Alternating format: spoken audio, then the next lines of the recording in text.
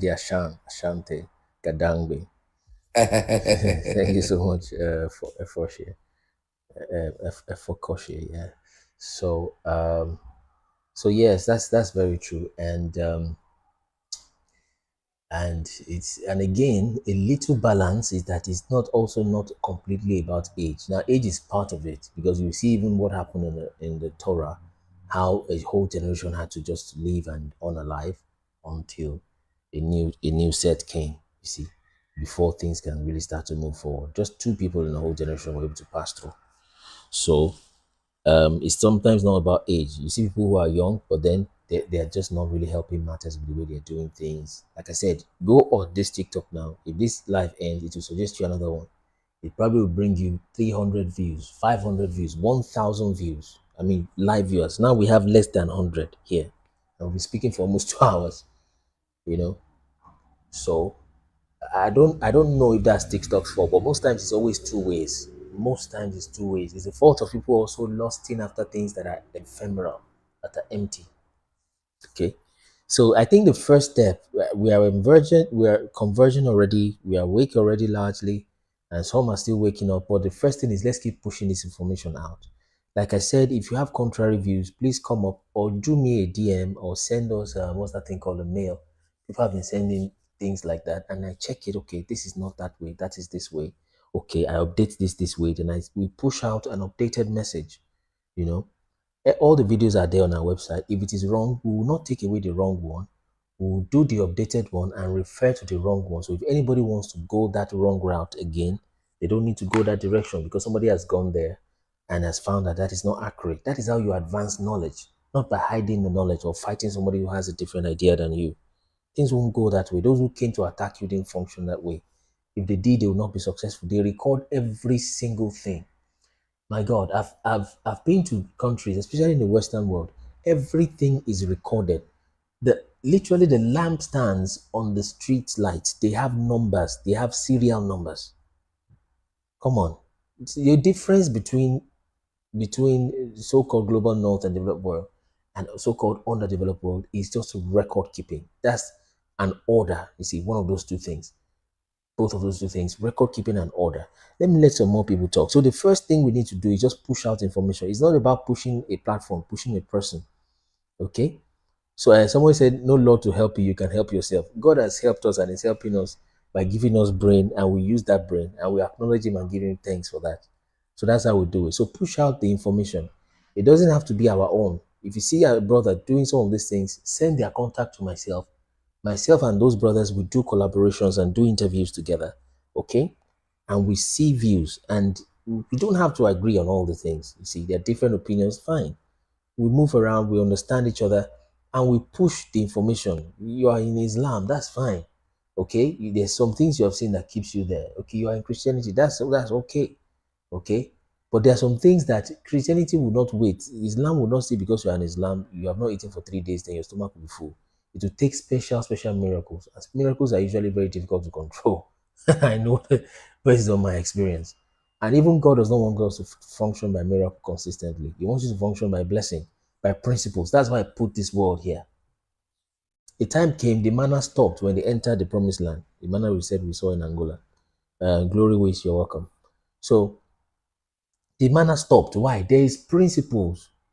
By principle, by you see, by engaging the power of principles today, it is easier for me to eat today with principles than it is to pick manna. If God was still raining manna now, I probably won't, if I'd be disturbing the roads because we need to drive. That's how powerful principles can be. Miracles can be wonderful, it will excite you, and I'm not ruling that out. This is very key to the African psyche, what I'm telling you now. Whether you are even a traditionalist and you engage in spiritual supernatural things and you are seeing results and things like that, that's wonderful. Okay, either do it by whatever means.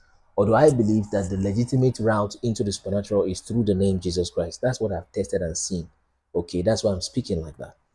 But the power of engaging principle is so powerful that if God was to rain manna now, I probably won't go out to pick the manna. Not because I'm disrespecting God. We'll look at it, we'll take pictures of it, but you are probably quicker ordering Uber Eats on your phone. They will bring the food to you, a warm, hot meal with a drink. Why? Because you engage with principles. And people see that and say, you see, manna is stupid. This is no, no, no, no, no. They had manna because it was for you to engage in miracles, to have miracles, you have to be in a desperate situation rather. That is what it is, the impossibility and the difficulty that qualifies you for that miracle in the first place. And if the situation going on is not a desperate situation that is um, an impossible situation and a situation that is out of hand, then when the solution comes, you will not even call it a miracle in the first place. So an impossibility is the seed for a miracle, you see.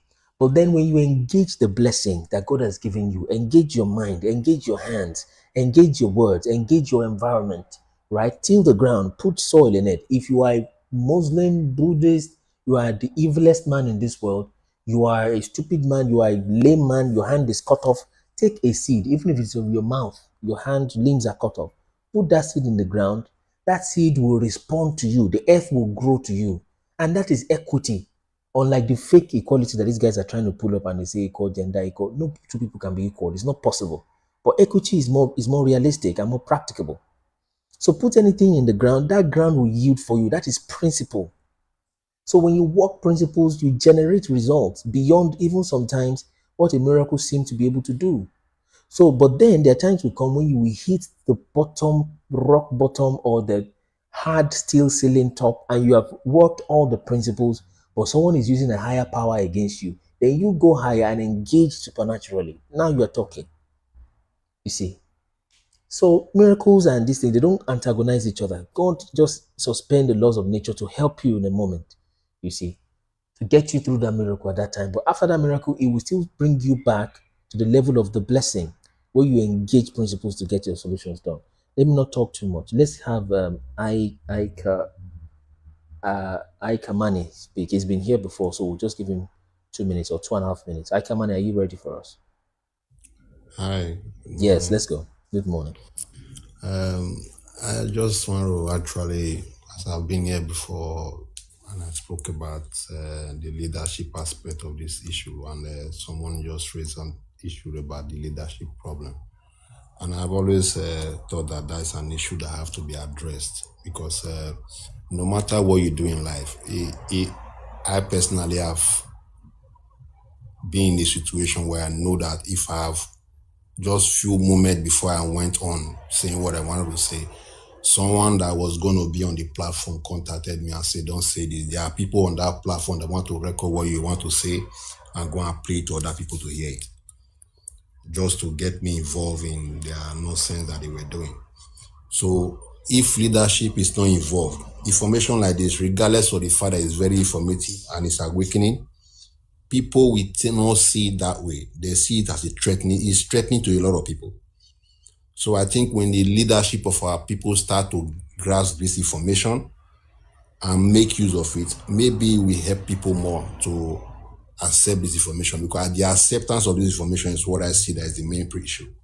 Because when people are in several issues, they have several issues in their life, people can come online and listen to all these things and make all manner of comments, and you think they are grasping what you are saying. But first thing tomorrow morning, is on Monday, the issues that they have is what's going to start taking life, and life start to get them involved in all manner of stuff. So it is when leadership start to really handle this matter and push it forward, I think it will help. And just to add, because there's a document I've also introduced in another platform, it's called the Kaabo Chronicles. This document where the people of Kaabo were explaining to the earliest Europeans their origin. Please, the name again, sorry, brother. The Thebe. Kaabo.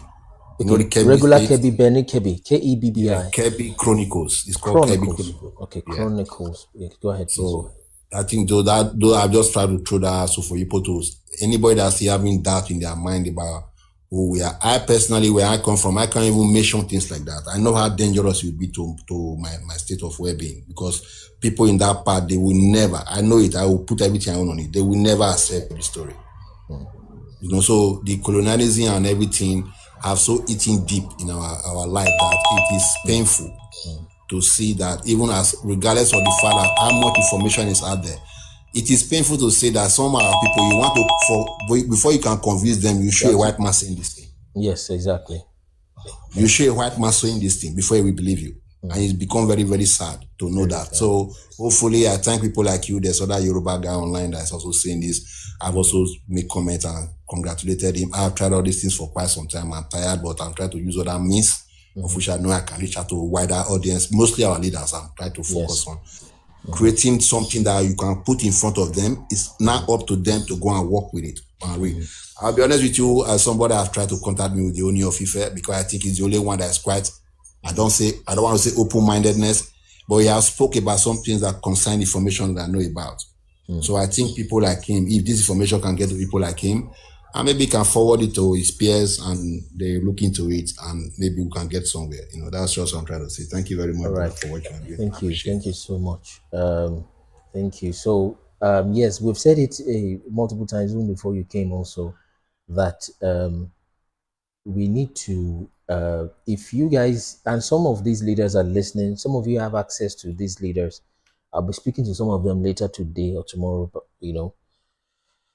like I said, what God has sent me, it will involve me speaking to princes and palaces, to speaking to preachers in the pulpit, and to peoples in public places. This is a public space. There's some things I will not be able to say here. I'll need to say them to the princes. There's some I won't say before princes. I'll say them before preachers. You see, depending on the situation. And of course, it's not like you're managing truth or you're being economical with the truth or you're telling people different things.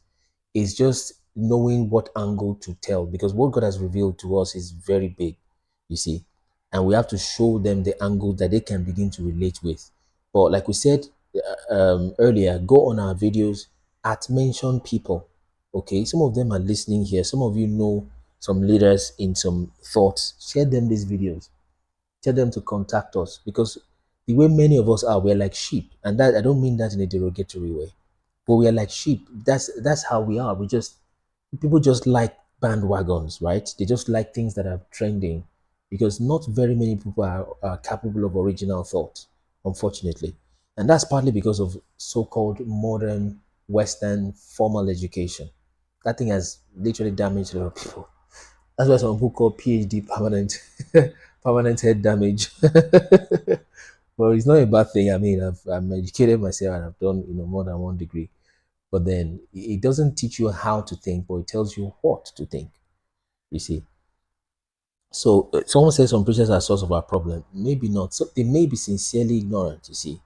So if you know some of these people, tell them to contact us or send our videos to them. They don't even have to call us. It's not about having a platform that we should speak on, but let them know these things. Then they begin to modify, because there are some people that would never listen to you if their Almanjiri Alaji tells them, go this way, that's where they go. They will not listen to you, you see, because they're not capable of that original thought, you see.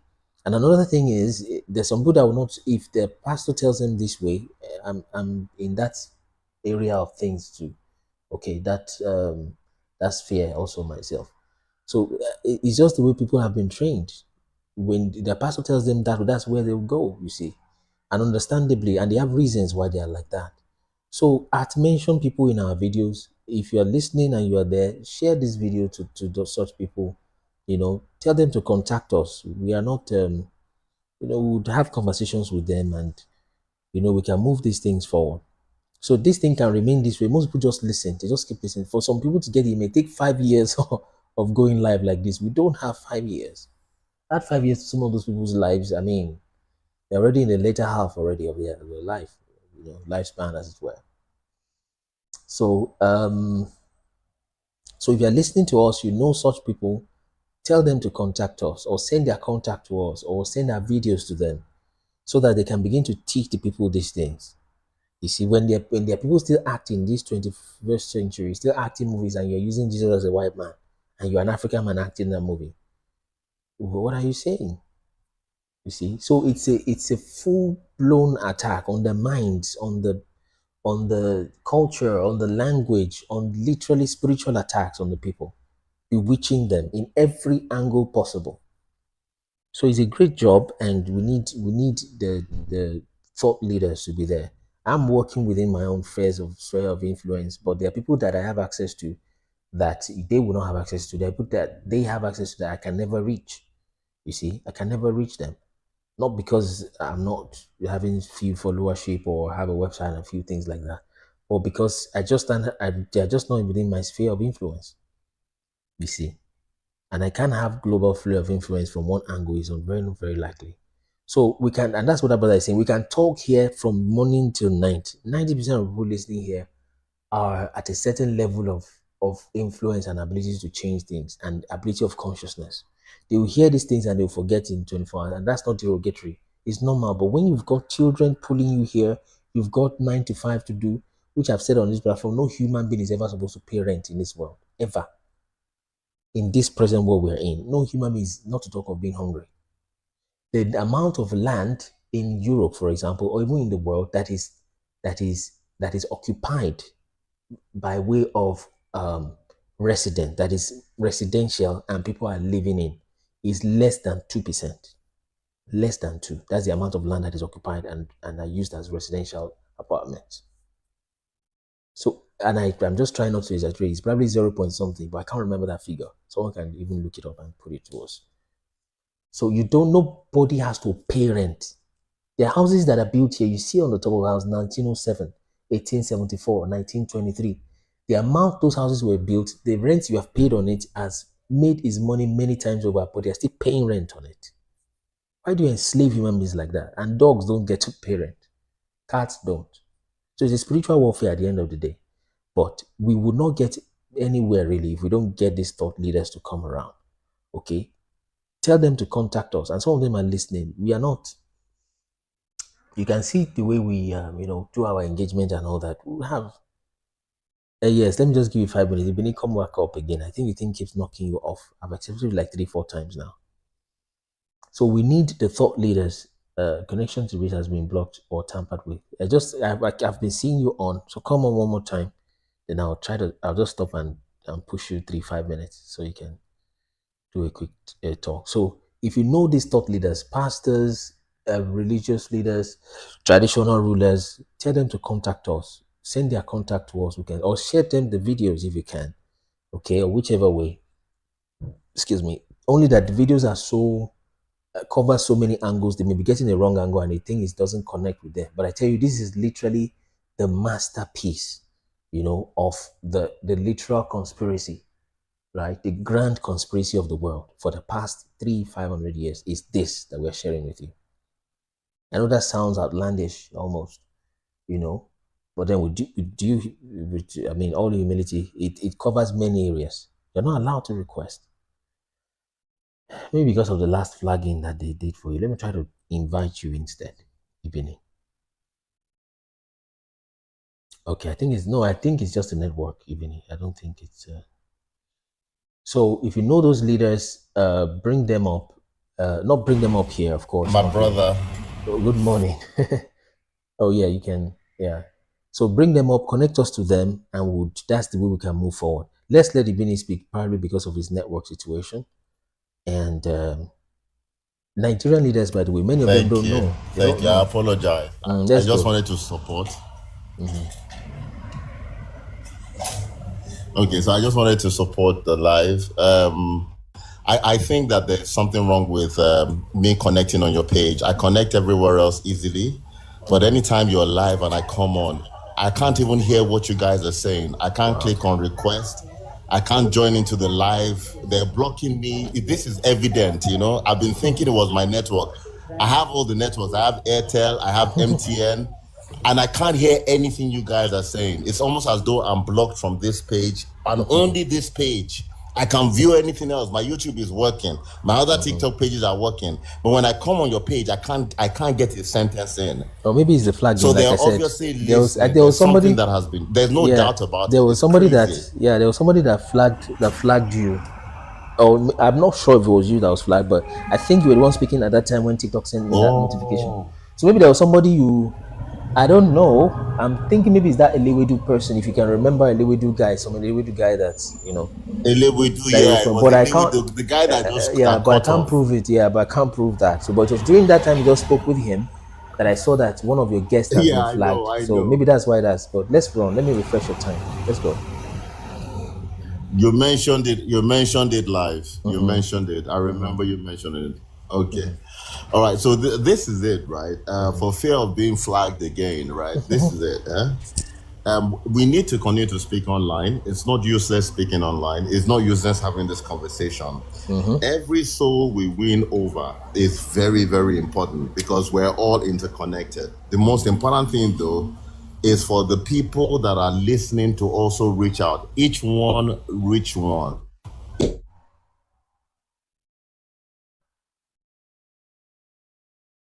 It is not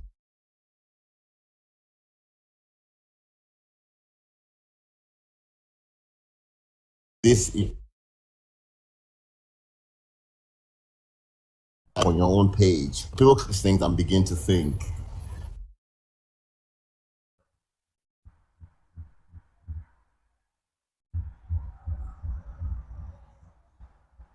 I wanted to say, I don't want to be flagged, so I'm not going to say much. Yeah, that's it. Though it was failing a little bit, but then, I mean, the message is clear. I was able to catch it. So let's just share it. Yeah, it's lagging a little bit.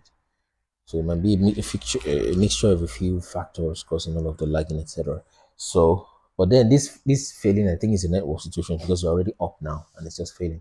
So yeah. So from let's just share these things. It's not about one person. Like I said, it's not about. You can see I'm just a young man. I'm on my t-shirts having fun. It's not about. I don't need the TikTok. You can see I don't even mention coins. There are coins, by the way, still by this same, what do they call this thing? Colonized situation. If you're in Nigeria, for example, you can hardly monetize your TikTok. I don't know if they have changed that. So you go on TikTok business at a point and you want to search, you want to click the country you're from. Nigeria is not even on the list of the countries. Yet when you check Nigerians' content on TikTok, you can imagine how vast, how much content you supply to that platform. But your name is not on TikTok business. Your country is not even there. Hmm. So anyway, I said that to say that it's not about these coins that they've got here. It's not about all of that thing. If you send that, that's beautiful. We'll receive it. We appreciate you. But the information, the message is important. Sometimes more than the messenger. In fact, most times. It's like you are trying to compare which is more important. Is it the bottle of Coke or the Coke inside of it or the drink in it? You see, although one can exist without the other usually, but then the message is very important. So push it out there, share it. There is um, no hard feelings. If you've got something else to say, we bring you up, we check, and we learn from it. So let's have the next speaker, Yusuf. I think Yusuf, are you ready? Is it Yusuf? Let me be sure. Is the Yeah, Yusuf? Let's go. 2 minutes. Hello, sorry, I was you come before me here. I was here for some time now. Okay. Okay. Yeah, Abdul. Let's go with Abdul first. I'll refresh your time. Abu Bakar. Sorry, Abu Bakar. Yeah. Yeah, Yeah. Let's go. yeah. I just want to ask a question. Okay. Yeah, where do you think the temple is? Um, we're looking at two places. One we have literally found is a place called Lost Kingdom of Kalahari in Namibia. Okay, but that place seems too far. But we have two references pointing there. But we still put it on that our general map, which I will show everybody right now. Okay. Let me see. What's your second question while I'm looking for that place, please? Also, like that Kalahari where you said, did it fit biblical description? Um, it fits it partly, but then it's looking too far from West Africa. If Samaria is starting from, except there was an expansion that happened at a point. So this, if you can see, that's Jerusalem there. I don't know if it's showing in the screen. Okay, so it's a little too far from West Africa, but then of course it can't be Middle East if that's what you're asking. Definitely not Middle East. That's a 1917 construct, which they tried Uganda in 1903 and Uganda failed. Okay, for the Palestine mandate to come up in 1917, it was going to be a Uganda scheme in 1903. So all the archaeology they are popping up in Middle East today, they would have popped it up in Uganda. Okay, so this is reference F3 and reference R10. You go down, you go check it. It will show you where those places are and the maps we got them from. Okay, so but it's a little too far. So there's a place called Lost Kingdom of Kalahari where they found something that potentially could look like that. And that's the third reference, by the way, which we have not put here. Okay. So, but by way of distance, honestly, it's probably going to be in West Africa, west into Central Africa. Okay. So, but then I don't know if that touches your question a little bit. Yeah, but for me, my belief is that Yiha, Yiha in Aksum is the temple. Okay, where is that? What do you say about that? Where is that? Yiha in Aksum. What country, present-day country is that? Ethiopia. Okay. Oh, that's interesting because I know that. Just a minute. I know that let me add 2 minutes to your time again. I know that the real Judah, because Ethiopia was not colonized first off, then also the tribes of Judah, I mean, reportedly are still alive there, right? From Solomon, you still have the descendant there. Is that correct? Yes. That's interesting. Tell me more about that. So, because Yiha, it fit all the biblical description. Okay, please spell the Yiha. Let me type it down. Y. Y-A-H-A. Yaha. Okay, Y-A-H-A. Yes, next. Yeah, because okay, that's just a name. Is there a place in Ethiopia? Sorry, brother. It's a temple. Yeah, but is it Yeha was where in Ethiopia? Is it in Addis Ababa? Aksum. Aksum Tigray. Empire. Tigray. Great. Yeah. Great. Aksum in Tigray. Because that's where you speak Tigrinya and Giz. Yeah. Tigray. Great. Go ahead, brother. Because the Bible said Jerusalem is supposed to be surrounded by the mountain. So in that, I think Kalahari may not fit the description. Okay. And also the proximity of Egypt and Ethiopia. Why not? Proximity of Egypt and Ethiopia, yeah. I think also that also should be considered. Because biblical time, Ethiopia border with Egypt. And according to the Bible, Moses did not leave the territory of Egypt. Okay.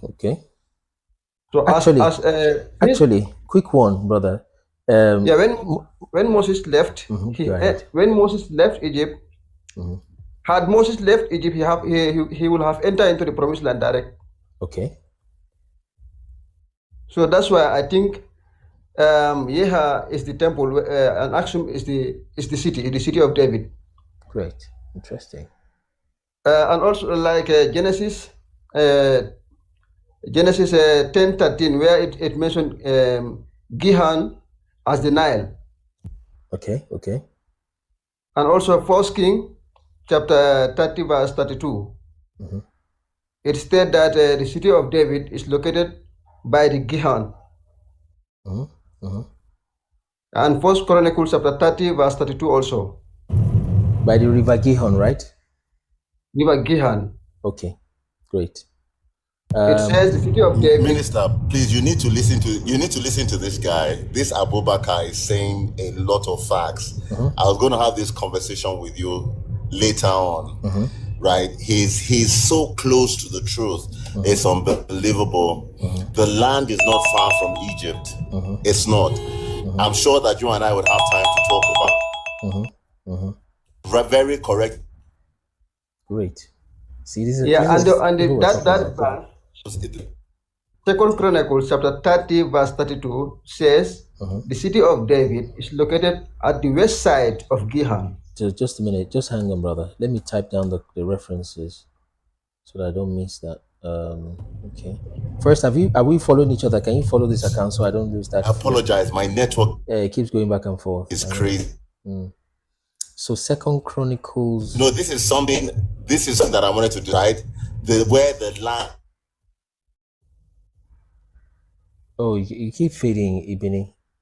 You keep fading. Genesis 2:13. Yeah, that's the it's Ibini, if you're hearing me, I think it keeps fading. I don't know. Yeah, Genesis 2:13 mentioned Gihon. Okay, yes, I remember. Also, okay, sorry. Genesis 2:13. 2 Chronicles, please go ahead. 32. 14:32. 14:32. Okay.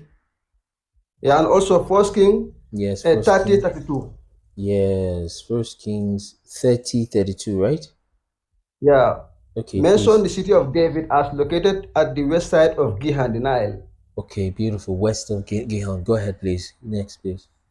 Yeah, that put the temple not far from Egypt, the Yes, territory okay. of Egypt, because according to this verse, is Ezekiel 29 verse 8 Ezekiel says that 29:8. Okay, please go ahead. Egypt end at the border of Cush, Ethiopia. So if you leave Cush, you have entered into the Holy Land Okay, at the good. south. Okay. South of Cush, straight into Holy Land. And Ezekiel 29:8, I got it.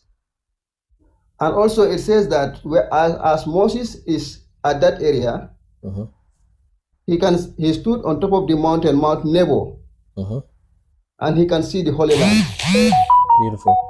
So Mount Nebo, what scripture, what verse is this particular that mentions Mount Nebo, please? Mount Nebo, Deuteronomy 28, 42.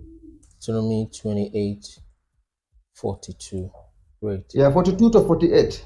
No wonder, because, well, keep going on, brother. Next, yeah, go ahead, brother. Mount Nebo is Nuba Mountain. Nuba, Nuba, yeah? Yeah, Nuba Mountain in southeastern Sudan. East Sudan, okay. Southeastern Sudan. That place is not far from Aksum. Mountain, Aksum Empire, great. Yeah, wow. Yeah, and also this place, in that region, the Bible mentioned, I know many people take that place as a desert. It's not a desert because the Bible said the Israelites left with cows, cattle, camels, and those cows and cattle are supposed to drink from fresh water. From fresh water, yes. Yeah, millions of, and the Israelites also used to drink from the Nile. They used to take sour from the Nile. They used to take cooking water from the Nile. They depend on the Nile during their 40 years in that area. So that area is at the border between Egypt and the Holy Land. Great. Wonderful. That's very true. So that place, had Moses left that area, he would have entered into the Holy Land. But while he is at the Nile. I see the point. So of course he kept going round in circles. He couldn't enter the Holy Land as such because Moses, where was he born? He was born in Egypt. So he didn't enter throughout. And there was a time Moses was a king of Cush, actually. Right? Am I right, brother? In the book of Joshua, he was a king of Cush. And most of the 40 years, after the 40 years of Moses, when he left Egypt, he was reigning in Cush as a king before he came back at age 80. That's great, because by the time you, go ahead, sorry. That's a city called Kassala. Kassala, let me write that down. Kassala. In southeastern Sudan, is Median. Okay, is it Kasala, yeah? Something like that? Yeah, ALLA. Kassala. Okay, double SALA. Wow, Kassala. Wow. That Kassala is the Median of the Bible. Is the, sorry, what? It's Median. Media, right? Median. Yeah, Median, where Moses fled to seek yes, Jethro. Jethro. Great. That place is Kassala. Kassala, wonderful. So I would say Kassala equals median. I'll just put it as an equal. Wow, wonderful. Yeah. And that makes absolute sense, because even I suspect, when the Yoruba say Gesi, if you understand Yoruba, type it there. They used to say Gesi. I've not said it in public before. We've not put it in the videos. But there's this thing, we say Gesi. The way we call English, rather than saying Englishy, we say Gesi. I suspect that Gesi is geese they're actually referring to, which comes from Ethiopia.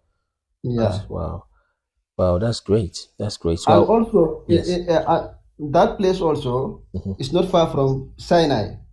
Okay, yes, I would think that's where the real Sinai is. Yeah, when Moses just come from there, he was going back to Egypt. He stumbled on the mountain of God. Genesis 3:1. Yep. And it's where Moses went back again with the Israelite. Mm-hmm, mm-hmm, Genesis 3:12. mm-hmm. And by the way, Exodus 3:12. Exodus 3:12. Do you have any mountain there with a burnt? Is there anything like that there where you have burnt? Yes, it's there. It's there. Great. They call it Alta Ale. Alta Ale. Tell me again, brother. Sorry. Al what?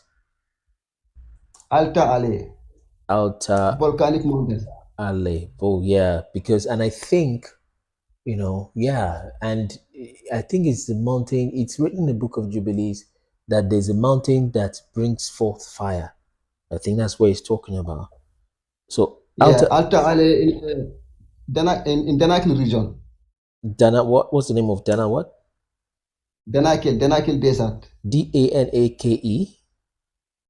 Yeah, in Afar region. Danakil Desert in Afar region. Okay, Afar. Okay, but that's a lot. That's where Go ahead, please. That's where they call Salt Sea in the Bible. Salt Sea, definitely. That's where Abraham killed Nimrod, overcame Nimrod, which is because they were fighting battles with those 5 kings towards the Salt Sea. Great. Yeah, towards Salt Sea is the overthrown city of Sodom and Gomorrah. Yes, that's where there's a lot of salt there apparently. So Sodom is around there. So let me so Danki Afar, what's the Afar again, sorry? Afar region. Okay, Afar region. Afar is AFAR, right? Yeah, EFAR is a tribe. It's a tribe living in that area. So they call the region itself Danakil Desert. Okay, Danakil Desert. Okay, although it's not really a desert like you said. It's a salt sea in the Bible. Yeah, salt sea. Yes, it is. Salt sea.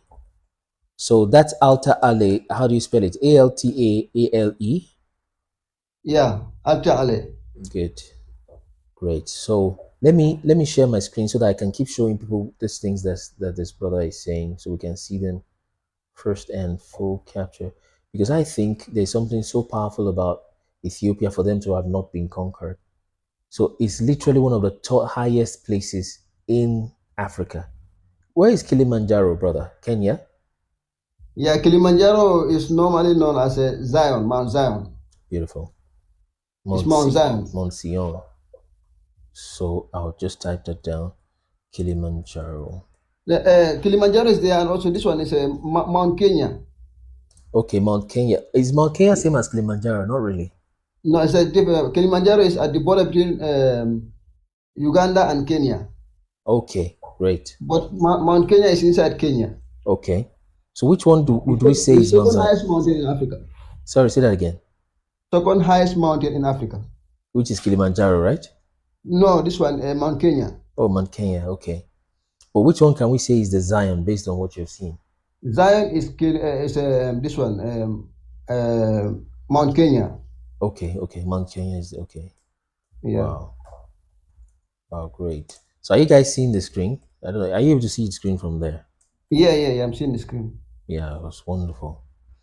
So look at Ethiopia, guys. That's one of the highest places in elevation there. Very high in elevation. Very, very high. And check our map also.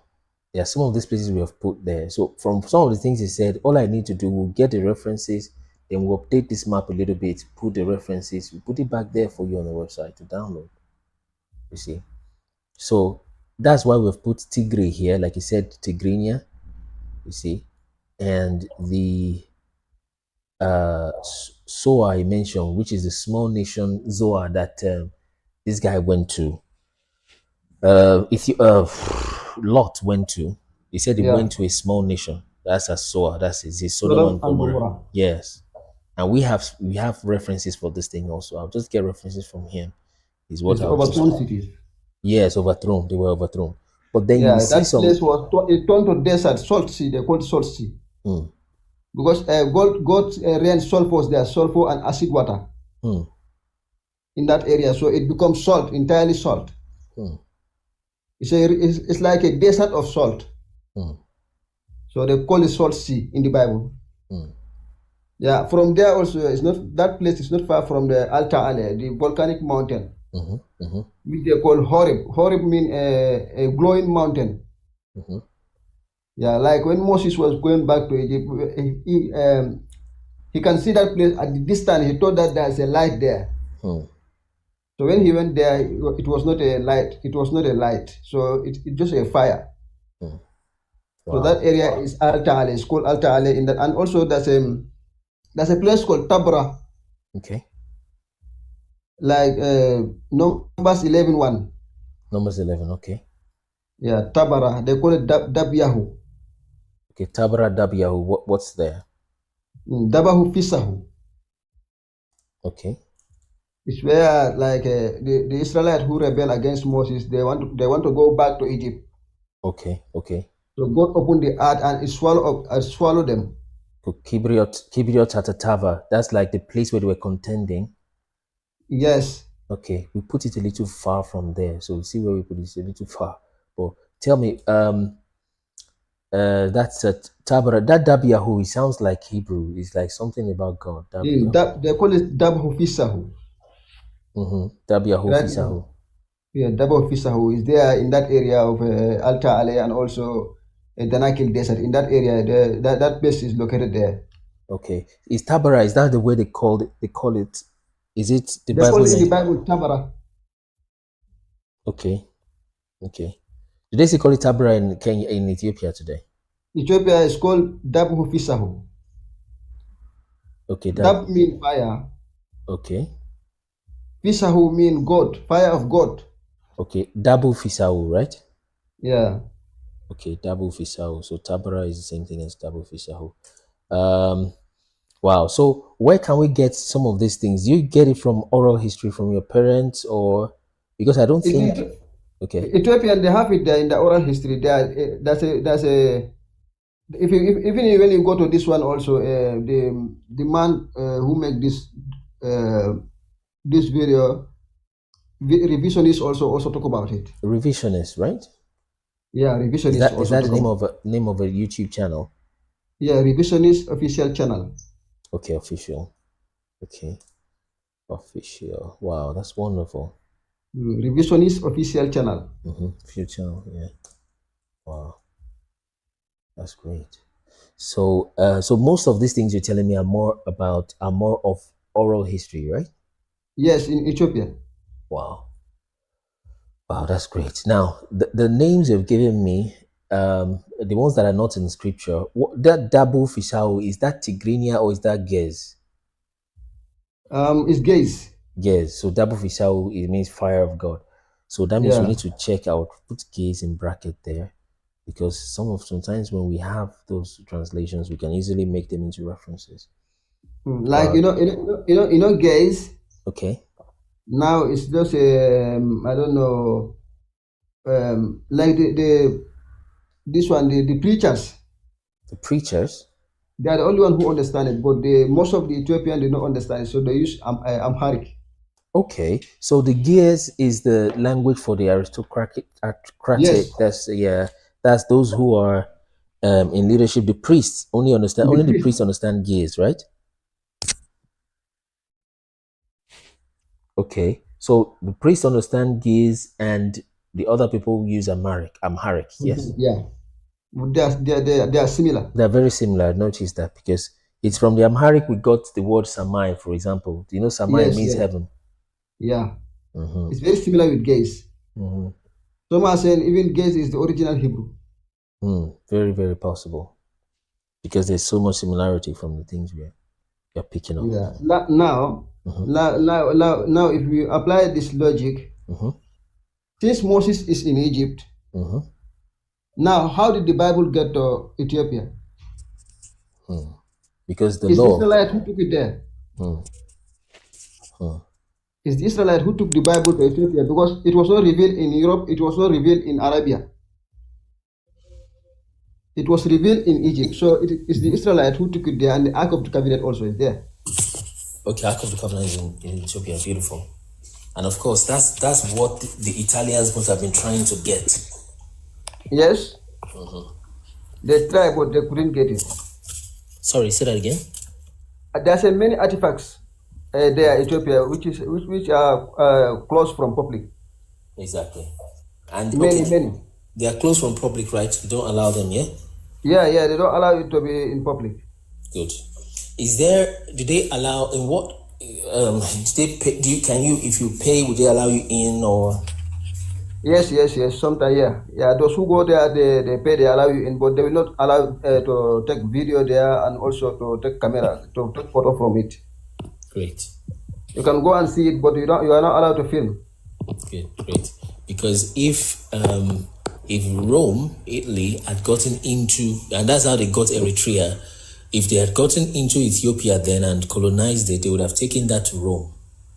Yeah. Mm-hmm. And they will tell you that's where it is found. I hope you guys are listening.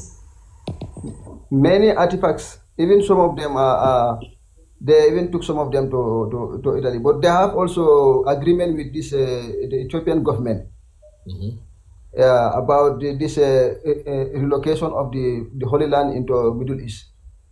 Okay. Yeah, the Ethiopian authority have hand in it. Wow, that's the government of the day, right? Yes. So for them to stay hush, to not tell the people. Yes. You see. So guys, hope you're hearing this. You see. So it's where that region of northeastern Sudan, Eritrea, and also Aksum, that region, that's a Moabites we are living there, the Midianites, yes. And also the many of these biblical nations were living in that regions. Yeah. So and look at Moab here, guys. It should be somewhere at the east. You see why we put Moab plains here? So you see that I've not contacted this brother, but I'm telling you Sinai is probably here. Moab plains. Sinai is also in Ethiopia, right, brother? Yeah, it used to be in Egypt because it's 1988 when the British divided the borders between the nations, so it now entered into Ethiopia. Oh, I see. But historically it used to be in Egypt, but now it is entered into Ethiopia. Oh, so it must be slightly to the north. Yeah. Yes, but look at where, and we now in our ministry, we just out of research, etc., we just put all these things together and we put it just somewhere here. You see. Exactly, it's correct. And you see, that's Moab right there. Moab. Yeah. You see. Yeah. Hope you guys are listening. If you are still listening, type yes. You guys are just quiet and taking in information for free. Tap the screen, type yes. Let's know you're there. So you see that your government has a hand in this thing, and they just give them some money, give them whatever. I don't know what they give those people to let them take their heritage like that. And the government is complicit about everything there. Everything's going on there. Accomplice to it, and you keep quiet. They stole your heritage like that. What can you be ever paid to steal your heritage like that? But then we blame the government. But some of us do these things on a micro level. You know, we are chatting now. We are discussing. Somebody else, you know, the other time about an hour ago, who just came on live and started saying stuff they don't know. That's the kind of things we are talking about. So it may be easy for us to blame government, and that's why it's like we preach sometimes, you know, it's as if we are preaching at you. We are not preaching at you. As the same way we are blaming government, we do some of these things on a micro level. We must not be so. Yeah, governments are corporations. So we also do some things like that on micro level. And we must avoid that. Look at Sodom and Gomorrah there. And I have not even spoken to him, but from our research, we just check the thing back and forth. So if they go now and excavate, we won't even let them in Ethiopia in the first place. But all the rubbish, whatever they say they're discovering here, they are there. They are there. It's just here. Yeah. And Sinai is now in Ethiopia, but historically it used to be in Egypt, ancient Egypt. But due to colonial borders, it now entered into Ethiopia. Yeah, but where you put it is a real place. Is where it is now. Because when Moses went there to receive Torah, Moses did not violate the ban on him to enter into the Holy Land. Okay, that makes sense. Because he's been told already not to go beyond that Cush land. Yeah. So he didn't go too far south. So the place where he received the Torah, the mountain must still be within the land of Cush or Mitzrayim or the land of Yes. Absolutely. Makes absolute sense. Yeah, it's the colonial borders which make it now enter into Ethiopia, where they should supposed to enter. So Ethiopia, the present day Ethiopia now is a borderland between Kush and Israel and the real Holy Land. Yes, it's between Mizraim and the Canaan. Mitzrayim and Canaan, exactly. And then, like you said, I can see some of the references you've told me, which I've written down. David did a party at a point, or probably Solomon did a party at a point that stretched all through Israel to the border of Canaan into Egypt. It got to the border of Egypt, close to that river Gihon, yeah. Yeah, in that area. And anything beyond the rivers of Ethiopia like that, it stretches that way into Canaan land up to the west. Up to the west, yeah, it's all Canaan land. Great, wonderful. So I'll just look up these things. So let's see, Yaha Aksum. So that temple, is it still standing today? No, it is destroyed. It is destroyed. Oh dear. It is destroyed. But now people go to Lalibela for pilgrimage instead of Yeha. Because people don't supposed to go to Yeha now because God have cancelled it now because God banned them from the land and scattered them for the four corners of the earth. Okay. And now people change to Lalibela to go for pilgrimage there. Lalibela, can you spell it? L-A? L-A L-I-B-A L-A. Lalibela. Lalibela Aksum. Aksum Empire. Yeah. Let's see. Aksum. No wonder they were fighting to overtake. Yeah, Lalibela Aksum is a rock huge church. It was built upside down. Yeah, they built it. Yeah, like they cut the mountain on top and build it up to that. It doesn't mean they carve it from down to up. They carve it from up to down. Okay, who are the people that built this? It was the time of Solomon. Oh, I see Lalibela. It looks like one of these temples in India, carved from the rock, isn't it? Yes. Yeah. It was built by King Solomon. Great. But now during time they were repurposed. When the kings come, when any kings come to power, they will name themselves after these ancient places. So some people may think that it was built by those people. No, those people just repurpose it. They name those places after themselves. There's many kings who ruled in Ethiopia after the destruction of the temple. So those ancient places, so kings will name those places after themselves. They call it a Church of Lalibela, Church of Abalibana, Church of Dabri Bezin, but they are actually built during the time of Solomon. I hope you guys can see the Lalibela here. People still go there for pilgrimage. More than 200,000 used to go there for pilgrimage every year. It's wonderful. Yeah, but Yeha is the ancient temple itself, Yeha. And Yeha has been broken down. Let's spell that. Y-A-H-A, right? Yeah, Yeha. Yeha, what's the name of the city? It's still Aksum. Aksum. A-K-S-U-M, right? Yeah. Okay, let's read it up again. Is this it? Yeah. This one it has been destroyed. Wow. If you go to Isaiah 64:24. But I think it's the Romans that destroyed it, wasn't it? It's the Roman who destroyed it. Now they hide the Roman part of it. Go ahead. Yeah, like the Roman part of it now they hide it. They don't want people to know whether Roman were present there or not. But the Roman were occupying this place called Abdullah. Okay. There's a port in Eritrea which was under the Roman control. They call it Abdullah. Okay. Yeah, that port was controlled by the Roman during biblical time. So the Roman were present in the land.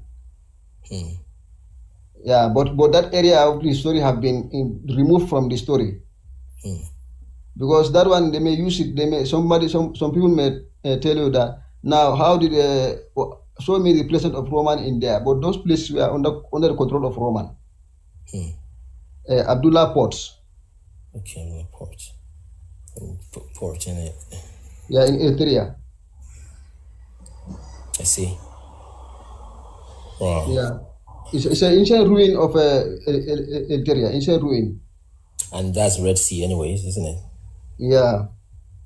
They control the rest, the trading road. They used to control it, Roman. They control it, of course. Until now, the Romans are still trying to control it. That's why they want to stay in that place, call it Middle East.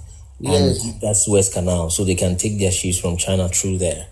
Yeah, it was ancient port. It was controlled by Roman. The Roman were present in Eritrea and Ethiopia, Canaan. See. So the last bit now. This totem. What is this totem in Aksum? This palace. This one Stele. Stele, right? Can you spell it? Yeah, Stele. Okay. So is that part of the it's in Aksum. It's in Aksum. It's part of the Aksum Empire. Okay, but what does it represent? Although it's not quite looking so much like totem as such, or those phallus in Egypt. No, this one is a burial ground of the kings. Burial ground of kings. Yes. Those are sign of a burial ground. I see. If the kings pass away, they used to build a stele on their grave. Okay, makes sense. As a symbol of a grave. I see. I mean, the same way you have smaller gravestones on people's graves, regular people. Yes. Steles are ancient burial areas. I see. That in the Bible, Absalom built a stele for himself because he have no son who will build it for him. That's a Bible verse we talk about that. Absalom. I see. Absalom built a stele for himself because when he died, he have nobody behind him who will build a stele for him. Oh, I see. Yeah, so he built it before he died, so that as a symbol of his grave. There's a scripture that says about 7 pyramids was built for one of the Maccabees. Yes, and also Absalom also talk about it.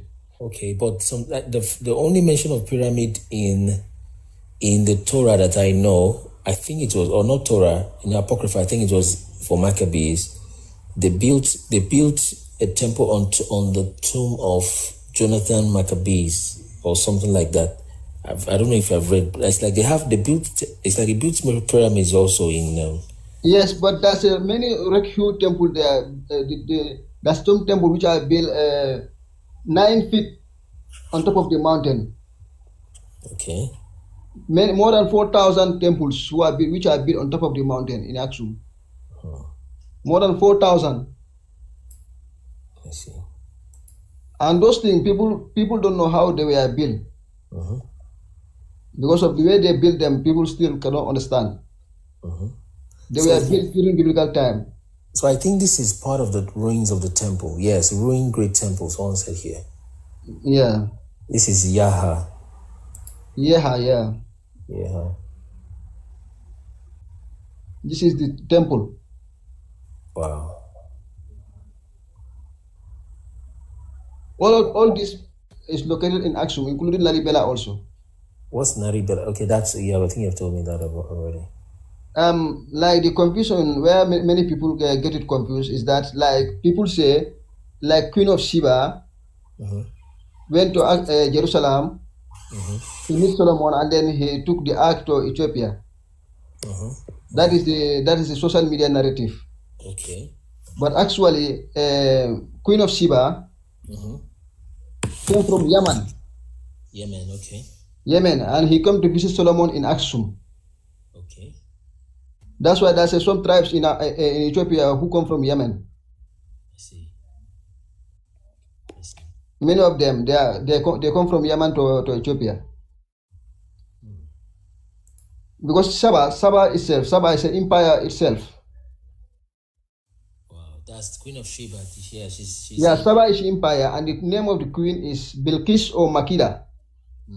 So that cannot be Aksum. How come she got buried in Nigeria, in West Africa? How come she got buried in West Africa? We were told she was buried in West Africa. It could be because his people, all of us people now transfer into Africa instead of being staying in Yemen. They now come to Africa. All of who? Sorry. Since that time, those Yemenites who came to Saba and his people who come to visit Solomon, they later migrated from Yemen and come to Africa. Oh, great. You see, he could be buried there because she was already in Africa after having a relationship with Solomon in Aksum. I see. Yeah. Great. So that is making sense with the burial ground we have there's a place called Ijebu-Igbo in Nigeria where they found the grave of Queen of Sheba. All those tribes are within Africa. All of them are within Africa. That's great. Within sub-Saharan Africa, all of them, you could find grave of any prophet, any biblical figure, any countries around sub-Saharan Africa. Wonderful. Because it's where the entire story of the Bible took place. Wow. So definitely, guys, all that third temple crap they're saying in Middle East, you see why it is just a joke. They don't want to bring the third temple in the Middle East. They're just, wow. Just part of the propaganda to keep people's mind under control. Queen of Sheba, he come from Yemen and settled in Ethiopia. Yeah, but like the way they put it, like he come from Ethiopia and we visit Solomon in Jerusalem. You know, Jerusalem itself in Hebrew mean a place of peace. Yes, city of peace. Yes. So where is the place of peace in the world? I see. You can name any place Jerusalem. That's true. Any city which even the capital of Tanzania is called Jerusalem. So it's just a name. You can name it anywhere you want. But because since they use media to popularize that area, when you say Jerusalem, everybody's mind will go to Middle East. Not knowing that Jerusalem is simply mean a place of peace. But then we understand that the southern kingdom should be the kingdom of Judah, should be south of Samaria, correct? Yeah, like the southern kingdom may be northern Eritrea, and the northern kingdom will be Aksum. Sorry, say that again, sorry. The southern kingdom is northern Eritrea. Okay, northern Eritrea, okay.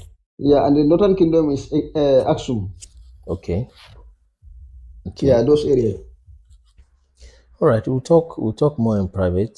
I've intentionally kept the conversation here so that people can see. I've literally not met this person, I mean, Abdul before. I've not met this brother. Yeah, go ahead.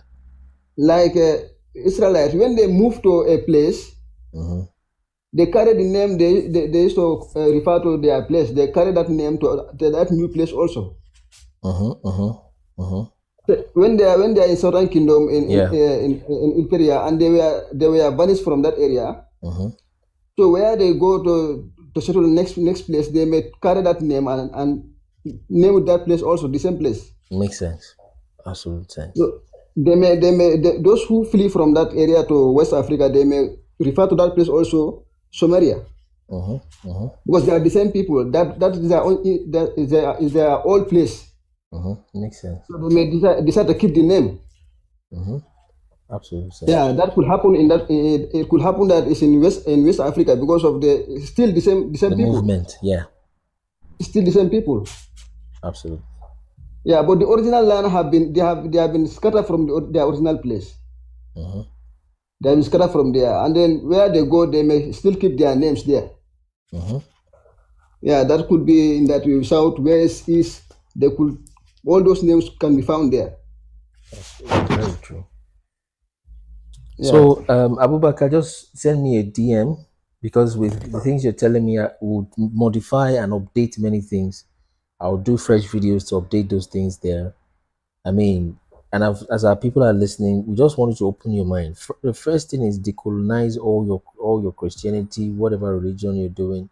or you think you're doing Islam, you decolonize all of that. Even Muhammad, if he existed, which he probably did, I don't know, he was dark skinned. It's not the white Saudi Arabia you have there, you see. So Originally, decolonize, yeah, go ahead. even this one, like where they call Jordan, Mm-hmm. is actually Tekeze. Tekeze, yeah? Yeah, Tekeze is also a branch of Blue Nile between southeastern Sudan and Ethiopia. Oh, Jordan is around Ethiopia also? Yeah, around it's Blue Nile. Okay, the Blue Nile. I think that's like But the slightly branches of the blue is a branch of Blue Nile. They call it Yardim. Yard. Okay. Yardim in Ethiopia. Oh, Yardim, yeah. Oh, Yardim, of course. That is Yarad. Yeah, that is Yeah. Jordan. It's inside it's inside Aksum also. It passed through Aksum and crossed the border between Ethiopia and southeastern Sudan. Yeah, you see. So that's Ethiopia, that is Sudan, and we put Jordan here. So you see, guys, just get this map, and we're about to even further make the map more detailed. You see, so it's inside Aksum. It passed through inside Aksum. They call it in Aksum Yardim. Yes, Jordan. yeah, that is that of course, because there was no J, and that Yardim means to ascend. That's what it means, to go up. Is that Gez? Is that Gez or Amharic? Gez, yeah, Gez. They still use it today. Great, Yardim. So they call it Yardim in Ethiopia, right?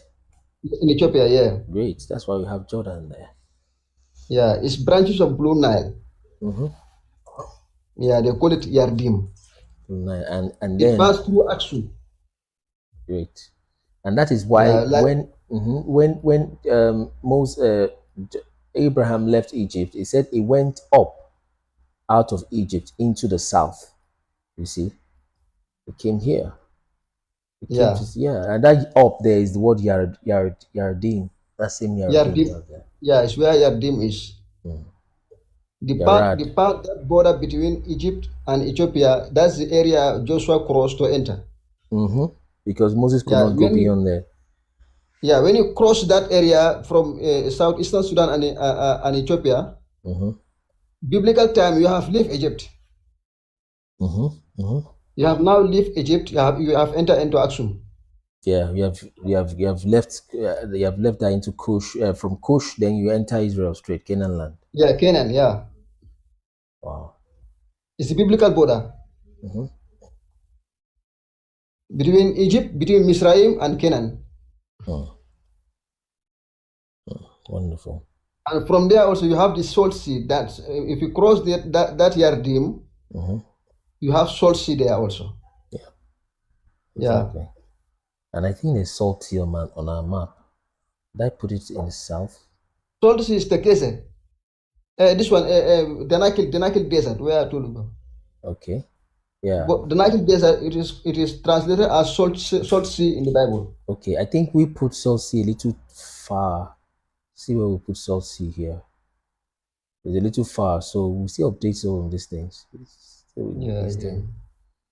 Wonderful wilderness of sin. So we talk. Just do me a DM, Abubakar. Just send me a DM. You get what I mean? Yeah, I understand. So we'll talk more, and I'll try to merge some of this knowledge and put them in one flow, so that we get more updates. Because I mean, like I said, I am from Nigeria, and I have seen the wall of Benin, but I didn't just go there and just put there and say, you see, the wall of Benin is the wall of Jerusalem, because I didn't have proof. Even though Benin is looking like somebody from tribe of Benoni, which is Benjamin, they could have come there and things like that.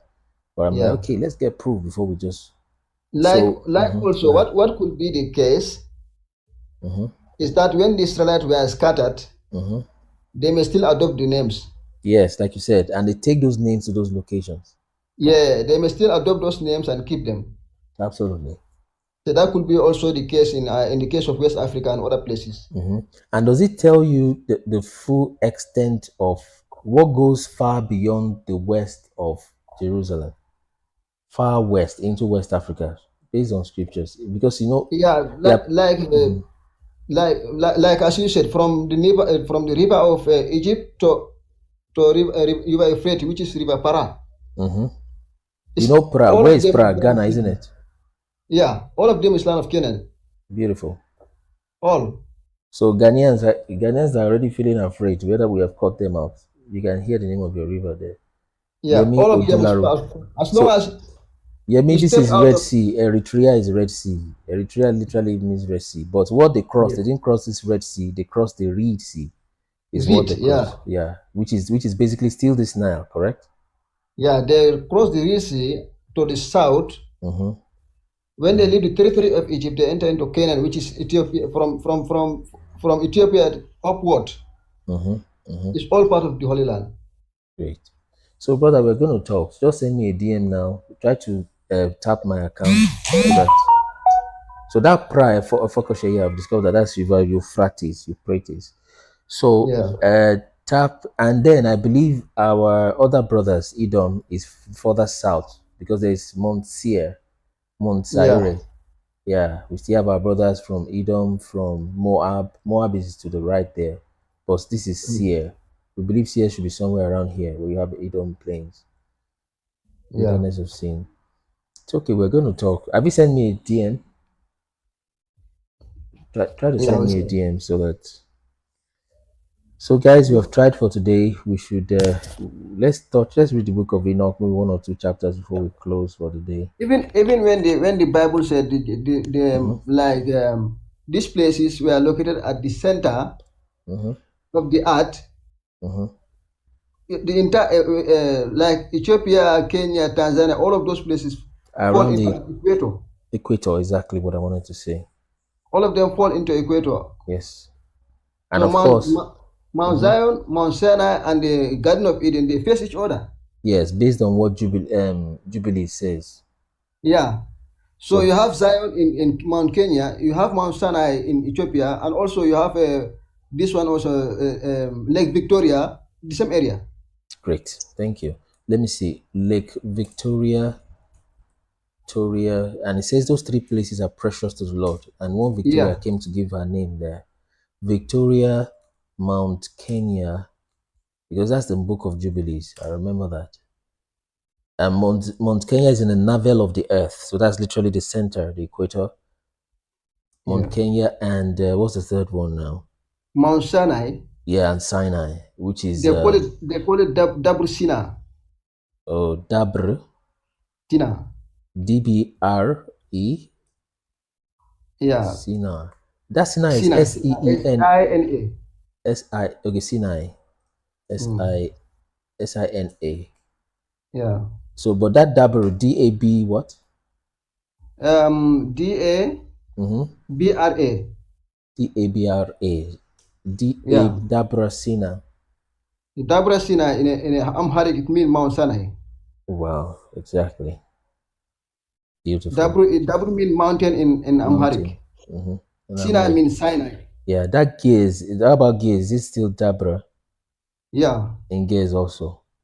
Yeah, Great. Dabra Sina. Great. So there's that scripture that tells you that the Garden of Eden, which is this so-called Lake Victoria, because that's where the rivers of Egypt flows to the north. That's where those rivers come from. And Mount Sinai is here, and Mount Zion. You said the 3 of them are probably form a straight line, correct? Yeah, they form straight line. They face each other. Face each other. Beautiful. The same region. Exactly. Because when you take 3 dots away from straight line, it becomes a triangle. So for them to face each other, they have to be concentric like that. Linear. Beautiful. Thank you so much, brother. So these are the kind of things you're talking about. You see that everybody was listening. I mean, I was gonna set time for him. I've forgotten about the time. So if you have, and there are things you said that disagree with what I thought, because look at where I put Jerusalem before, and like I have told many times, I think we even look at it here. See. Yeah, these people they have renamed it for so long. They have tricked us and overthrown us away from truth, far from truth.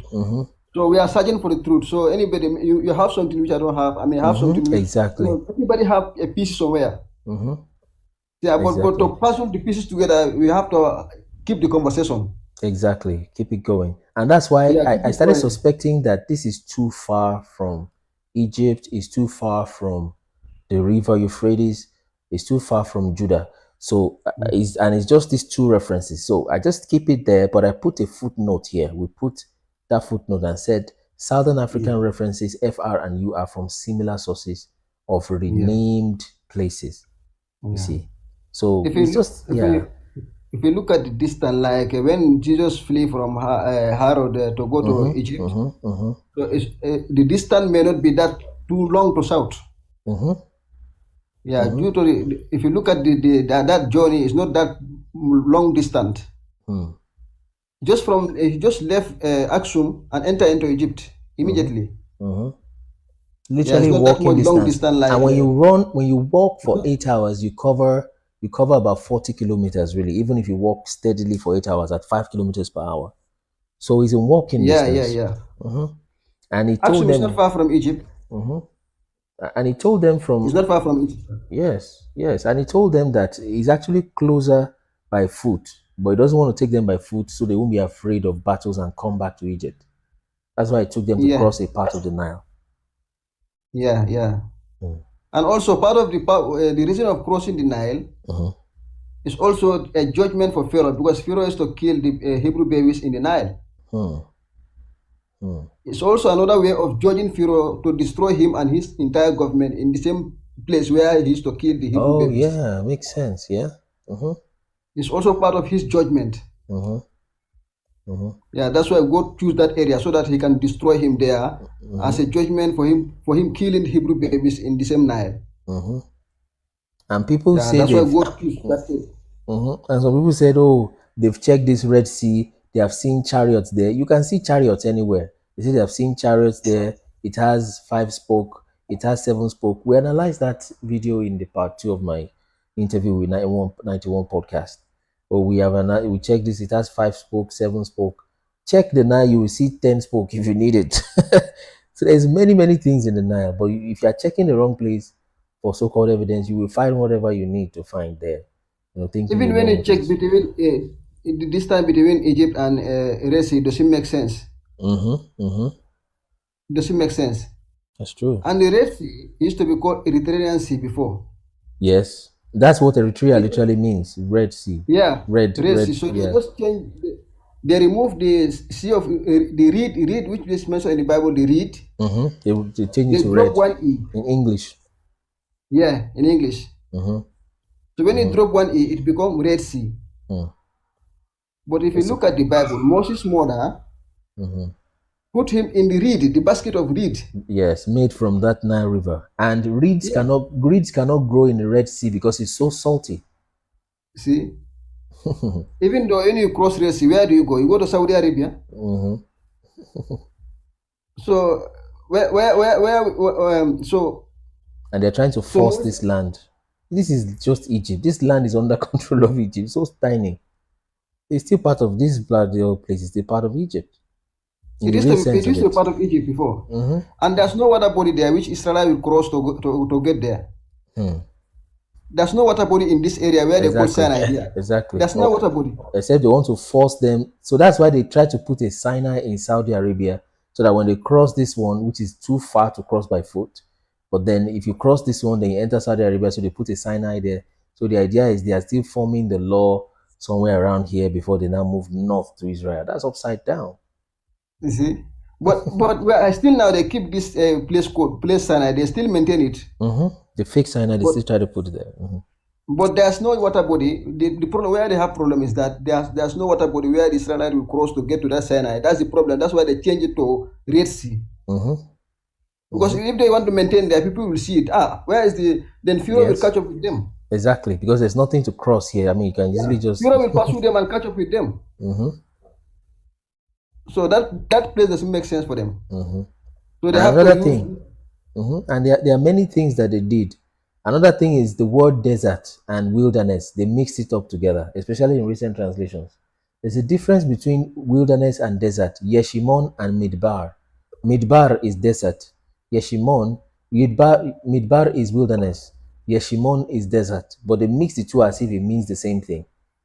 Of which... Now, if they translate wilderness to a desert, where will these thousands of cattle eat? Exactly. And where did they drink? They have to answer that one also.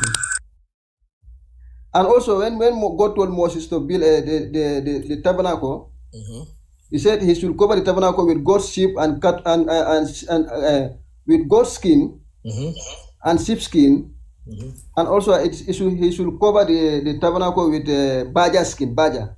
Where is he going to get all that animal from? Where will he get it in the desert?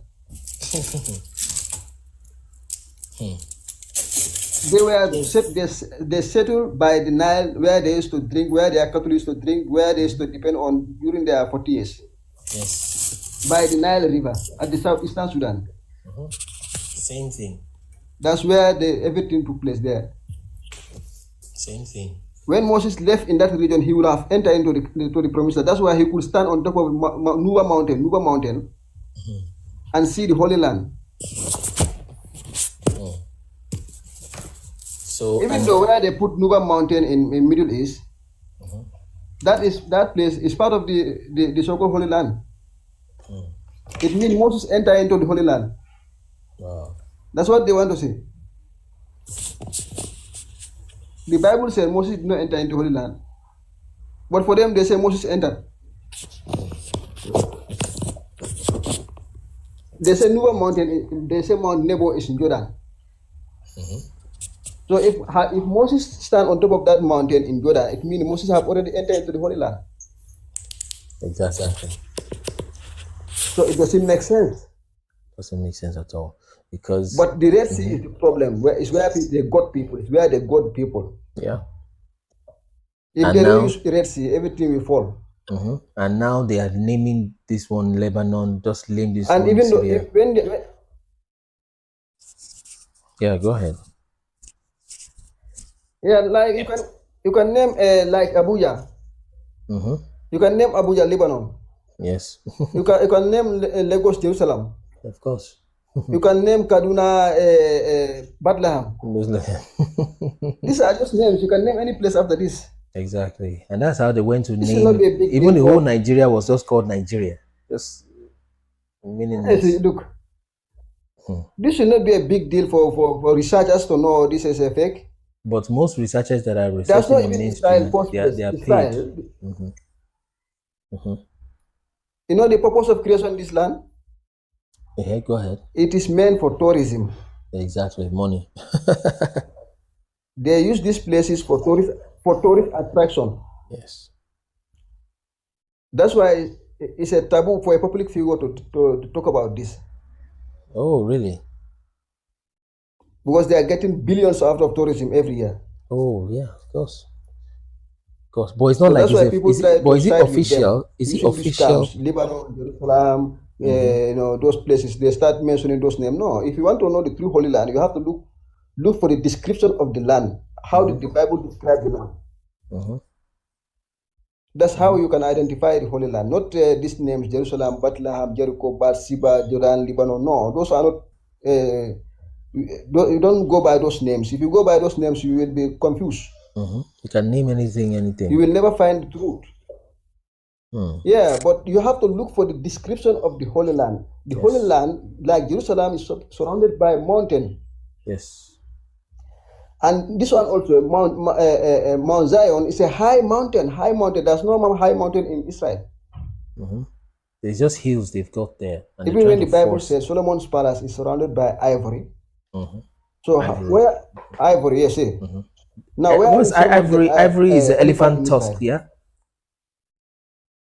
Yeah, elephant tusk. Where will Solomon get elephant in Israel? In Israel. Middle East. Middle East. And also David used to wrestle. David killed a lion. And we know lion eats this big prey, the buffaloes, antelopes, wildebeest, and elephants, giraffes. There will be nothing for That's what lion used to prey on.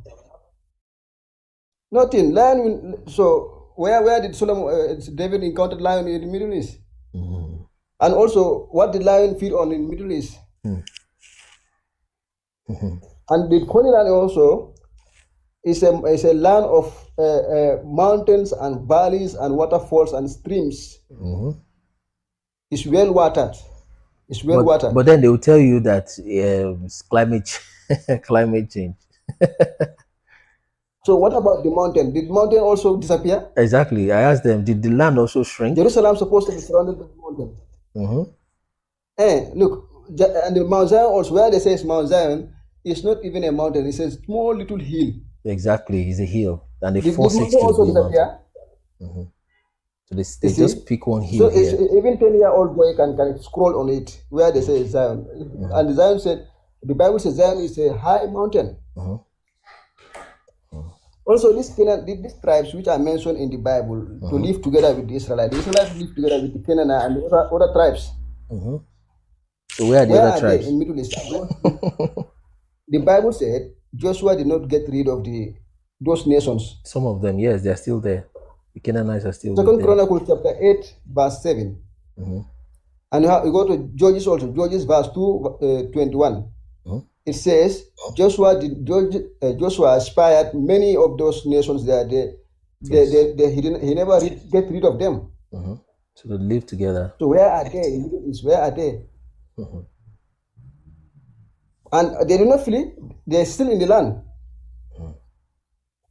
So it means that there's a lot of things they cannot explain. So what they will do is to prevent people from talking about it because it will expose. Exactly. That's the only way they can keep that land there, to scare people from talking about it. So when people are talking about the Holy Land, they only go by Jerusalem, Bethlehem, Jericho, Jordan, Lebanon. Those are the names they only go by because they have captured people's mind that those places are the real place. And just rename them like that. Yeah, so everybody will go by those names. Jesus went to Jerusalem, Jesus went to Bethlehem, Jesus went to Lebanon. So when people hear those names, they will automatically say, okay, Lebanon is there, Jerusalem is there, Bethlehem is there, this place is there. And they stop searching. They stop searching. That is childish. What if you call cities in Africa also these names? You have to go look for the biblical description of the land. Otherwise, you will never find the Holy Land. You will never find it. Exactly. That's what we are doing. We go by the biblical description, not by these names. These names are, they are just fake places, they created purposely for tourism. Even plants which are grown there, most of them are imported from Africa. Yes. They have tried to force papyrus there. Yeah, they import, even last year, they import more than 300 baobab tree from Kenya. But baobab tree is called a tree of life in the Bible. Baobab, okay. Baobab tree is called tree of life. And there's no baobab tree in Israel. So what they do, they import them so that it can fit with the Bible. But then, do they still do animal sacrifices in Ethiopia as part of their worship? Yeah, everything, all the cultures, they keep it there. Everything is they keep it still today. Everything, everything is still intact. But since people's mind are in Middle East, they will not see this. How can you do any research when you believe in lies? You already believe in the let's follow this Abubakar account at least, so that and you check some of the things you post. Now these are pilgrimage. These are pilgrims, right, Abubakar? Yeah, yes, more than 200,000 pilgrimages to go there every year. They walk 1 month from their villages, some 2 weeks, to go to pilgrimage here, because it used to be a site of pilgrimage since biblical time. So they still keep it. Exactly. But since people's minds are taken away from that area, so nobody concentrate there again. They use this. Everybody's mind is somewhere else different with the Holy Land. So the truth must come out one day. Yes, it's already out. It's already out. Today is the day. Yeah. So the problem is that they suppress information. Yes, they try to suppress it. And that's what we call, if you know, you know. So these are the kind of people we want to keep coming to our life. Not everything that I would know or say, so that we can also learn. And when you have people like, you see, today's life is long, and I'm not stressed in that sense because somebody else has been just doing the job, and I've been here without If you if stress. you if you look at that, what is the blessing of the land? Hmm. The blessing of the land is the resources: Yes. gold, diamond, uranium. Even the Ezekiel prophecy that the nation will be fighting over the resources of the Holy Land. Who is fighting over any resource in Israel? Nobody. Nobody. Because they are not there. There's no any resource there. There's no gold, no diamond, no uranium, no bauxite, no nothing. Nobody needs nothing from there. Except that name. That So name. it contradicts everything in the Bible. Everything. The Bible said the Holy Land is land of milk and honey. And these people, they I don't know how to call them. They say the land is barren. The land is barren. It's caused, I don't know, climate change. So it contradicts everything in the Bible. The Bible says it's rich and fertile, and they say it's barren. All the mountains disappear. All the nations who are living there disappear into heaven. And the people were able to live there. According to them, the Romans were there. They don't die. The Roman Empire was bigger than what they tried to paint it. It got into Ethiopia, definitely. What I've been telling. Instead of debating color problem, just go and search for the true Holy Land. You will be easy from this all kind of a confusion. Yes. That's a shortcut. You cannot convince people to say these biblical characters are black, and you locate them where there's no black person living there. It will be difficult for you to convince anybody. Exactly. What people see, that's what they believe. They see people there who are different with Africans, and they say it's where the Holy Land is. They will see those people the same as those who are living there. So you have to search for the true promised land. Is the deal. It's where everything is. If you can locate the true Holy Land, it's finished. You are done with this confusion. You are done with debate of Solomon is black, Jesus is black, Moses is black, Job is black. You are done with it. That's the end of all the contradiction. So, like I tell people, end of the contradiction, because there's no white person native to Africa. Hello. It's not possible. There's no white person native to Africa. So they are automatically African. So they are African. So you can call it that way. Abraham is an African. Jesus is an African. Moses is an African. David is an African. Solomon is an African. These are kings who rule in Africa. Tell me, what was happening? What was happening before we start taking more guests? Okay, let me let you. Don't worry, we'll talk, Abubakar. But search for 15th for 15th century Ethiopian Bible. Search for it. 15 what? 15th century Ethiopian Bible. Okay. I'll also search for that because it's. Oh, sorry. Please unmute. Abubakar, you're muted. Unmute. Sorry, I was going to mute somebody else. I muted you mistakenly. Yes, 15th century. It contains the 88 books, doesn't it? No, not the canon. The canon, that's a specific Bible that which they found on the ground. Okay. If you search for a 15th century Ethiopian Bible, that Bible have a lot of information there. All right. Yeah, they found on the ground there, but the Bible was stolen. Okay. Within a few years, when they found it, it disappeared. Nobody know where it went. They stole it. Wow. When was it found? It was found in Aksum. When? Time? Around when they were excavating a place around 90s, so they found that Bible there. Like 50 years ago, 19 something? Around I think around 50 years ago, but they keep it in library. But Hope is in safe hands now as we speak. Now I think they stole it. Wow. I would look for it. I'll search for it. The book disappear. All of a sudden it disappear. But if you go to YouTube, you can see it. 15th century Ethiopian Bible. It depicts David Mm-hmm. Many, Exactly. in Exactly. India, we having Ethiopian style of hair. Mm-hmm. That's the Afro, the one they call Afro. Yeah, yeah, they have Afro hair, and also that's a type of hat which we used to put in Africa. Is it okay? Yeah, Mm-hmm. crown, Mm-hmm. Mm-hmm. Ethiopian style of crown Mm. on his head. Mm. Yeah, the book depicts everything there.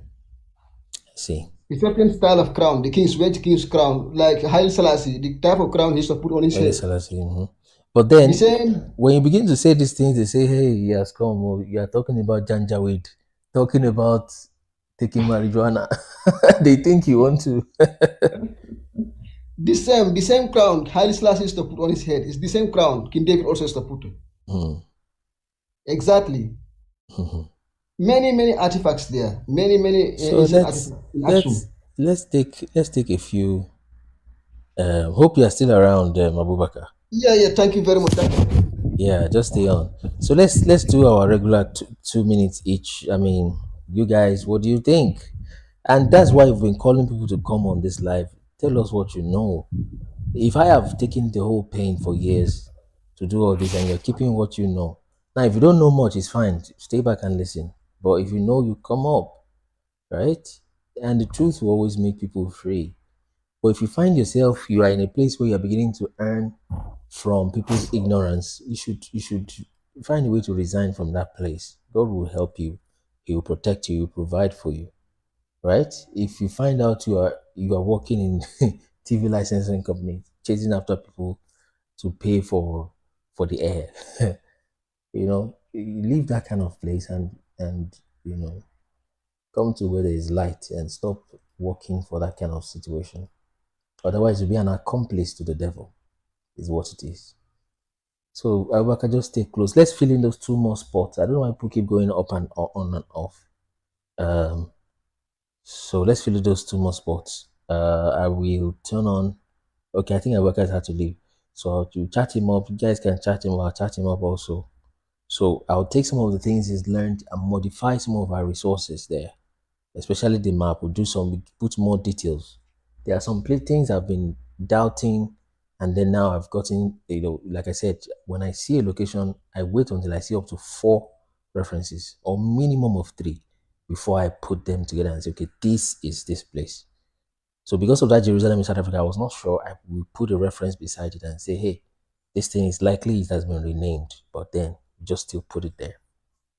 So I'll get what is said. If it is oral history, I mean, put it there as oral history, put a few references, and we know where the information is coming from, and people can check it. And people are just free. People are just free. They think, no, if people are free, they will do evil things. It's not so. If people don't work 9 to 5 and they're tired and we work them like slaves, if they are free, they would start destroying the earth. They're not animals. How about you who think you are governing them? Did you get another head from somewhere? Or another stupid. If you give people free time, they spend their time having parties. Leave them alone and let them have their fun. God that put them on the earth knows that okay, there are boundaries to things, and He has set those boundaries. You see, He say if people don't work for money, you don't make them suffer for money, the whole world will go away. It's not true. It's not true. We are not animals. We human beings are not animals. You see, so you know the fact that people must work now. There are people that are naughty, of course. That's why we have law enforcement when it's done in the right context.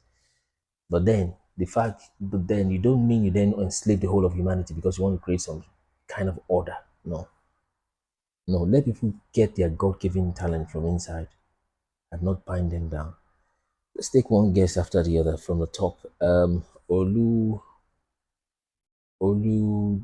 there. Are you ready? Olu Derapo. Let's do 3 minutes each for each person. Olu Dera, are you ready? Yes, I'm trying to work on bringing up the timer myself. I mean, the past almost 1 hour or so, we have been taking guests, and Abubakar has spoken for like 40 minutes or so. I've had enough time to rest at least, rather than having to speak all through. So it may potentially help us to go longer on the live. Okay, so I think Oludera is not ready. Excuse me. So we'll do 3 minutes each for each person, and we'll let it go around like that. Okay, Oludera, you are muted. Are you speaking? So let's download this Chatroad app, follow this live account so that when we go live and when we bring people up, follow them. Because when they are live, you can also see that we are live or something like that. Okay. Follow this host account. If they destroy or block it, we'll open another one. Follow Chatroad or really just go download the app. We need that app to be going live soon. Amharic, Tigrinya, Swahili is one of those nations, and Yoruba language. These are some of the top 5, 6 languages being spoken in Africa. But anyway, I'm telling you already some of the things that Chatroad are working on, but get that Chatroad app and follow them. Download the app rather, so they keep moving. So if Oludera is not ready, let's have a Bini. Okay, so we're setting the time for everyone, so we move. Okay, thanks for having me again. I'm grateful. Yeah, I listened to a lot of what Abubakar had to say, and he's right on the money. He's right on the money. There's a lot that he said. There's actually a website that has all these accounts. Some gentlemen from that area have done a thorough research. I think they have like 12 videos, and they put this out almost about 5-6 years ago, and it's something worth listening to. I'll private chat you the URL so you can go and check it out. It is so detailed. Now the Nile River is called Nahor, Nahor. You can confirm that. Yeah. It's Onoihoiri. Onoihoiri. The reason why they call it that was everything pertaining to life was around the Nile. The leads were going from. So you'll find that from Nubia all the way to Egypt, their agricultural success was as a result of the Nile. So irrigation was easier around the Nile. So people like channeled their own mini rivers around the Nile. So the Nile was known as the path of prosperity for anybody, which was why the Egyptian deities, they worshipped the Nile. So he's right on the money. There's so many things that he said. The Jebusites, they lived 1,000 years in the city of David, in Jebus, because nobody could conquer them. It was a city that was upon a hill. It was a plateau. It's like living in Jos. So you had to climb the hill to get, it was a plateau. You had to climb the hill to get there. Now look at where they call it Mount Zion. It's almost like a toilet. I apologize for saying that. It's not big enough is what I meant, yeah? It's so small. David had 600 horses, 600 stables, 600,000 horsemen. He had 600 stables or so in that same place. It's impossible for you to put 3 stables in that place. Do you understand? So the topography is completely wrong. But what I wanted to say to Abubakar is this. I'm not even to Abubakar, to you is this, Minister. Can we get Abubakar's details? Can we have a longer conversation on a more secure environment where we can hash these things out? Because there's a guy called Chika something, from an Igbo guy called Chika something that comes to your live regularly. Can we get like minds and let's do a Zoom meeting and begin to talk about these things? Because if we will believe these things are solid, and if there's unison in what we believe, if we all come up with what we know, and that which is not supposed to be, we cut it off, and we hold up a consensus that is scripturally backed, I think that we can make a massive impact. Somebody someday is going to call one of us, and the entire body can attend that meeting. If it's with the Oni of Ife, I don't know. And we can impress them with these things that we said. I was so impressed with Abubakar. I was so impressed. I didn't want to say anything. All I wanted to say was, can we have a discussion privately? Minister, thank you for all. I'm just here to corroborate what he said. Yes, thank you so much, Ibini. You're welcome. So, and people feel, like I said, there is a large portion of people that just, these things are literally in the open, okay? And we just need to keep coming on live like this and do some other things to generate more information. in a more organized way that as we've been doing, like you see on our website also. So the information is out there. So people just need someone to just keep reminding them to keep, and that's how the Bible says that you should read the Torah to the people, lest they will forget. You see, and that's probably why God has called us to come out like this and to keep saying it almost every day. It just needs to constantly be said. You see, constantly be said, and that's why you will see you you think you are a smart man, you're a businessman. Now you have some money, you pay for some subscription. Then it used to be cable TV or DSTV. Then now it's Netflix, Amazon, whatever. And then you pay for CNN and you turn on your TV. You think you are now a businessman who's got all that, and they tell you about Israel every day. This bomb there, that there, all the people there. You hear about it every day. That's how we talk. And when you come here and I will tell you something different, it sounds like we are talking upside down. You see, that's because they make you hear that Israel narrative every single day. You keep hearing it and hearing it and hearing it and hearing it. Very, very powerful. You see. So we need this to be seated properly. When it's seated properly, we now move to timeline. That's the slippery place, but we don't want to touch on time yet. Otherwise, we'll get people too scared and everything is scattered. So then after the timeline, we now move to another next fifth dimension again. But we have to take this thing step by step, so we don't scare the general public. Although it's not like the way they say it, in almost an insulting way, as if everybody is stupid. But then, like I said, I don't like waking people up. I will try to have somebody. Yeah, you want to wake up the giant of Africa. Have anybody tried to wake you up from sleep? Do you know how annoying it is when somebody tries to wake you up? It's annoying. You are angry. You can punch the person, and you're telling me to go and wake up the giant of Africa. I won't join you in that mission. When the giant is awake, then I can talk to the giant. Maybe when he's awake and he's scratching his head, I'll not talk to the giant of Africa. This and this is what is going on. But for me to wake up a giant, no. The giant can punch me in the face. So I'm not going to wake you. I'm not going to wake you up, Africa. I only talk to people that are awake. Because if I'm waking you up, I will irritate you. Waking you up will irritate you when you're waking you up. Wake anybody up from their sleep and slumber. Sleep can be very blissful. Ignorance can be very blissful.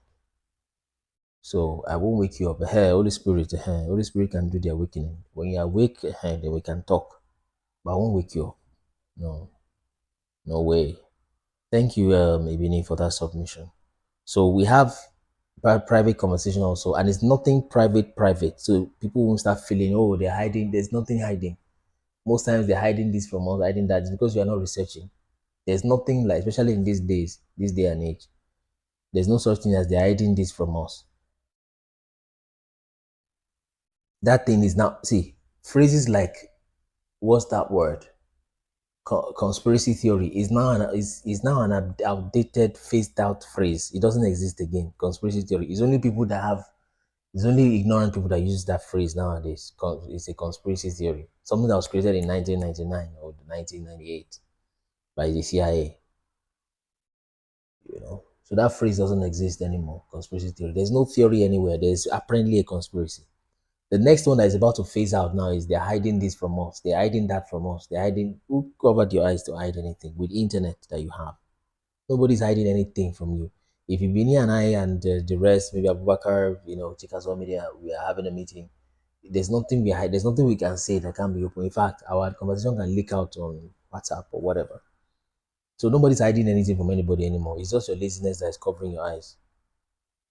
So there's no real infinity said he's laughing there. So there's no hiding. It's conspiracy theory. Conspiracy theory is even the most. There's no theory anywhere. It's conspiracy. Those that are even deceiving you, they know they're deceiving you. So the next one now that we're about to phase out. Yeah, Aldera will bring you up shortly. So the next idea we're about to phase out is, they are deceiving us. Oh, hey, they are deceiving us. They're hiding. Nobody is deceiving anything. We have a full website here. Some of you have not visited it. You say, they're hiding from us. They're hiding. When you do a video, you have not read one book. You have not opened one website. You have not even watched a video. Just sit and watch a video. Just to, hey, they're hiding from us. Look at the sky. The sky is dark. They told us it's blue. They're hiding everything from us. That's why some people even continue saying conspiracy theory, because what you just said doesn't make so much sense. Sorry. But but it shows you have not read anything. And just they're hiding everything from us. And when you're done with that video, you go back to go watch tap tap tap tap tap tap our tap tap tap like for like, follow for follow. You go watch things that are meaningless. I don't develop your mind. You see. So there's nobody hiding anything from anybody again. It's the thing is like they will say in Nigeria, it has cast. You don't cast. So and I think they mean that by saying when somebody casts a screen on something, when you cast screen on your device, something like that, it just exposes everything that is done. So there is nobody hiding nothing from anybody. Before you hear we are having meeting with some president or somebody and say, oh, they have gone to hide meeting from us, or they are saying something from us, or Ibini has collected money, or he's not telling us all the truth again. There's nothing he can hide. There's nothing Ibini can hide from you. Or does he have none of us has a monopoly of knowledge.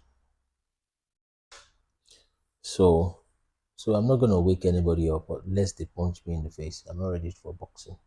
So when you're awake, then you come, we'll talk. If you're not awake, just continue to sleep. Get somebody else to wake you up. Let's go, Olu there. So the first thing is just share these things like this. Go to we have mentioned some pages here. Share them. Share. And share them. We have been wasting time in school. How do you go to school? You're learning applied microcomputing, and after that you are walking on the streets of Ghana looking for jobs, walking on the streets of Kumasi, streets of Lagos looking for jobs. You see, walking the street of looking for, you have studied applied and computerized mega computer computing, and then you are hungry. Somebody said the reason why the reason why people are educated in Africa and are still hungry is because English is compulsory and agricultural science is optional. Yeah. English is a compulsory subject. So there are a lot of people, well-educated English-speaking people that are hungry. When you make a Greek science optional, how can you make that optional? One of the batteries have gone off. The camera battery, I'll just replace it in a minute now. So it's just not smart. You've just been wasting time in the so-called university, sorry to say, and school. I've gone there myself, but no, you can't just stay with that and say you know something. No, it's just to help you understand. Once you can understand English language, you can add 1 + 1 to 2. You know arithmetic, communication, right, and how to relate with people. You are literally on top of the world. You don't need to learn complex geographic, Fourier series, and you're learning Maclaurin series, and you're learning Schrodinger equation. What do you need that crap for? You just learn the application of it, apply it, move forward. Move forward. So it's funny. So nobody's hiding anything from you. Go search things. It's your laziness that is hiding whatever from you. So let's have who's the next person? Oludera. Oludera, are you ready for us? Yes. Okay. Yes. Give you 2 minutes or 2.5 minutes. Let's go. Okay. Thank you. I just want to appreciate your effort. Thank you very much.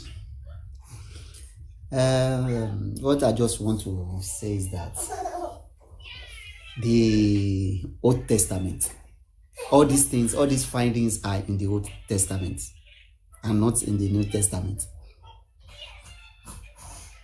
Yes? Okay. Yeah. Now, that's whenever we are on the pulpit preaching the gospel, there's a confusion. There's confusion that comes up. The Old Testament era has gone, it has been abolished. Now we are in the New Testament. The New Testament is not being published to wipe out our history, to wipe out the Old Testament, to enslave us the more. Because the Old Testament is talking about Jesus Christ, talking about the Italian, the Greeks, the Romans, the Turkish. I see. But the Old Testament, now we are meant to believe that the Old Testament has been abolished. that now we should do away with that we should embrace the New Testament. This New Testament of a thing now, hope that is it not another way of being enslaving us, or should we embrace, when to me, we should drop the New Testament. Let us drop it, because it's not part of our history. It's out of our history. It is written out of our history to contradict, to go against our history. But the New Testament, the Old Testament, they ask us to drop, tells us more about our past, our history, where we are coming from. There we can see the Jebusite, the Perusite, the Habia is being mentioned in the Old Testament.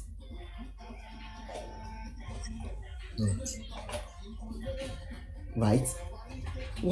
How can we balance the two? How can we, being I was once a minister, I was once a pastor, but now, I've been, all these things has been coming to my mind for a very long time. I just dropped the ministry, dropped everything, looking for, thinking, making research on my own. Yet, but thank God I jammed this platform.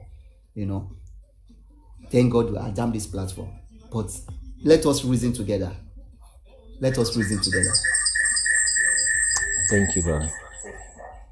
All right. Because the Jebusite, this Jebusite, I believe is it the Jebu people, the Perusite, is it the yes, is it the Iperu people or whatever? Look at when they tell us about our history. When they tell us about our history, the traditional ruler, we always scorn them, we mock them. Oni of Ife said the Ark of Noah, the Noah ship, the Ark of Noah is still at in Ife. He tells us, but we mock him. We talk, they are talking rubbish. You see, but we thank God that we the Christians, we are doing our part. We are doing our part to liberate our generation from the slavery. But our brothers, which are the Muslims, in Nigeria now, they are enrooting themselves into that slavery. I believe they want to use these people to wipe us out from there. I don't know what to say. I know. All right, let me respond to that. Now, I'll be very plain with people. I've discussed with some people. We have discussed in enclosure, and like I said, there's nothing we're hiding from you. It's as open as the heaven and the sky is open. If you can even search for yourself. But there's many layers to the things we are opening up. I've discussed with Ibini also. And today I'm going to open up 5 of the dimensions as well, 5 of the sessions. I'll just mention them, but we cannot go into them right now, okay? But if I can mention them, those that know, those that have the wisdom, those that have the revelation can even open up to the 7th one or wherever they want to open it up to. I'm going to mention just 4 of them. Now, he's mentioned in New Testament, and I'm going to answer his question. So the first and the lowest, is fundamental, really. It's not that it's low. I mean, you can't spell a word without knowing ABC. Doesn't mean ABC is a stupid thing to learn. So the first is the language, okay? That's the lowest part. The next with it, and that's the foundation, very critical. The next layer that needs to be opened up to people. Most people are seeing the language now. We're showing you the Yoruba is in it. You are hearing the Amharic also, the Gez, right? You're hearing the Igbo, you're hearing the Kosa part of it. You're hearing in the Bele, you're hearing in Shona. But that goes into our other brothers there, which is, the Moabites and etc. Okay, and the Ammonites, okay, and down into Mount Seir there. But then they're still Hebrews. So that's languages right there for you. The next on top of the languages is the peoples, telling you the cultures, the traditions, the skin color, the hair texture, the things that they do. That's the next level. Most people are quite flowing along with this. The third part, which is getting more difficult, from the previous one, is to show you locations. It's to begin to show you locations that this one is here, that one is there, this one is here. Most people are getting more resistant to that. But somebody else that I've never met before today has been on live for like over 30 minutes, just constantly, and we're talking, and I'm showing you the map on real time, right? I mean, and you're seeing it right there, real time.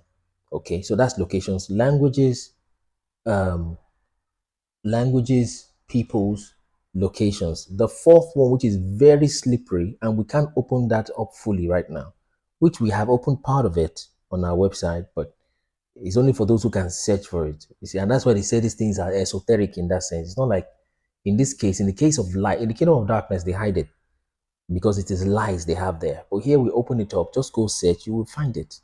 The next is the timelines to show you what has been messed up in the timelines. When these four are on, I'll just mention one more, which is where he's trying to hit now, this brother, because he's being very sincere. He's been a pastor before, he's been a leader, and he's checking all these things, he's not matching up, and he's sincere. He just backed off a little bit. I'm like, you know what? Let me hold on this thing and work on my life, work on myself, we work on these things. It's not a very easy thing to do, I tell you. It might be a greater hero than maybe some, sorry to say, popular religious leaders that you may know. Because it's not very easy to back off like that and say, okay, you know what? Let me back off from this thing. Let me learn this thing a little more. So the next one will be on the areas of doctrines. Okay, that's very, very, very, a very volatile place. Right? Area of doctrines. Very volatile. Very, very volatile. Areas of doctrines. That's the fifth one. Very volatile. We're just dwelling on the first three of these dimensions, as it were, of these levels. We can't touch timeline very much. It will get too volatile, too slippery for people to work with. And like I said, it's not a derogatory term to say you guys are too stupid to. No. I mean, it's something that I had to fight through for years. And you learn more in isolation than you do in, well, it depends on what kind of learning we're talking about. But there's a kind of learning you can only learn in isolation by yourself, you know. So I went through all this part, and I can show people gradually, yeah. So the doctrine aspect will be explosive. It will be too much. So, and that's, some people have tried it. They just start from the seventh level, and they just start saying things and doing things, and people misunderstand them, and then they're gone in oblivion. Maybe not necessarily gone in that sense. Okay. So it's a step. He's come now very, very sincere. He had to leave the church thing. Okay, just hold on. I mean, he's not gone wild. He's just, okay, give it some space. So, but to answer your question, brother, you are generally very right.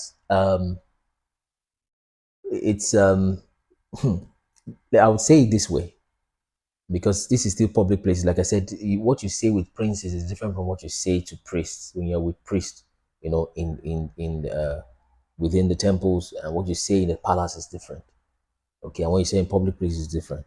But then I said one statement on this platform, was it yesterday? It must be yesterday. You know, that someone was asking, should we still do Sabbath? Should we still obey the law? And I said, if you, by your logic of grace, think that God will forgive somebody who is a fornicator, right, and who is stealing, and God will forgive him by grace, then in that same logic, God should be able to forgive somebody who practices the law and keeps the Sabbath. So that was how I answered that question. You see, someone said they left church in 2020. That's 4 years ago, 5 years ago. So it's not a matter of should we still keep the law. In some churches today, in some gatherings, of which the church is closer. I mean, like he said, the church is definitely closer to the truth in that sense than Islam is. Okay, it's just a plain statement. Those who have been taken over, and some of these doctrines, wrong doctrines, get embodied and personalized by devils and demons. And, you know, I don't want to be, like I said, I don't want to use some terms that may sound either derogatory or like I'm sounding conventional mainstream Christian, which I can, and I do that. I preach myself. We still had the conference last month in the United Kingdom. Okay. So, but then some of these wrong doctrines have devils that now sit on top of them. So people who have got those kind of devils already working through their life, you speak about Islam, then they want to kill you, right? Speak about Islam, they want to kill you. Something else has taken you over, we don't know. And sometimes there's a thin line between behavior, character, and when spirit possession has come into it. You see, very thin line between those things. Very thin line. So so there are some people that would rather have a church member who sleeps with another person's wife, who is a, what's that word, he cheats people, is an extortioner. All right, they would rather have a member like that who's a thief. He steals, he kills, he destroys, and he does all sorts of perversions, and they'll keep encouraging him by grace. Than a member who says, what if I follow the Torah and I say, let me keep the Sabbath day holy, right? Let me not call the name of God in vain. Let me not do this. They will fight that guy more than they fight the other sinner. Maybe not even because of money, but because they are entrenched in that doctrine. And of course, those Satans and devils come in nice names. So that's a very slippery plan. And that's just the level 5, you see. So thank you, brother. It's a good one. The New Testament. Now let me see another dangerous one, which is that the New Testament has been overemphasized, and it has been blown out of proportion. Okay, the new so-called New Testament, which is just a continuation of texts, really, but it's been blown out of proportion too far. Christians wouldn't like what I just said. They will think this, you know.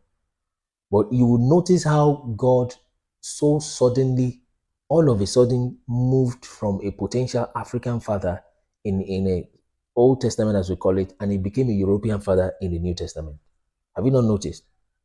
It's like you are talking about two different people when you hear a so-called Old Testament preacher preach or so-called New Testament. It's like it's a different God. Like he's a schizophrenia, and he's just flipping his personality all over the place.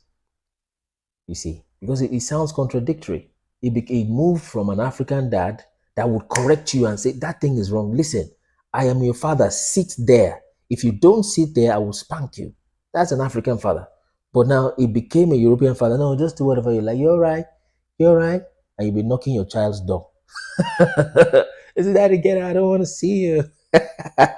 That's a New Testament daddy. He's a different person. You see.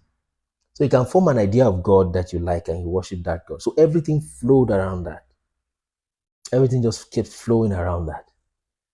So just understand that statement like that, you will get it.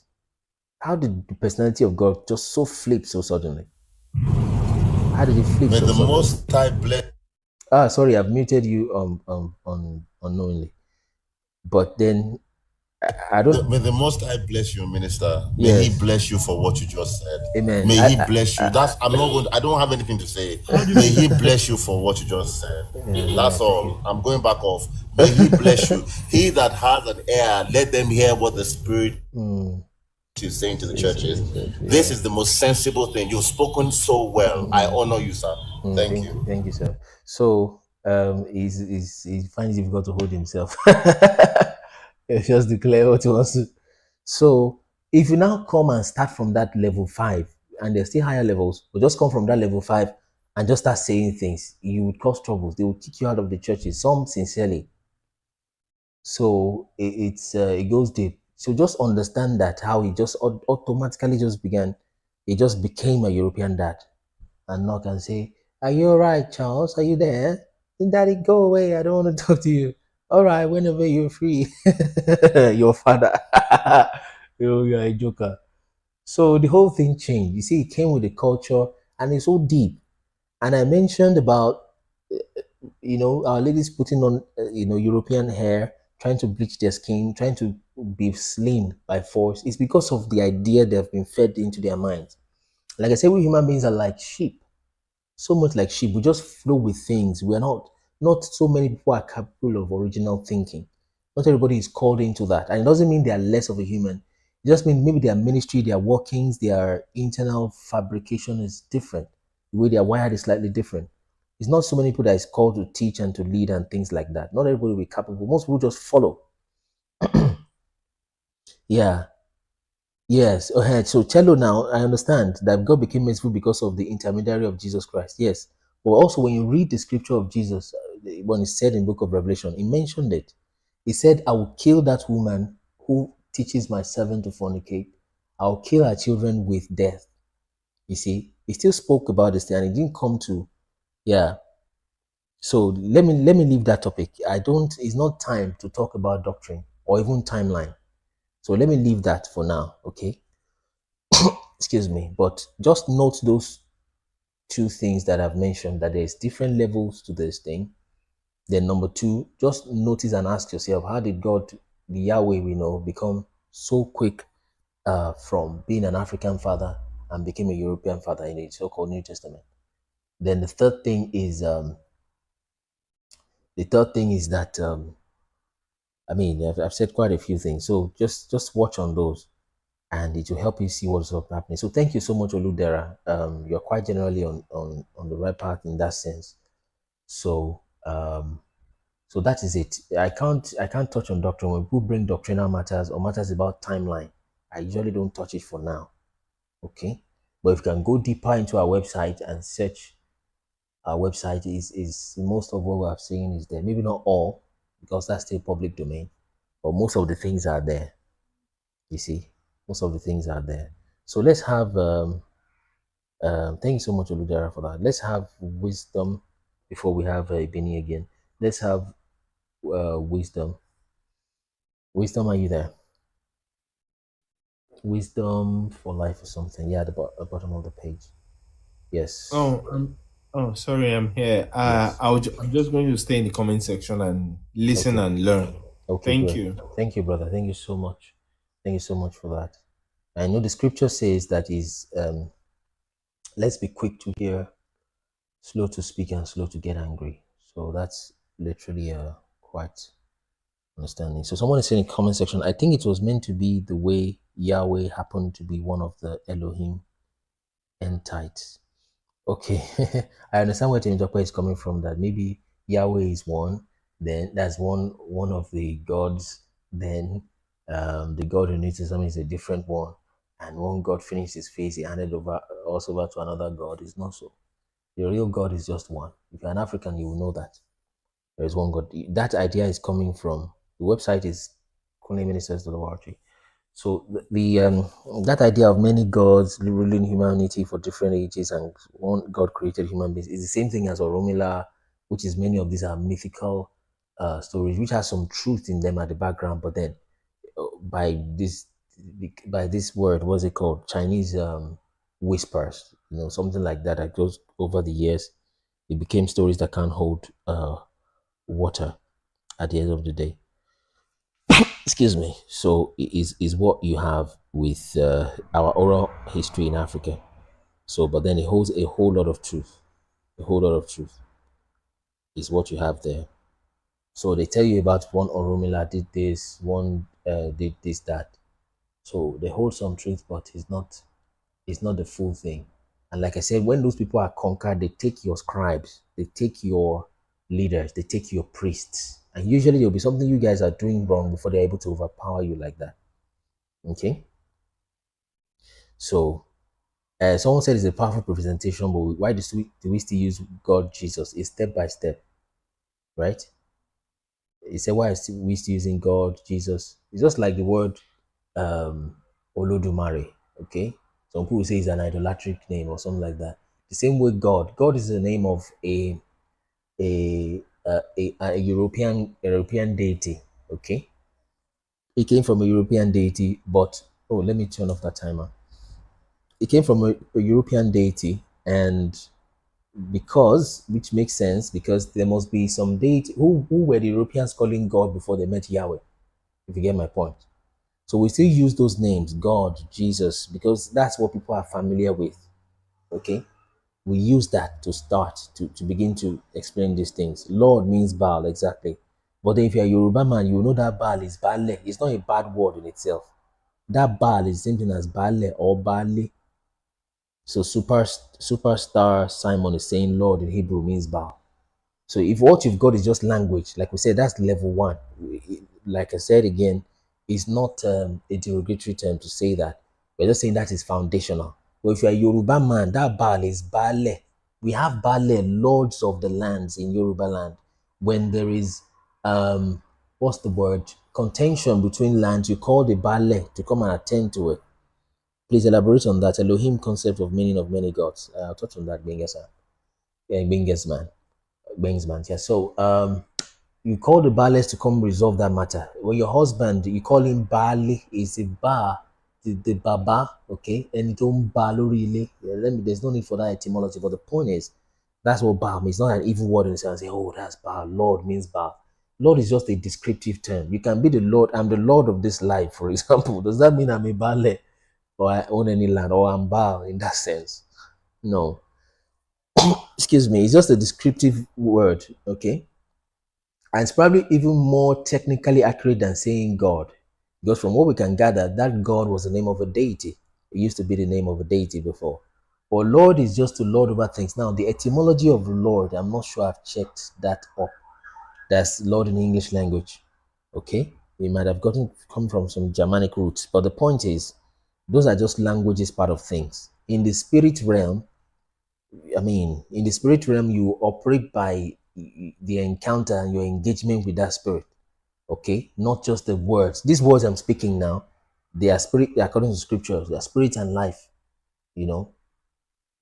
So in the spirit realm, you transmit by telepathically almost, you see, is how you transmit. These words are just, it's just a breakdown of some higher concepts. And then you it's like modulation and demodulation, what you call it in telecommunications.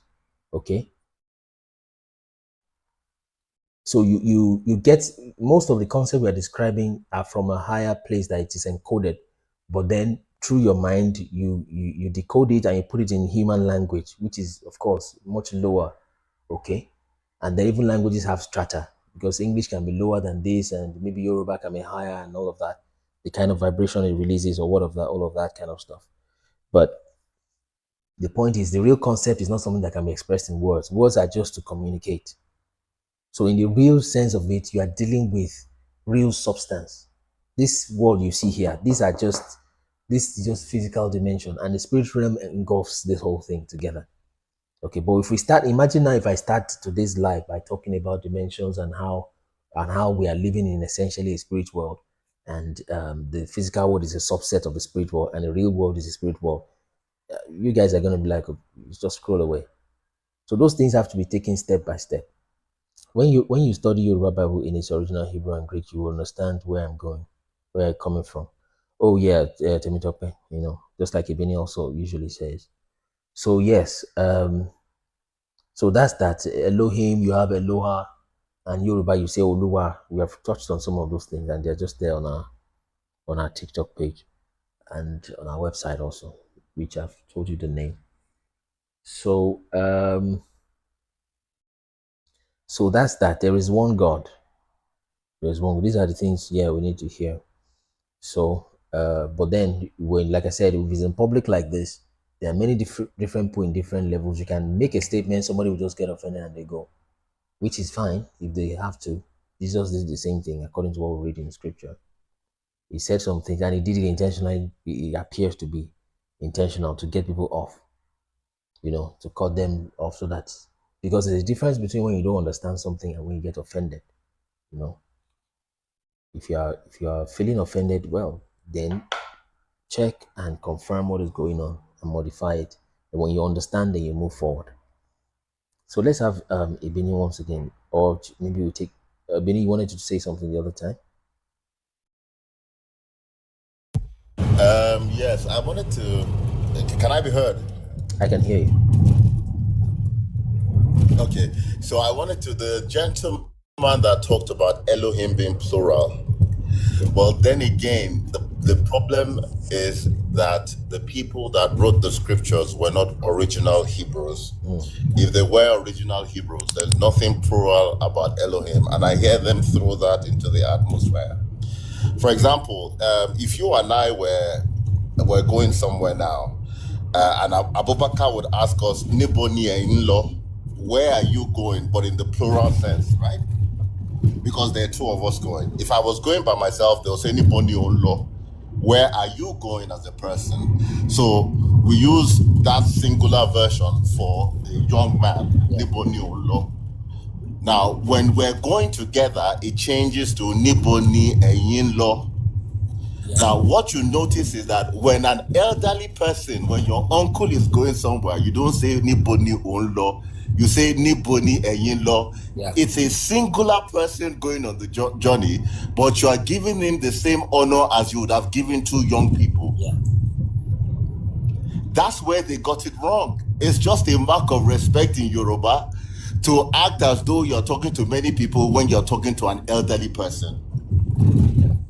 Now, to buttress that, when they were talking to Abraham, when the sons of Keth were talking to Abraham, they said, "You are like Elohim to us." Did they mean that Abraham was three persons? It doesn't make sense.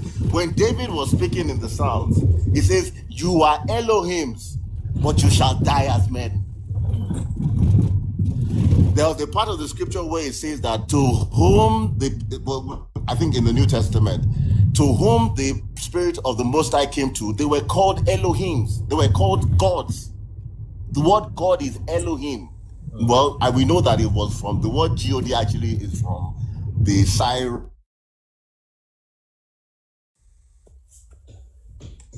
Oh, I think it's broke off a little bit. Yeah, you were talking about the etymology of Elohim. Or is it timer off? Okay. Oh, is it hanging? I need to keep this alive. I think I might still be heard. If you can still hear, let's tap F1, please, guys. F1. Real quick. It's been a long time we did that. Type F1. Follow this account. Share the live. Follow the account, share the live. Let's tap F1. Can anybody still hear? Please, if you can hear, type F1, please. The thing is season off.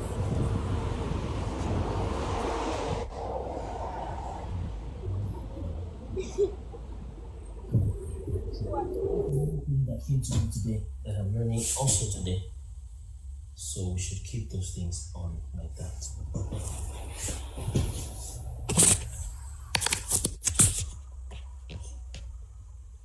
Is it on? Okay. Yep.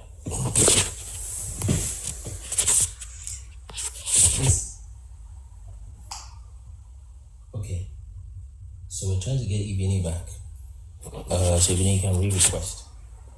So if you let's do the F1s. We should have like 50 F1s right now. Then let's share the 17 shares should go up to okay, let's do 25 shares. Hello? Hello? Hello? Hello? Yes. What I just want to contribute is that those names of God that we have, the Yahweh, the Elohim, the Jehovah, all those names, none of those names are name of God. Okay. Because I'm in a spiritual class. I'm attending a class now. And when an angel, it is a name of a particular angel, okay, that appeared and walked and was at work at a particular time. Mm-hmm. When an angel appeared to somebody in the Old Testament, the name of that angel at work at that time, that is the name given, that I am Yahweh, I am Elohim, I am Jehovah. Okay. Because I'm in a class now that is all about the Holy Spirit. Okay. It's Holy Spirit. But the founder, the professor in the class is a Yoruba man, but a Muslim. If you listen to RMQK that is causing problem in Nigeria now, RMQK. Yes, that is causing problem in Nigeria now. Tell me.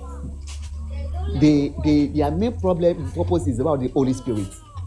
The man had an encounter with the Holy Spirit, and I'm attending his class, and they are teaching us step by step by step who the Holy Spirit is. Okay. You know, in the class we were being made to know that none of those names mentioned is the name of God. Okay. But the angels that walk at a certain time, at a particular time, within an era, those are the names I see. that have been mentioned in the Bible. I see. That's interesting. And the Holy Spirit said they themselves have not seen God. Even up to now, that they have not seen God, but they receive command, that something is giving them command. Do this, hold meeting, destroy, minister, bless. As we receive command, as something is telling us within that, okay, go and pray. I dream, I do this. As we are receiving commandment as a man, they also are receiving commandment, but they have not seen what is giving them the commandment. Oh yeah, the angels, yeah. The angel, the Holy Spirit, the Holy Spirit now, the Holy Spirit that is being promised. Okay. That so if anybody claim to have seen God, that person, even be it a prophet, that person should come out and say it. Even them as angel Raphael, angel Gabriel says it, that they have not seen God. The Holy Spirit said they themselves have not seen God. I see. Up to the present That's moment. wonderful. So, two things. This person is in Nigeria. I've not heard the QMR came before. Or is it Abuja or Lagos? It's Abeokuta man. Abeokuta, okay. No, there's something hidden. There's a mystery about that Ogun State. Of course. There's a mystery, of course, about that particular Ogun State. That man is a Muslim.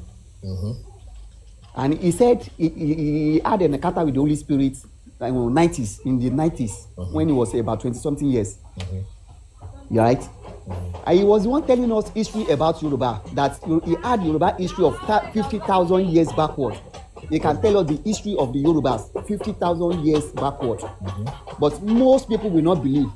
He said he has trained pastors, he has trained this Baba Abbalist, he has trained the Muslims, the Afars. But none of them are coming out to preach what the Holy Spirit has taught them. Are you with me? I see. This RMQK man. But their teaching is not about religion. They say take out religion because it made us know that religion is a scam. Totally. Religion is to mislead us. We are not teaching about religion. We are teaching about going back to our root. That the Holy Spirit said, it is now our time with the black. This is our era to claim back what we lost. There are many things will be being revealed. That is what I believe. That what you are doing, it has been written that you will liberate. You liberate we the Christians. You are liberating us now. You are doing that work. You know, when I was about 20 years early, I was preaching to people that the hellfire is a, I told them on the people that it was a scam. It is a scam. Nothing like hell, not like hellfire. They thought that's trouble. They will kick you out. That's level 5. they are just, as a young minister, they thought I'm stupid. That what do you mean? I say everything you ask is on here on earth. So I don't want to go far. Those names of God, none of them is name of God. None of them. They are name of angels. So thank you. Yeah, thank you, brother. Just do me a DM. We'll talk. So, like I said to people, the way we have categorized it in our ministry, that's more like a level 5. You can't just jump on that level 5 and begin to tell people things. You would be in trouble in a very short time. Even if you are not someone that they can put in trouble or to kick out of church or what have you, they will not listen to you, and they will just hear you for the respect's sake is what they will do. They will just hear you for respect's sake. So these are some of the things that we see. So let's see. You can request as guests those that are. Let me refresh this timer. So it's not just like we're reading the book of Enoch. I told you Salma Yaja. I've forgotten the name. No, let me not mention. Let me get it the accurate way. You know, we've been reading the book of Enoch. Okay, and Gabriel, okay, was called a different name there, but then the angel Gabriel appears when God was talking to Noah. He sent the instruction through Gabriel. You see, he sent the instruction to Gabriel. Just finished speaking, spoke about children trying to share. Yeah, I get you to meet up. So, thanks for that one. You can just push it to 50k likes, and let's get to 25 shares, just 3 more shares. So these are basic things, and they can be said. I was telling you how we're reading literally how the angels sent message to Noah. The angel that went to Noah to give him messages was written there, right? And then, but then when you read it, people say God was speaking to Noah, was correct, and God told that angel that I should go in my name. Okay, so those truths can be balanced. You don't just run away from it. If you find out it's overwhelming you, it's getting too much, take a break. Right? Take a break. we ourselves, we didn't get here today just like that. And I don't mean get here, there's no way we got to. I just mean in terms of knowledge and studying. You can study to a point it begins to stress you, begins to stress your home. If you've got bills to pay, it's what this world has put you under. Still knock that off a little bit, get your bills paid, but use your break time for something that can profit you. Spend your time less and less screen time. When a minister came the other time, some years ago in Nigeria, and was calling the television the devil's box. There's a reason why he was speaking like that. Some of us will know that minister, we generally don't like to mention names. He called the television a potato. And he had a reason for speaking like that. He was probably accurate, but now it's not the devil's box anymore. It's the devil's tablet. It's in everybody's hand. You see. Then he sounded like an extremist, but it requires quite a lot of wisdom to dispense wisdom, to dispense knowledge. You see. So it takes. I'm trying to receive a guest first. It's hanging up a little bit. So if you're someone that's requesting right now, just cancel and re-request. Cancel and re-request. So those things need to be dispensed systematically and put it in a structure. So if you discover it's stressing you, it offends you, just put it somewhere. We say it in Yoruba language. Okay, just put it at the back of your mind and keep it somewhere. So when the thing links, then it will make sense to you back then. That's how it is. But like I like to always say, especially towards the end of our broadcast, although we're not ending now, but the whole essence is, at least on the general level, is that you should love your neighbor. As simple as that. Simple as loving your neighbor. If you can learn that, you would not need all these mysteries necessarily. Because how do you explain all these things to a market woman, for example? Or to, just a Joe Blow person on the street? You will just be stressed out. Okay? So, if you can love your neighbor, learn to walk in that love, walk in truth. Don't see white and call it black. Let's request right now. I've got that panel open, so it's easier for me to accept guests now that it's responding. So, request now if you want to say something. We can bring you up so that it's more of an interactive situation.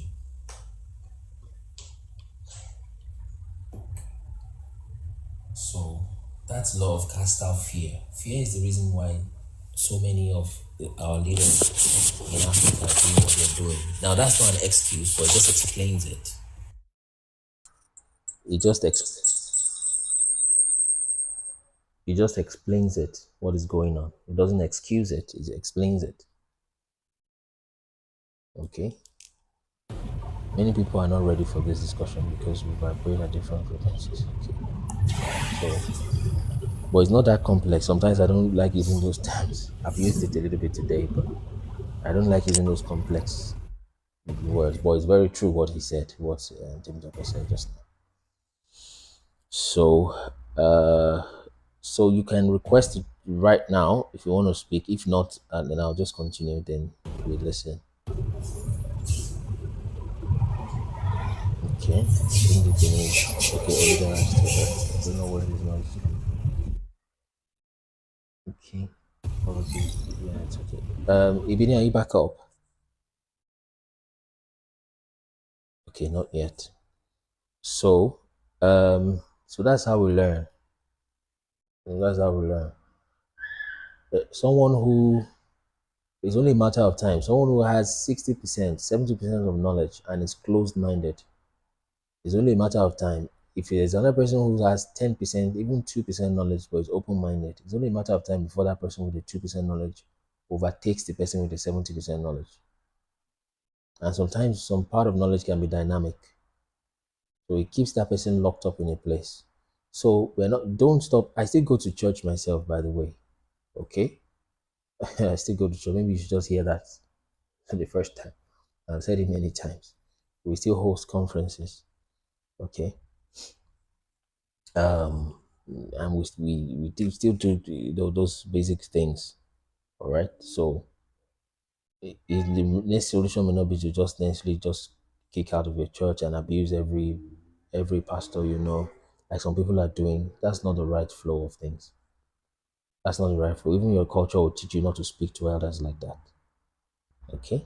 They might have gotten it wrong. Open your mind and think, they might have gotten some things wrong. Okay, what if they didn't get that? What if that? What if this?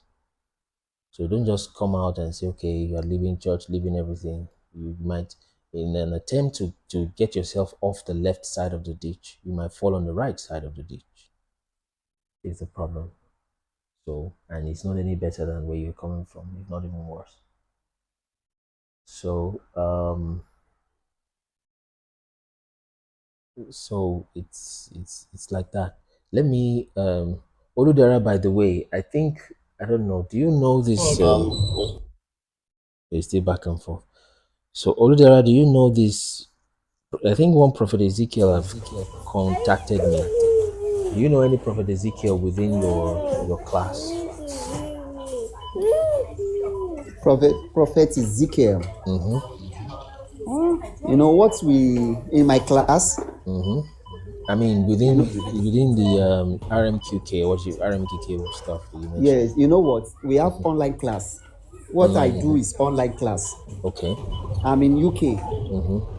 Some people, they are those one in Nigeria. They do, physical class, and they are more benefit, benevolent. They benefit more than we, because in our class we do practical.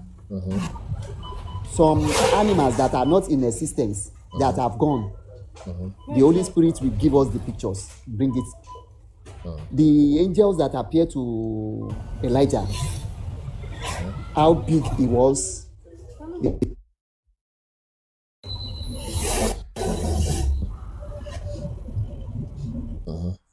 Your network is also failing. Can you still hear me now? Oh, I think, okay, let's just keep and this okay. Oh, please request again. I think it's gone off. So balance is very important, like somebody said in the comments. So you can't, in an attempt to come out of the left side of the ditch, and you fall on the right side of the ditch. You see, balance is quite important. So, but then you are doing the research, you're getting stressed up, it's making you touchy. You don't have time for your family, then cut it a little bit, spend some time, then just balance it. You see, very, very critical. Very, very critical, because so that you don't lose touch and things like that. So it's this balance that most people fail to achieve, and that puts them in quite a lot of trouble, and things are messed up. Hello. Is that how it is? Oh yes, you're back. Go ahead, please, brother. So what I'm saying next is that the Holy Spirit that is being promised now, Okay. that we are talking about, they are they are already we already know the Holy Spirit already. Okay. Is they are the angels. The four cardinal angel. Yeah, go ahead. Now they are the one that has been promised in the according to the New Testament that have been promised. Now the channel that the Holy Spirit now come through into us, we don't want to accept it. Okay. Because we are expecting the Holy Spirit to come from the Israel or from one big white man stuff or whatever. But the man that had that Holy Spirit came through now. Even the Muslims, the so-called Muslim that they are that have direct contact with the Holy Spirit, everything. We want to know what happened. They show us how what was the design of Noah's Ark in the practical. You know, but the so-called Muslim don't want to accept the source. They don't want to accept the source. That how could you be preaching this? How could you be telling this? In the class they call it the spirit of truth. That is the only truth. No God. If you say there's God, there's God. If you say there's no God, there's no God, according to your belief. Because they themselves have not seen God. And they said ever since the creation of the world, God has created them. They have been in the Ogun State. Angel Raphael. The Angel Raphael, one of, you know. So back to your question. You just have to you just have to think about how things are being placed. I see. Thank you. Okay, go ahead, please. But what inspired me to join the class, this RMQK class, is that they tell us the truth that how Yoruba started using the word of God to do healing, to do operation without opening the womb of a woman. And the Bible says in the beginning was the word, and the word was with God, and the word is even God. And we were using the word to do healing in those days. They collected the word from us. They took the word from us. You know, we don't normally use the word now. And the so-called pastor that claim to have the word, they are using Olubong, they are using another source. And we that have the word, we discard the word. We discard the word. So there's something missing somewhere. I don't understand. In the class, not everybody have access to it until when I get to UK.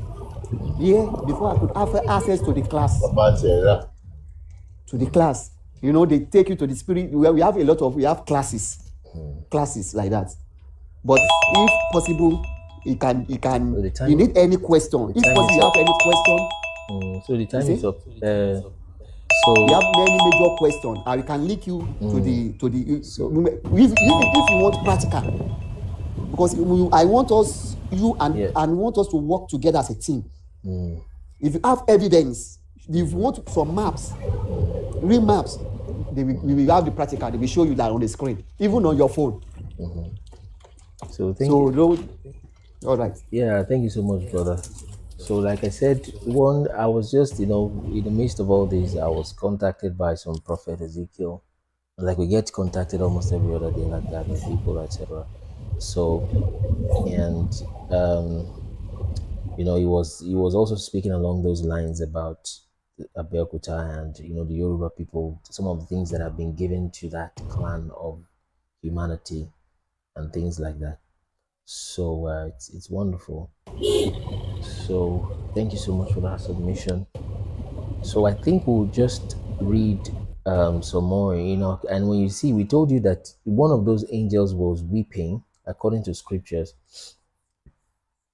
He was weeping at Damisak, okay, at a place called Damisak, which is Damascus, and we see where Damascus is in northern Nigeria. So I think it's just a time to just shift up the knowledge up a little bit. Is why God is allowing this to come out at this time. So, and He knows that as a human race we can handle it, because when the person that created everything, when he shows up his face, when he shows his face in the end, it is written in the book of Revelation that this very earth will just depart and cease to exist because of his appearance. Is what that scripture says. The earth will just cease, and even these heavens we see above will cease. You see, so so those are the kind of things. So let's do one final. Please, let's follow the live right now. Follow the live. So all of these things, like I said, the essence is, I think somebody's still connected somewhere. Okay, maybe it's Ibini. Ibini is the only person that he connects to TikTok and we can't see him on the guest. And sometimes he's requesting if the thing is not coming through. Ibini, can you hear me? Can you speak from there? Are you connected? Try to unmute.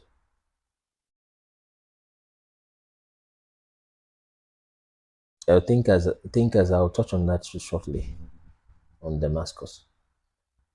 Ibini, are you there? Okay, so maybe I'm hearing it from some other person. So okay, she's typing F1. So let me quickly show that Damascus because somebody asked. Let's follow this account like so that if we go back and forth, we can tell.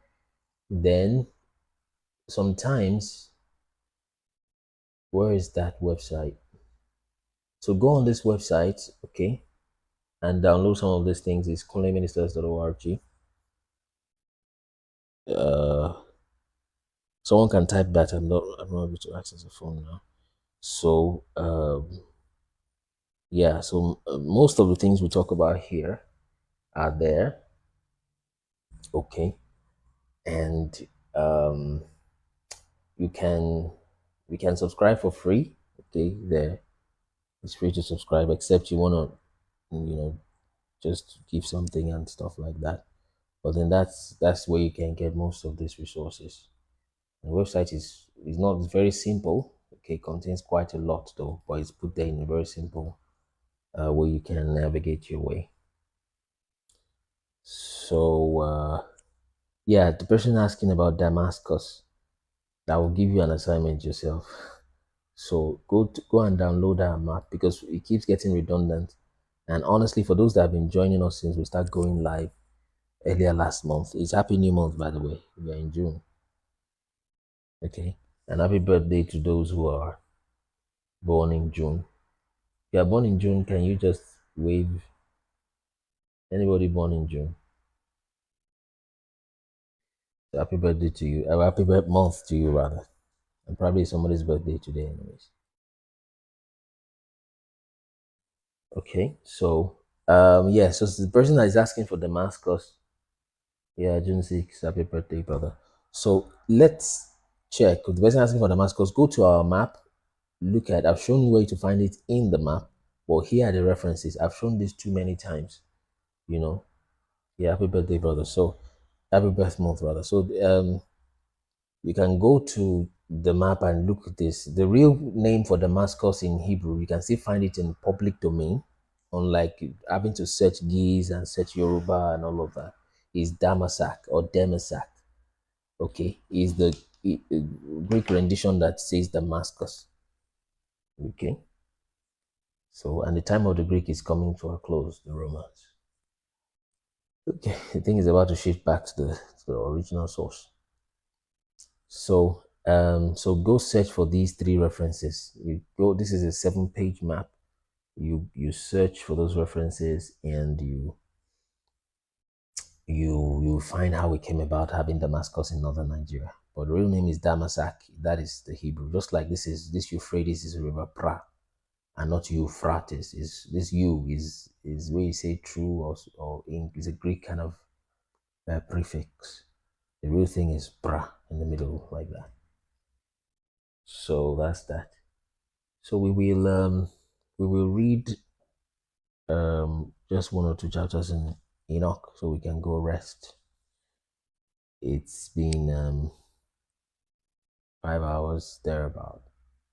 So, well, those that want to support so that we don't lock things up, you can do that here at the bottom of that website there.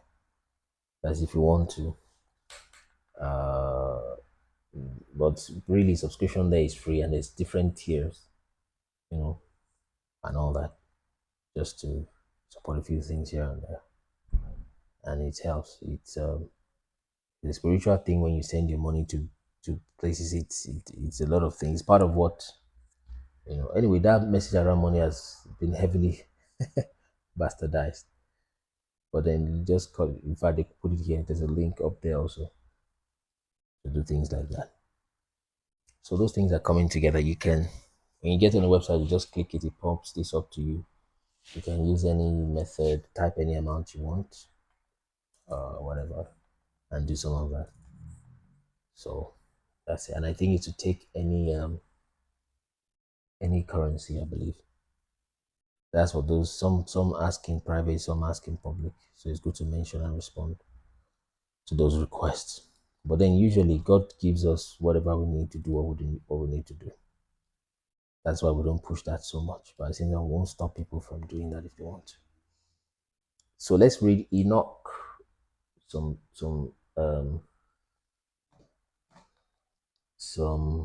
what's it called now? Chapters of Enoch. We stopped. Can anybody remember? Let's see if there's momentum around this Enoch. Can anybody remember what chapter we stopped? Let's see if we are on the same page with anybody.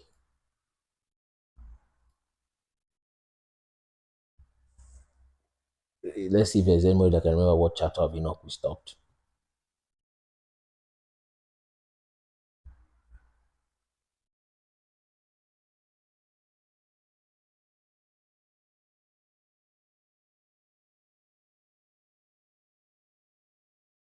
If there's nobody that can remember, then I don't know if I've shown you the source thinkers. Check it. I've shown you 3 sources. So check those 3 sources. Did you see the sources I showed you thinkers?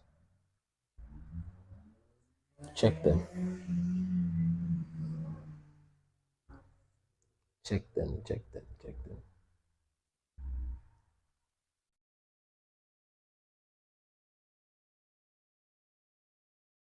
So what chapter of Enoch did we stop? Can anybody remember?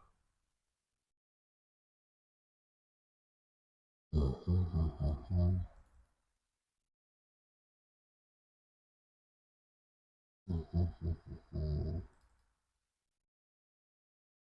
think I need to close this. Maps.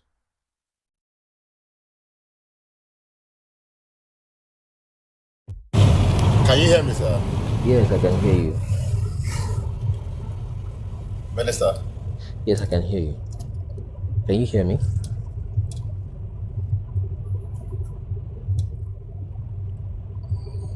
Can you hear me, Ibini?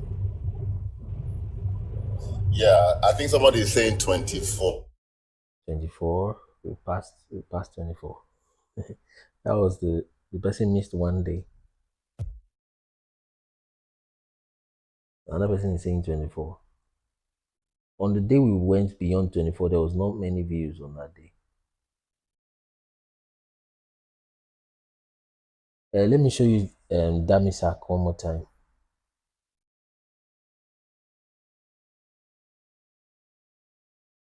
Let's see.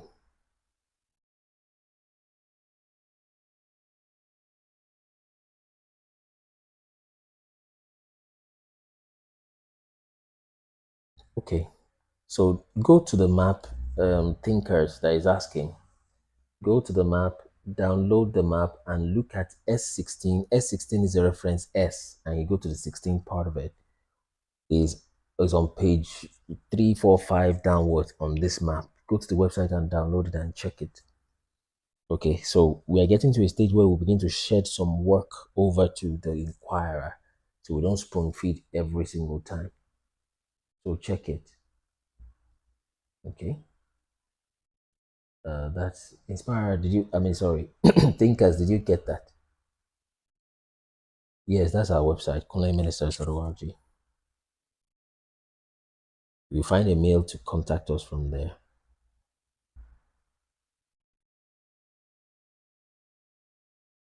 But then the primary sources, um, the primary sources are found within the website. So the primary sources are found inside of the website. They will tell you. Is that good enough? Is this something you can search after the live or now? So we can proceed.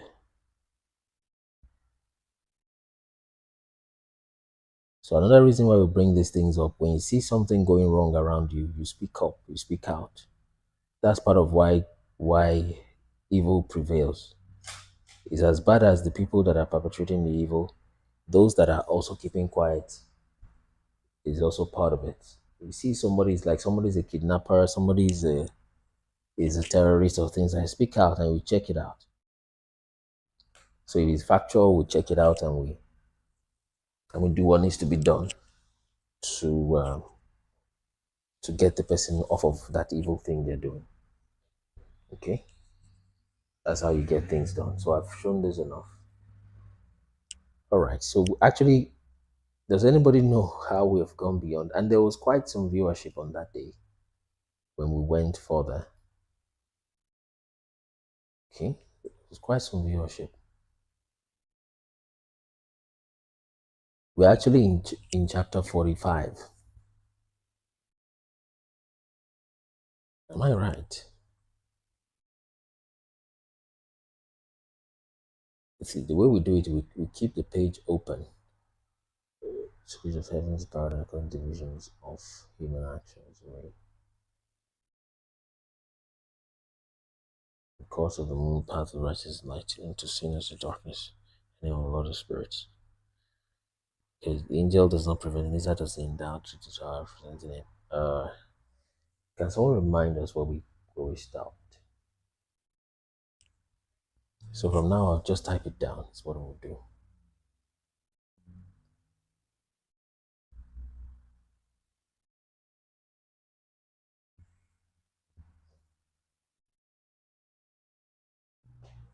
Okay, because it was shown. Okay.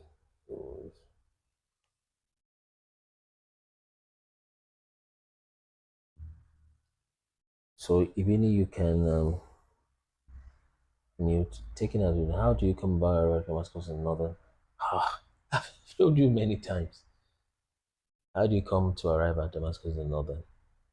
I've shown you many times. Just go to the web. I want you to go search it yourself. And I've shown you where the map is. Downloaded. There are references there. Check those references. Or it's Damasak. Type Damasak, Nigeria, and to show you where it is. If you type just Damasak, it will take you to the Middle East. But if you type Damasak, Nigeria, it will take you to where it is.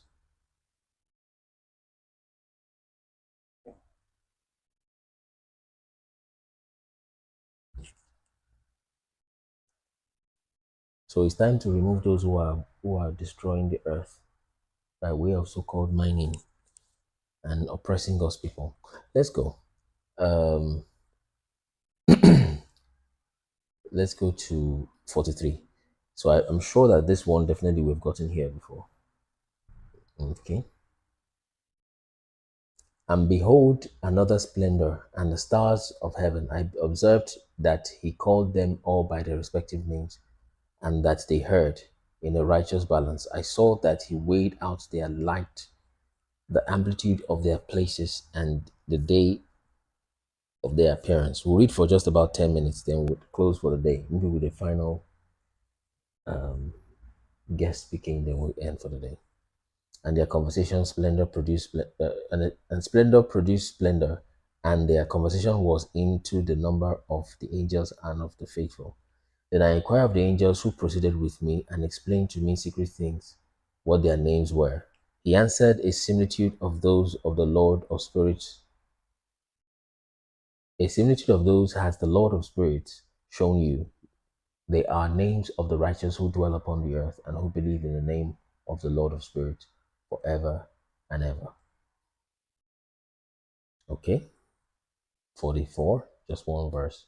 Another thing also I saw respecting splendor, that is, it rises out of the stars and becomes splendor, being incapable of forsaking them. Parable, the second, respecting those who deny the name of the habitation of the holy ones of the Lord of spirits. Heaven they shall not ascend. Now this is far. Did we stop in 25? Sorry, it's sounding strange, honestly, or different from what I think it should be. Vision, second vision, son of Jairus, son of, okay, yeah, we've gone past that. Parable of the first, I remember when we did that. Okay. Yet it shall not, mighty kings of kings, be destroyed, but delivered in the hands of the righteous and holy. Nor thenceforth shall any obtain commiseration from the Lord of spirits. Okay, holy race. Okay, myriad, we've done 40. Division of human actions weighed, petitions of the elect.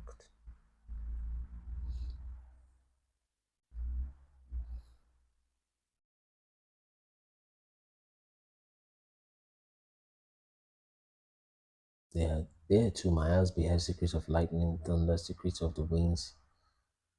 Okay, I saw the wooden receptacles out of which the winds came. Okay, wooden receptacles. Okay, I think we touched on something like that. Okay, wooden receptacles. Let's see, Enoch. Yes, no, okay. So it's an age of deception. So the age of deception is coming to a close. We can link a new tab. So the age of deception is coming to a close. Is what's going on. Open image in new tab. Okay. Or did I get that right? Yeah. Okay. We're opening this. So you mentioned these gates of the winds. The gates of winds in the south, gates of winds in the east and west, like that. Okay. Okay. Thinkers, tell me what you think. Maybe that's where we need to start from. While there was a space knowledge, it doesn't provide evidence. Yeah, tell me what you think. Or you can, if you can hang on, we're done with scriptural reading and you come up and we talk faster because chats can be slow. Okay, chats can be very slow.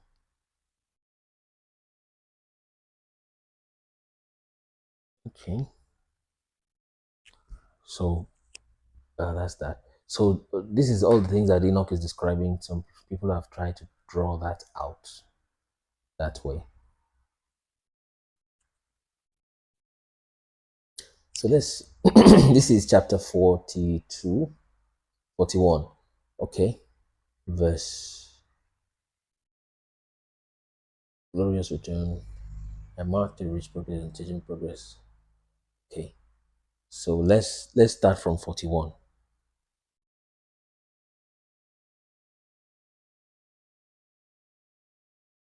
41, 40. Start from 40. From now, I'll be writing down the spot we stopped. Sorry for the delay and the back and forth. Yes, thinkers, please just hang on and we'll talk when you come up. So if we got it wrong, then you can show us some things so we can move, advance the knowledge.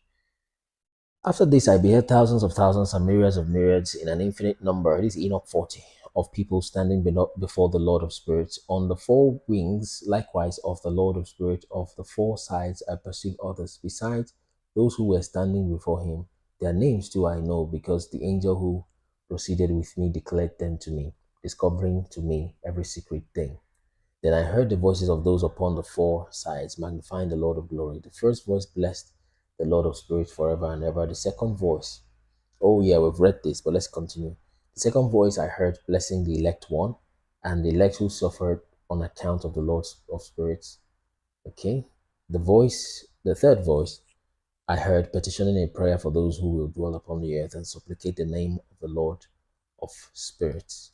Okay, let's continue verse 14. So it now tells you who each of those voices were.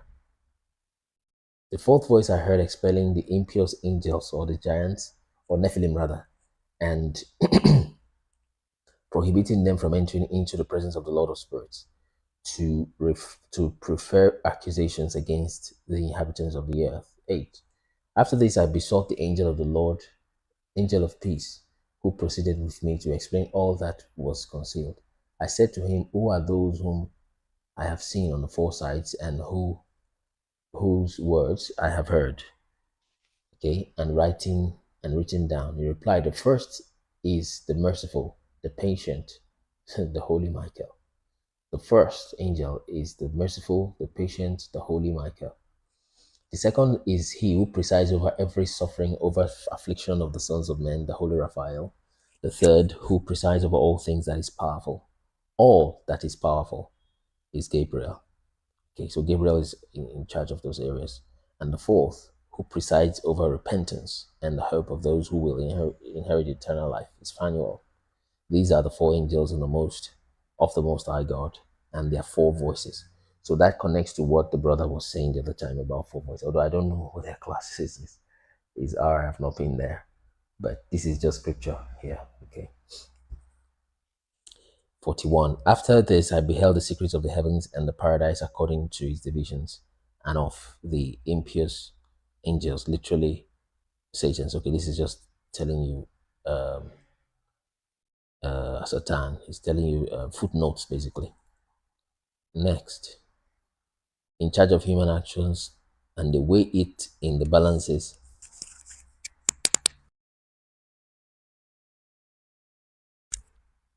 And they weigh it there in balances. I saw the habitations of the elect and the habitations of the holy, and there my eyes beholding all the sinners who deny the Lord of glory, and whom they were expelling from there and dragging away as they stood there. No punishment proceeding against them from the Lord of spirits. There too my eyes beheld the secrets of the lightning and the thunder, and the secrets of the winds, how they are distributed as they blow over the earth, and the secret of the winds, and the dew, and the clouds.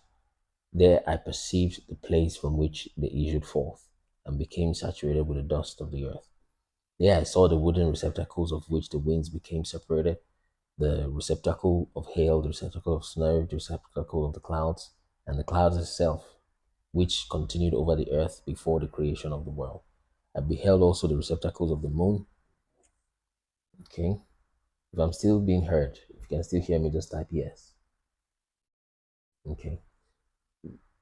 So that it will be in place of F1 that we have. We're entering the last lap of the line for today.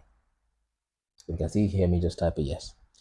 I beheld the receptacles of the moon where they came, whence they came, whither they proceeded, their glorious return, and how one became more splendid than another. I marked their rich progress, their unchangeable progress, their disunited and okay, yeah, thank you. So that where is it? They are disunited and undiminished progress, the observance of a mutual fidelity by a stable oath. Okay, let's keep going. So, like I said, you don't have to grab everything one day. It can become stressful because your soul will it almost gets overwhelmed or addictive, as it were. So we'll take your time, take a rest, read a little bit, come on live, we discuss, you pray, you meditate, you give thanks to God, do things like that, refreshing yourself. So get yourself off of this Western media, so-called entertainment, and all those kind of things. Less screen time. Only that, unfortunately, we have to start literally on TikTok, which is a screen space in itself. So, but then, spend less screen time, spend time praying, you become more human in that sense, really, of which you're really becoming more divine, spending more time praying like that. is a literal general principle, global principle of spirituality anywhere, whatever form of spirituality it is. Okay. And scripture talks about true religion. True religion is blessing the widows and orphans, right? It's SOW. When they're asking you to sow in church, it's something like that. The S is for strangers, the O is for orphans, the W is for widows. SOW.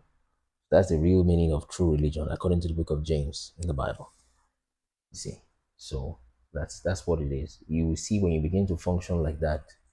Don't eat unhealthy foods. Don't eat the food that goes to your soul, that goes to your body.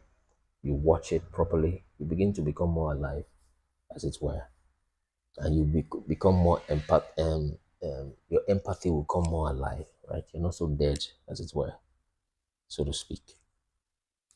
Okay. So they are proceeding forth from before the sun, and their adherence to the path allotted them.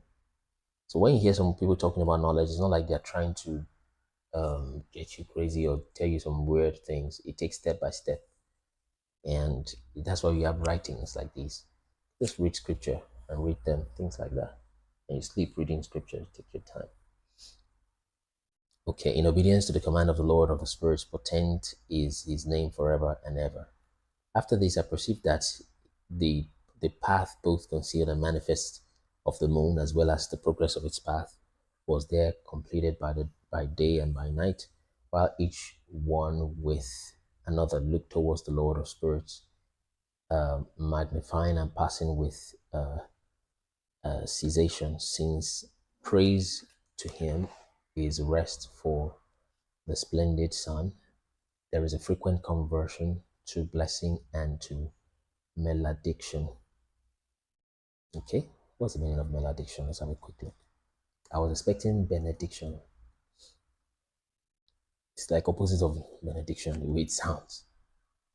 But let's check meaning of malediction. Okay. So malediction, a magical word or phrase unuttered with intention of bringing about evil or a curse. So yes, it's the opposite of benediction when you check the etymology. Benefactor, like that. Okay.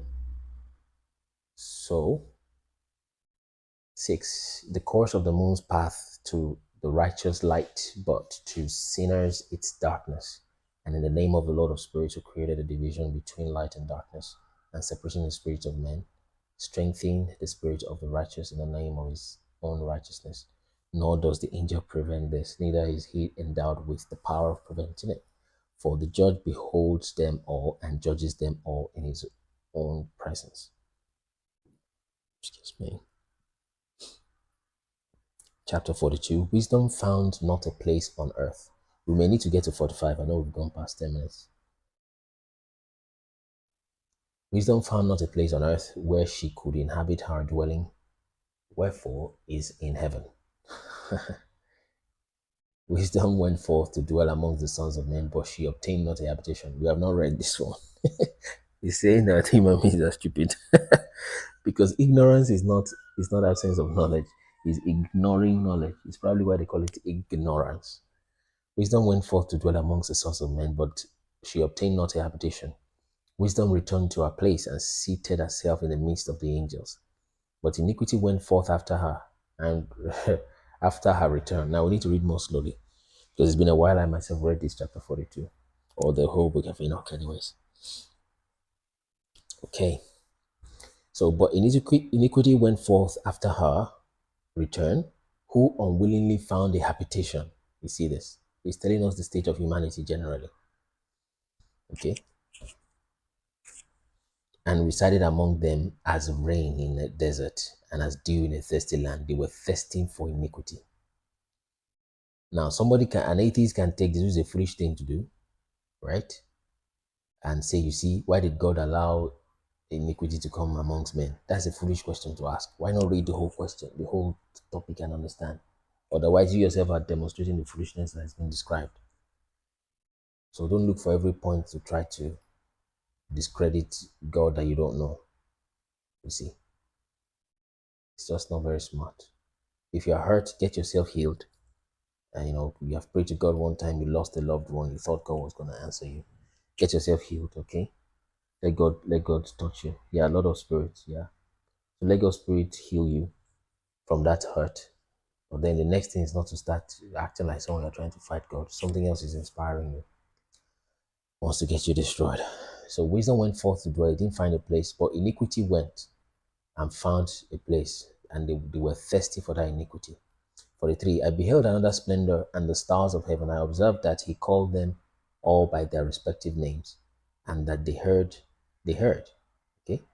And in righteousness, and in a righteous balance, I saw that he weighed out with their light the amplitude of their places, and the day of their appearance, and their conversation. Splendor produced splendor, and their conversation was into the number of the angels and of the faithful.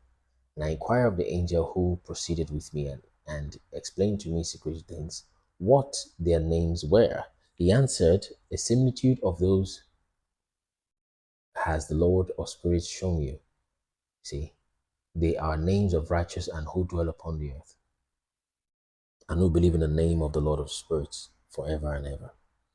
Okay, let's check this next.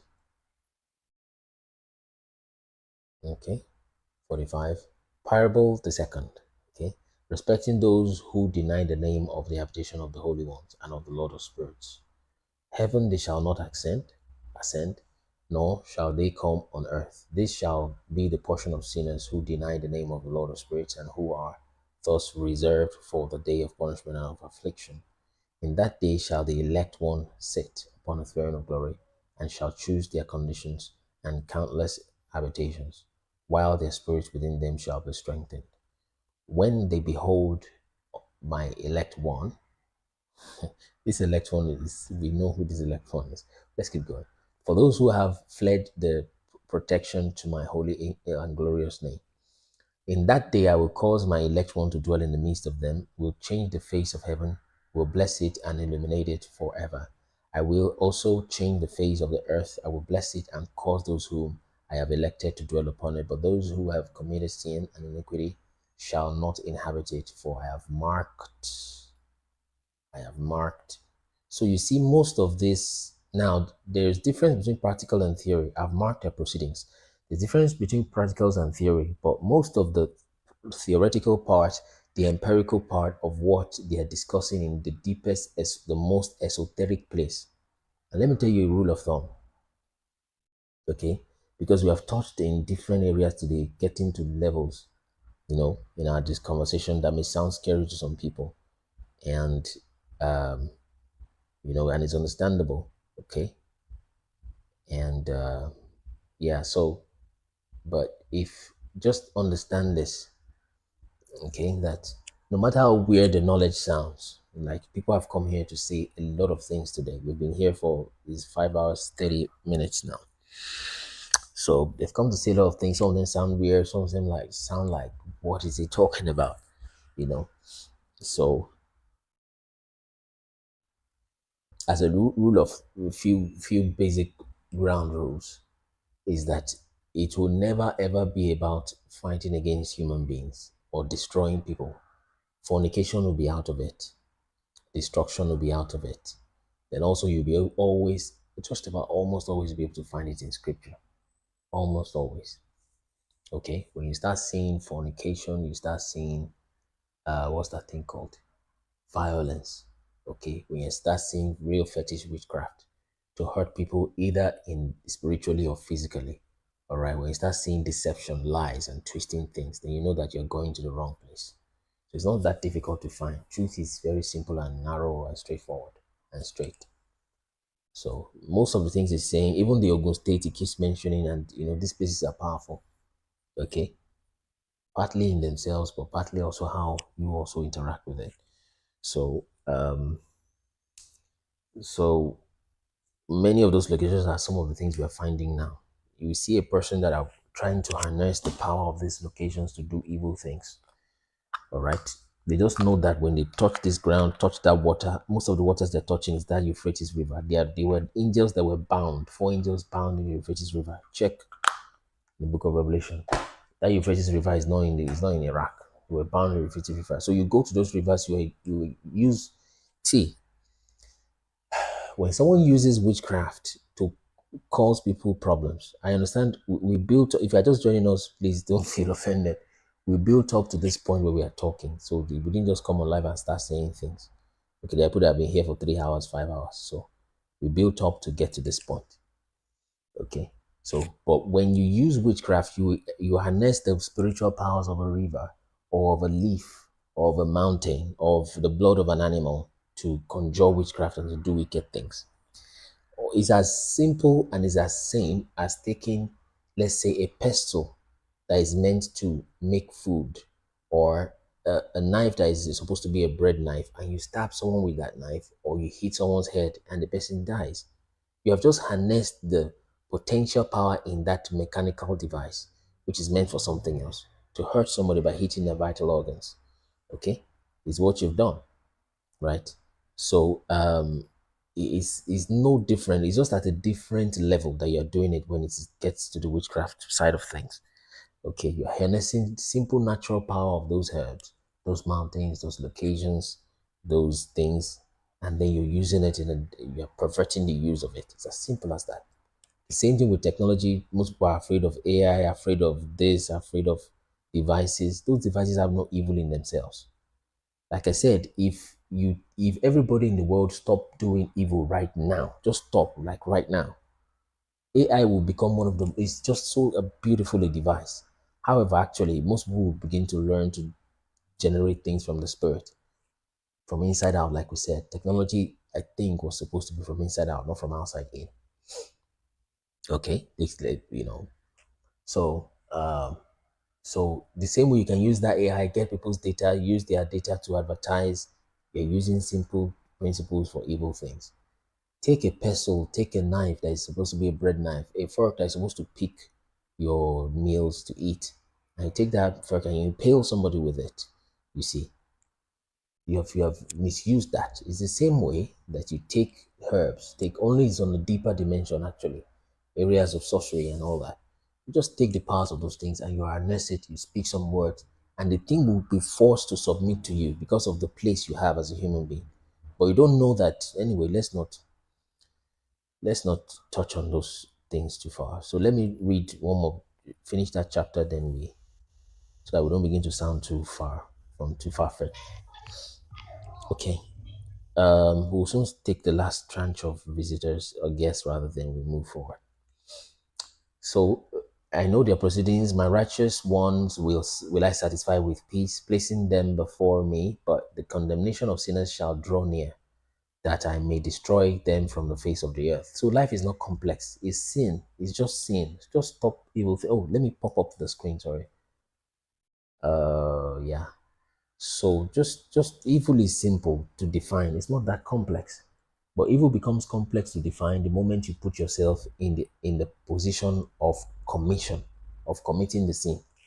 All of a sudden, it's difficult to define sin. But if you put yourself in a position of reception, as a receptacle of that sin, then you will know that sin is not difficult to describe. You know exactly what sin is because now you're in the receiving end.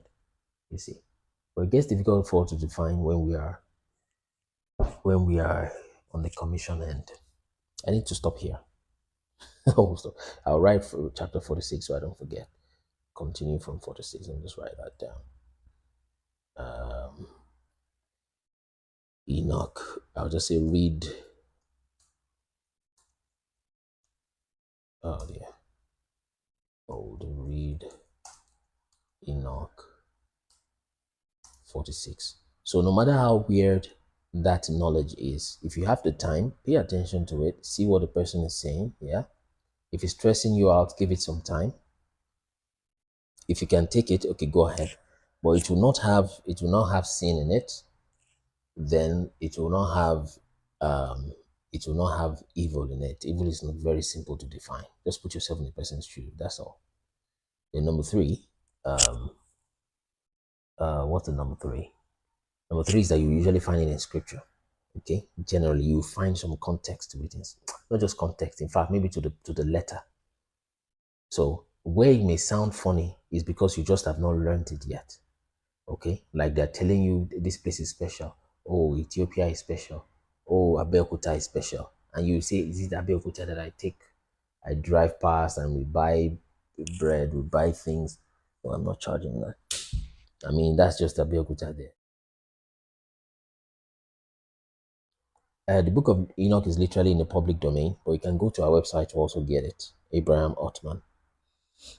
So, that's that. Let me. Today's live is ending up at 6 hours. I think that's about the maximum we've done so far. So he's about to get to another 6 hours, just like some days ago we did 6 hours. So that means I may not be coming back tonight. I usually don't come back at night, anyways. But this is a day I could have come back at night, but I'm not coming back tonight. I don't think so. All right. Please, can you mention the 2 remaining dimensions? Just to mention explanation. Just go on our website. That's the easiest thing. Okay. So yeah, so this is the time for this person to request. Who was that person? I've forgotten their name now. Anyway, anybody can request, but especially the person that was asking about Damascus. We can, yeah, thinkers. There you go. Welcome. So let's fill in this box. Fastest fingers. We fill in the box. There's 3 more spaces. When we fill in the box, then we use that as the final flow. If we'll give preference to, this is a closing. If we were starting and there's still a lot of energy, we give preference to those who are against our ideas that we've put up here. Okay, but towards the end, we will ask you to come back on a fresh day. So we'll be here tomorrow morning by God's grace. So, but we'll still give preference anytime, especially towards the start and the end for those who are just coming for the first time. So let's have 3 more requests. Request now if you want to, so that I can pick you up. So for maybe questions, maybe submissions, like final remarks, thank you, you've been doing fine, God bless you, bye-bye, things like that, and all that. So I don't think I'm getting any requests. So if that is the case, let's have let's do it let's start with thinker. Okay, there's a request coming up. Just a minute. Okay, Ibini is here. So we'll do it from the top then, right? From I am, then thinker, then Ibini. So 2 more requests if you're there. 2 more requests so that we close for the day. We're continuing up 46 tomorrow. The 46. I've written it down anyways. So let's start from I am. So we will still use time, especially at the end because of strength and energy.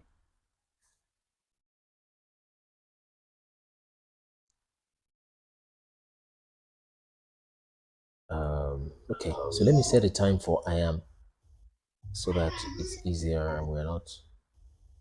Yeah, you can start already. I am. Let's go. Your submission, your question, your appreciation, whatever. Yeah. Am I on now? Yeah, Yes, I I can guess hear I you. am. Yeah, I like. I've been following you for a while now, and I guess the things you talk about are true. I don't know if we don't know about it. These things are true. I wrote my first book somewhere 2012, and the second book I wanted to write about the divinity of Jesus, whether it's a myth or true, a truth. And in my first chapter, I was examining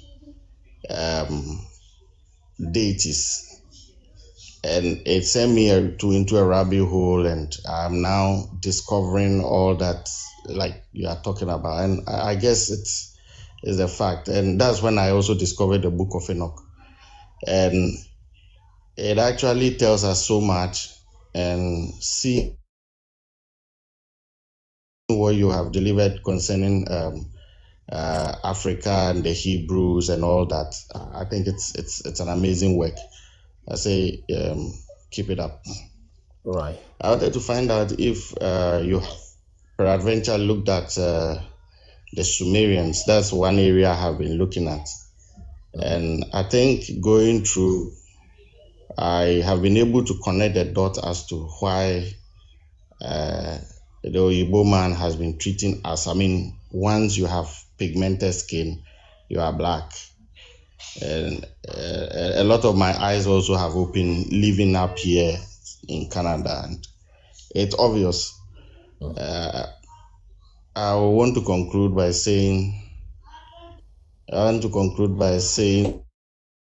to steal, to kill, and to destroy. In the last 6 months, doing my own research, that's what I have seen. So the devil is an entity, and he is operating somewhere among these, and that's what he has been doing now. He has come to our people, he has stolen, he has killed, and he's destroying. And look around the world now, you know where I'm talking about. You can clearly see that that's what is going on. So kindly tell us, I don't know what you think about the Sumerians, their writings, and how it also connects to the subject matter that you have been looking at. All right, Thank you. Yes, thank you. So, based on my opinion, and when I read the Sumerian text, the Epic of Gilgamesh and the rest, and even the Emerald tablets, what I see, like I've usually said, is it seems to be a merging of false science, falsely so-called science, and idolatry, in the sense that the deities we hear about, Shango, Ogun, Obatala, these are human beings, but then they're deified. I'm talking about the Yoruba cosmology now. So they deified them, and then they're using their names as Orishas, is what they call them. So if that had gotten into the hands of these people, they would have exhumed that and say, okay, this is Yoruba text, maybe not even Sumerian text. And they begin to say, you see, these are the gods that created us, they are this and this and that. So those ones have their own. The Chinese have theirs also. Everybody had theirs like that. But it just happens that it's that Sumerian one that is weaponized in this text. And where did it come from? It came from a land that they had authority over, where they had named the places so many times. Okay, that so-called Middle East, like that. They have renamed, that place has been renamed so many times and is potentially the most renamed place in the world. Over 20,000 names given, especially after the Ottoman Empire that destroyed those places. So when you have a so-called science that controls time, imagine that you are given a power that when you tell anybody their age or the age of their civilization, then they will tell you yes, they will agree with it. And you put that kind of power in the hand of an imperialist. So you can imagine what an imperialist and a colonizer would do with that time. They can manipulate and will manipulate it to tell any narrative.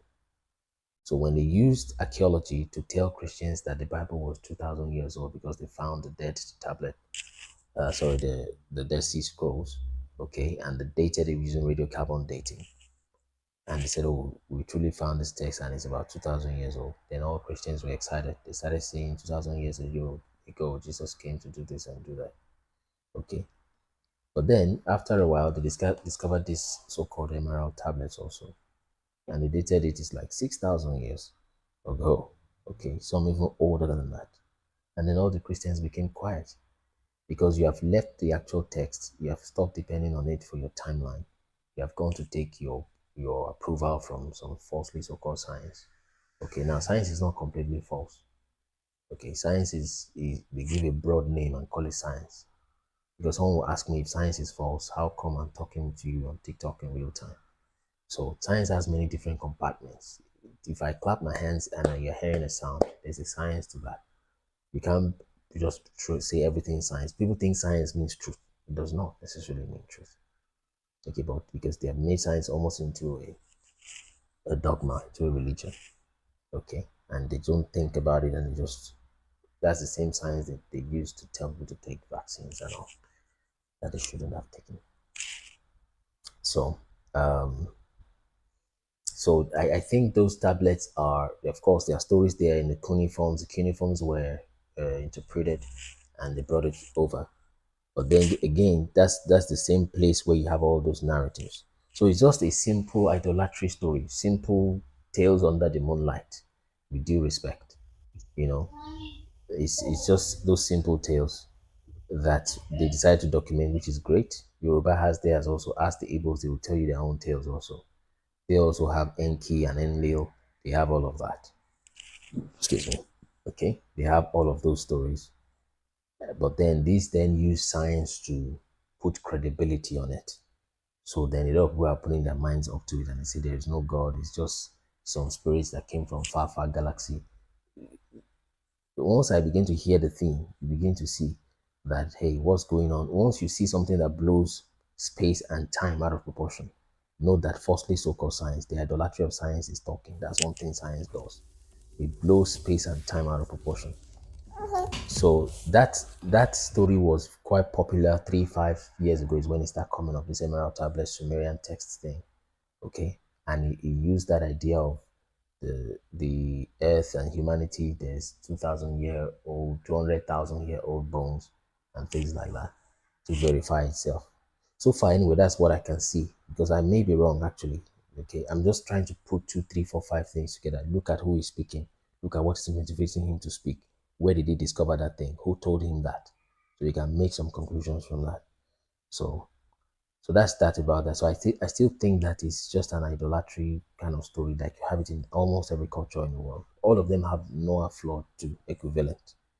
Okay, and I think the reason they all have Noah flood is because Noah flood actually happened maybe around 2500 BC thereabout, and then they all migrated. But because of the Chinese whisper effect, the story kept changing and changing. The names changed due to language, due to time, due to space dispersion.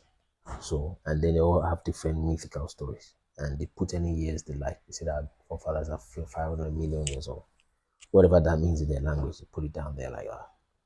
But then science, which is supposed to be mainstream, is confirming that with that Sumerian text. You see. So that's what I think about that. So let's go to thinkers. Were you going to say something else? I am Meg. I think it's a good observation. I want to know more. So if there are other ways where we can link up. Okay. I want to know more, and I feel I also have a few things to clarify or to share about that. Oh, that's great. Yeah, you can do me a DM. Okay. Yeah, okay. So we'll see about that, so that you can close as you were saying. I don't want to go so much into it. Oh, we have a lot of back and forth. All right, thank you, brother. Thank you so much. Let's have Thinker. Thank you so much for waiting. Sorry about the delay. Let me refresh your time. Let's go. Yes, okay. It's okay. Just to clarify, you made a claim earlier on about Damascus is called Damascus. Is that what you said? Okay, Damascus. You said that Damascus. Okay, and you said it can be found in northern Nigeria. Okay. And I did ask for your primary source. And you referenced me to your site, which I've actually taken a look at, and I realized that what you did was you had a map, which I think is probably copied, and you write some things on it. Just to clarify, are you referring to the same Damascus where Paul had his first vision in Syria, which is the oldest city in the world? Or you're talking about something different? Let's start from there.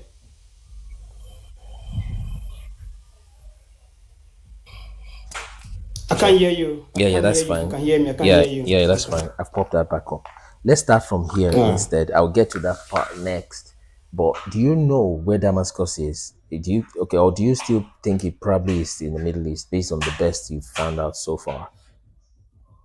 Yeah, based on the evidence we've got, I would believe that Damascus is where Damascus is. Okay. According to every source that we've got. Okay, great. That makes sense. All right. So now let's move to the next one. Do I think it's the same place where Paul had the visions? Yes. T. I think there's onions at the top, isn't it? So, do I think it's the same place where Paul had the visions? Yes. Okay. And in fact, okay, go ahead. So you're saying the Damascus in Syria, is the same one that Paul had a vision, or is the same one in northern Nigeria? We need to try to differentiate. Clarify, yes, yeah. disambiguation. I understand. Let me quickly share my screen with you. Okay, where is it? That bone? No, not that one. This. Okay, now this is the Damascus that we found in northern Nigeria. The Damascus that everybody knows is, of course, where you have Jordan, where you have Iraq in the Middle East. Okay, are you still there? Are you still there, thinkers? Yeah, I'm listening. Yeah. Yes, I'm listening. yes. I'm laying. I want you to land. That's I'm just quiet. Yes, that's fine. That's fine. So this is the Damascus we know, that everybody knows. We type Damascus today, this is what you find. What we are saying is actually here. Okay, it's actually here in this place. Is what we're saying. And he said he went into Arabia, and we have said before that Arabia is different from Saudi Arabia. Saudi Arabia, the Saudi is named after a family. It's a different Arabia. That's just renamed that way. The real Arabia is here, and we have shown you from Book of Josephus how the real Arabia is there from this. I don't know if you were there when we were discussing this. Look at Arabians there. Okay, this was something that happened between the real Israel and the real Arabians. How some cities were taken from them back and forth. Okay, and they were taking cities from each other. Can I just ask the question, because there's a lot of going on right now, which I won't be able to I'm going to lose my line of thought.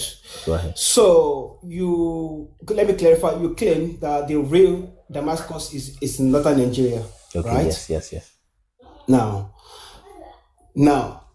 you're showing me a map on your own page or website.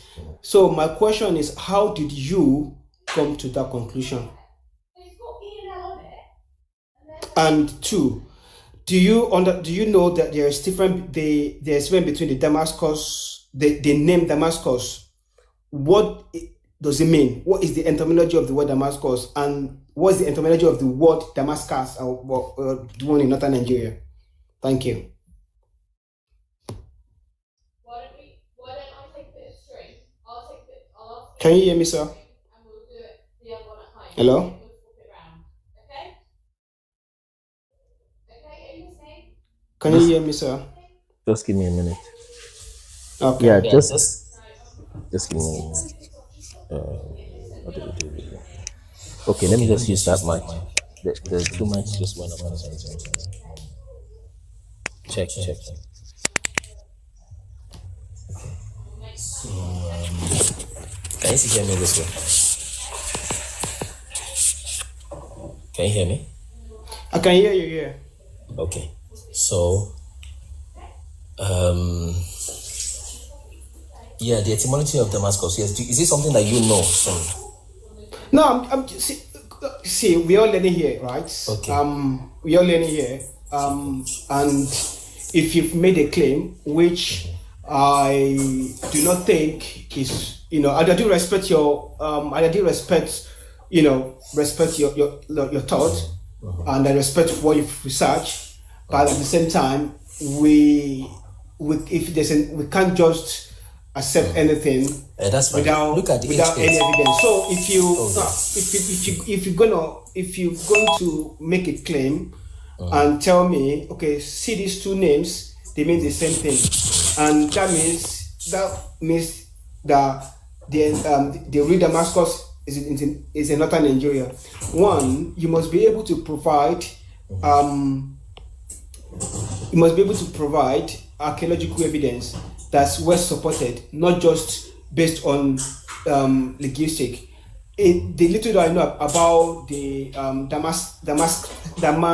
what do you call it? Sorry, Damascus. The one in it's the linguistic right from Canary language. Damascus, on the other hand, it's from Syriac language, which means well watered. The other one, which from Canary language, means something with red soil or something like that. Now, if you're gonna, because they have similarities, then you must be able to provide archaeological evidence that is well supported. because Damascus in Syria is one of the oldest cities in the world that is dated back to the Roman times. So we cannot just come to conclusion based on one thing. We must be able to provide evidence that is beyond reasonable doubt. So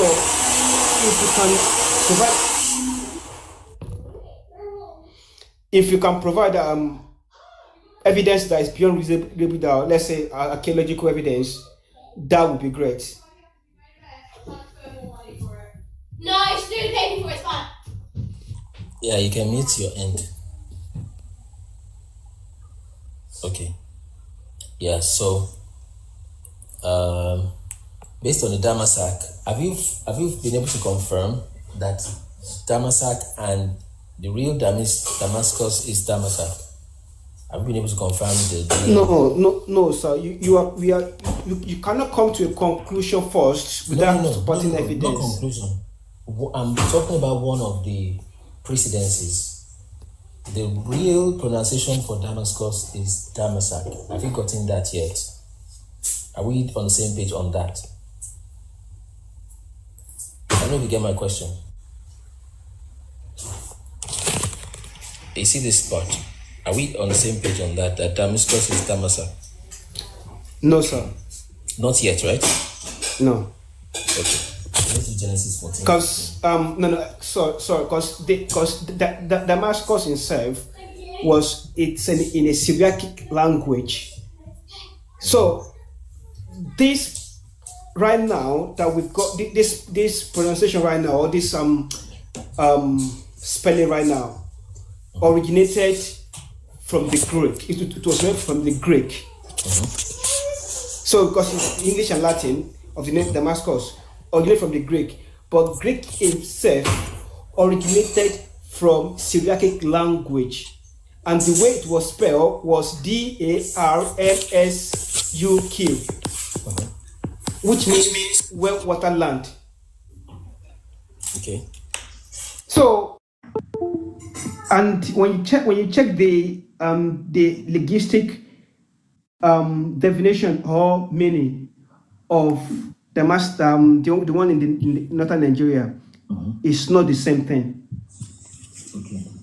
Yeah, and secondly, by showing me this, I won't call it primary source, because anybody can do that.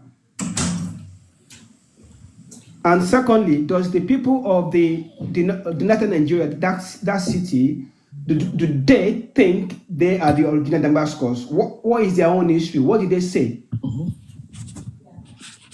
Okay, I get your point. So, incidentally, that when you go to Genesis 14, 15, okay, just to show on the Damasak, we're talking about Genesis 14, 15, interlinear. Okay.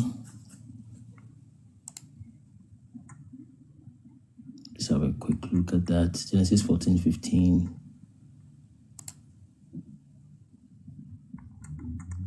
Okay, so we're going to the root of Damascus. I hope you saw that. That was too quick. But that's Damascus there, okay? Are you following this, brother?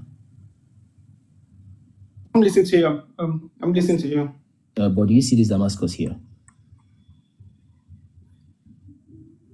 Yes. Okay, so I just click this, and that's why we put H11834 there. That's okay. Okay, yeah, so that's Damasak there. Damasak. Okay? Okay, but that is pronunciation. I know that's pronunciation. But then when you type, just want to show you some of the Damasak in Nigeria, just to generally understand where we are coming from. We'll still do more sources, like you said. Okay, so this is, let's push it in. That's Damasak right there. Damasak Road, Damasak, Borno, Nigeria. Oh, is that showing here? Or do we do this? Let's do this way. Okay. So that's Damasak. Borno, Nigeria. Okay. And okay, let's maximize that. And that's Damasak right there. That's the map. Zooming out. I'll still prove it. I just want to show the basic context first before we. Can I say something before you go forward, sir? No, just hold on a minute, please. So that's Damasak there in northern Nigeria. I'll zoom it back in. Okay, put the pin there. That's Damasak. Okay, now let's go deeper. I'll show you 2 more references so that you can add what you want to add. So stay on. So that's why I put that H134 so people can go look up that number. Okay, but that is reference H8. Okay, but let's go back up. That Damasak there at the top.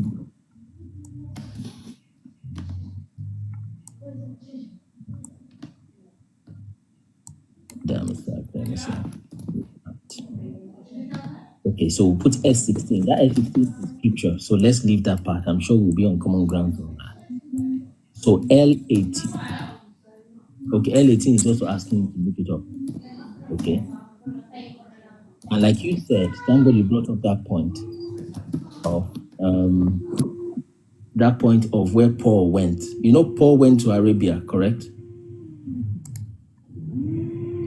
You remember that? Are you muted? Yeah, you're muted. I'm here. Yeah, I'm listening. Yes. So, and I've shown an extra evidence. People selling it for £2. Sorry, your voice is cracking again. Is it cracking or is low? If you get them 16 and they don't fit you, I'll buy them. If they Okay, it's don't better fit, now, I'll yeah. replace these ones. I've muted you, but you can. What size would you be? So look at this. Yeah. So look at this, and I've shown you where the real Arabia is using this text, right? So to show you that the real Arabia is just about the northern Nigeria there. These are countries in the borders of Arabia and Israel. And I've shown you where the real Israel is. Samaria is the northern kingdom of Israel. It's all through these areas. Based on another... Sir, you've moved, I think... You can take it. I think you've moved... You've tried to move everything together. Okay. I just want us to pick one thing and stick to it. It will be easy like that because I know it's a big topic and a broad topic. Mm-hmm. Now you show me the strong with the linguistic coincidence to connect as a historical connection. Okay. So if I say Chicago and Chikaku in Japan, does it mean that they are the same thing? I understand you. So we can't just use that. It's not enough evidence to come to a conclusion. Mm-hmm. We know the place that is called Damascus in Syria is a place. Okay. It's not an abstract place. It's not something that's just that's not physically there. It's there. Let me do a quick one. Sorry to interject you. To help our journey to be quicker and easier. Just hang on 10 seconds. Currently, as we speak, do you think the Hebrews look like dark skinned or light skinned? Sorry? Do you think the Hebrews are light skinned or dark skinned? Have you thought about that? I don't know. I don't know. Okay, that's fine. That's Hebrew, because the Hebrew, the Hebrew that I know probably be no longer in extinct, right? Yeah, it's extinct. Yeah. So, but okay, let me stop it there. I do not, because I know that there are some black people that think they are the Hebrew. I don't subscribe to that. There's no evidence to support that. I don't really want us to go down that route because let's just stick to this because if we go down that route, it will be a long discussion on that. Yeah, I don't really have the time. But it's just this main topic that you said Damascus. Damascus that we know of is a city. There are a lot of archaeological evidence, both written and both structures and both, artifacts that's well supported. Whereas when you go and read the history of the place in northern Nigeria that was established in 1500, it's different. It's totally different. It's not the same thing. And if you claim that it's the same place, that means you're saying that the Romans has actually conquered and ruled Yoruba land, because Paul in the book of Acts was on his way to Damascus. Exactly. So that means you're saying that the Romans has conquered Yoruba land, they had governors in Yoruba land, but there is not any evidence both from the Romans to support that, both from the archaeological evidence to support that. For instance, when you come to England today, there are roads that is dated back to the Roman Empire. There are the London that we know today. It was a Roman city. Yeah, there's the evidence to support that. Yeah, even though written evidence, that we all know, every evidence shows that Damascus city in Syria was ruled by the Romans. There is evidence that supported it. Okay, I got you. So you must be able to supply or provide an evidence that is beyond reasonable doubt, not just one name that sound alike. Okay. It's like you saying severe in Spanish must be related to silver in English. I understand you, brother, but I understand what you're saying. Okay, and that's the more reason why I'm trying to show you a bigger picture.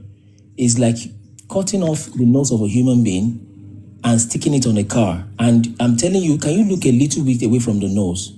All right? And you say, no, because there's a nose here on the side mirror, this must be a human being. And I'm saying, zoom out a little bit. This is plastic here. This can't be a human being.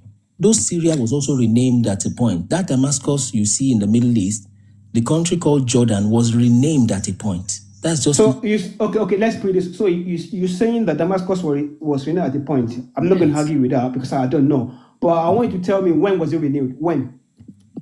Check the places that are most renamed after the Ottoman Empire. Anyway, the straight answer. I do not argue with. I did not say yes or no. I didn't. But if you think that Damascus was renewed at the point, when did that happen? Let me show you. We are on the screen together. Yeah, that's fine. Yeah, that's fine. So I think it's just after the Ottoman War, but let's just check. Okay. When, in fact, it's earlier than that. Just watch. When Syria got its we're talking about Damascus and not Syria. Syria is a country. Damascus is different because the idea of country was so different back in the Middle Ages. That's true. Yeah. So you have to look at Damascus, not Syria. Let's see if you're able to get that. Only, can I say something? Let me try one more time before you try. Just give me a minute. Okay, Damascus of Egypt. It's going to show you conventional history, which is the same point you and I are trying to work with. It's showing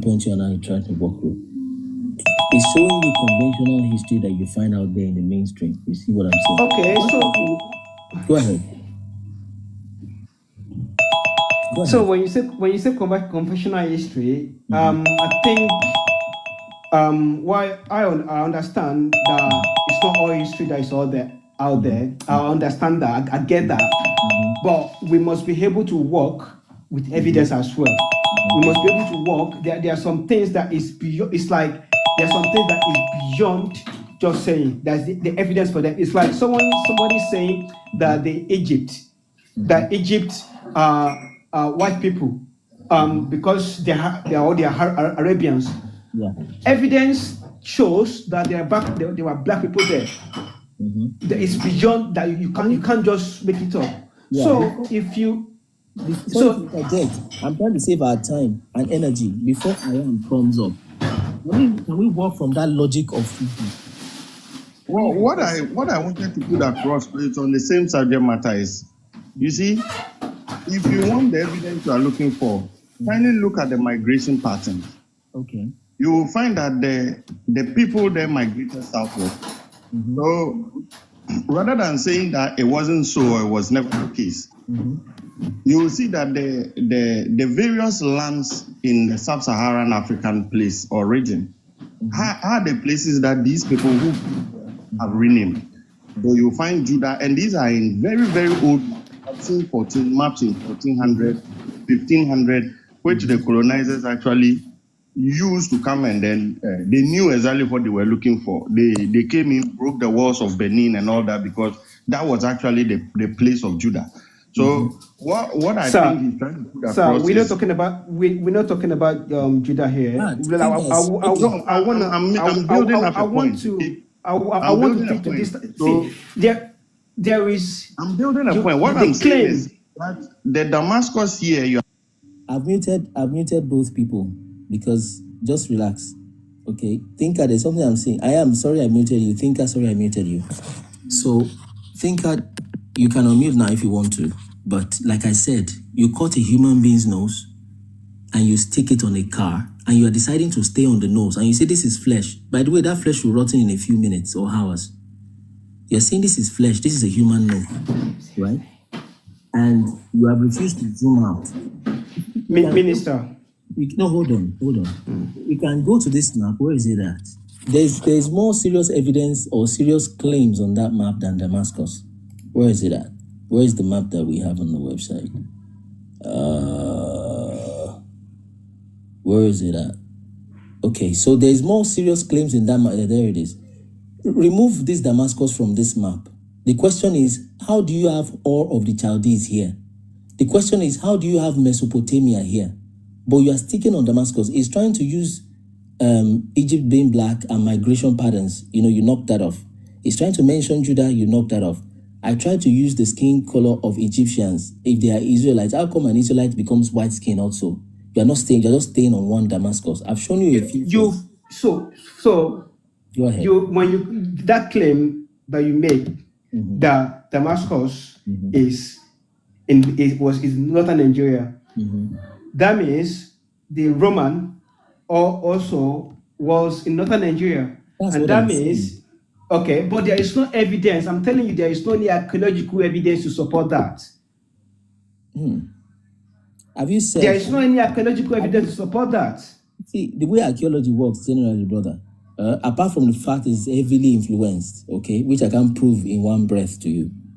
But then, when you are looking for archaeological evidence, they start from some places like mainstream and say, okay, fine, this is the area we know this thing is. It's just the same thing that happened. If you check the part 2 of my interview, they went to this Red Sea, the actual Red Sea. They went to the Yes, it's Red Sea, Red Sea, we know that. So they went to this Red Sea in Eritrea and was looking for chariot wheels. And of course, they found chariot wheels. They were looking for bones of people who perished in the Red Sea, supposedly. They found it. And they bring it forth as archaeological. Would they be correct? Yes. Because that's the area they are searching. But I tell you, if you go into the Nile, you will find many more chariot wheels because that's actually where they perished. Right? They go here and they look for a mountain in Saudi Arabia that has a black top. They say that is now because fire descended on it. That's where people are from. And a brother is telling us today, there is a mountain, it's actually in Ethiopia. Is it? Yeah? Border of Ethiopia and Kenya, it's got the same dark top. But will you find archaeological mountain here with a dark top in Yemen, in Saudi Arabia? Yes. Will you find it also where it really is? Yes. So that's how archaeology works, brother. And it's heavily influenced. But like I said, remove the Damascus. Forgive me for the Damascus, of which it is correct. I'm not saying it is wrong. But delete Damascus from this map. You have more serious problems to deal with, like putting Euphrates in Niger. That's a more serious blunder, I mean, in that sense. But we are refusing to leave Damascus alone, and I'm not sure why. I don't know if you are seeing my point. There's more serious problems on this map than Damascus, brother. Have you not seen? Yeah, of course, there are more serious problems on that map. Yeah. Because there is no any evidence to support it. I think I saw one of your videos. And I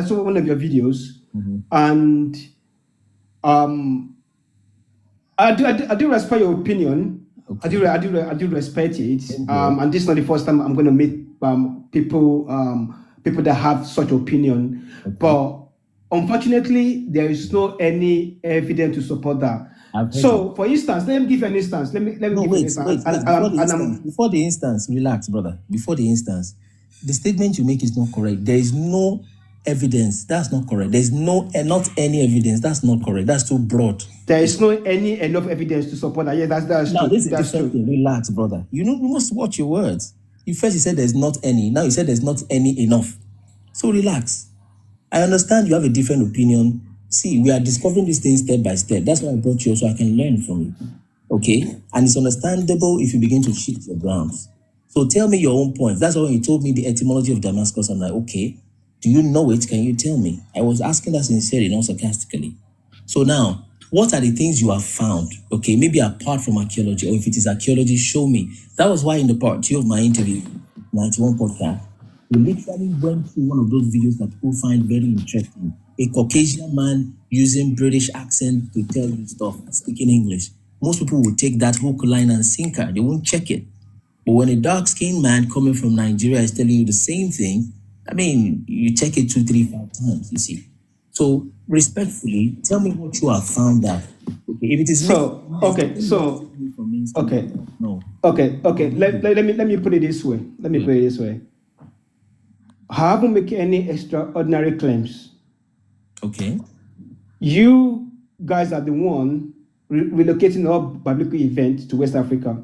Okay. Therefore, you guys need to provide extraordinary evidence as well. Beautiful. You need to provide historical, archaeological, linguistic evidence to support such a massive shift in biblical geography. It's not just telling me, look at this word, they look alike. They look at this thing, they look alike. It should be more than that. For instance, I think the last time I've had a conversation with you once. You might not remember, but I have. Okay.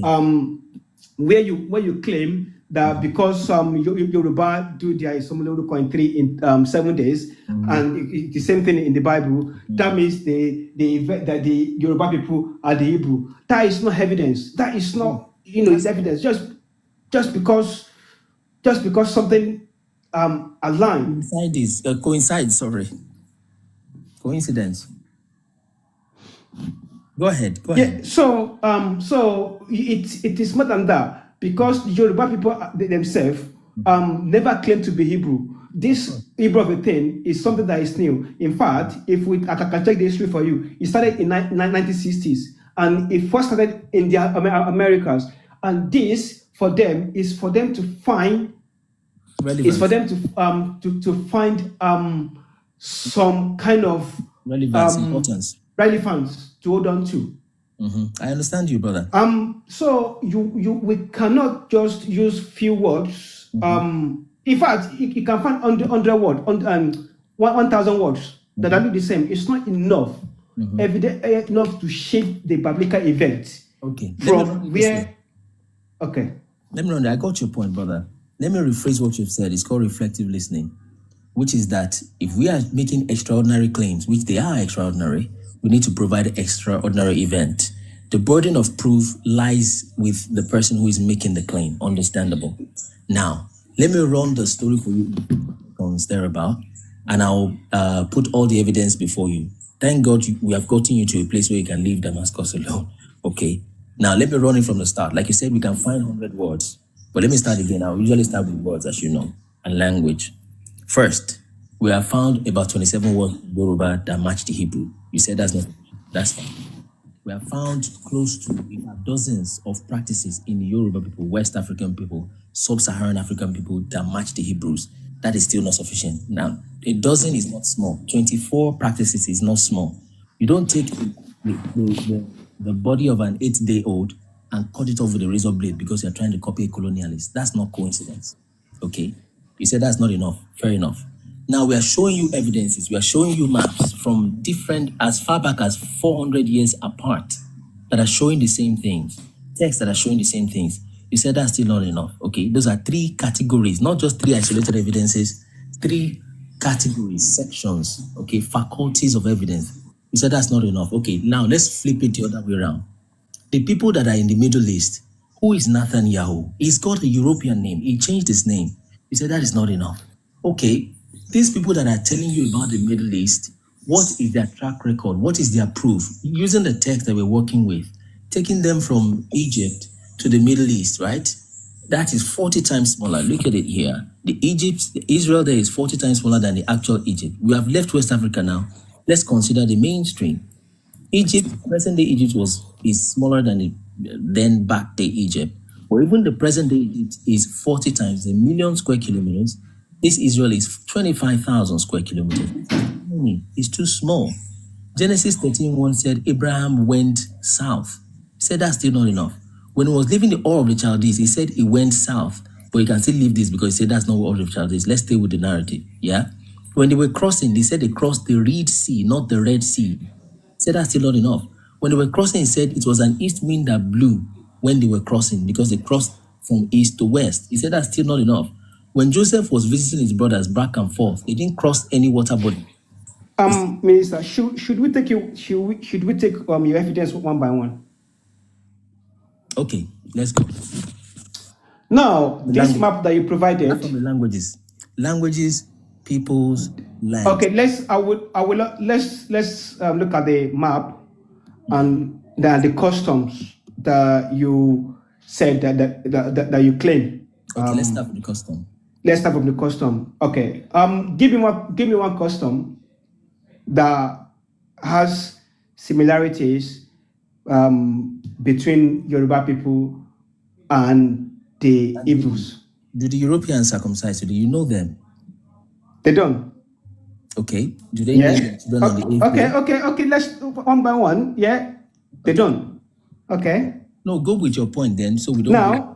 Now, do you understand that there are so many cultures in the world that do circumcisions? Tell me where they are. In Asia, they do. Okay. Where else? Africa does. Okay. Do they also name their children on the 8th day?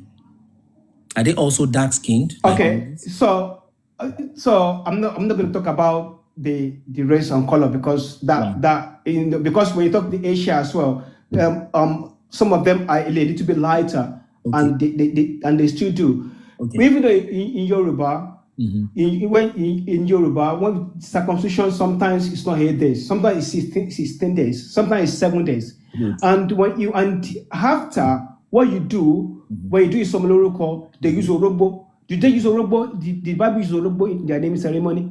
No. They use Adun.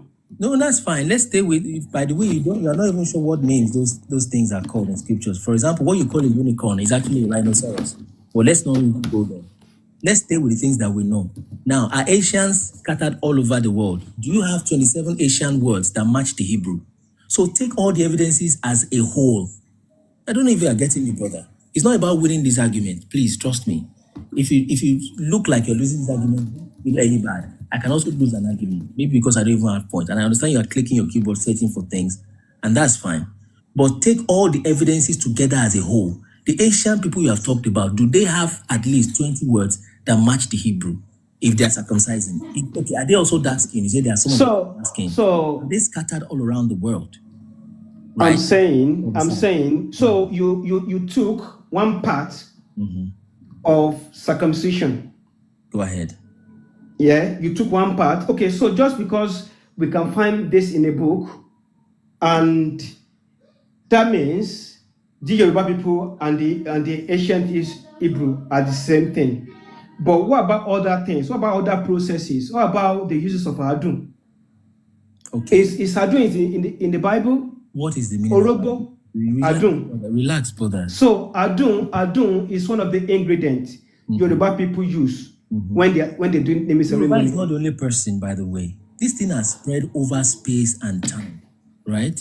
Like somebody is saying that, do you understand the meaning of deception? But even apart from the deception part, just time in itself, put anything on a spot, even if it is a stone or a rock, give it 2,000 years, it will change significantly. So when you say time, what time are we looking at?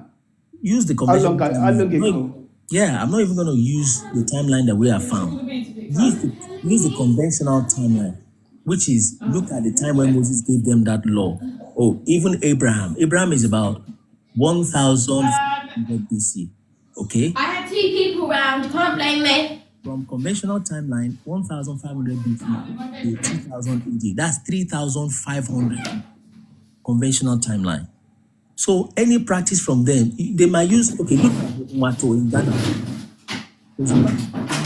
Where they take the red mud.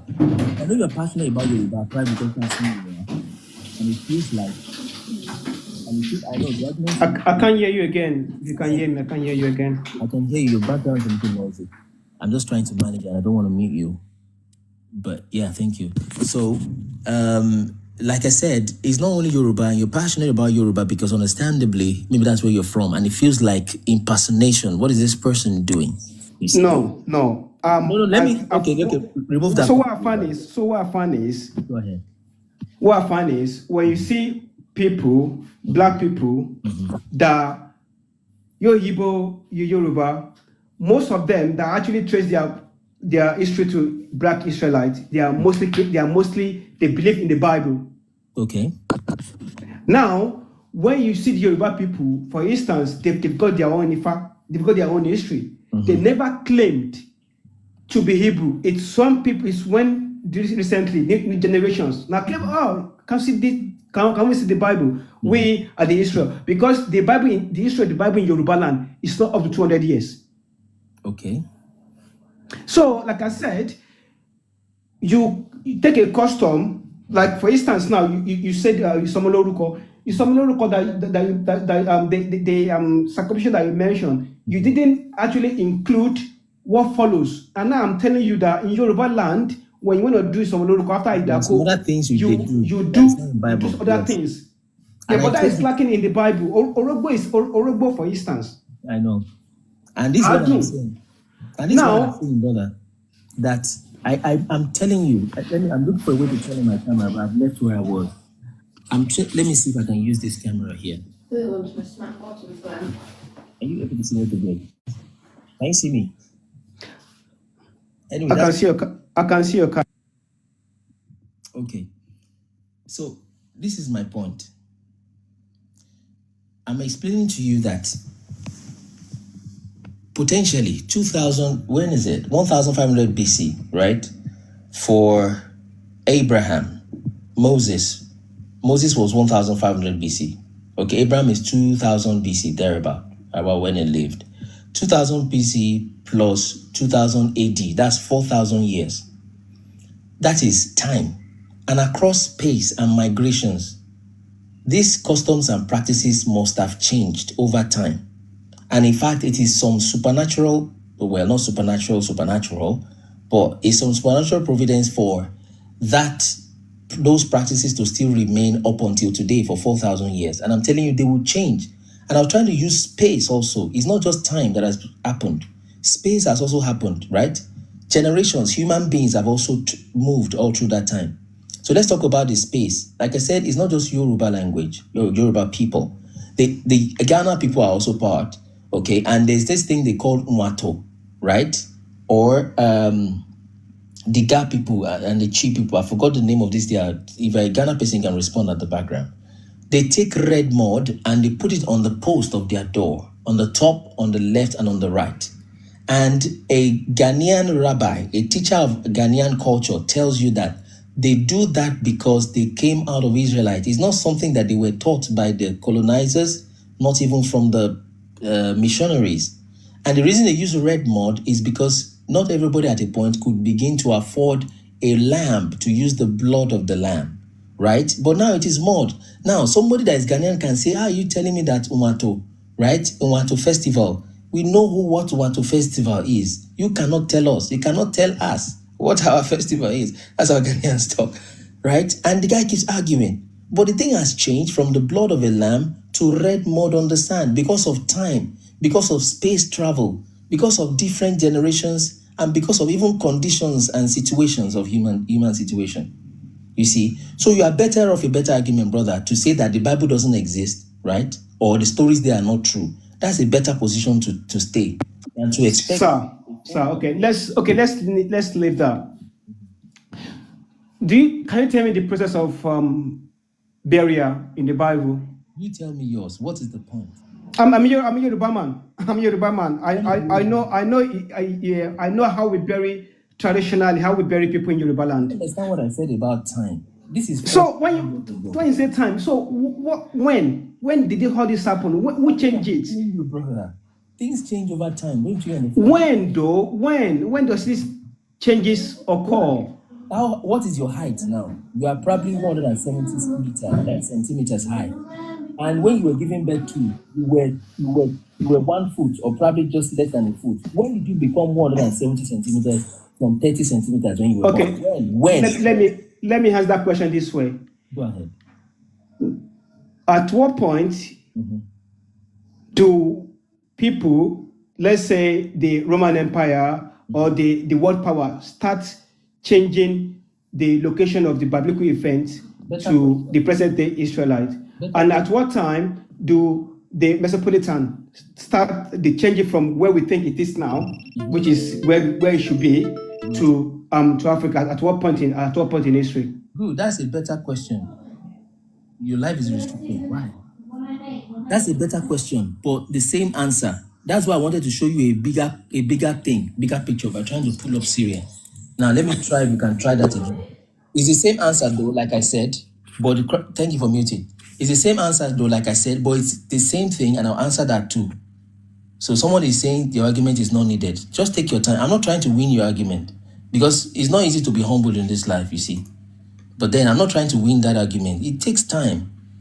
Let me pop up to you when Syria got its name. I wanted to use Syria. When Syria got its name in the world. Let's try that. Asia, Syria, just give me a minute. Turkey, I need a date. Where? Okay, not where, when. Okay, just to show you some things. Civil War, can you give me a year? 1940s. Do you see this? Syria gained full independence. Okay, sounds like independence. Let's try Jordan. That's 1946. Keep that. Syria name has been a while. At least Syria name has been over 2,000 years. Just to let you know, it's been over 2,000 years. Going back to the mainstream. But I see you are going. But take your time, brother. This is not going to work the way I'm seeing it. Take your time, right? This thing happened. There is something called the Palestine Exploration Fund in 1865. When Queen so-called Victoria, I don't want her to flag live, but went to start digging things up in Palestine. There's something called Palestine Mandate in 1917. Have you heard it before? They gave that land to them in 1917. They gave it to the Rothschild. Do you know who Rothschild is? When something gets in the hand of Rothschild, right? Do you know who Rothschild is and how much power they have? Okay. So 1917, they gave them that land, of which they tried to give them Uganda, right? In 1903, 14 years before. And normally the way humans operate, you go for your best option first. Okay, you go for so they tried Uganda in 1903 and it failed, and they tried Palestine, it worked. And then they started generating excavations from there, you see. And then that was after they have done the scramble for Africa, which is really the scramble for the real land of Hebrews, in 1885. So you have silenced the real people, create an alternative, you see. But you go check these things, please, right? So, I didn't know that, Ania is just finding that out. And that's what you get when you just, that's why we put it out there. There's a 22-part world history series we have done. It's on the website. It's on the So let me land. Just let me land before. Okay. I understand. Okay. So, like I said, it's a gradual thing. 1903 failed for Uganda. It would have been worse in Uganda because it would be closer to the real land. Very, very strategic. You have just Ethiopia, and they have tried to colonize Ethiopia so hardly, by the way, they were not successful.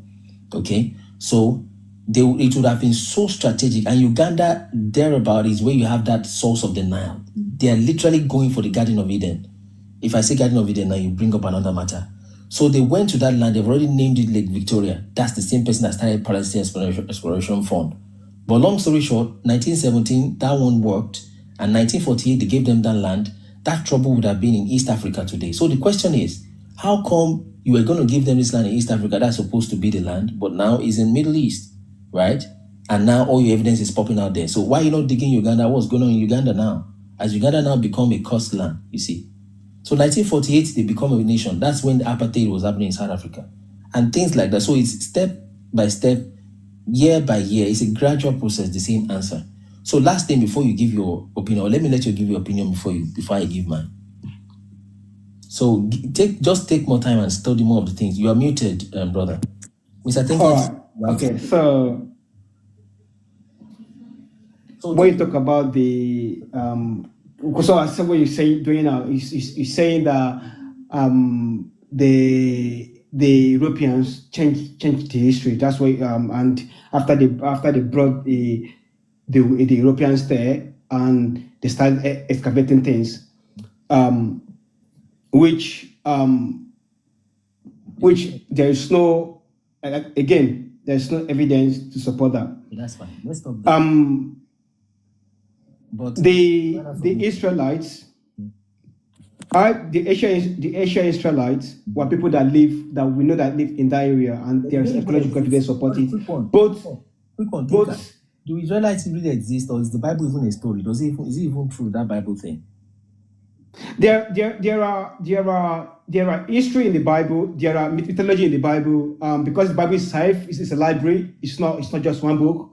It's a library that was put together. So it's different books that was put together to make up the entire, let's say the Old Testament. It's not just a book. So there are some history, but there are some mythology there as well. Don't worry, there's no point. I mean, Moses all the way could even be a mythical character. It's possible. It's possible. There's no evidence that Moses lived.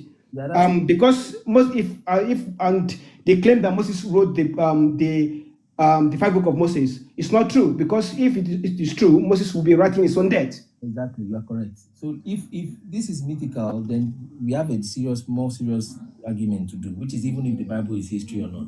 If it's a mixture of history and archaeology, rather a mixture of history and mythology, then any part that I even prove it, I even switch it and see it's myth. Then no, it's a mixture of it's a history of mythology, because you can't tell me that snake talk. That is the myth, obviously. Have you seen juju in Africa, brother? You are telling me snake cannot talk. Have you seen juju in Africa? I've never seen where snake talks in Africa. The talking snake. Have you seen voodoo? Have you seen but the Bible, the text did not say that it said animal was talking. The text. I understand. That's fine. So, sorry? What if an animal speaks and it is written? You believe that there's voodoo in Africa. What if voodoo happens and they write down the voodoo and then they show you the voodoo 100 years later? And then the text. So the Bible did not say it was magical or anything. Okay. This is Genesis trying to explain things, how they happen. What we like this. For instance, when you look at the story of the Babylon, so the Tower of Babel, this was the Bible tried to explain the reason why we have so many languages. That's Babel. So Babel. Sorry. Thanks for correction. Your opinion is that the Bible just used the story to explain how many languages came about and came up with a story of that part. Don't get me wrong. That particular story. Yeah. Because the Bible itself is not one book.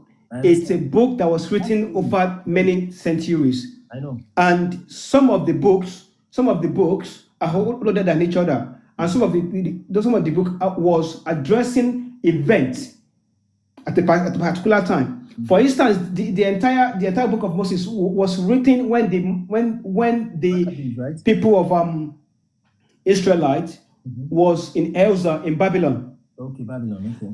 Now, when you look at Genesis on its own contains so many documents, and you can see if you read it, different. Sorry. Genesis 1 is different from Genesis 2. The creation stories, Abby. It's two different. Yeah, they are. Yes, it's two different sources. Like I said, that's why I'm saving myself a lot of strength. I've been here for almost 6 hours. Okay, we have a bigger problem. If the Bible is fictional, you need to go and solve that first. If it is fictional or historical, no, I said the Bible contains friction. There are friction in it. No, it's not. There is friction in it. There is story in it. There are some stories in it, which we can verify. But there are friction in it, and that's the fact. I got you. If that's where you are at, then that's it. That's a more serious problem than Damascus you have been trying to victimize all the while. Okay? You understand? It's more than the Damascus thing you have been trying to victimize. So let's leave that. Take your time, do more study, and then we'll get back to that. Let's have Olu. Before I go, because I'm gonna drop now. Can you? I want you to do me a favor. Can you try and maybe you've done 20 words that have similar meaning in other languages in Hebrew. Thank you. Hebrew and which? Sorry, brother. Just pick a language. Oh, Hebrew. Okay, another language, right? Yeah. Yes, I've been calling for that channel. That's different from Yoruba, right? Yeah.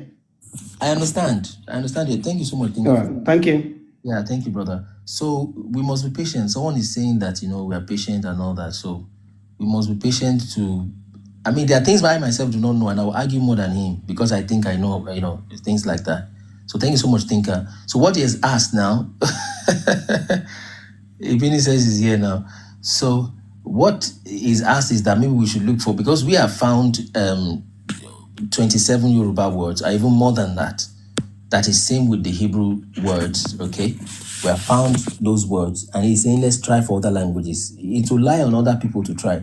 I've asked our Igbo brothers to try. I've asked those who come from Ghana to try. Let's see. And this is not to exalt the Yoruba language necessarily. Oh, there's a lot of requests. So this is not to exalt the Yoruba language necessarily, but then for those that don't understand the concept. Hello. Just mute a little bit. Okay. Yeah.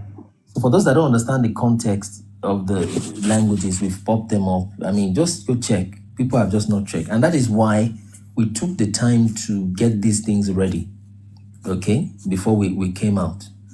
Yeah, so let's see. I will pop up the request now and set them. So we'll do the last batch of the viewers of the guest. So he just tried to say one, but I understand it doesn't. It's like someone explained that it is shock. It's almost 7 hours. That it is shock that is happening to people. It is a shock. How do you just say that? So like I said, Ibini said he's on the road. Okay.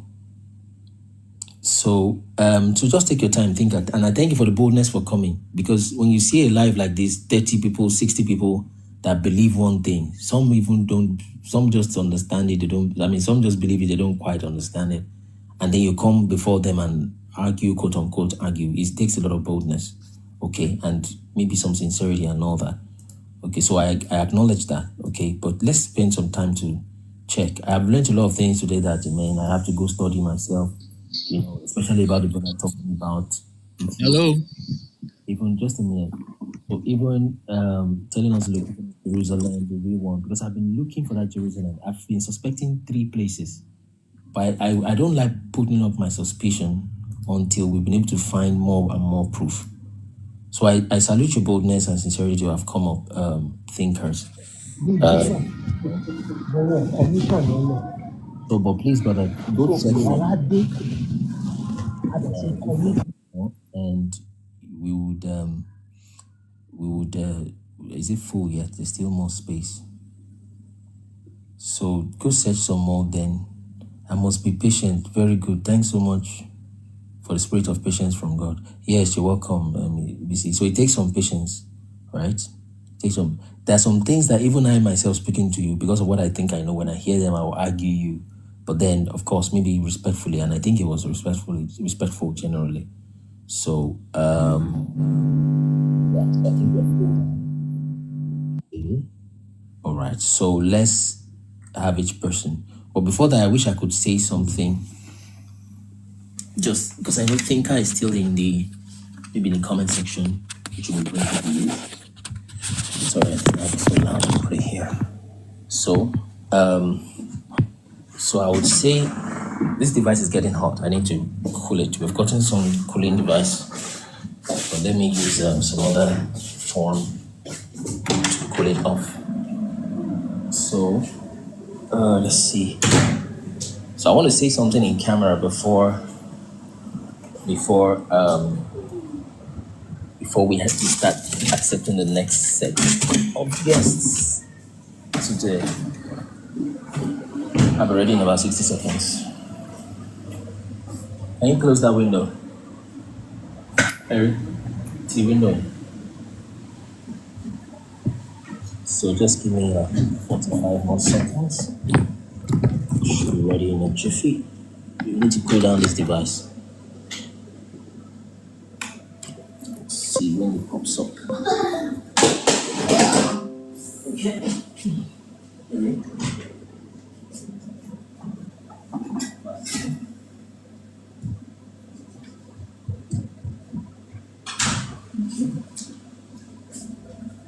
Let's see. Camera is off. 1, 2, 3, 4. Okay, so that should be ready. Is the camera ready? Display. Okay, the camera is ready. Okay. Now the voice. Just a few more seconds. Get this settled. Short time.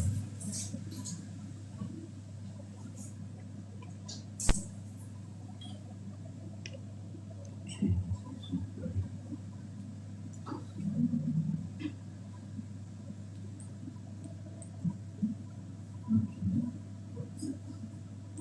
It says visibility is restricted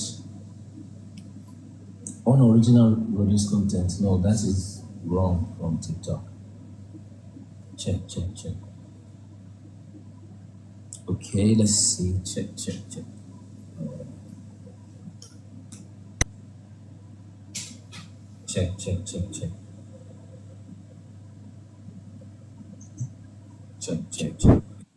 Oh, sorry.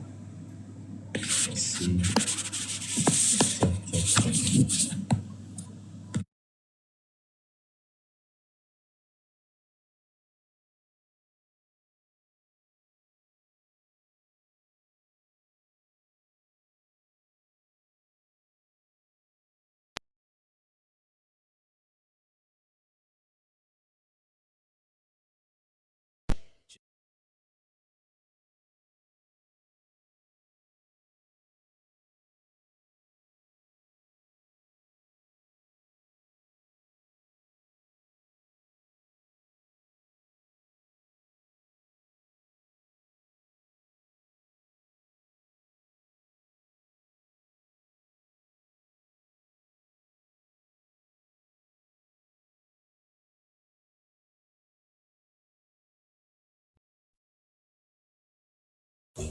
Check. Okay, let's just enjoy with this for a while before that stops off. Still replaced. Okay. So if you can hear me, type yes, please. We have audio now. I'm trying to use another device. Okay, yes. Okay, good. So if the brother is still there, or those who also are listening or listening to us, is in a place where the thing begins to look like a discrepancy, and I've mentioned it many times.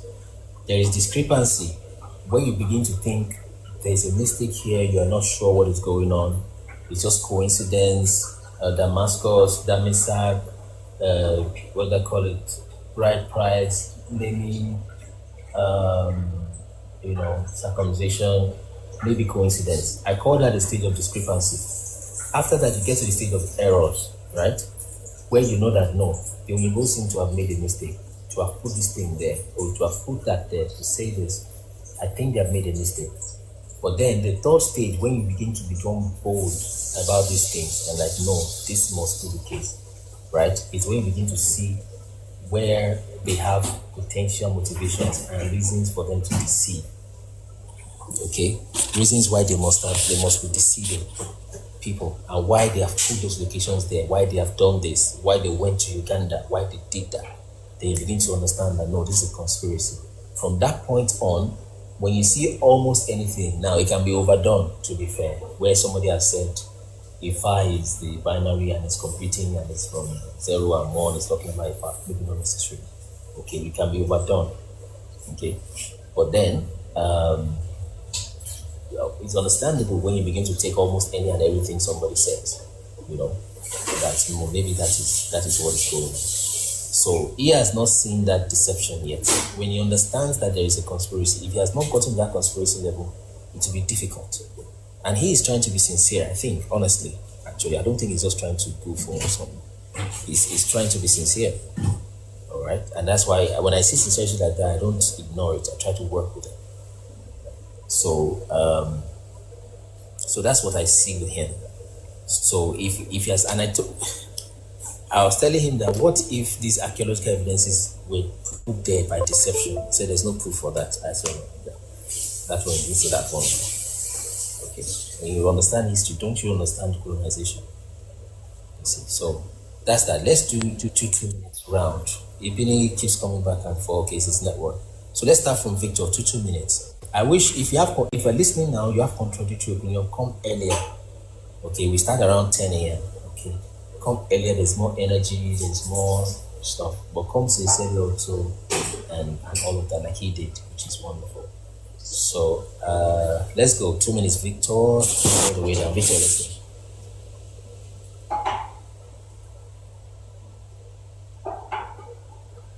If you're there, Victor, let's go. Sorry, I didn't realize I was muted. How you doing? Yes, I'm fine. Thanks for giving me the opportunity, brother. I to you this afternoon, slept, woke up, and you were still on. I was shocked. So the message is real, you know.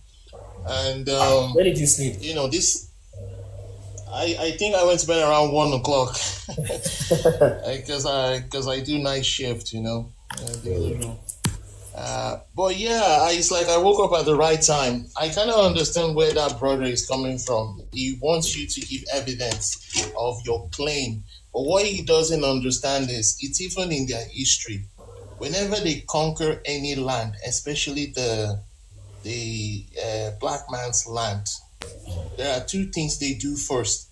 They attack our priests who carries our knowledge, and they kill them. And sometimes if the parents don't comply, they kill all the parents, capture the children, they destroy all our books and take the children with them and brainwash them. And these same children will come back to our community and erase our knowledge, you know. And they've done so many things, you know, to eradicate our history in every way. Look at a couple of years ago, I never knew the story about the Benin Empire, or what is this? The story about how Nigeria became Nigeria, how Lagos became Lagos. The fact that they, at that time, the way oil fuel is the gold right now. Back then, it was palm oil.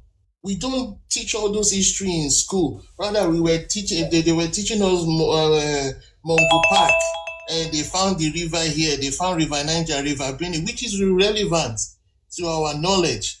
You know, they were saying they discovered this, they discovered that, and those places have been there for thousands of years. And it's not like we discovered it. It was our land. We used it for whatever, you know. But they always try to make us look inferior to them, and they are kind of like this superior civilization. And it's a shame that Mr. Tinker is looking for a stamp that if a white man knowledge is not put in this research or that research, it's not a research at all to begin with, that it's not valid. You yourself said it the last time when you were on the show that, you know, people will go to this so-called Israel. They would pay so much money, they will gather as groups, and they'll start going around showing some invalid places. Oh, that's the tomb of Jesus Christ. Oh, that's the well Jesus saw with that Samaritan lady. Oh, that's that. And everyone believes it. If you go to Egypt today, I don't know why they keep digging so many historical places that belongs to the black civilization. They keep digging out so-called pharaohs, taking all the stuff, and If we go to their country, we can't even dig any of their monuments. Can't even try it. If you're not careful. You can't rent. We can't even try it. If you look at ChatGPT, so-called ChatGPT, even DeepSeek is a bit restricted. If you type anything beyond the knowledge that we know so far about the Black history on ChatGPT, it will shut you down. Yeah. It will shut you down. They are hiding so many things. It's bigger than us. We don't understand. But instead of us to bit by bit, just get back that knowledge, get back that history, and climb to the look at, there's so many evidence, so many. The Black race is everywhere in the world. Which other race have you seen that are scattered all over the world? Zero. So that's another evidence. There is so many evidence. Look at the way we channel this Christianity. Before Christianity, we were so spiritual. We are connected to nature, all this stuff that we know about ourselves. As soon as white man brought Christianity, we abandoned that which God has given us. We channeled their Christianity. Look at what Christianity is doing to us today. And recently, I was listening to a pastor lady. She was saying that ChatGPT is a fallen angel. I was like, ChatGPT is just a technology that has been invented. Even though it has its flaws, it's bad for whatever knowledge it's carrying. People are using it to advance in their society. But Christianity went in, boom, it's fallen angel. Fallen angel is talking through ChatGPT. Can we just put that aside for a second and go past that and use ChatGPT for what it's needed? And this is our problem. We shut down things that are not needed to be shut down. And I'm so sorry, Mr. Tinker, you need to do your research and get more evidence and just stop wasting time waiting for a white man's stamp. He said there's no evidence in Damascus, there's no evidence of this. But if they show in England here that one Roman emperor and the borders and the buildings they've built, and they will show one swimming pool, they will say that used to be a swimming pool where the Romans have shower, have this, have that. That's evidence that the Romans were in England. Do you know that I soon found out, because I grew up in Ireland, and they used to celebrate St. Patrick's. And I was like, what is the story behind this St. Patrick's? They say it's a saint. He killed all the snakes in Ireland. And I was like, what? There's no more snake in Ireland because of St. Patrick's. When I did my research, before the white man came to Ireland, there were natives living there. They called them pygmies. They wiped them out. It was an ethnic cleansing by St. Patrick. And this is what they do. Look at what they're trying to do in Israel. So-called Israel. They call them snakes, so to speak. Exactly. They celebrate. That is how their witchcraft works. And the devil keeps. So-called Thanksgiving. Exactly. Same with Black Friday, Everything, all of their holidays, that is why I don't celebrate none of their holidays anymore. I just go through the year. Look at even the calendar. They twisted everything. The year starts from April or March. It goes with with harvesting, with cropping and all this. We follow the moon, the sun, all this kind of stuff. But we've lost it. How can I look at the calendar? October is 10. But in mathematics, is 8. 8. They're twisting everything and exactly. They're twisting everything and everyone is just following along, believing everything the white man say. But as soon as a black man or an African comes out and do something, another African will ask him, where are you coming from? Yeah, where are you coming from? They just shut it down straight away and they become there's so many evidence. Recently, there's this viral video going on TikTok. This American lady was asking some Pakistan or Indian or those people from that side. They said they walked. They even said at one time that Africans, they used to use this for Africans can't swim. Black people can't swim. We didn't know how to make boats. We didn't know how to do this. We don't know how to make ships and all this sheep to go around the world. But there is evidence there that there were black people that had a massive civilization in America. What did they do to all those evidence? They were destroying the nose. These so-called pyramids, it's everywhere in the world. In China, there are pyramids there. There are things in America. So that means a black man has walked. They've gone everywhere and they've built civilizations. Why would you come to Benin, the kingdom of Benin, look at the whole place and say it's beautiful? There is no poor person. There is no homeless person. You went to the king and you said, before you know it, you came back with army, destroyed the wall. Why? Yeah. You know, there is so many evidence that it's complex. There is more to all of this. When I was growing up, back in the 80s, I thought the African history started from slavery. We watched Roots then on Saturdays or Sundays. I was crying. I felt sorry for my life, not knowing that there are stories beyond, before, so many before. So that's my point. Though people need to take it. Look at when Jesus showed up to his disciples, and he showed his hand, and one of the disciples believed him straight away. You know, and God acknowledged that the fact that you saw. I don't have to, say so much, but you believed me straight away. That is the African spirit. But if you're looking for a white man's stamp, I'm sorry, you will wait and you will be lost forever. You know what I mean? It's a sad situation.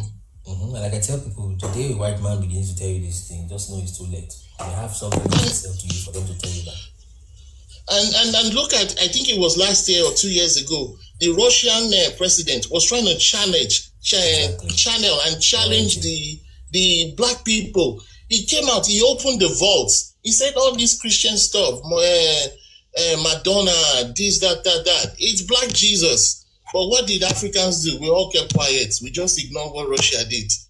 We kept quiet. Some people took that story, tried to wake people up. But we all just stick to our Redeemed Church, our Methodist, our Jehovah Witness, and all these crazy ministries that they are milking the people, making money off the people. Let's not talk about. I'm sorry. I know. Thank you so much, anyways, for the opportunity. Yeah. So next person. Hello. Yeah, brother. Hello. Yeah, let's do 2 minutes. Let's try. Okay, 2 minutes, please. Ejo, Emma Benu, please. I want to go Saturday lower. I want to Sunday lower. They have taken the original from us and give us the speak Yoruba, at least for once. That's fine. If you have a native language, please speak them. As long as one more person understands. Yeah, right. Okay. Please, go ahead. So what I want to say is that we let the Igbos, the Benin, that know more about their history, that know more, not the ones that will be arguing. Please let them, I'm saying it generally, please do come up. Tell us what you know. Let us have cordial meetings. So thank you. Thank you. That was a short and straight to point. So please, that's very strong. And like I said, he mentioned, that's the thinker before he left, that we should try other words other than the Yoruba that has also 20 plus words or more. Okay. And like I said, I can't do all of that alone myself. Let people also try and they bring it to us. We take ours to them. We have made ours public. Okay. So if the Igbos too can check if they have 20 something words, 30 words. But I tell you, show me 2 languages that have up to 20, 30 words that are similar. Not just similar sounding. They mean the same thing. They don't just mean the same thing. They are referring to fundamental concepts, not like you say aeroplane. That is what the Yoruba call afetiya. You just borrow the word because you don't have a word for that object in your culture. Then you borrow the word and you say aeroplane. No, that's just stupid. So, but then in your culture, the words are fundamental things. They sound alike, they mean the same thing, and those things they mean are fundamental, like we did for the Yoruba and the Hebrew. Like things like heaven, like earth, like God, like bad, like food, like fundamental things like that, right? When we have those words, give me 2 languages that have 20, 30 words like that. I show you 2 languages that are definitely connected. You see? So thank you so much for that, brother. So let's go to the next person. So I think that was Aikai that was speaking. So who is next now? I think Olotu has spoken once. So thank you, Aika Mani. Let's go to Sam. Is Sam the next person? Samotep. Yeah, Samotep is someone who will come with some Egyptian knowledge. Please bring it on. Oh, yeah, I missed that. There we go. So Samotep, are you ready? You are muted in case you don't know. Samhotep.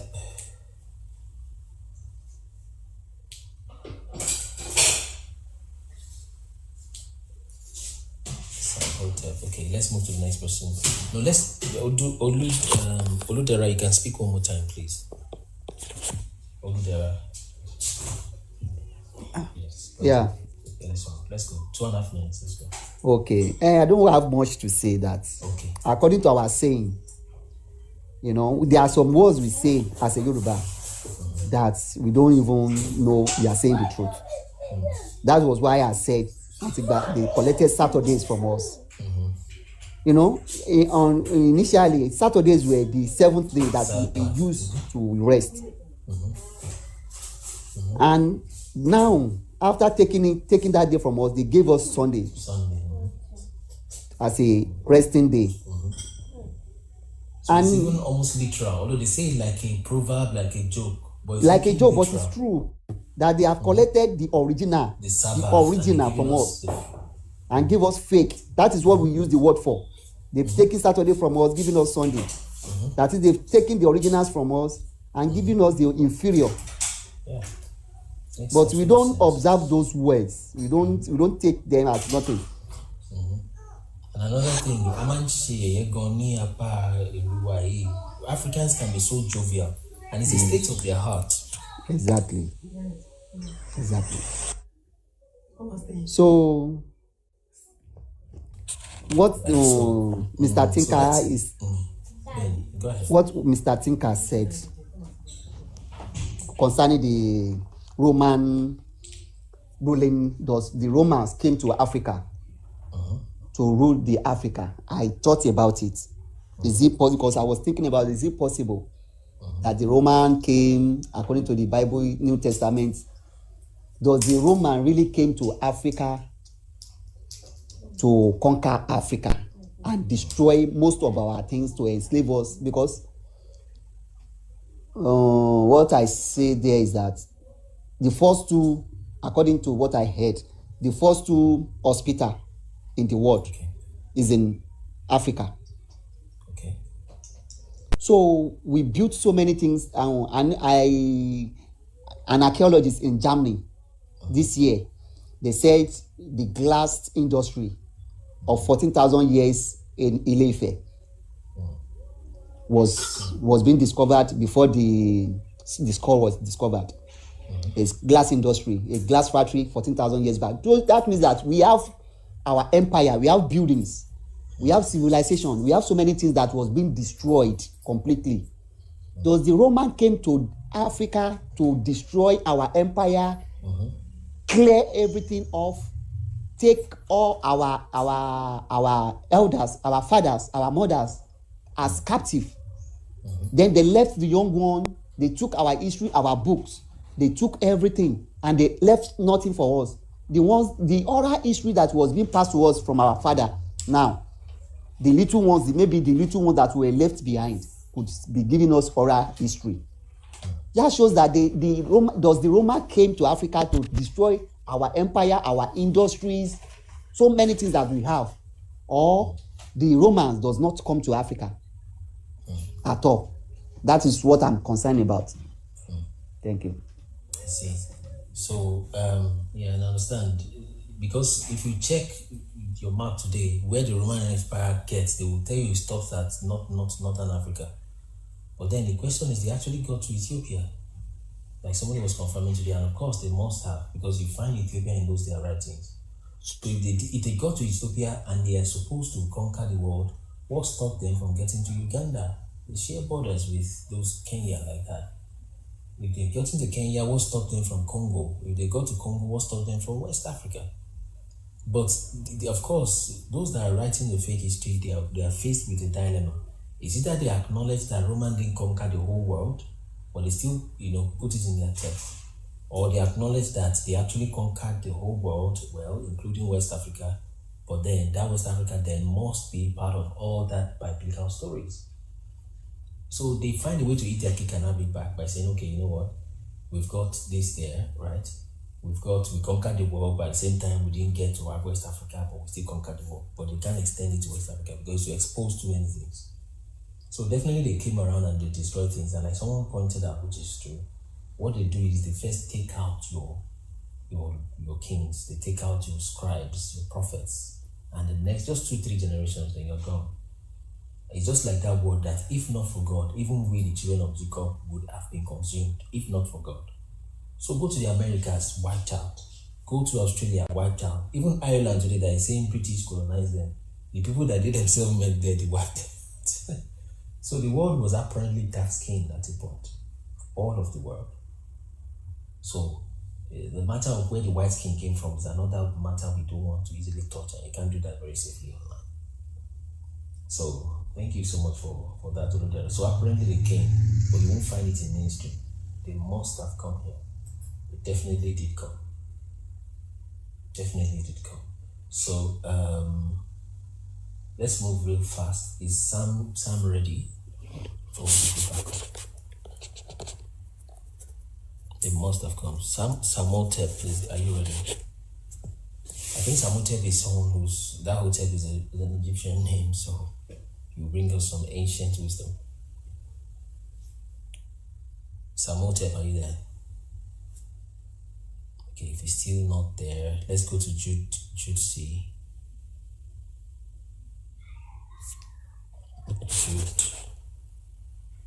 Jude C, you are muted. Sam, Jude C, you are both muted, please.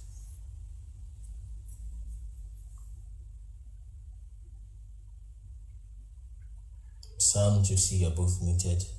Let's go over to Ayo. So we're wrapping up already. We have read scriptures, we have taken guests. Let's go to Ayo. Are you ready? It's the very top there. Or can you guys hear me at all? You can hear me, type yes, please. If you hear me, type yes, so I'm not just talking to my So I think the guys are just not ready. Ayo, please come up. Ayo, you're muted in case you don't know. Yeah, hello, can you hear me? Yes, I can hear you. Okay, good evening. It's evening over here. Yeah. Good evening, how are you doing? Yeah, like I've been following you for a while now. I've been monitoring as in like your posts, and I've been learning a lot. So I actually have something I want to add. Please, like, can I quote a Bible verse, if you don't mind? Yes, please, by all means. Okay.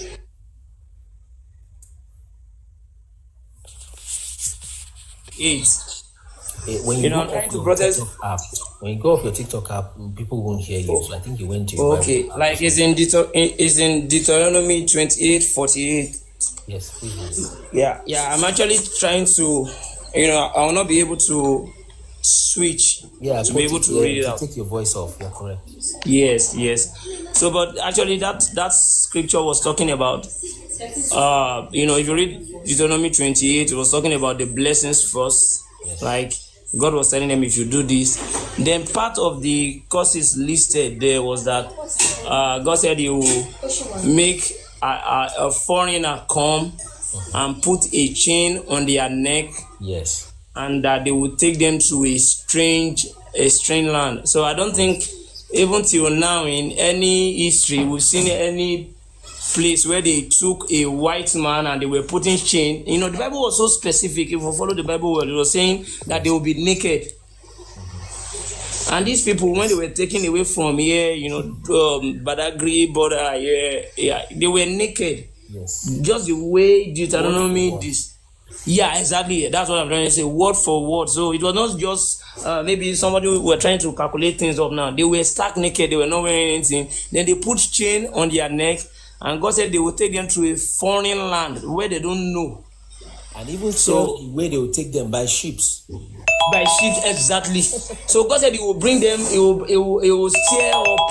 So to me, when I started following you and I was learning from you a lot, what I discovered was that I said, these people, like, what I want to say now, I know some people might not really agree with it. I said, I believe truly that we are the Jews in the sense that, let me speak Yoruba, please permit me to. Like, till now, ibi by one value shagon, and God was warning them about maybe foreign gods, that He is a jealous God. Till now, that if you practice, like if you worship any other god apart from me, I will be so angry with you. And I believe that till now it's still happening though. So we are then again, what I discovered about blacks, if you look at the Yoruba race, you will see that we have kings. So I don't think all through American history or all these whites, you will see them having kings. Just the way we have Oni of Ife, we have Alaafin Oyo, and Bible was talking about kings too.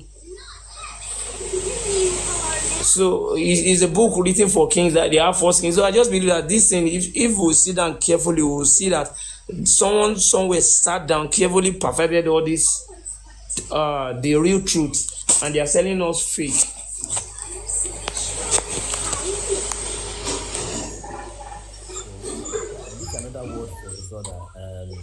What is not thinker?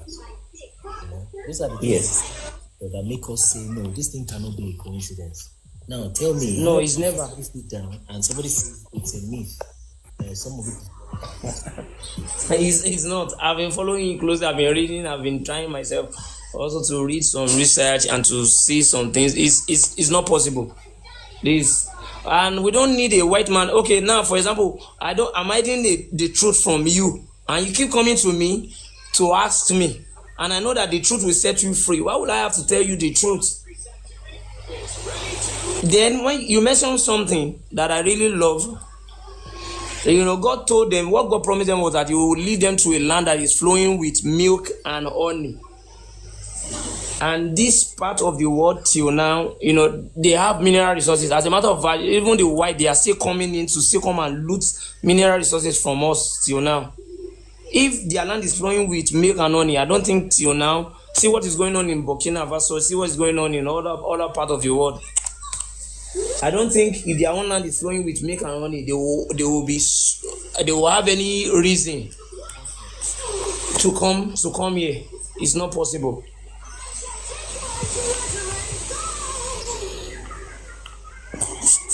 If I won't lie to you, like God is using you to open the eyes of many. Like I've been passing this information to my brothers also, my friends. You are really doing a great job.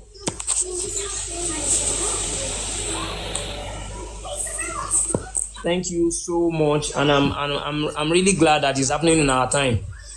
Thank you, I really appreciate you.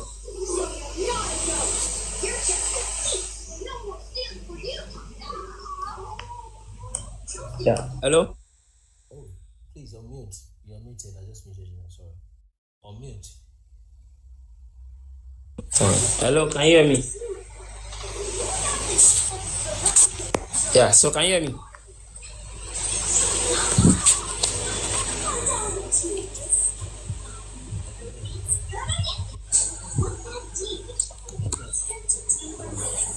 Yeah. Hello? Are you there?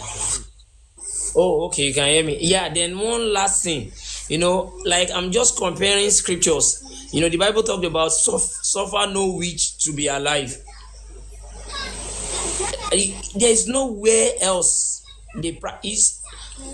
My brother, here in Africa, the way they practice witchcraft, you will know they are lying to us. The Bible was saying suffer no witch to be alive. I'm just quoting that scripture, you understand? But you will still see that it's here in Africa that witchcraft practice. So scripturally, all these things, it's just as if it was documented for the black people.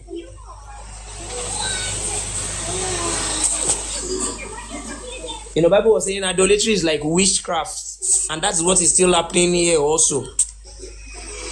It's not. Wọ́n ti parọ́ fún dúdú jìnnà. It's painful.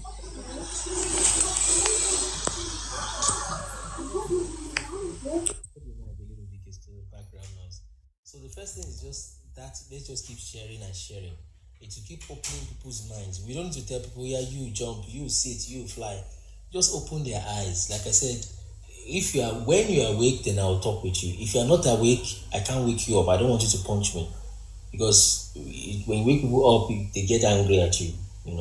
So you can wake up your brother. If they punch you, thank you. God will heal you from the punch. But after they wake up, then we can start talking with them. Okay. So he said Ephraim. That's why we said Ife. Is that Ephraim? I just didn't put that in our research. I just didn't put it there. The video we did about Ife. He said Ephraim has joined himself to idols. Ephraim is a cake unturned, like akara cake, unleavened bread without yeast. It's a cake unturned. You see. So let people like Tinker go and think, like his name says, and check who are the people that Deuteronomy 28 word for word, or was Deuteronomy 28 written in 1948, or was it written in 1900, or was it written in 1700, such that it's like it happened and they were just writing it down like history. I say some of it is figurative, this one is mythical, this one is this, and yet you believe there is Ogun. People can do voodoo in Africa, but you don't believe snake can talk. You don't believe you can drop a staff and it becomes a snake. But you believe, come on, you are contradicting yourself essentially. So, but it's the shock. People respond to shock in different ways. It's just, once you understand that, then you'll be very patient with people. People respond to shock in different ways. So, some respond to shock by just being intellectually impossible and unreasonable. Some respond to shock by crying. Somebody has said here that they were just weeping and crying, Some respond to shock by just shouting. Some respond to shock by, like, man, they first just leave church first for 5 years. They respond to that shock in different ways. Especially when the information comes like a parrot. That's why I told you we are releasing this thing step by step. The information needs to be managed. It's not hidden, but it's kept. There's a difference when you keep something and when you hide it. Okay, so we are keeping it. And by the way, what are we keeping? Most of it's on the website. You can just go look. Okay? So please, let's share. Just keep sharing. Keep sharing, keep sharing, keep sharing. You don't need to tell anybody. People that need to do whatever, they will do it. We are not telling people what to do. We are just telling them what exists. So what they need to do will come to them by inspiration. Okay? So please, let's just keep sharing it. It's not about one person. Sometimes some people are chosen. There are some things I also don't know. There are some things I also can't do. Okay? That's why we must come together and support. So just keep sharing. Just keep sharing it, and we keep pushing it around, and let's see. And we also keep updating our own knowledge too. So let's go to the next person. Sam Hotep, are you ready? Sam Hotep, are you ready? Yes, you're welcome, Ayo man. Sam Hotep, are you ready?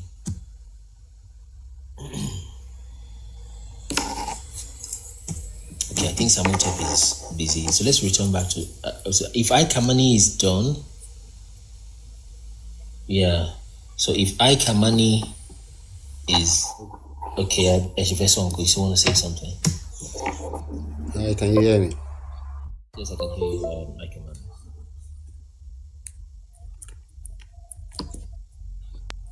I can hear you. Hi. I wanted to actually first speak when that guy was on, the thinker guy, because it was God's pinpointing on Damascus. I wanted to just chip in then that it's in Hebrew, it's not Damascus, it's Damasak. Mm-hmm. And it's in northern Nigeria, border between northern Nigeria and Niger. It's there. We've told him, we just kept. And I wanted to actually come up then and give a lot of points. Like, let me just say, it's not there anymore now, so let me go into the point I wanted to make regard to what the last speaker said. Talking about, he made a point that you should try and come up with 20 names of different tribe that correspond with the names or stuff about Israelite and stuff like that. As somebody that is from Edo State, there's quite a lot of things that I would have liked to say, but it's got nothing to do with names. But for instance, a priest in Benin is called an Ohen. Yes, you mentioned it. I think And in Hebrew, a priest is called Kohen. If you just remove the K at the beginning, you have an Ohen. And in the Bible, it was said that when Joshua was sharing land, he shared land to the children of Judah, and that land belonged to the Ishan people. And part of the land he shared for the children of Judah was given to Uzziah. And Uzziah is a place in Ishan land. And the chief priest, Levite priest that was put in charge of some of these territories that the children of Judah was living, his name is Beninu. Say it again. Be what? Beninu. Okay, Beninu. So if it's in the book of Nehemiah, most of the names of the chief priests is in the book of Nehemiah. So it's there. If you just remove the N at the end of that Beninu, you have Benin. Yes. And I'll give other thing again. Benin, one of the most common name is Ehi. Yes. The person they call Benjamin in the Bible, his fourth son name is Ehi. Were you here when I was putting that out, brother? No, I wasn't. I just came in when the guy was just pinpoint, just hammering on Damascus, and that's when I really thought maybe I should come in. Then I'll let him know that is. Let me say this again. About sometime before December, I think it was probably the 5th of December that day was, because somebody passed away the day before I got into this shop. And I met so that I found out that I was a Zimbabwe guy, and I said, "Can I say something to you?" He said, "What?" I said, "I want to say something in English." I said, "Can you speak closer language?" He said, "No." He said he can't, but he grew up around those kind of people. He can understand some things about closer language. He said, "But go on, anything you want to say. If I cannot understand, no problem." And I said, "Okay, right. What I'm about to say, I try and pay attention and see if you can say it in any your understanding that language." I said, "Ye shall become vagabonds and ye will roam the earth." He started laughing. I said, "Why are you laughing?" He said, "How do you know this thing?" The people in the shop say, "You don't know this guy. If you know this guy, we not ask that question." He said, "Because I'll answer you like this." He said, "When I was young, I grew up in Zimbabwe." He said a priestess saw a vision, and he said a man long time ago said that thing what you just said now in this land. And I said, "Are you kidding me?" I said, "But you know who said that?" I said, "He said, why do you say that?" I said, "Because from other sources I have found out that the person called Joshua was not crucified, he was stoned to death. And those were one of his last words before he passed away." And I said, "Can I say something else?" He said, "What?" I said, "But this one will be difficult for me because I'm going to say it in your language." I said, "But let me just say it." I said, "If I say Lile, Iman Sabata," and he just burst out, start laughing. He said, "I know what you mean, you are not saying it correctly." I said, "What?" He said, "I know it, but I cannot say it, but you're not saying it correctly." I said, "Okay, let me try and say it in English. This is for Sabbath keepers." He said, "Yes, you are correct." And I said, the person that they call Yeshua said that was his final word before he died. So I think I've said it before. Our problem with our people is that they need to see a white face on something before they will accept it. And speaking about the Romans, if they come to Africa or not, I think, brother, you should try and do research on the Garamantians. The Garamantians they live around the Niger region to Mali and all that, coming to northern Nigeria. They have paintings in their land of the Romans in that place in Niger. Wow, where is that? Can you spell the name first? The Garamantians. I think if you go the Romans, I will forward information to you because one thing I do these days, which I advise some of our brothers to do, when you see their documentaries on these issues, don't stay away from it. Look at it. You will learn a lot from it. Because this is how I found out this information. This man was talking about how he was in school. His historian was talking about the Romans in Garamanti land. So when he grew older, he decided to do a research and visit the place and see for himself. And he did visit the place and see for himself. So the Romans in Garamanti land, that is that documentary was all about. And there's another video again of a man that was searching why the earliest Muslim in Europe, I don't know, I've forgotten the word now, when Muslims pray, they say where they face inside their mosque. Okay. All those places that was built, early mosques that was built in Europe, those places face Southern Africa. So the man was, his research and his documentary was to show how and why that place that the Muslims faced with the prayer, the earliest mosque that was built in Europe, all that mosque, their prayer spot face Southern Africa. So I'm just saying all these things, so I don't know if the brother is seeing online, so you can see all these things and go online, go on Facebook, and this book we call the Bible, because I think I wanted to say at the point, let us rename it and call it, because I think when you call it Bible, it scare people than even to go and read it and find these things inside. I have told somebody from Edo State that Benin see the Bible, just the U at the end. You don't want to know what I found, what he did to me. So it's very difficult. It scares people because he didn't want to accept that how can Benin be inside the Bible? Are you crazy? It's the Bible we are talking about here.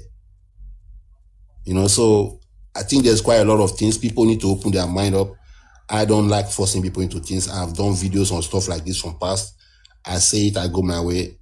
And there's nothing you can really force people to do these days because there's too much rights. So you just let people see things the way they see it.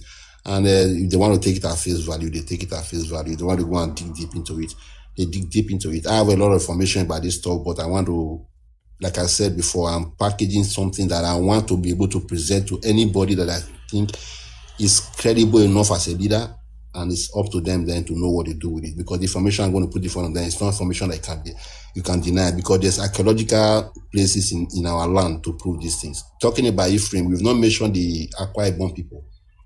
If their award is Ephraim for Ephraim. So these things are there. I don't think our brothers or sisters that are still doubting these things, they don't want to go into this information. If they do, I don't think anybody will still be in doubt. Even just the Bible alone, like the brother just quoted from Deuteronomy 28. Those things are there. Who else do you know in the world? I think the brother should actually tell these people to bring the evidence to prove who they are claiming they are, than we bring the evidence. Exactly. They are the one who should. You know. Because I've seen one of them in the train station time ago. He's looking at me. I say, "What tribe are you?" He run away. Everybody at the train station was looking at me. I look at them. I say, I didn't say nothing to him other than asking what tribe is he. Because before he go and claim that I'm saying something to insult him. In Israel, right?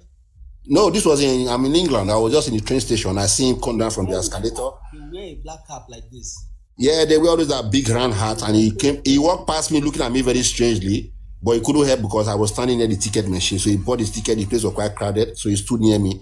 He kept acting as if he's scared of me. I just thought, you can't act like this. They always do that. When they see a black person, they start acting that they're scared of you. Yeah. So I just said, "Excuse me, what tribe are you?" He just moved immediately. I tell people that you dark skin people, you are living walking evidences that they are liars. They wish they so if the brother thinker is still there, let him please, if he can contact them, let him tell them to come and prove to us the evidence they have to prove who they say they are, not we. The evidence is following us. It's in our bodies, in our eyes, it's in our ears, it's in our hair. The Judeans were known to have dreadlocks. The children of Issachar was known to be singers. So let them come and show me which Jewish person is singing today in the world. When I first started hearing about MI and the rest of them, I was telling people that these guys are the children of Issachar. They are using that gift for that worldly thing. Because the ability to sing is just impeccable. It's like they just pick it up from nowhere. Yeah, I come on. Sorry to interrupt you. You will see in America the people who are sponsoring Tupac, Biggie, and the rest to sing all those. Yeah, it was the so-called. Yes, they sponsor them to sing perverted. They use their evil. They know they have that gift, but they will give you a lot of fake dollars. I mean, dollars really. Actually, I just call it fake.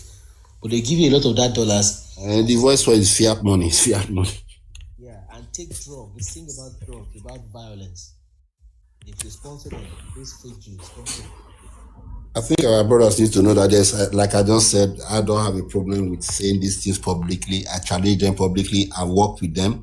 Like you mentioned Uganda, when I was working with them, there was a girl that was working the same table as I was. And she was talking about going to Uganda. She and her friends, they wanted to go and rent.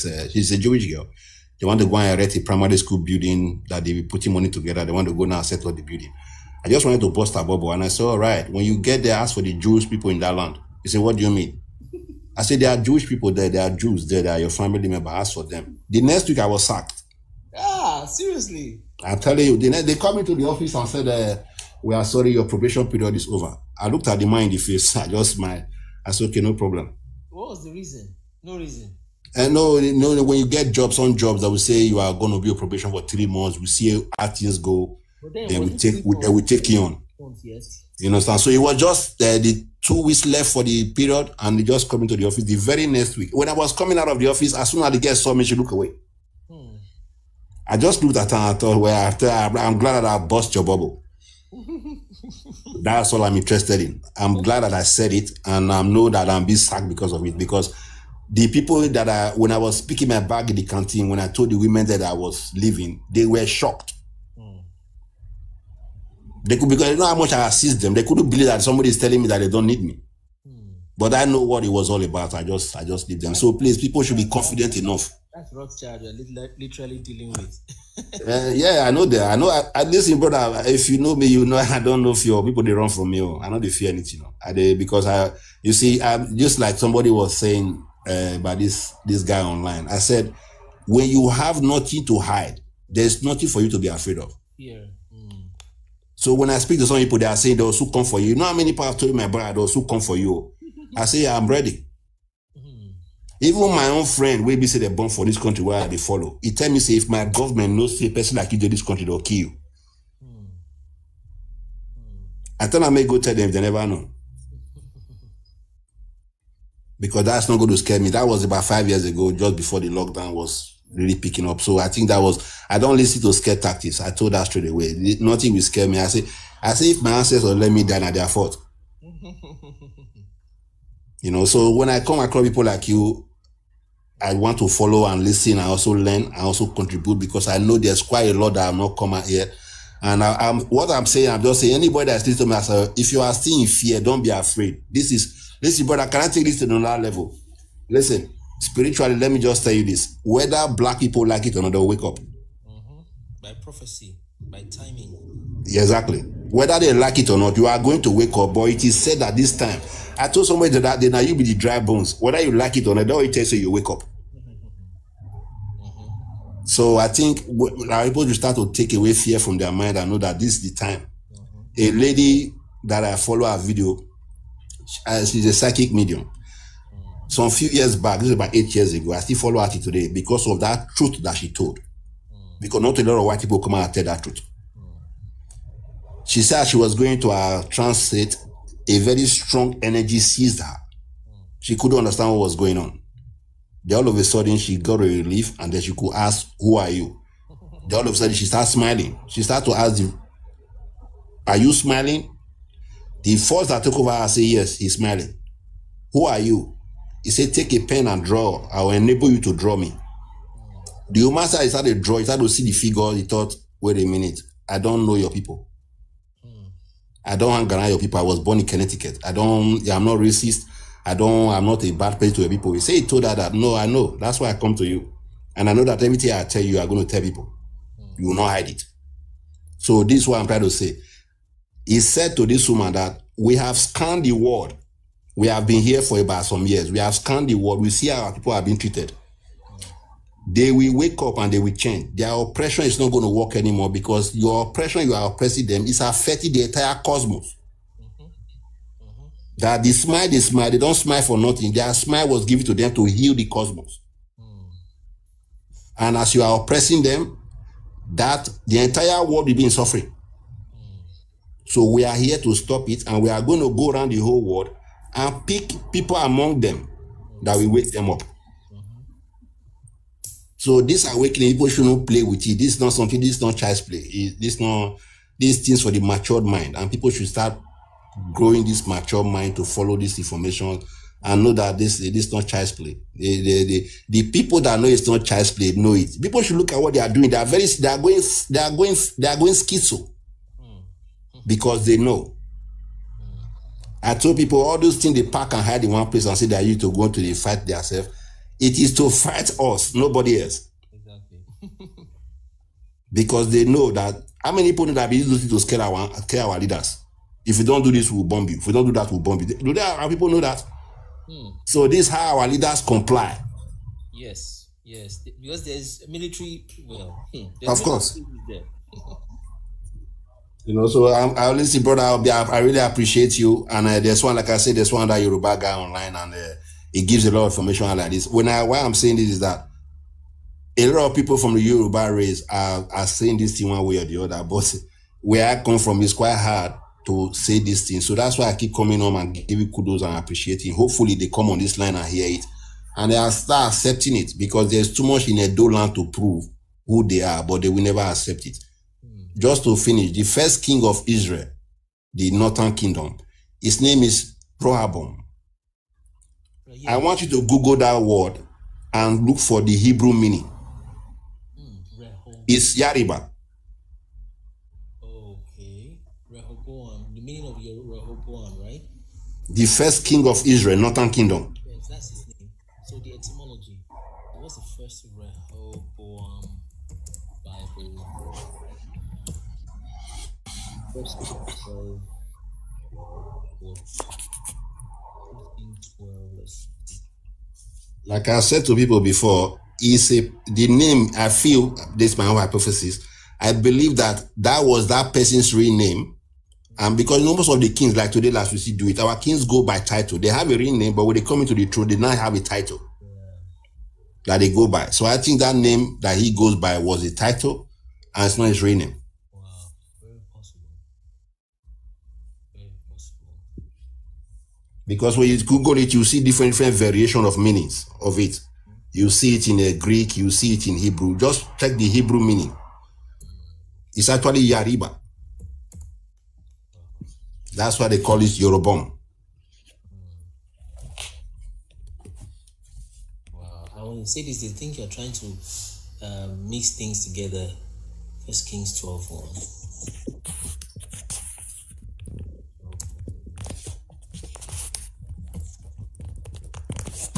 I just thought I would say that just to conclude, because there's quite a lot to say, so there might be other people that want to come on and have their own opinion and views on these things.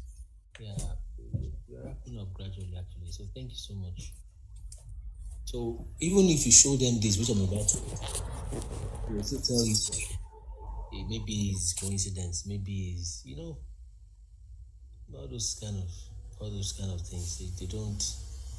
But I told them to take all the evidence and take it together and bring everything together at once and see, and see how the thing makes itself together. Interesting.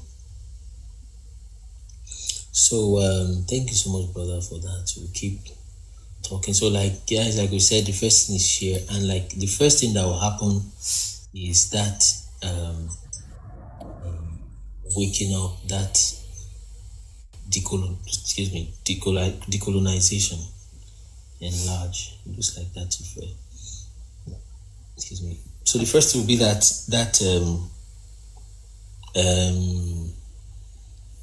decolonization. That's going to be the first thing.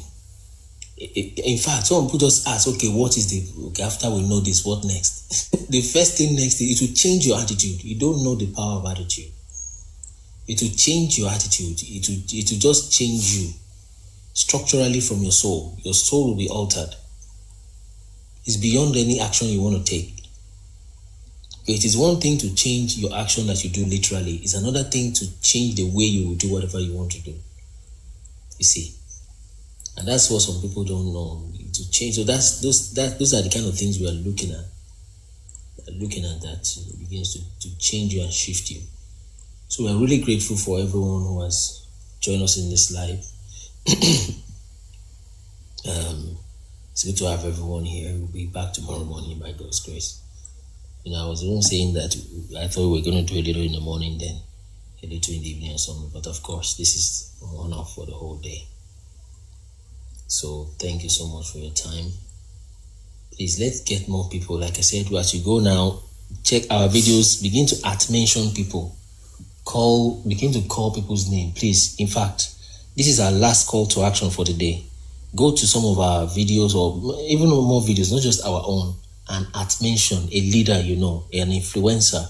I'm not talking about someone who is making noise on TikTok and dressing naked. That's not what I mean. I mean people who are in leadership, right? Either political leadership, country leadership. Please, we're already closing the live now, but as you leave, just mention, say at so and so. Religious leaders, political leaders, maybe especially religious, because we'll start from influence. Political leaders are tied down by, they are afraid of bombs. You see the president of Nigeria saying that we will not comply to your policy. They're asking us to do global warming and conform to, what do they call that thing? Green, what's that word? Global warming, carbon, whatever. He said, and they're not giving us money. We will not comply. We will not comply. And you think the man is stupid. He knows what he's saying. He's under some kinds of pressure. Although, of course, he's got his own plus or minus, I don't know. But then, he's under a lot of pressure. And he does not know some of these things that we are talking about. You see, he does not know them. So he said we won't comply to their, I forgot that name now. Global warming, climate change, giving them climate sanctions, things like that. So we will not comply to their climate sanction. Let them give us money. He's still looking for dollars that is not based on anything. Since 1972, Nixon has taken the dollar off the gold standard. So dollar from that day became paper, and it's only as powerful as people think it is. See. So please, call to action. Thank you for joining. If you have not followed us, follow us. So when we go live, you can know. Do that chat road account. If something happens to TikTok, we'll move over there. The chat road up there, you can follow that account. We just have that as our DP for that second account there. So download that account, that website application rather. So the next call to action, like I said, as we leave, let's check, go to some of our videos, at least one of the videos, have 2-3 leaders in mind, mention them, okay, and say at so and so, or maybe on other people's videos also, mention us, mention at Kunle Ministers, but then there's only a limited number of videos we can go there and start replying chat. They might pop up arguments there. It's easier the other way around. I've seen people also mention me, they keep tagging me on other people's videos. Okay, there's only limited, and we have not even responded to our own videos. And if Ibini is still there, he just needs to forgive me. Even these chats I've not responded to. I had no idea this life was gonna go this far, this long rather, for today. You see, so let's mention as we leave. Thank you. Let me thank everybody that is there from the bottom to the top. So Byron, thank you for joining. Free Forex class, thank you for joining. Jude C, thank you for joining. Samotech, thank you. Samotech, although he was online, didn't speak, we were waiting for him. So Val, thank you. Val Cautioneer, thank you. London Cubana, thank you. Bamadele Adafin, thank you. At Sweare 65, thank you. You can also drop your notes. So we'll see tomorrow. So Christopher Lujamaro, yes. So KFX, thank you. Ade BC Ajibotolu, thank you. Real Infinity, thank you. Zach 24, thank you for joining us. Adewumi Blessing, okay, thank you for Ayoman 19, thank you for joining us today. Adewumi Blessing, thank you. Adekunle Rosulu, thank you for coming. Can Be Classic, thank you for joining. Prof Sonex, thank you. I Kamani, thank you so much. Victor Ohurugu, thank you very much. And Ibini, as always, thank you so much. So Ibini, immediately after now, I will just check, because of course you can imagine there will be logs of things I should have done. This is literally 7 hours 59 minutes, about to enter 8 hours. That's a literal 9 to 5 job I just did today. Okay, so I thought it was going to be like 4 or 5 or 6, but I know how TikTok can be, so I'm kind of ready. So but then I didn't know it was gonna be that long. Okay, I didn't quite know that. So this is 7:59 34, 35, 36, 37, 38, 39, 40. So it's about to hit. I'll let it hit 8 hours at least. Maybe pushes something off the barrier. So thank you so much, everyone. So even I'll check your chat right now. I'll try as much. Check it. Try to reply. Maybe even if it will be a voice note, then we'll keep moving like that. So so thank you, everyone. We are going to see you tomorrow by God's grace.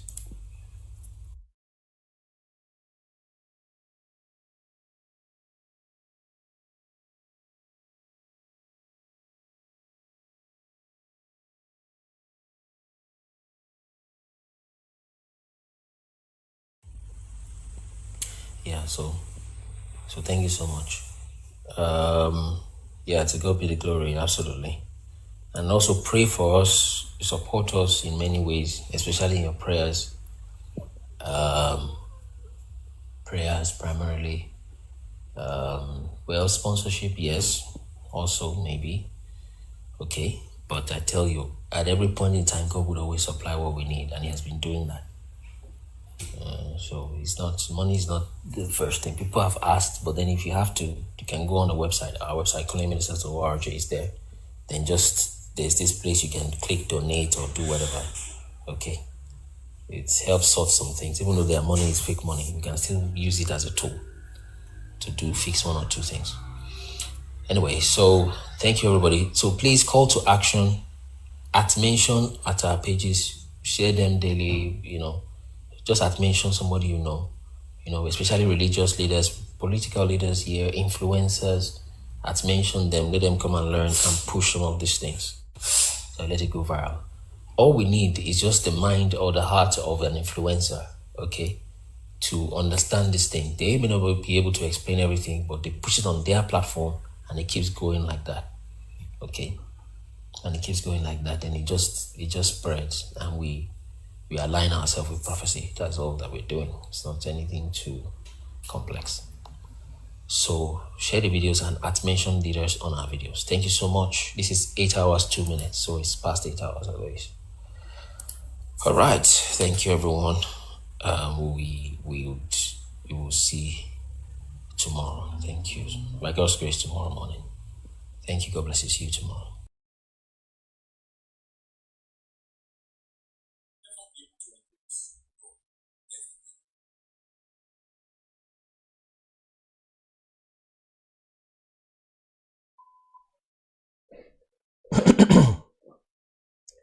Good morning, everyone.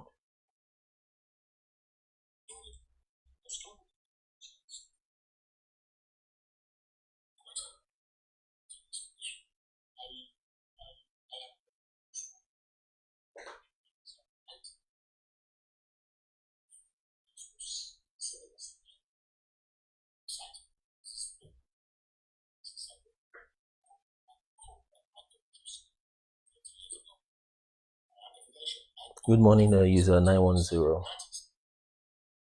It's good to have you. All right, so let's push our 2K views and 10 shares. Becky, Jesus, you're welcome. So let's book our 2K views, 10 shares at least.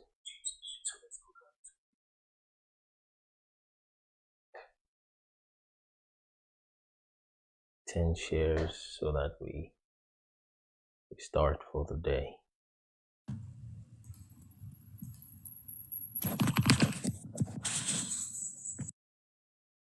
So we can kick off for the day. Let's power tap. Riyomi Nimasham, you're welcome. Bruce Wheezy, welcome. Pete Perry, welcome.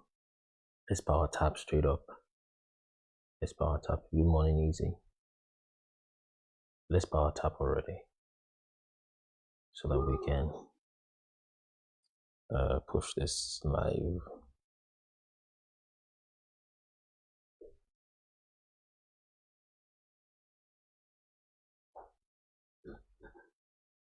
Let's power tap.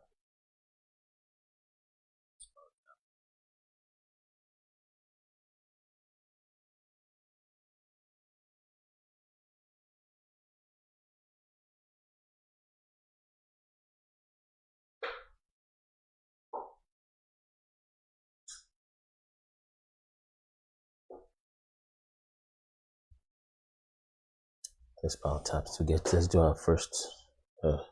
Monkey the love. Welcome. So let's get our first 2K likes. So we start for this morning.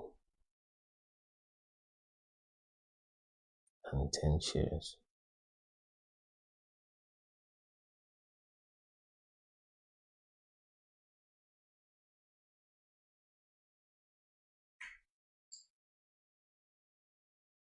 Let's go, let's go, let's go. So good morning, GOK.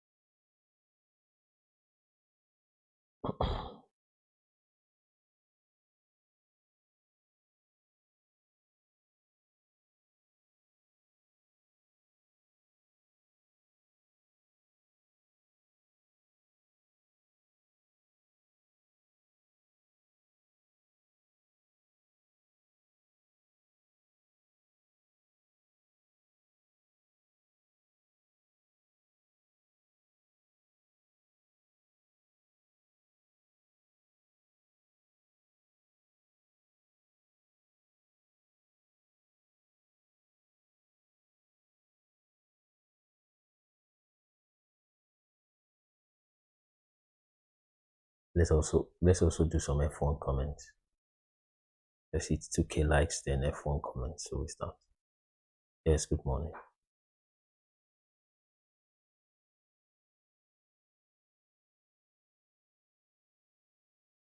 $2K likes, 10 shares,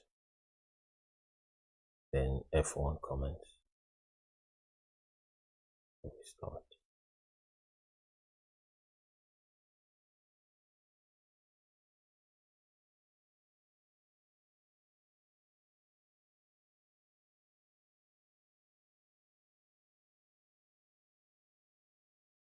Hope we had a restful evening.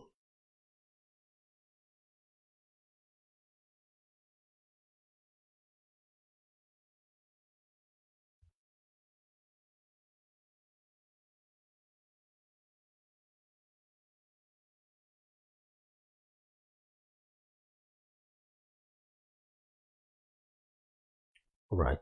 So today's live. As usual, let's welcome maybe anybody joining us for the first time, so they have an opportunity to say one or two things.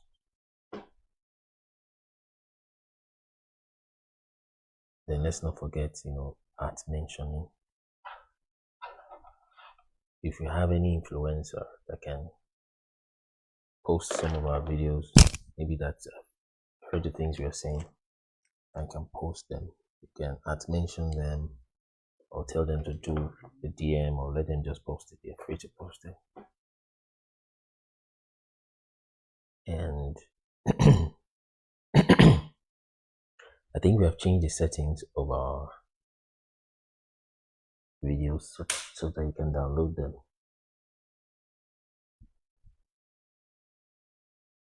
They can be downloaded.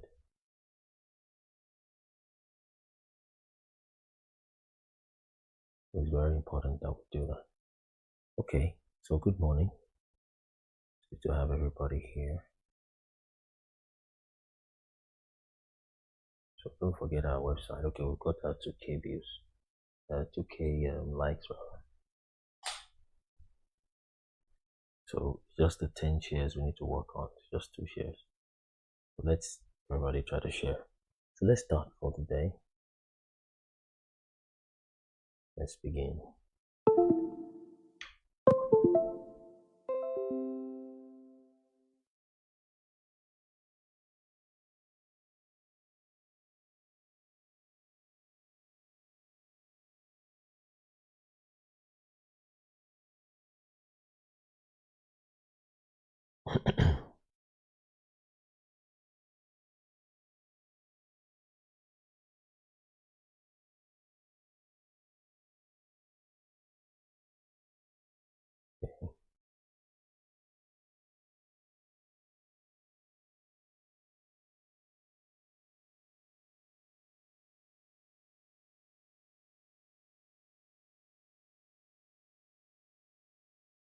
So we'll just do maybe a few hours today. Maybe then possibly come back in the evening. If it's not long, if we go short, then we may just come back in the evening. But if it is go too long, then we'll just have to come back in the morning.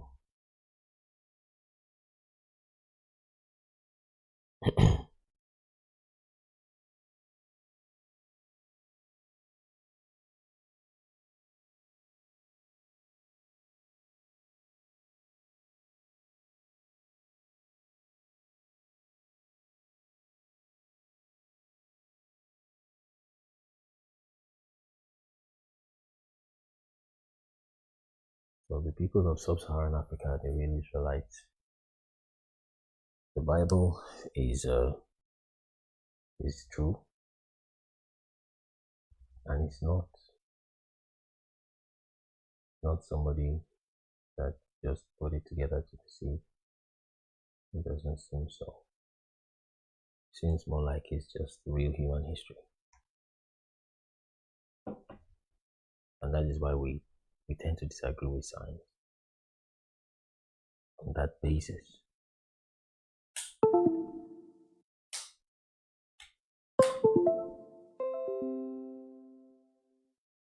So that's why we tend to disagree with science on that basis.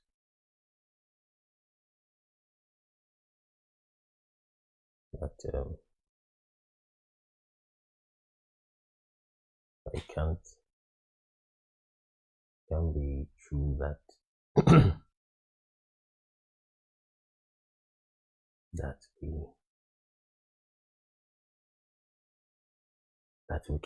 we didn't come from monkeys and from apes, or from things that come from the earth. So those that don't believe the Bible, they need to reconsider their position, because we have found justifiable reasons why someone would want to make that claim that human beings came from dirt, and that we are literally lost in space, and it's just by chance that we exist. That cannot be true.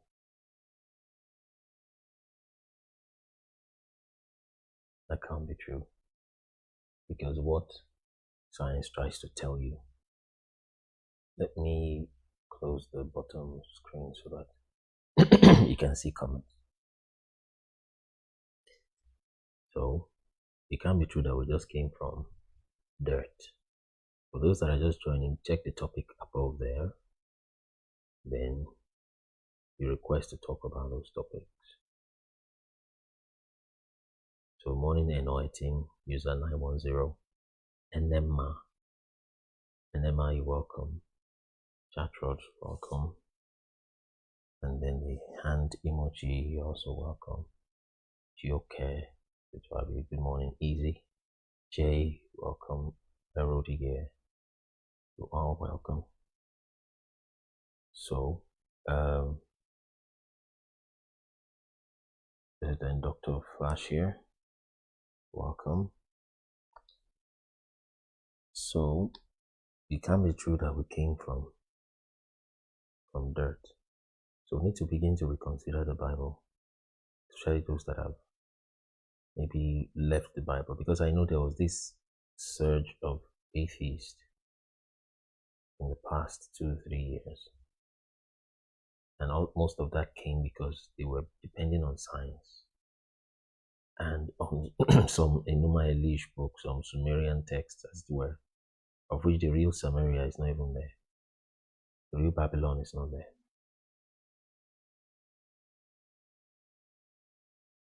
So when you understand some of these things that we discussed, it just tears down so many things.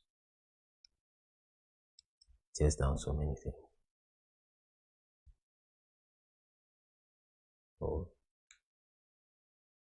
science tries to tell us that that we came from dirt. That cannot be so. Doesn't make sense.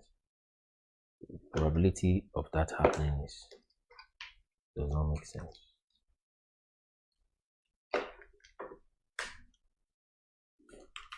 Does not make sense.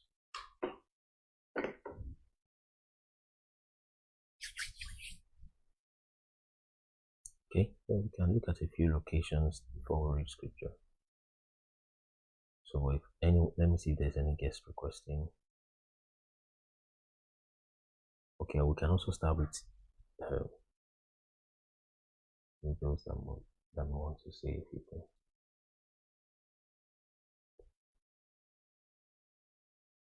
Unstoppable, you're welcome.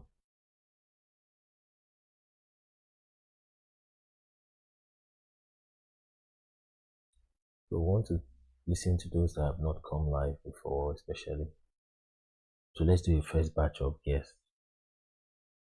The first batch of guests, then we move forward. Have a few first batch of guests.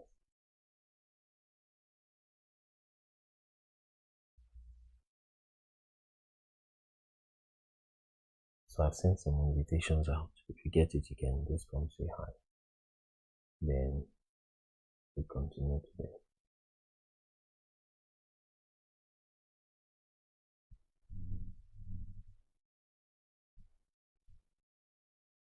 So check the topic up there. If you have a contrary opinion, you can mention it. We can discuss.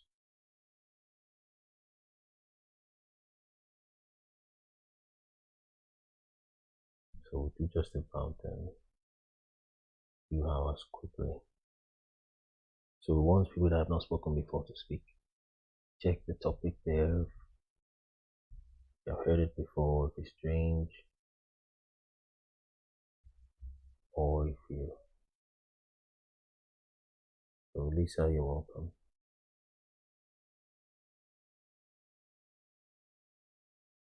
Okay. If we have no guests, then we will just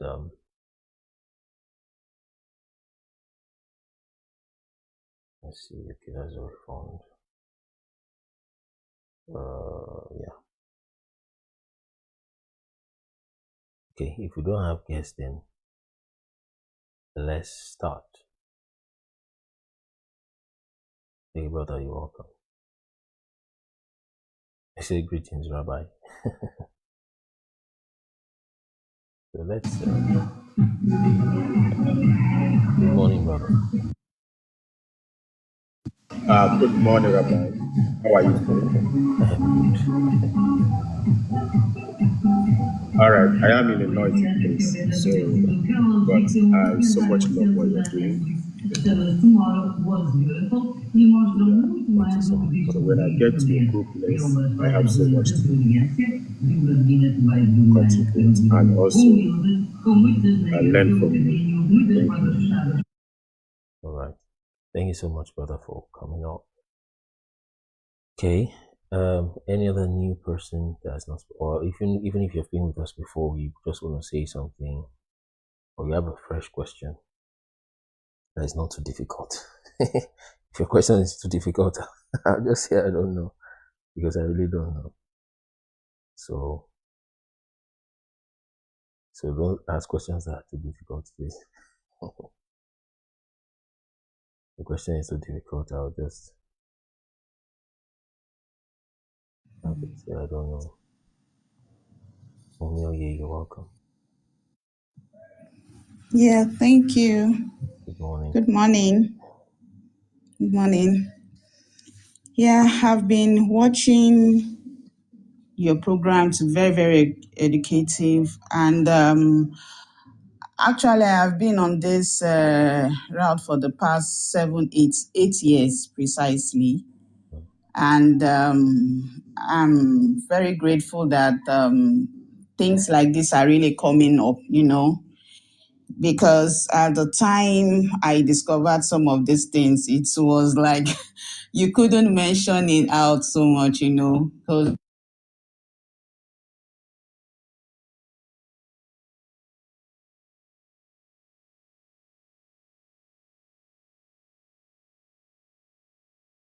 It's kind of fading. It's kind of fading. I think we lost you from the point of mentioning it out. Umir, can you still hear? If you can still hear, we're not hearing you. Good morning, Jude. Oh, Umir, you can dial back in. I think she lost connection there. So if it's your first time or you just want to say something, this is the time to say it. Bishop, you're welcome. Bishop Timmy Law, Thinkers, you're welcome. Louise Owens, you're welcome. So let's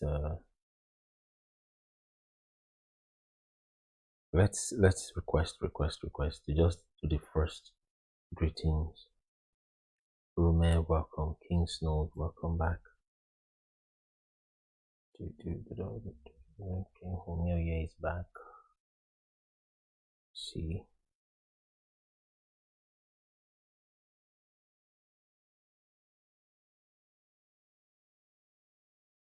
So it's still loading. Watch it's gonna through soon. I think it was a network. Okay. Hello. Yes, I think it was a network. Oh yes, I guess so. Yes.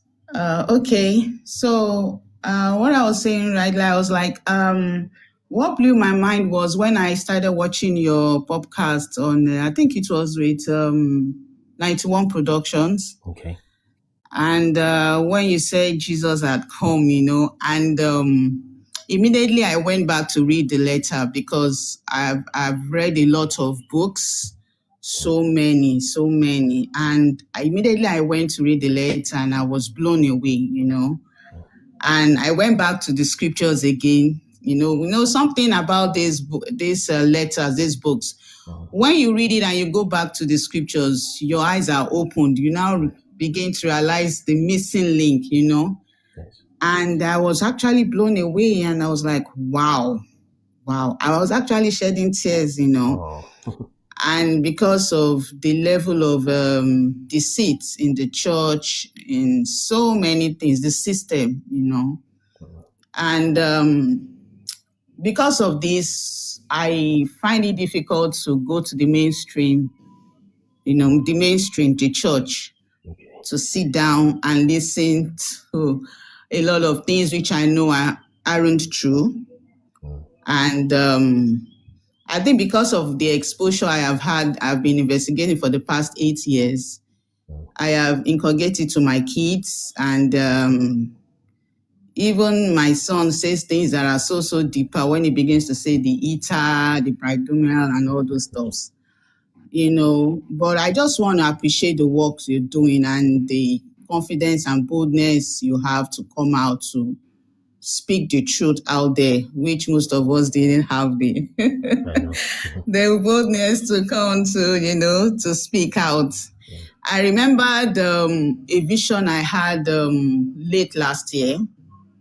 I just want to appreciate you. I had a vision, and the vision I was with, my name was being called. I was like on an altar, and I saw a female coming out, calling my name and giving a lady, which I later knew was an angel, books, and was telling me, speak the truth, speak the truth, speak the truth, And, but I never had that boldness to come out just the way you were doing to speak the truth. So I just want to say, I really appreciate the work you're doing.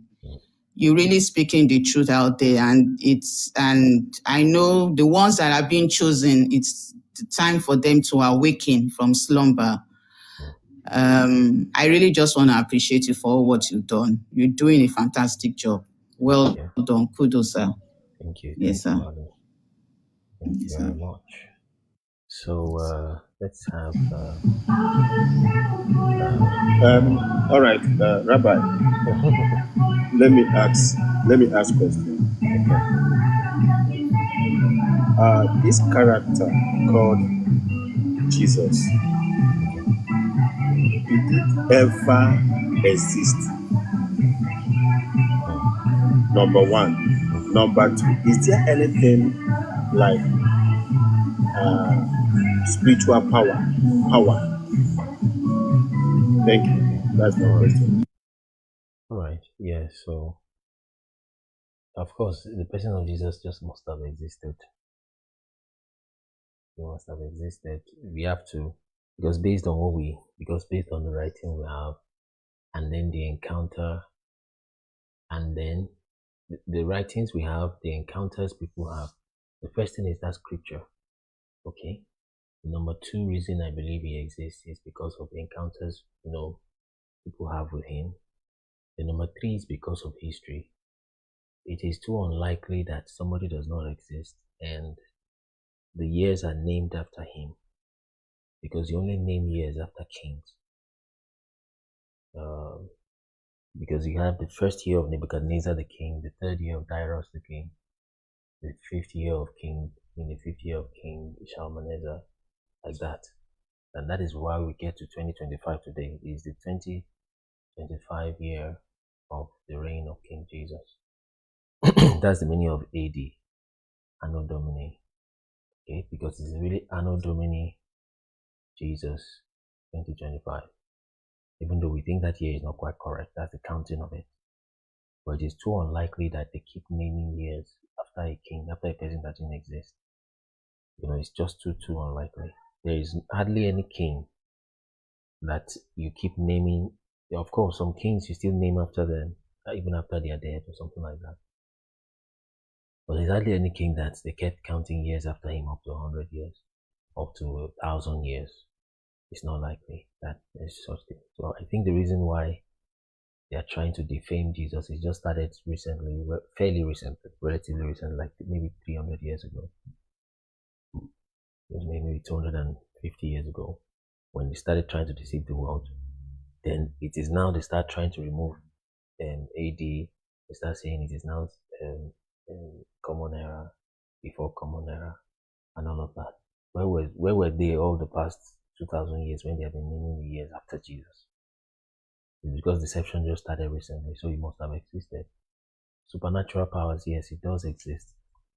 So there's definitely supernatural power.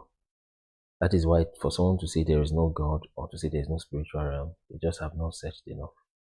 And nowadays, this information age, to search, you don't even necessarily need to go to some dark bush somewhere. Just check some videos online, you will find.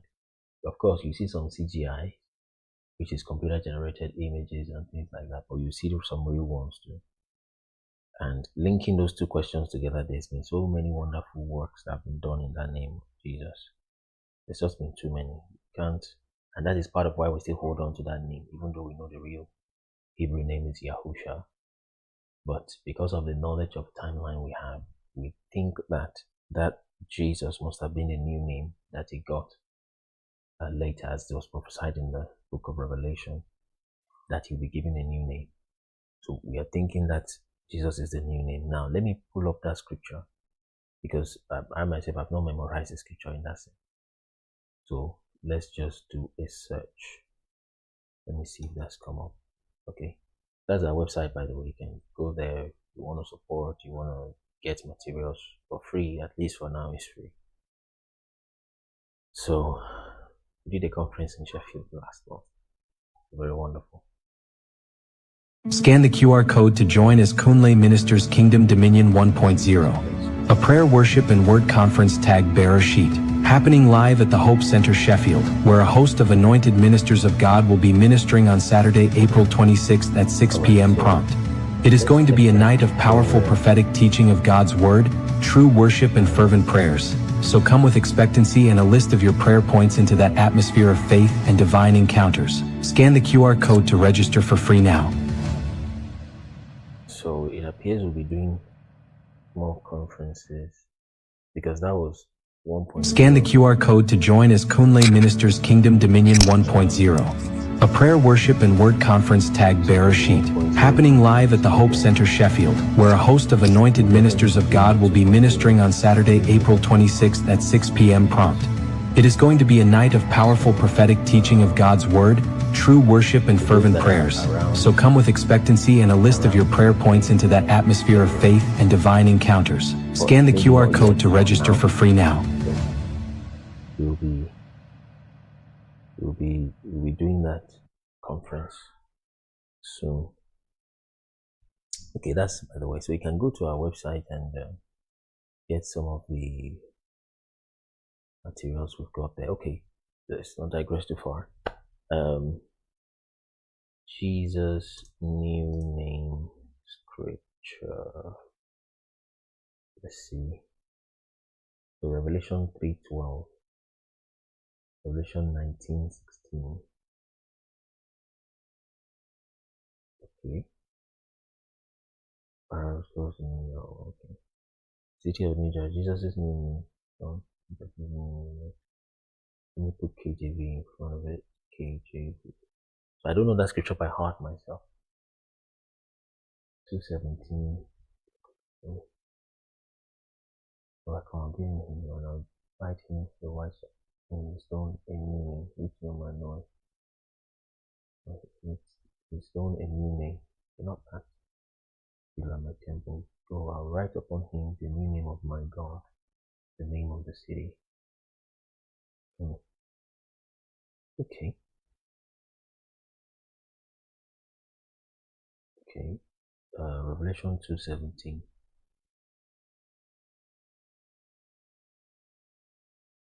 He that receives it. Okay. So I'm thinking, but then it says that name is of God, not necessarily of Jesus. But then let's just see Revelation 2:14. 2:17. So I've answered his question. We're just trying to check something. This is good to check. KJV. Revelation 2:17. So the Bible could not have been written by somebody to deceive somebody, blah blah blah. It's not likely at all. Completely unlikely. Okay, now we need to set this. Okay. Because it's popping up on the sides.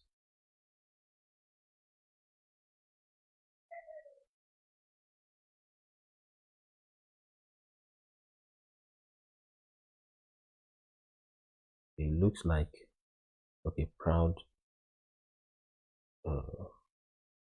proud son Jack. I'll check your comments shortly.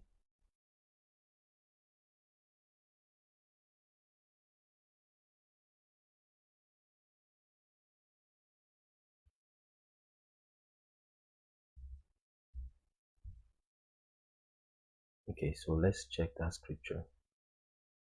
He that hath an ear, let him hear what the Spirit says unto the churches. To him that overcometh will I give to eat of the hidden manna, and I'll give him a white stone, and in the stone a new name written.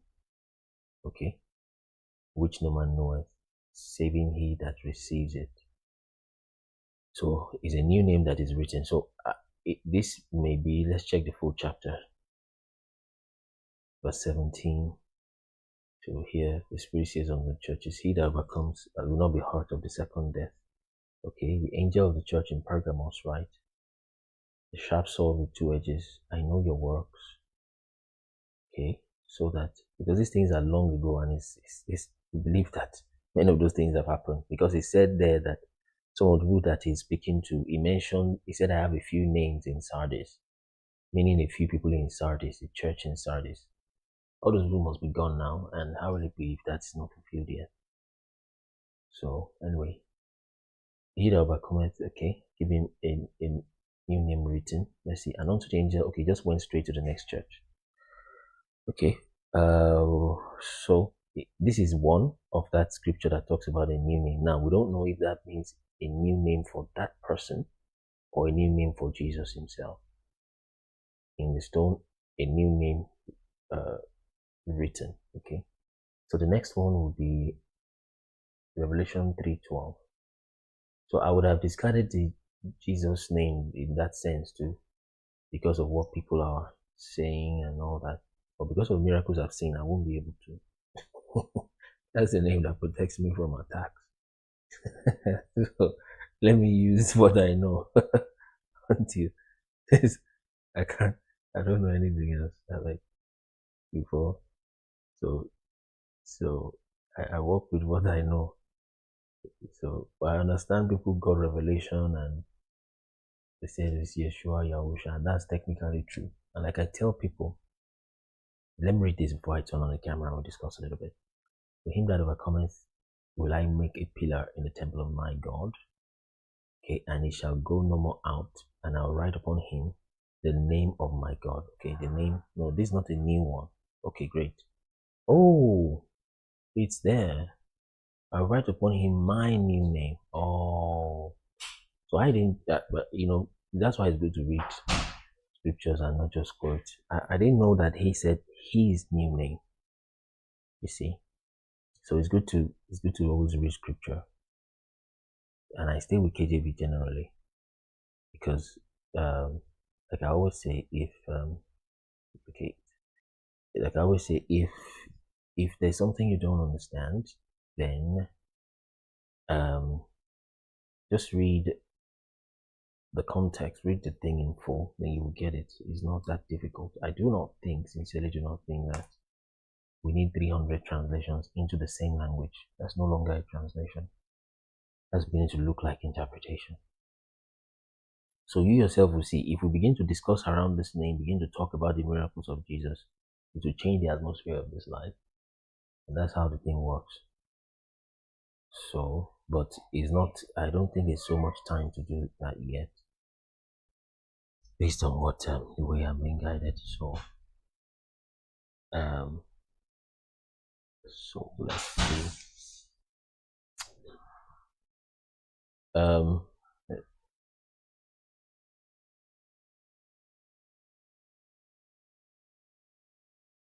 So here he calls it a new name written. Okay.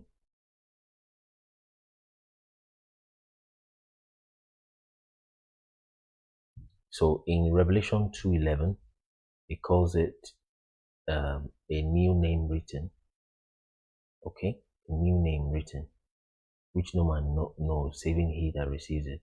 Of which, by the way, to be fair, they have already started casting out demons in the name of Yeshua or Yahusha before, honestly, to be fair. Because I believe that it's written that we saw another person casting out devils in your name.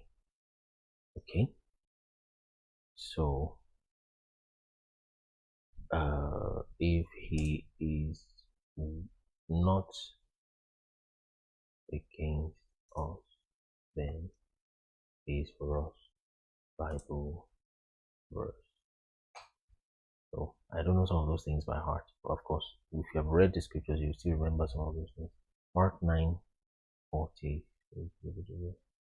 Let's see the text itself. It's also 9:38. So Mark 9:38. Let's try that. Okay, this. So let's try Mark 9:38.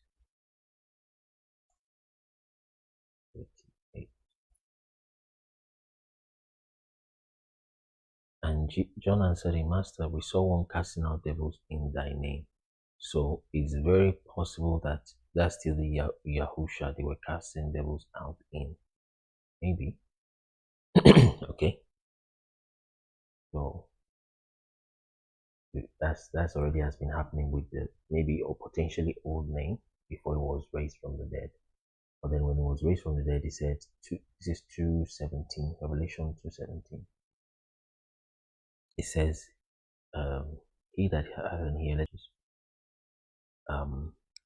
to him that overcometh, will I give to eat of the hidden manna, will give him a white stone, and in the stone a new name written, which no man knoweth, save he that receives it. Okay, so then he says a new name. We're not sure what name it is. It's even tempting to think that might have been the name given to the person that is receiving the stone, something like that. Or here he seems to clarify it. Okay, and it says that, when this Revelation 3:12, he that overcomes will I make a pillar in the temple of my God, and he shall go out, it shall go no more out. And I will write upon him the name of my God. That I don't think that part changed. So Yahuwah is probably still, of course, still correct. Like hallelujah. Okay, that's not changed. and the name of the city of my God, okay, Jerusalem, okay, or yeah, the city is usually Jerusalem. So, or maybe Zion, okay, which is New Jerusalem. Oh, we said it already, the New Jerusalem. So, which comes down out of heaven from my God, and I will write upon him my new name. And the person speaking here is Yahusha. So there is a name that will be revealed after Yahusha. So I believe that name Jesus must be the name that is revealed. It just must be. It must be the name that was revealed. Let me turn that off. So it must be the name that was revealed. Okay, let me check. I think we've missed some comments. Okay. Oh, there's been a lot of comments. Let's try to check.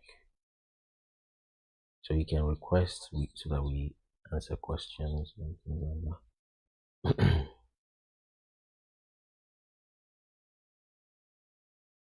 Okay. Yes, no, okay.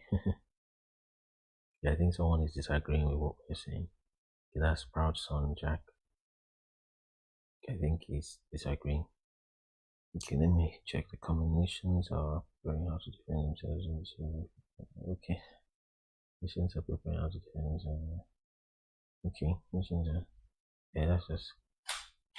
Okay, Israel following building. Okay, maybe he's not listened. Maybe he has not gotten some information. So that's why it's good we push these things out there so people can understand. So maybe Proud Son JCK has not, of course, read some things. Yeah, Israel is defending themselves. That's the Middle East Israel. Yeah, so let's Proud Son JCK ask questions. Make this very okay. So Nigeria also needs to defend themselves really as much as they can, of course, through the government. So what's the fake news? Okay.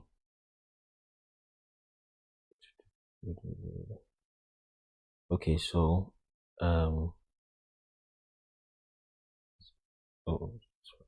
so yeah, so but most times people like that wouldn't like to come up. People like that won't like to come up, but if Proud Son can come up, so we can have a conversation. So if he's still there, you can just go check some of the previous videos we have done, so you can understand how this connects to global politics, and how Israel is defending themselves, etc. Yeah, so I think I've answered that brother's question. So yeah, let's have a few more guests so that we can move forward. We probably just read Enoch.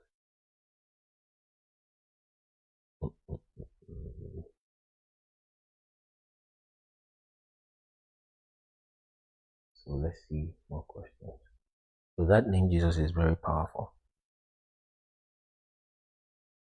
So Niger Fusion Hall, you're welcome. Equizia Alexander, welcome. So let's see those that want to ask questions or just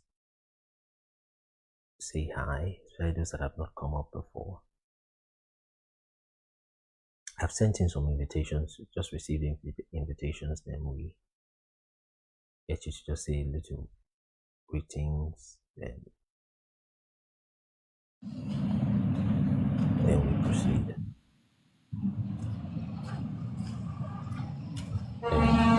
Idemutium, you're welcome. I think you're good day, sir. Hello, brother. Yes, thank you. So yeah, you can give your comments, a few minutes if you're there. If you have any greetings, anything to tell us. Idemudiam, can you hear? You're muted, Idemudiam, if you can hear me. You're muted, so you can maybe drop a message or ask a question or anything. I think we'll just go to start Enoch after this set.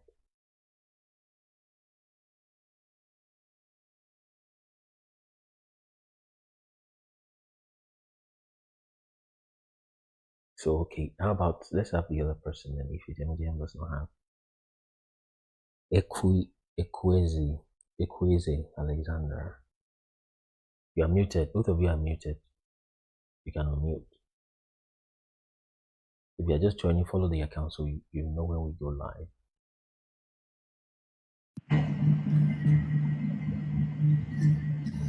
Good morning, sir. Good morning, brother. Good morning. Thank you so much for bringing me to life. For bringing me up to life. I am Ukweze Alexander, streaming from Nigeria. Oh, great. Beautiful.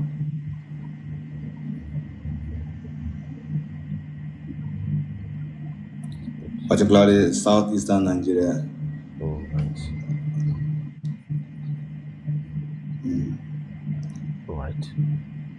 It's good to have you. We just wanted to hear your voice, see people that are there. Okay. Thank you so much. Yeah, I will have some questions for you maybe as time goes by. Okay. All right, that's fine. Thank you very much. So let's have Rome. You're welcome. Yeah, let's have Rome.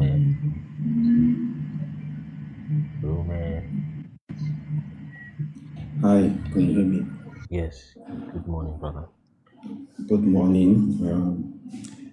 I'm kind of I have an appointment, so I'm somewhere I won't be able to talk so much. Yeah, but I've been following your page for a while, and I find it very interesting, especially for a long time. I was born into church. I grew up, and there were some things I've been thinking about. Things came into my mind from nowhere, and you begin to think about it, and I begin to follow a lot of sequence from when I was young. At some point, I got confused about the God thing and everything I was hearing, and I left it. And when I begin to grow older, these questions begin to come in.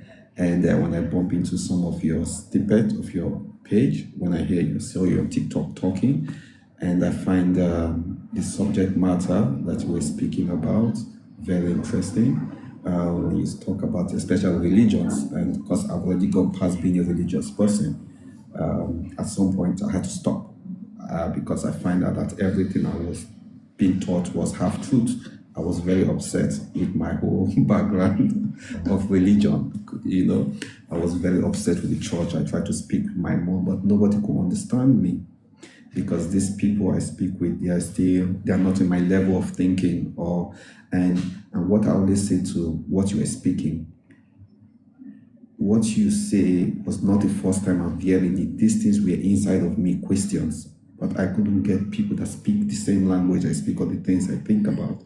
And when I begin to encounter your page, I was like, oh wow, so I'm not the only one that thinks like this. I'm not the only one that knows something is wrong. And you begin to really equip my understanding. And even to this day, I'm trying to gradually try to let my children to understand this religion. I don't want them to be wrapped around religion because I know it's not a full truth. It's just people trying to use all these things to control us. Because long time ago, I know the basics of religion and all those things was to control. So that foundation began to make me question everything that was being given to us. And I visited Rome 2 years ago. And when I saw all their temples, and I saw that none of these things that were related to God was original to God. It was original to their deity. So these things begins to feel like that one actually spin my word as well. Like I said, so what is this thing that we are calling as God, but there's no originality? that surrounds this thing. So that's all I have to say. I want to listen more. I'm very happy to be here and to hear what everybody contributes here. Is very interesting to me and very fascinating. I'm growing also in the knowledge as well. So yeah, it's nice to be here. But there are questions I will ask, but much later, because we spoke about the coming of Christ that is actually gone. I heard it in one of your messages, one of your live, when you were talking about it, and somebody actually brought that topic here. I would like to understand more, because most times when I listen, I'm in and out, so I don't follow through about that part, and I would like to get more insight about that before digest it, before I can even speak or try to know more about it. All right, thank you so much. So yeah, so let me just talk on that already. And let's have more people also request before we start reading and end for the day. So generally for that, people just need to go watch, is what we will say. Just take your time to watch, especially someone who might be busy. Like he also was just calling from a place where he has an appointment. So you can, but again, that whole idea is only for Christians. People that are Christian. If you're not a Christian, it won't apply to you. It won't make sense to you. Okay, so it's for Christians. But then, if you want to get more about that, just go watch. There's already stuff that we've put out there, so you watch. And we'll discover that it's a little disruptive, the idea, even though it's what Scripture teaches, but it's a little disruptive, and we don't want to be seen as being unnecessarily controversial. So if the what's the word now? If the facts are already out there, we have done the video out there, then you can go have a look. So it's just there. But then it's what Jesus said in Scripture. He said it that will be coming soon, and to be unfair, amongst other things, to say that to people, and they think he will come in their lifetime, and he did not. And people kept going with that idea for literally 2,000 years. That would be inaccurate. Some say it's because God's time is different from ours. Days like 1,000 years, 1,000 years like a day. But then, how about other things that he spoke about? It would be unfair to leave it that way and not let people know. So just check. It's just there in Scripture, and then some other things that we have. Okay, let's see. So should we take? Okay, there's 2 guests requesting. Let's have them.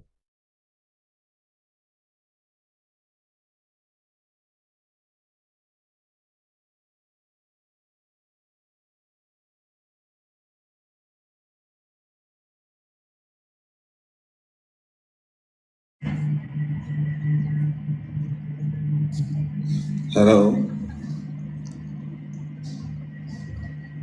Are you there? Can you hear me?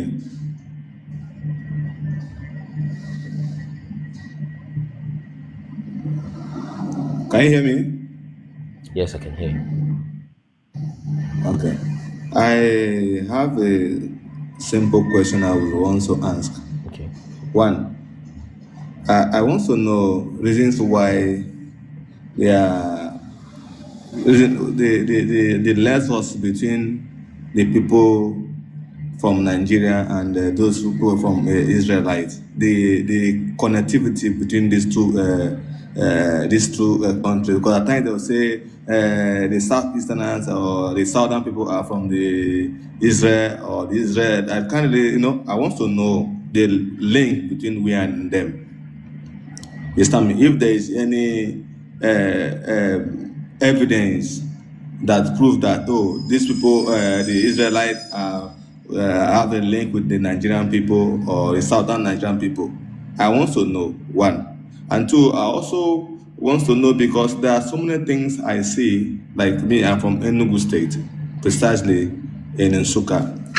You understand? There are so many things I see in our places, like, for instance, now, like how our forefathers learned how to produce palm wine.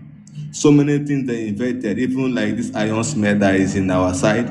I was like, this thing that happened far, far back. Who gave them this? Who gave them this knowledge? How did they discover that this is iron? And they started working with it.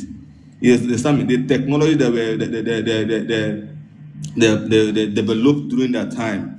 How did they try to come into like trying to make use of fire, like light, like matches or whatever? You understand me? I really want to know this thing because I can see that our forefathers knows God more than even those people that they call more than even those people that they say they are from the Jews or the whatever. You understand me? They knows God because if you times I sit down and I think very well, I see that most of all our names it's all about God.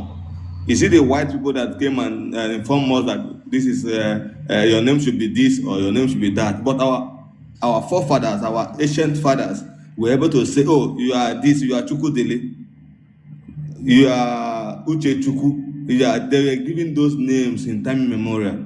I want to know, is it that people are saying they are the one that introduced Christianity to us, meanwhile our forefather knows God, but they knows God very well. I want to know why is it that they are saying that the one that introduced Christianity to us, meanwhile our fathers worship the true and living God with sincerity. More like now that there's no sincerity anymore.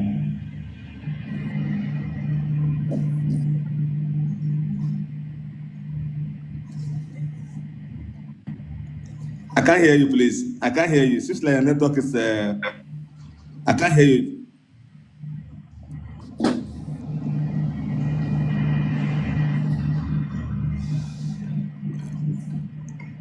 Okay, I'm waiting.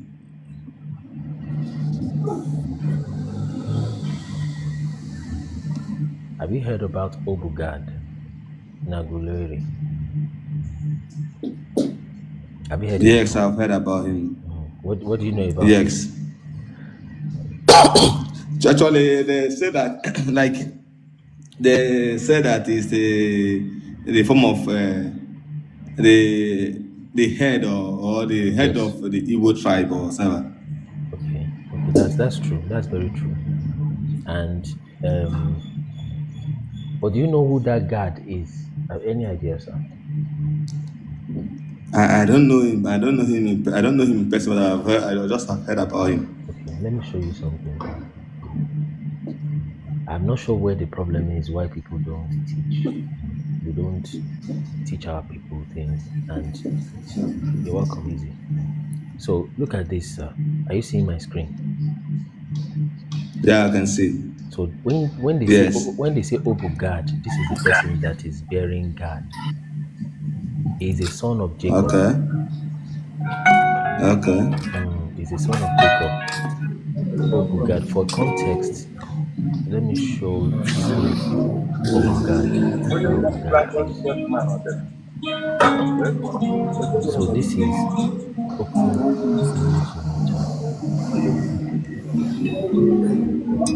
this is this is God. So Obugad means house of God or compound of God. The same way Igbo will say Obodo. What's the meaning of Obodo? Obodo means town. Town. In Yoruba they will say Ibudo.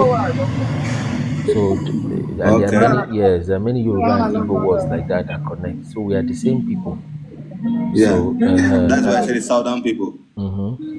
So let me see. I want to add to the list.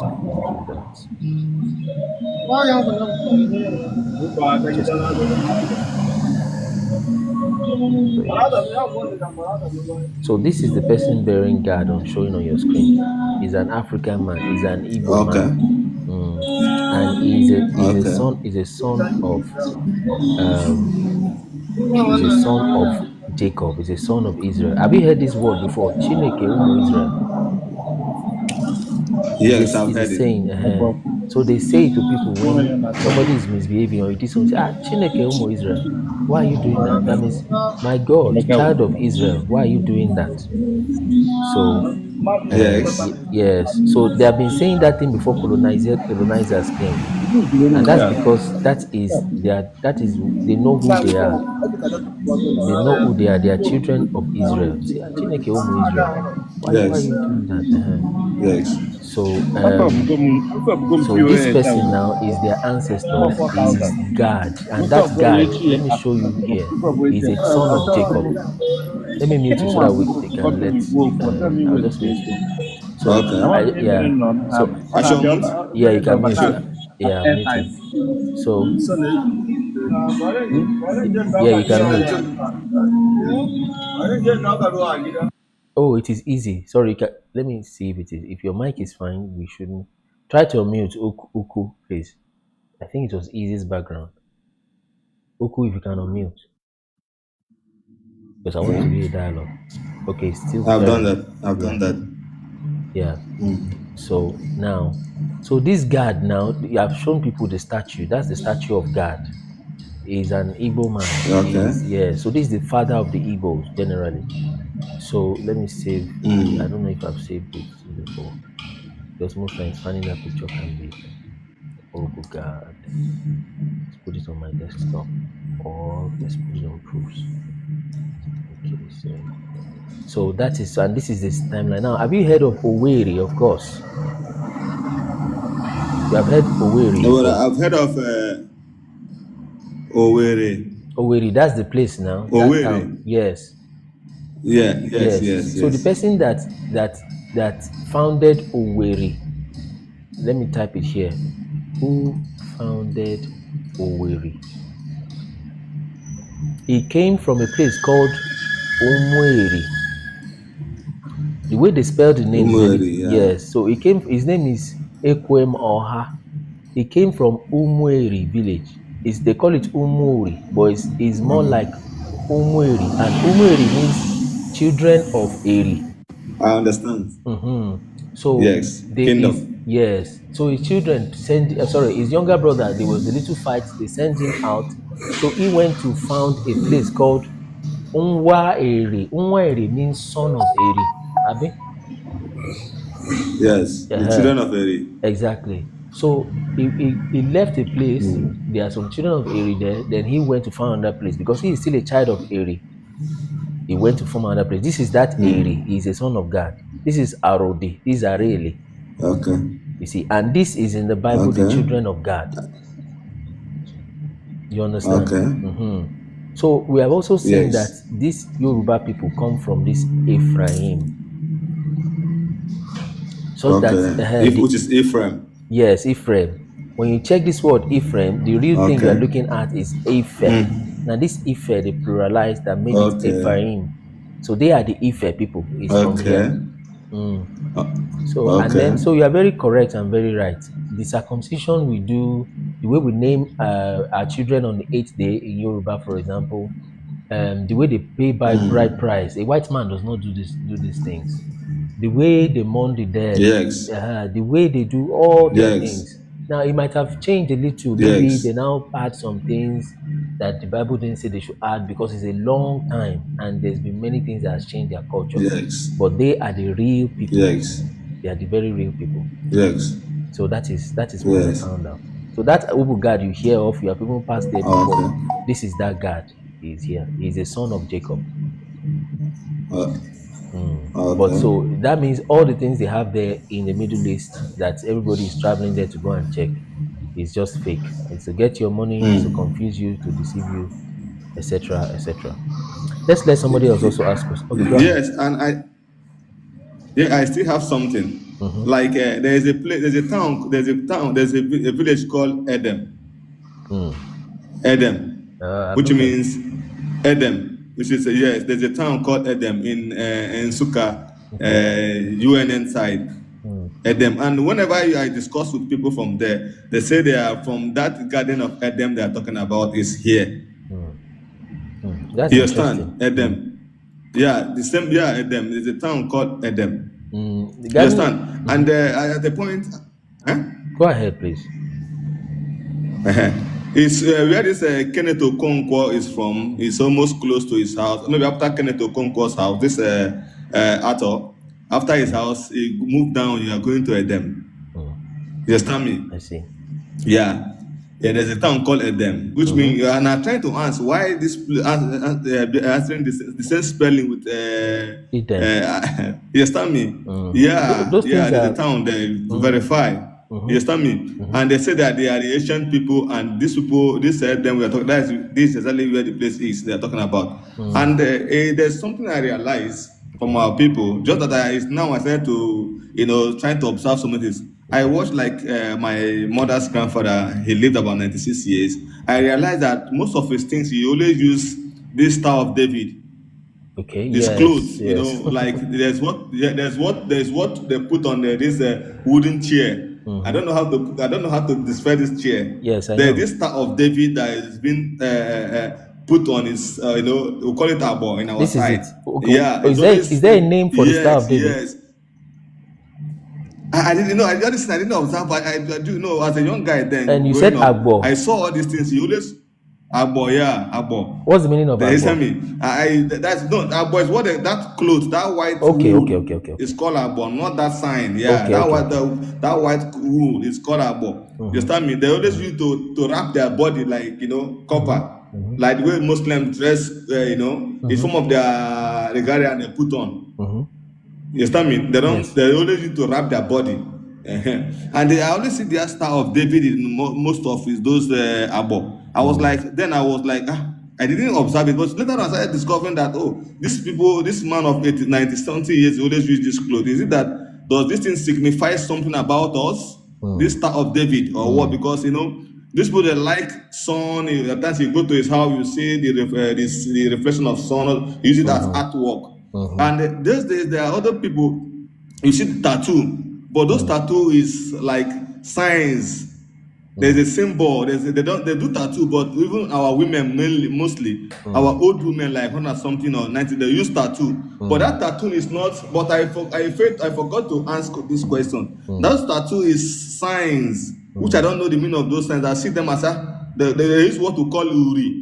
Form of this thing they used to enjoy in tattoo. They call it uri. In our side, it's black. They'll put it on your body. You start to show you mark. You start to show mark on your body. You understand? They used to draw signs. You see mothers, women that time those days, they used to draw something on their body with some signs. But I don't know the signs of those things that they drew on their body. But now you hardly find someone that has such kind of that kind of tattoo on their body. But it's elderly women that uses those days.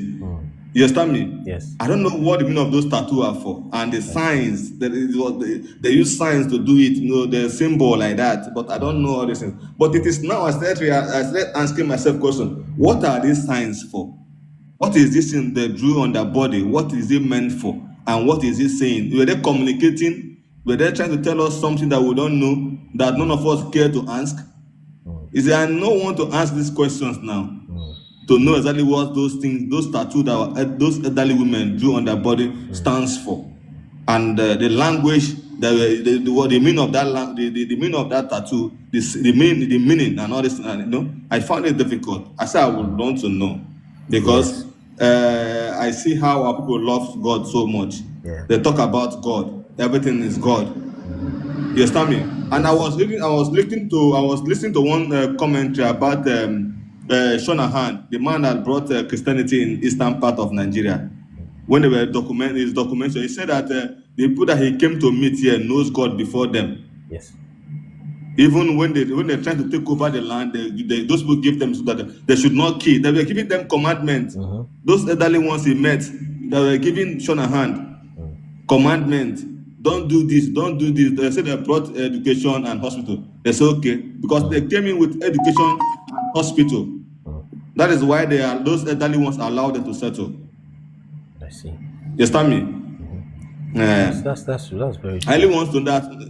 I really wants to know. Yeah, so that's very true. So that sign, let me just mute your mic because of the background noise. So that sign that you see is this is it. Even the British government knows it. This coin. Oh dear, let me display the camera. So there's a British coin. You can go watch this video on our website. It's also on this TikTok channel. So if you can, please, everybody here, you can. Well, let's just discuss it. So the British government, you see, there they made a coin. Is this thing clear? So they made a coin. Today, we want to talk about the history of West Africa and money. These coins right here are another set of evidence that the language, people, and land of the real Israel is not in the Middle East, but is in Sub-Saharan Africa. Just like we have shared on our World History series on our website, kunleministers.org. Because bring it out. Star of David and also an Arabic inscription. 1959 Nigerian coin. 1959 Nigerian 1 penny. Okay, so look at it here. So we already have a video that covers this. Open image in a new tab. So we already have a video that covers this. You see, Federation of Nigeria. So if the British government can come and put this on your coin, they know what they are doing. Is because they know that's the land. You see. So this is Federation of Nigeria. This is 1959 coin. You see, it's put there like that. And so that's the signs that he said he's been seeing on the coin. So all those things are there. But then if you hear the way this the person I just spoke was speaking, you think, oh, maybe it's just somebody he's just wanting to be like Israel. And meanwhile they know what they're saying, because these things they're already there in the it's just there. So, and the people know. So let me check a few comments before we get the next person to speak. So someone is asking, I'm still trying to, let me check it, the comment. I'm still misunderstanding something. I want to ask if Igbo come from Israel today or Israel today come from Igbo. None of them come from each other. The Israel in the Middle East is fake. Okay, it's completely fake. Israel in the Middle East is not real. Okay, that's why they would try to call it Israel, but it's not real. The name is Yasharel. Okay, so that's why they changed it to Israel to make it look real, but it's not real. So they didn't come from each other. They are completely disconnected. If you check them, they are different people altogether. So those ones are not. It's not the real one. Ask them what tribe they come from. Ask them if they were taken as slaves. The book of Deuteronomy 28 describes it to the detail that they will be taken as slaves in ships. Just read Deuteronomy 28. There's no people in the world that applies to. And that's part of the reason why we say the Bible cannot be written by somebody who was just planning a thing. 28. I tell you, even if, now watch this, I'm saying this to some of you are listening to me, have been to atheist groups that are saying they're Africans but they're atheists. And like I said, that's like a contradiction of terminology. I'm expecting a delivery. I don't know. I think I should be able to hear. So it's like contradiction of terminology to say you're an African and you're an atheist. Okay. So some of you might have been to those groups because you have been offended in church and you've gone there. You seem to have a kind of community there. It's not. That's still not the way. That's just halfway where you've gotten to, and they are falling off halfway. Okay. There's still roads ahead. That's why God, He sent us to clear those paths so that people can join and follow without having to go through the hardness that we went through when we're going through that road. Yes, good morning, Samson. So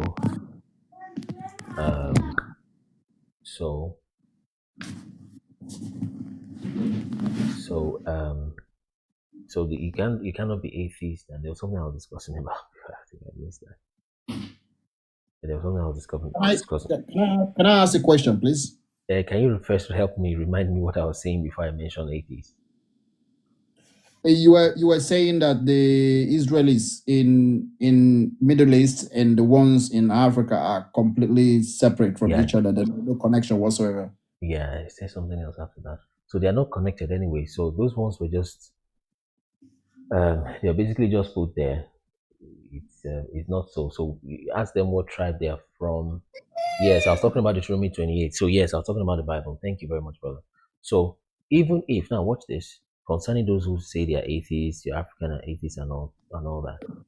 So even if you somebody just last year 2024, even if somebody in just 2024, because people say Bible was written to deceive people, you just wrote it to deceive people, blah blah blah. But I'm telling you, even if someone just this last year in just 2024 writes the Bible without the help of an existing Bible, if there's an AI that can write a story of the Bible, just this last year, but without having a Bible to work with, that AI will still be a very intelligent AI because it factors in just too many things at once, of which the Bible was not written last year, see, and it was written many years. Some say it's a library, it's a combination of books, it's not just one book.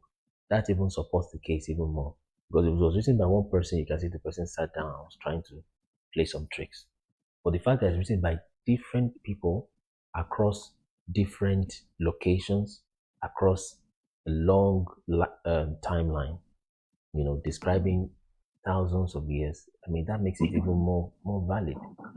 So read Deuteronomy 28. There is no people like that have gone through that.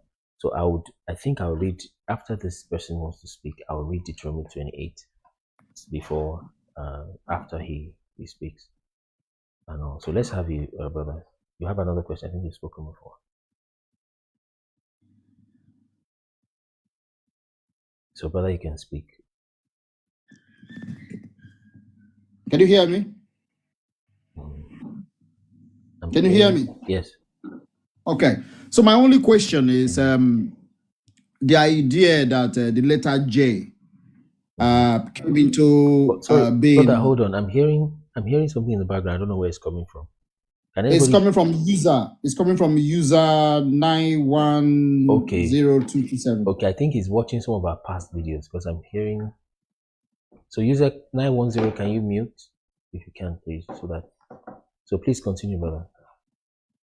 So my what I need clarification for was the name Jesus. Okay. There has been some explanation about the original name, which is Yeshua.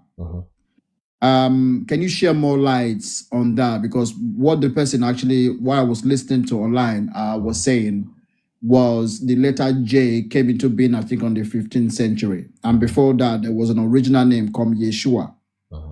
So can you share more light where this Jesus name came into being used by a lot of people? Okay. Yeah. Oh, the brother that spoke about Eden, Al-Kibulan just means Garden of Eden altogether. That's why I opened that, but I forgot. So yes, so the name Jesus, it still has to be relevant, is what I am being able to gather. Okay. And like I said, it's the first thing we addressed this morning. It's almost as though you were there this morning. So, because now I understand the real name is Yeshua, okay, Yahusha, it's probably even more accurate. So, so that's the name Yahusha. So, but then because of number one, the miracles that we have seen done in that name, Jesus, like that. Then number two, because of the understanding of timeline that we know, because we have seen in timeline that many of the things that was written in scripture, especially in Revelation, has happened. Okay, so because of that, he said here in these verses, Revelation 2:17 and Revelation 3:12, that he would have a new name. So we think that name Jesus is the new name that he will receive, and we believe it's because now I don't have full proof like that, but because that name is too powerful to ignore. Okay, if you are someone that follows God, follows the Bible God, okay, and you walk with him in spiritual things, not like you just go to church, dress fine, take pictures, come back home and gist about whatever, the preaching or whatever. You're someone that walks with God spiritually, you would know that name is powerful. Okay, so the name can't be put, you can't, it's too powerful to ignore that. So I suspect truly, like you said, that the English language started around 500 AD based on conventional history that we know. And then the letter J came around 1600, like we said, 15th century. So, but all those times seems to be a time when Jesus revealed and did many things on the earth through people. But main history is not letting us see that. So we think it was during that time was part of the times when the new name was revealed. Like he said here that he will have a new name. He said which we read it before. He said, him that overcometh, I'll make him a pillar in the temple of my God. He shall go no more out, and I will write upon him the name of my God, and the name of the city of my God, which is New Jerusalem, which comes down out of heaven from my God, and I will write upon him my new name. So we believe that name Jesus just has to be the new name. But then, technically, they are correct. The name is Yahusha. Oh, I was not displaying the screen. So let me just show you that scripture. So that's it there. Revelation 3:12. It's also in Revelation 2:17. Okay. So we believe that Jesus must be the name because of the miracles the name has done. So that's that about that. Okay, let's have some guests that are leaving, so we should have. Okay, easy, good one. Did I answer your question, by the way? I'm not sure who asked, but I think the question is left. Okay, let's have the next question real quick. User 910.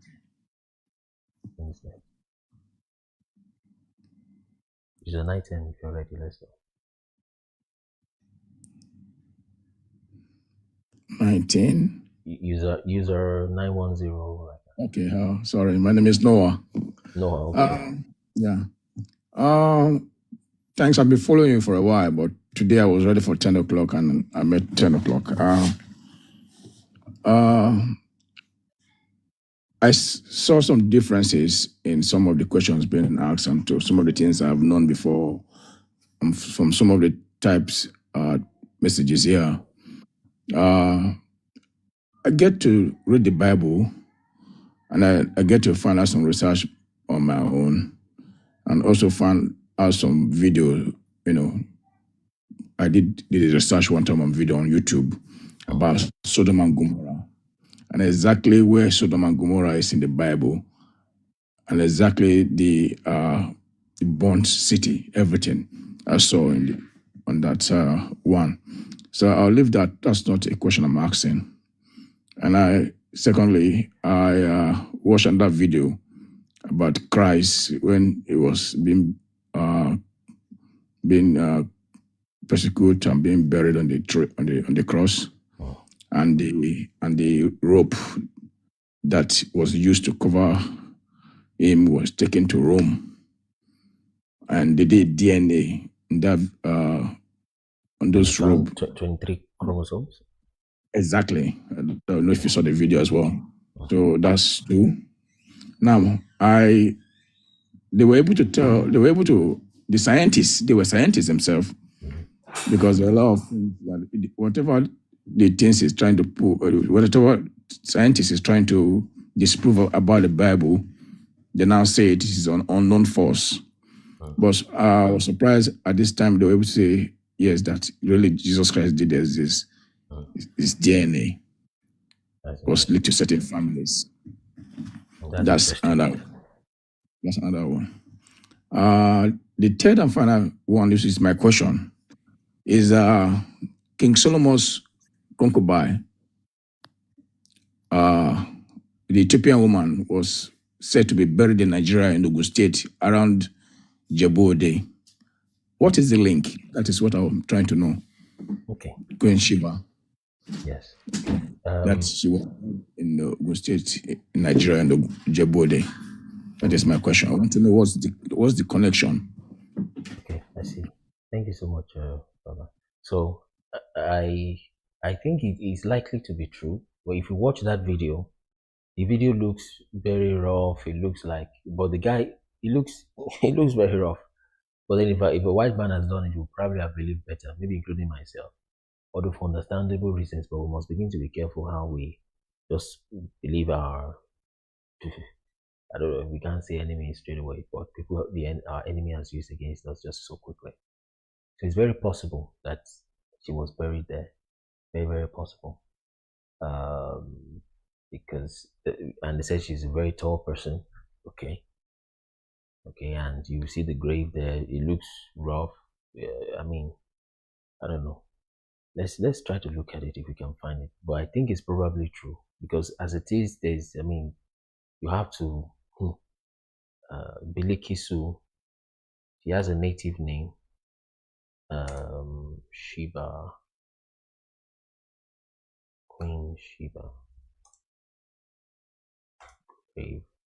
So it's possibly true. I don't know, but then I would even say the Bilikisu Sumbo is often linked to the legend. I call it a legend. Let me share the screen. Legend of Queen Sheba. Let's close that one. Okay. So, legend of Queen Sheba is believed to be buried in Eiri, a town in Ijebode, Nigeria. Bilikisu Sumbo is a prominent figure in local folklore. So they are saying it in oral history, with some believing a gravesite to be the holy place. Pilgrims usually come there, while not definitely proving the belief. This is AI, by the way. So mention both Bible and Quran contributed to the site's significance.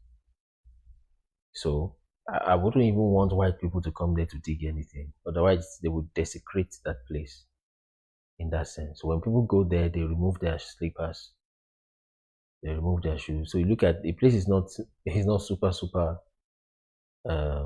okay. They've even decorated it a little bit. Queen of Sheba site is what is written there. Okay, so this may be a movie for, I don't know.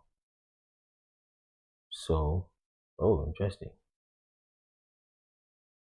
So it is possibly true.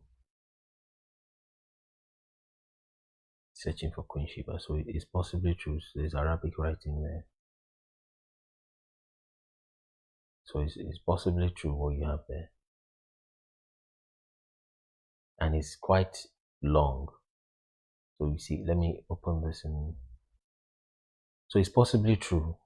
I mean, at this point, when we see that there's been so much deception, you want to be very open-minded when it comes to some things like this. So that's the length. It's quite long. This looks almost like 10, 11 feet tall person. And a regular person is 5, 6 feet. Okay. So it's possibly very true. But then Africa does not super arrange things. They don't create a mighty war. So they will not, if this was in Europe or was in the Middle East, trust me, they would have decorated this place beyond this and all that. But they just made a shed. This one has been there before. Maybe made a gate to it. And all that. And the way she died was even supernatural from the oral history again. So it's possibly very true. Possibly very, very true.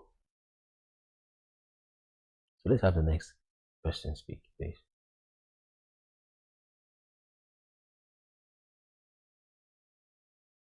You're muted. You can check. You're not muted. Next guest can speak. Easy, are you ready? Easy, if you can hear me, you can go on.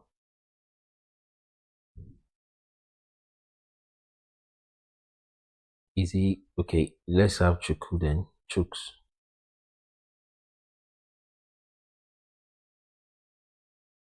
Let's have Chuks. King Snow, if you are there, you can come up. I've heard that before, that everything started in the United States. That's where the real humans started. Everything was there and all that. So, or you can come to tell us more about it. So people are seeing it more like United States rather than Africa. So King Snow, please come tell us more about that. So Oli, you can come along also for the guests. So Easy, if you are there, you can come up Easy. So let's type F1, get it to 10k likes. F1, 10k likes. Then let everybody follow so that when you come back or when we go live, you can see. So let's do that in the next 2 minutes before we continue with Easy. Yeah, good morning, sir. Yes, go ahead. Okay. You know, the last time we were here, I actually had to go searching for words and names that are similar to of the Igbo ethnic to the Hebrew. Actually, I found some, though I'm still trying to merge them to see how it could come. For instance, they said they had this name called Ada. Ada in Hebrew is a female, probably the first daughter of the house, a female name. So, and it corresponds with what we call Ada in Igbo language here. Yes. You know, and a lot of other things. And with regards to the Obugad, you know, before now, even kingship, every king must have to go to that Obugad to get their staff of honor to be able to rule and be crowned. So I'm just connecting these dots now. Like even if they crown you in your homestay, you have to go there and get your staff of honor to rule. And if you come to that place, you find it was more this thing called the Trinity, Father, Son, and Holy Spirit. Though I don't know how it relates now, because there's this big tree. Nobody knows how old that tree has been there, and in fact, it is separated into three parts. And you know, fetishness now, they now begin to say it is the Trinitarian something. You know, so I'm really connecting these dots now. It's not easy. I see. It's So, and not that's, easy, but yes. thank you. Yes, thank you very much. So, and that's why we try to come out and put it in more organized form. So people can, Oli, please, you can re-request. Just request again, Oli. Let's do F1. Let's get to 10K likes before Chooks comes up. Between now and 11:32. Let's fill in the guest positions. Let's do F1.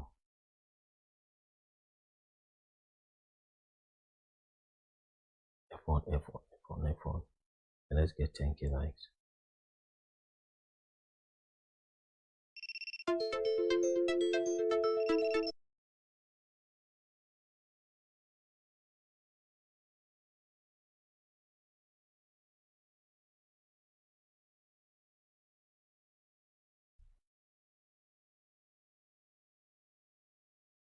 Thank you, likes, and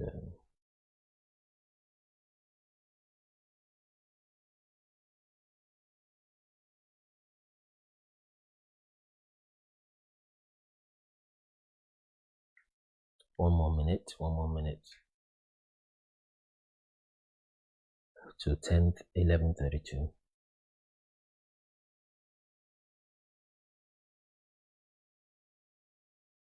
So let the request roll in. Let's the fresh people start coming.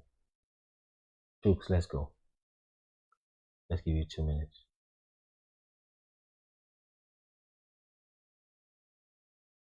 Jokes, if you're there and you're muted. Right. So last year there has been a lot of images released by the Russian government about all the apostles and church leaders and angels and stuff. They're all black. Yes. Looking. Now, can you share more light on that?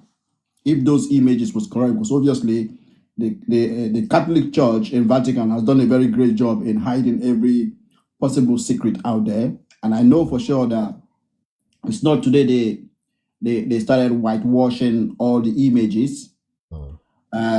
Because even the North African should I call him priest?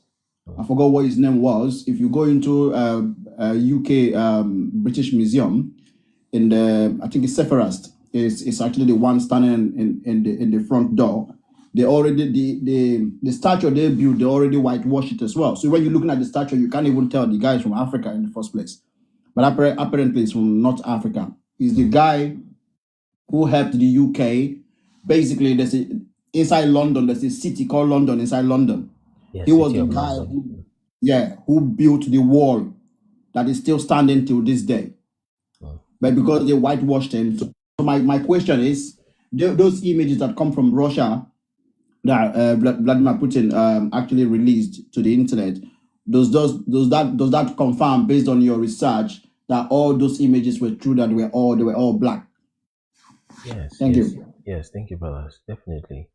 Putin made a statement that he will destroy France without shooting a bullet. You know, he said to Germany that half of their people is not speaking their language, meaning they are not speaking German, they're speaking English. That all their resources are dilapidated, that they don't really have any major resource of their own. That if he is to bring armor tanks to enter Germany, even if Germany was to roll a white flag and to surrender, that it will still be a waste of diesel for him to come to Germany to fight Germany. So one of the ways he did that is by psychological operations, by opening to Africans who they really are, and from then on, people will begin to leave Roman Catholicism. They're like, seriously, they told this many lies and things like that. So yes, it's very true. He did that to get the African people, just to shake them up a little bit. And from then, there's been some coups after the Traore one, there are other ones, and France is just going down. Right now, Europe they try to sanction Russia, which is that they will not buy gas from Russia anymore. But they shot themselves in the foot in that sense. That Russia then locked the Nord Stream 1 that goes through Germany to Europe. So Europe doesn't have as much gas as they would. And the alternative, which is to get oil from Africa, the African countries are beginning to kick them out. So you begin to see power outages in Europe. And they try to explain it away using some scientific jargon, but it's not so. The main reason is that they don't have fuel. They don't have gas. So he's intentionally releasing those things gradually. And he has more, but just releasing those things gradually to just weaken the West without necessarily fighting them physically. So that's it. Let's do 10K likes, F1, then let's follow the account if you have not followed before, please. And let's share the live. Then let's not forget @mentioning. Go to our pages, our videos. You can share them for free on your page, pin them. Just share and pin so that more people know about this. So we are the one that should be leading that warfare, but Russia is trying to help us in that sense. Let this thing just go out. Some will still be skeptical, but over time they'll think about it. It will just liberate the minds of the people. The time is ripe. Liberate the minds of the people. Some people ask, okay, what do you want us to do? You don't need to tell anybody what to do. Some people will see this and they'll decide to leave one denomination and cross to another one. Some will see this and decide that, oh, that religion, I'm not doing that religion again. Some will see this and say, you know what, I'll homeschool my children. I will not take my children to my quote-unquote enemy to train for me anymore. And they will take that move. For many, many, many, many people, so it's not like we'll be telling people what to do. For many people, this will be the last straw that breaks the camel's back, so to speak. They'll be like, no. After this one, man, this is what I've been waiting for. I mean, I'm just going to homeschool my children. Like, no. After this, no. I'm not working for such and such company again. Some that have been pushing, there are people that post. For some people, that will be the last time they will support the Middle East, Israel. You see. Some, because there's people that are still praying for Middle East Israel today. Very sincere, fine ministers. They're praying for the Middle East Israel because they don't know. And some of them are Igbos. They think that they're praying for God's people. No, they're praying for their enemies, sworn enemies. They don't like you at all. And you are not from them, they are not from you. So it's not a question of who gave back to who. So they're different people. So start praying. Some waste your time praying for Middle East Israel. Yeah, real Israel is being attacked by Arab, the real Arab in northern Nigeria. You know, the prayer should go there first, and in fact only, not to some Middle East story. Oh, I think there's a guest that was trying to come up. Okay. So please, let's request now. The guest panel is open now. Let's request now. Like now. So I can accept your request. As you come in, just mute. Request now. I want to say something.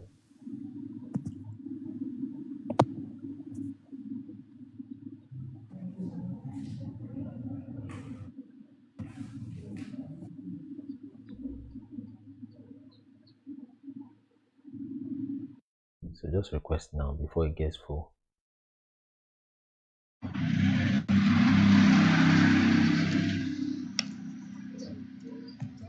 Just request now.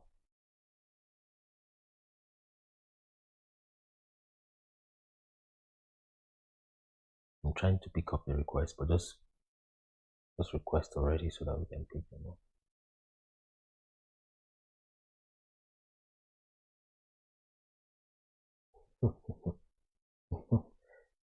Sheikh Ziman said, after I stopped going to church, my life has experienced peace, true peace. I'm no longer chasing devils.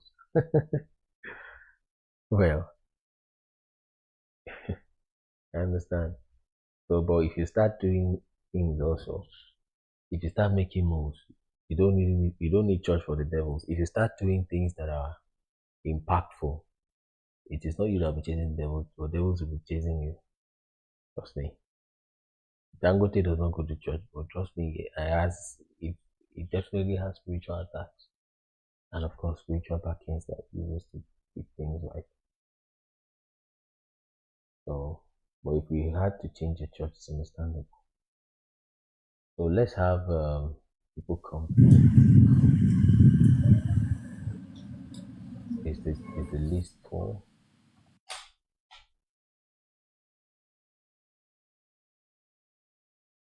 Let's see if the list is full.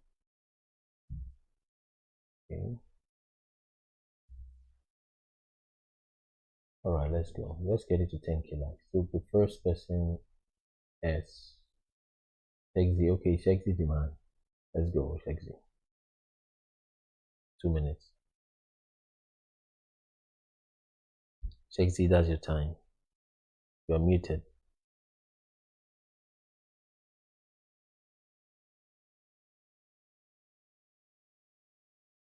Shexy, you're muted. Okay, let's go to Sim then. The next person there. Sim. Good morning. Yeah, morning. So, I love what you've been doing actually. I've been trying to gather some information myself, but then, internet makes it overwhelming if you don't know how to narrow it down. So, recently I came across a video saying the world map has been turned upside down. The actual north is the Africa and things like that. Now, then I came across your own video saying the real Hebrews are black. So I think at a point, was it the Babylonian reign when all of them left Israel due to the exile and all of that? They traveled deep into Africa. So now my question is, Africans are blacks already. Then how do we know the actual tribe of Israelites that came into Africa? How do we how do we narrow it down to the actual tribe? We have 12 tribes of the Israel, then which one came into Africa? Where did they settle actually? Though some people have been saying the Igbo tribes are part of them, and I think somewhere in Ondo in Nigeria.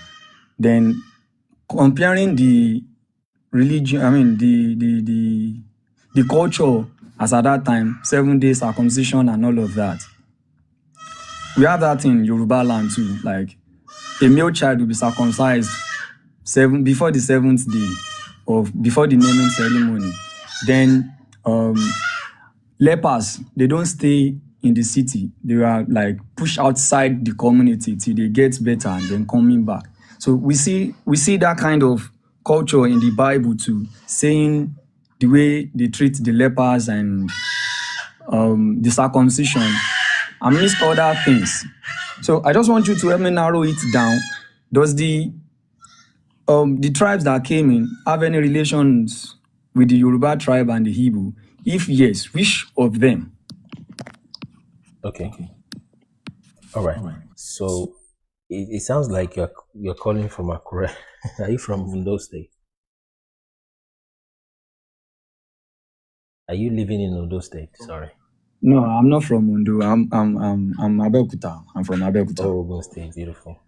Okay, so let me use that. All right. So the real people is sub-Saharan African people. Do you see that map showing on the screen? Can you see it?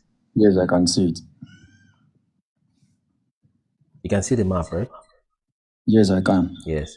So the real people is from Guinea. Is in Nigeria. The real land is not in the Middle East. The Middle East is completely not the land. So they didn't move from there to here. This is where they have been so far. If they moved, they just moved around back and forth within the same sub-Saharan Africa. So that's why it's really a serious shock. So they didn't move from here. So the Igbos, yes. The Yorubas, yes. Ghanaians, yes. Cameroonians, yes. They're all part of them. All of them is the same people. So it's not the Middle East. So but watch more of our videos to get that. Just the simple answer. That makes it make sense, because we have some Yoruba tribes in Brazil and all of that. So I think it makes sense. Yes.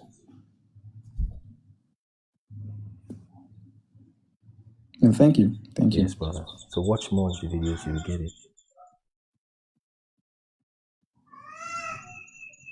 All right. So the next person, we go from 9, just 2 minutes for you.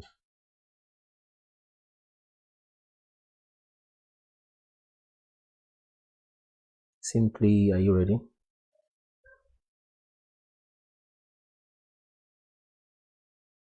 Simply, are you ready? The one that just...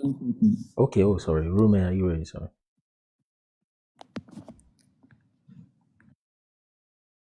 The Rume has been here before.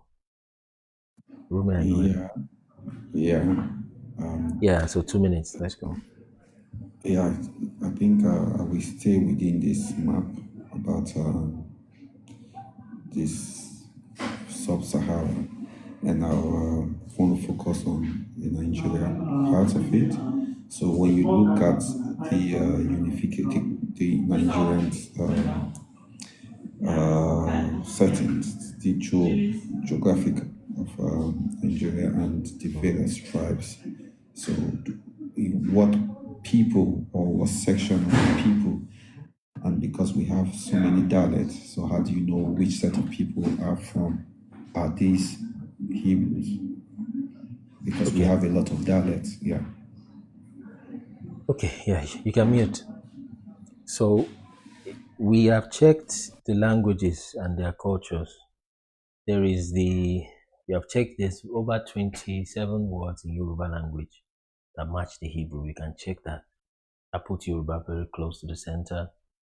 We have checked their traditions also. We have checked the book of Josephus that tells you where Samaria starts from. Let me just show that to you. So time and again, all you need to do is to just check all of the videos we have done. All the proofs are there, or check our website.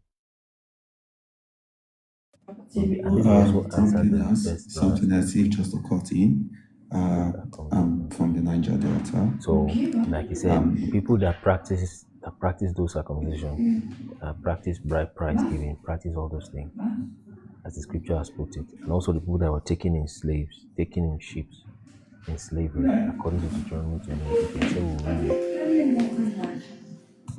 Just a moment, if I may. Just a moment, if I may. Come in. Yes. I'm saying that I'm from Niger Delta. Okay. I'm Robo, so we're From where, from sorry? Delta State. I'm Robo, so I'm from Delta State in Nigeria. Now, and this part you're talking about are some of the things that were in my culture, and one of the things that got me questioning things about the Bible was circumcision. In my research, circumcision has been in my culture before the Bible came. So I asked myself then, how did this thing in the Bible? The first only place we heard it was Abraham. Yes. But we have been practicing it before these people. So how did this thing come into my culture? Exactly. And that was when my curiosity started to say, no, something is not okay here because we never documented. And this is another part. The same day of naming a child, circumcision, how many days to circumcise? All these are in my culture as well. That's true. And I know these things have existed. Then the marriage, the bride price, they were my culture before this Bible stuff came. So, yeah. So that was why I was asking that how is it related to me if my culture had been practicing, as with the robots, we've been practicing this culture before time. Yes, exactly. Before this religion came in. So how did this thing that is the Bible that they're preaching as the children of Israel, how is it that it's been in my culture before these people actually came in? Yes, exactly what I'm saying. That if the Bible is a true story, and we don't have anybody else in the world that is doing what you are doing in your culture, then you must be the people that the Bible is talking about. Because even those that brought the Bible don't circumcise, they don't pay bride price, they don't name on the 8th day, they don't name their children after the name of God, even their own idol God, they don't name their children after their gods. They don't, the way they mourn the dead is different, the way they do their sacrificing is different. So look at it here in book of Josephus. It said, now as to the country of Samaria, it lies between Judea and it begins at the village that is in a great plain called Guinea. So, and it tells you, and it ends at Accra and Etopoki. We have read this many times. So it covers all this area, and that's just Samaria, the northern kingdom. And this is where Guinea is. And this is where Accra is in Ghana. And this is Benin here. There's another Benin in Nigeria. It's saying that is Samaria. And all these people, if you check them, they practice those things. They practice those things. So it just covers all the land like that. Is how it works. So that's just the way it is. That's the way it is. So it tells you that those that brought the Bible themselves, they are not the people. It's just what it means. They are not the people. So, but please just watch more of our videos is what you need to do. Because for those that have seen these things already, it's like we're just repeating the same thing every day. So, but just watch more of the videos to get the clues right. OG, are you ready? OG Bekulia. Yes, sir. Yes, yes, sir. Good day, sir. Yes, sir. Sir, me just question that I have. So my question is that how can we start decolonizing our people now that the present day Israel that they used to call on their God is fake? Okay. Okay. That's interesting. Okay. Because like I've been seeing a lot of cases, just as the war that is going on between Israel and Palestine, and we see a lot of people saying that Israel is going to win this one, that they are the choosing people, like whereas that they fake people of Israel. So like how are we going to decolonize our people now? We start believing just that. Share the video, that's the way. Then you watch more. Just because normally you should be reading books actually. You should be reading books and doing things like that. So just share the videos, understand the video you have watched, and share it. That's just the fastest way. So Olopa is asking, but are African Hebrews? Yes, exactly what we are saying. Africa is Hebrews. Exactly what we are saying. So we can call on the name of that name that's written in that book, but that is a closer name to your God than to those people. It doesn't apply to them. Yes, they are. Olopa can come up in case you don't believe the things we are saying. We give special preference to those who are coming for the first time and those who have not heard the things we discussed before. So yeah, that's it. Let's read the book of Deuteronomy. So guys should watch, just follow this account and watch some videos. That's a quicker way to do it. So normally you should be reading, having to read, but to make it easier, we'll put them into videos. And that way it's easy to and get these things faster. Developer, you can come up to request if you need to. So these things can be coincidences. Deuteronomy 28.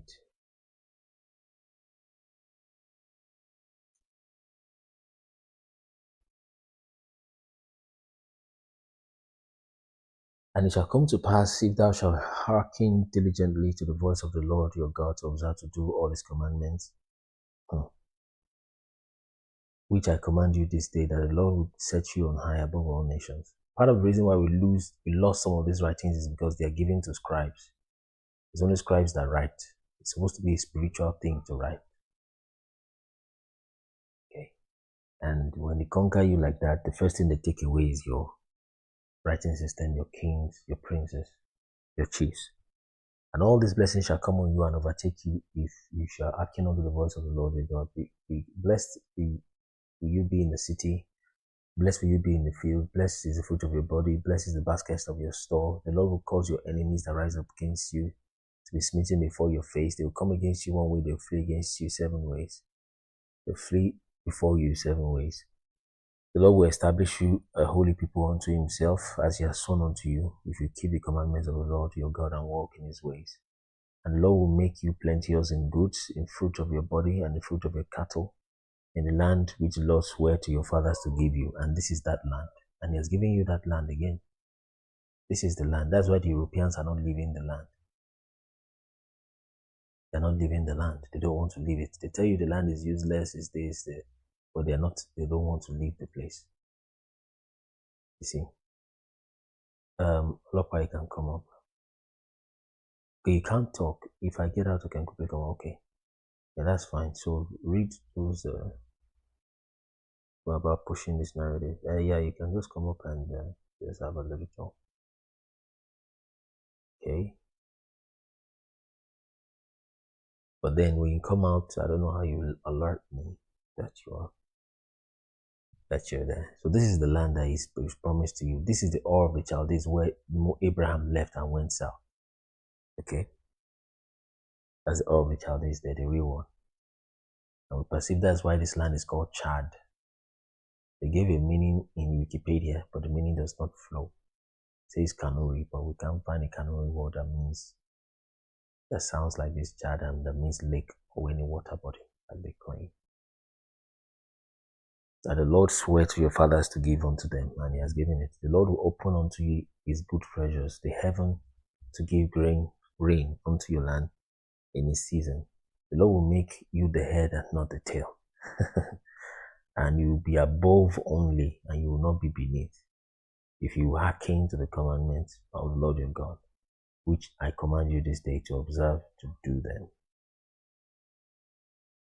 And thou shalt not go aside from any of the words which I command thee this day, to the right or to the left, to go to other gods to serve them. But it shall come to pass, if you will not hearken unto the voice of the Lord your God, to do all the commandments and the statutes, all these curses shall come upon you, all these curses shall come upon you. Okay? Simply, Lord, you're welcome. So, cursed shall thou be in the city, cursed shall thou be in the field, cursed shall be the basket of your store, cursed shall be increase of thy kind. This has happened to many people in the world. Now, this is the place where you begin to follow. Let's see any people in the world that this has happened to. Okay? It will help you know who this book is trying to talk to. It will help you understand who that scripture is trying to refer to. So, cursed shall that be when you go in and when you go out. That has happened to many people. The Lord will send upon thee cursing and vexation. Okay? All that you sent your hand to do will be destroyed until thou perish quickly because of the wickedness of thy doing. That's the reason, wickedness. Whereby thou hast forsaken me. The Lord will make pestilence, still a cleave unto you until you are consumed from the land. Okay? That has happened to many people who have been pushed out of their land. That's not difficult. The Lord will smite thee with consumption, with fever, inflammation, blasting, mildew. There are many people that have experienced that. The Lord, and your haven, that is your head, will be as brass. And under you will be like, where's that place? Okay. Your heaven will be like brass. Okay, let's see. And the Lord will make the rain of your land powder and dust. That has happened to many people, so you can't force that one. Okay? From heaven shall it come upon thee to destroy you. That has happened to many people. The Lord will cause you to be smitten before your enemies. Many people have lost battles. But then the list is getting longer. So because it says all of those things will be done, you are not supposed to just look at one of them individually. You're supposed to combine all of them at the same time. Which people in the world has that happened to? Not just individual, but let's still keep going. He said you go against them one way, they will flee against you 7 ways. Okay? You will flee 7 ways before them. Okay? And you shall be removed into all the kingdoms of the earth. You shall be removed into all the kingdoms of the earth. Very important. So which people has all the things you have said above happened to, including this, that they will be removed into all the kingdoms of the earth. Let's keep going. The carcass shall be meant unto the fowls of the air, the beasts. Okay, no man will fray them away. No man will bury their dead bodies. You smite them with the botch of Egypt, emeralds, scarab, so that they cannot be healed. Smite you with madness, blindness, astonishment. That's happened to many people. You grow up at noonday. That's happened to many people. You shall only be oppressed, and no man will save the oppression. Okay, let's keep going. You build a house, you will not live in it. That's happened to many people. Your ox will be taken away. Your sheep will be given to your enemies. Okay, it's familiar. And you have none to rescue them. Okay. Your sons and daughters will be given to other people. Your eyes shall look and fail. The fruit of thy land. Okay, a nation. The fruit of thy land. Let me see if I'm still being heard. Okay. The fruit of thy land and your labors shall a nation which you do not know eat up. Okay. Are there people in your land now today that are just digging and exploiting your land? The highest country producing cotton is Benin. And Benin is said to be the second highest exporter of second-hand clothes. I don't know if you hear what I said. Benin, let me see, is a post like that. Highest cotton producer and highest second-hand clothes import. There's a picture like that. I don't know if the picture would have made it to. Just a simple picture that tells it everything. I think I found it in the picture. Just puts it. But Benin produces cotton. I think the highest cotton producing country in the world. But at the same time, they're the highest importer of second-hand clothes. Just like Nigeria produces oil. I mean, it's not an isolated matter. Nigeria produces so much oil. They are one of the highest importers of petrol. Can't you see it's a curse? There is no way you have no place in the world you have that kind of irony, paradox, enigma. Nowhere in the world you have that kind of thing.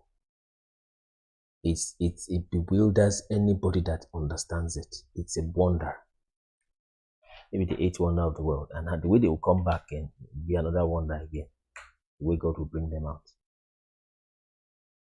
Somebody's requesting. Let's see if we can pick it up.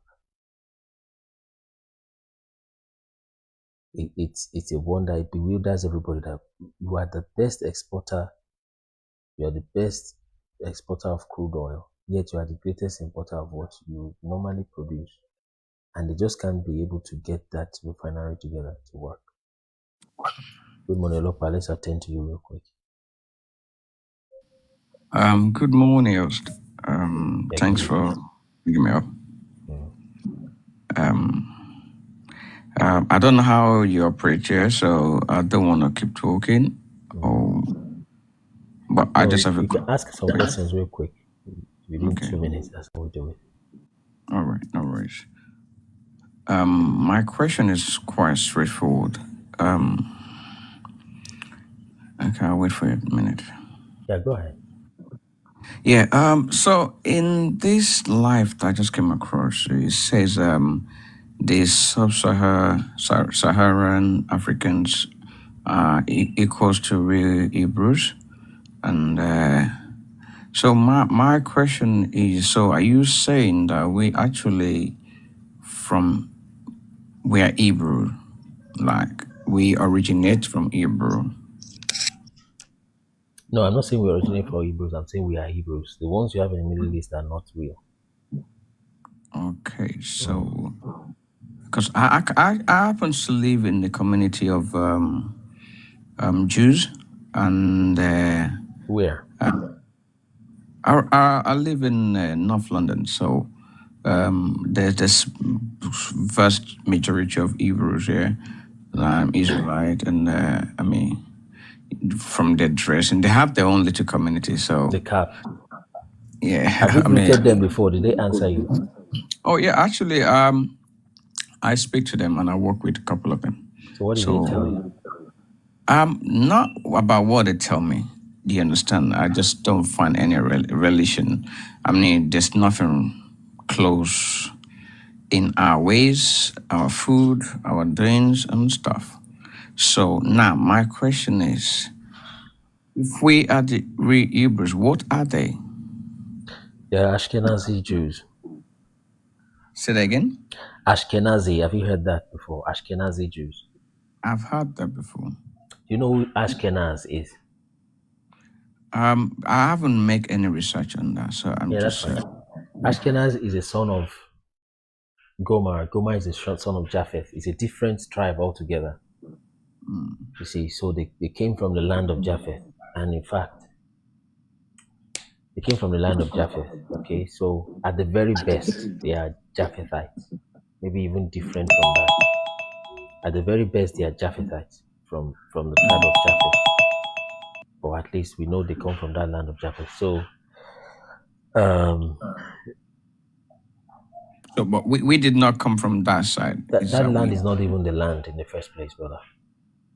Okay, so are you saying that when they're writing the Bible, or are they referring to us in? Because I mean, this is my first time coming across your platform, and I don't really like to discredit anything until I make my own research on it, until I'm sure of the source, your informations and stuff like that.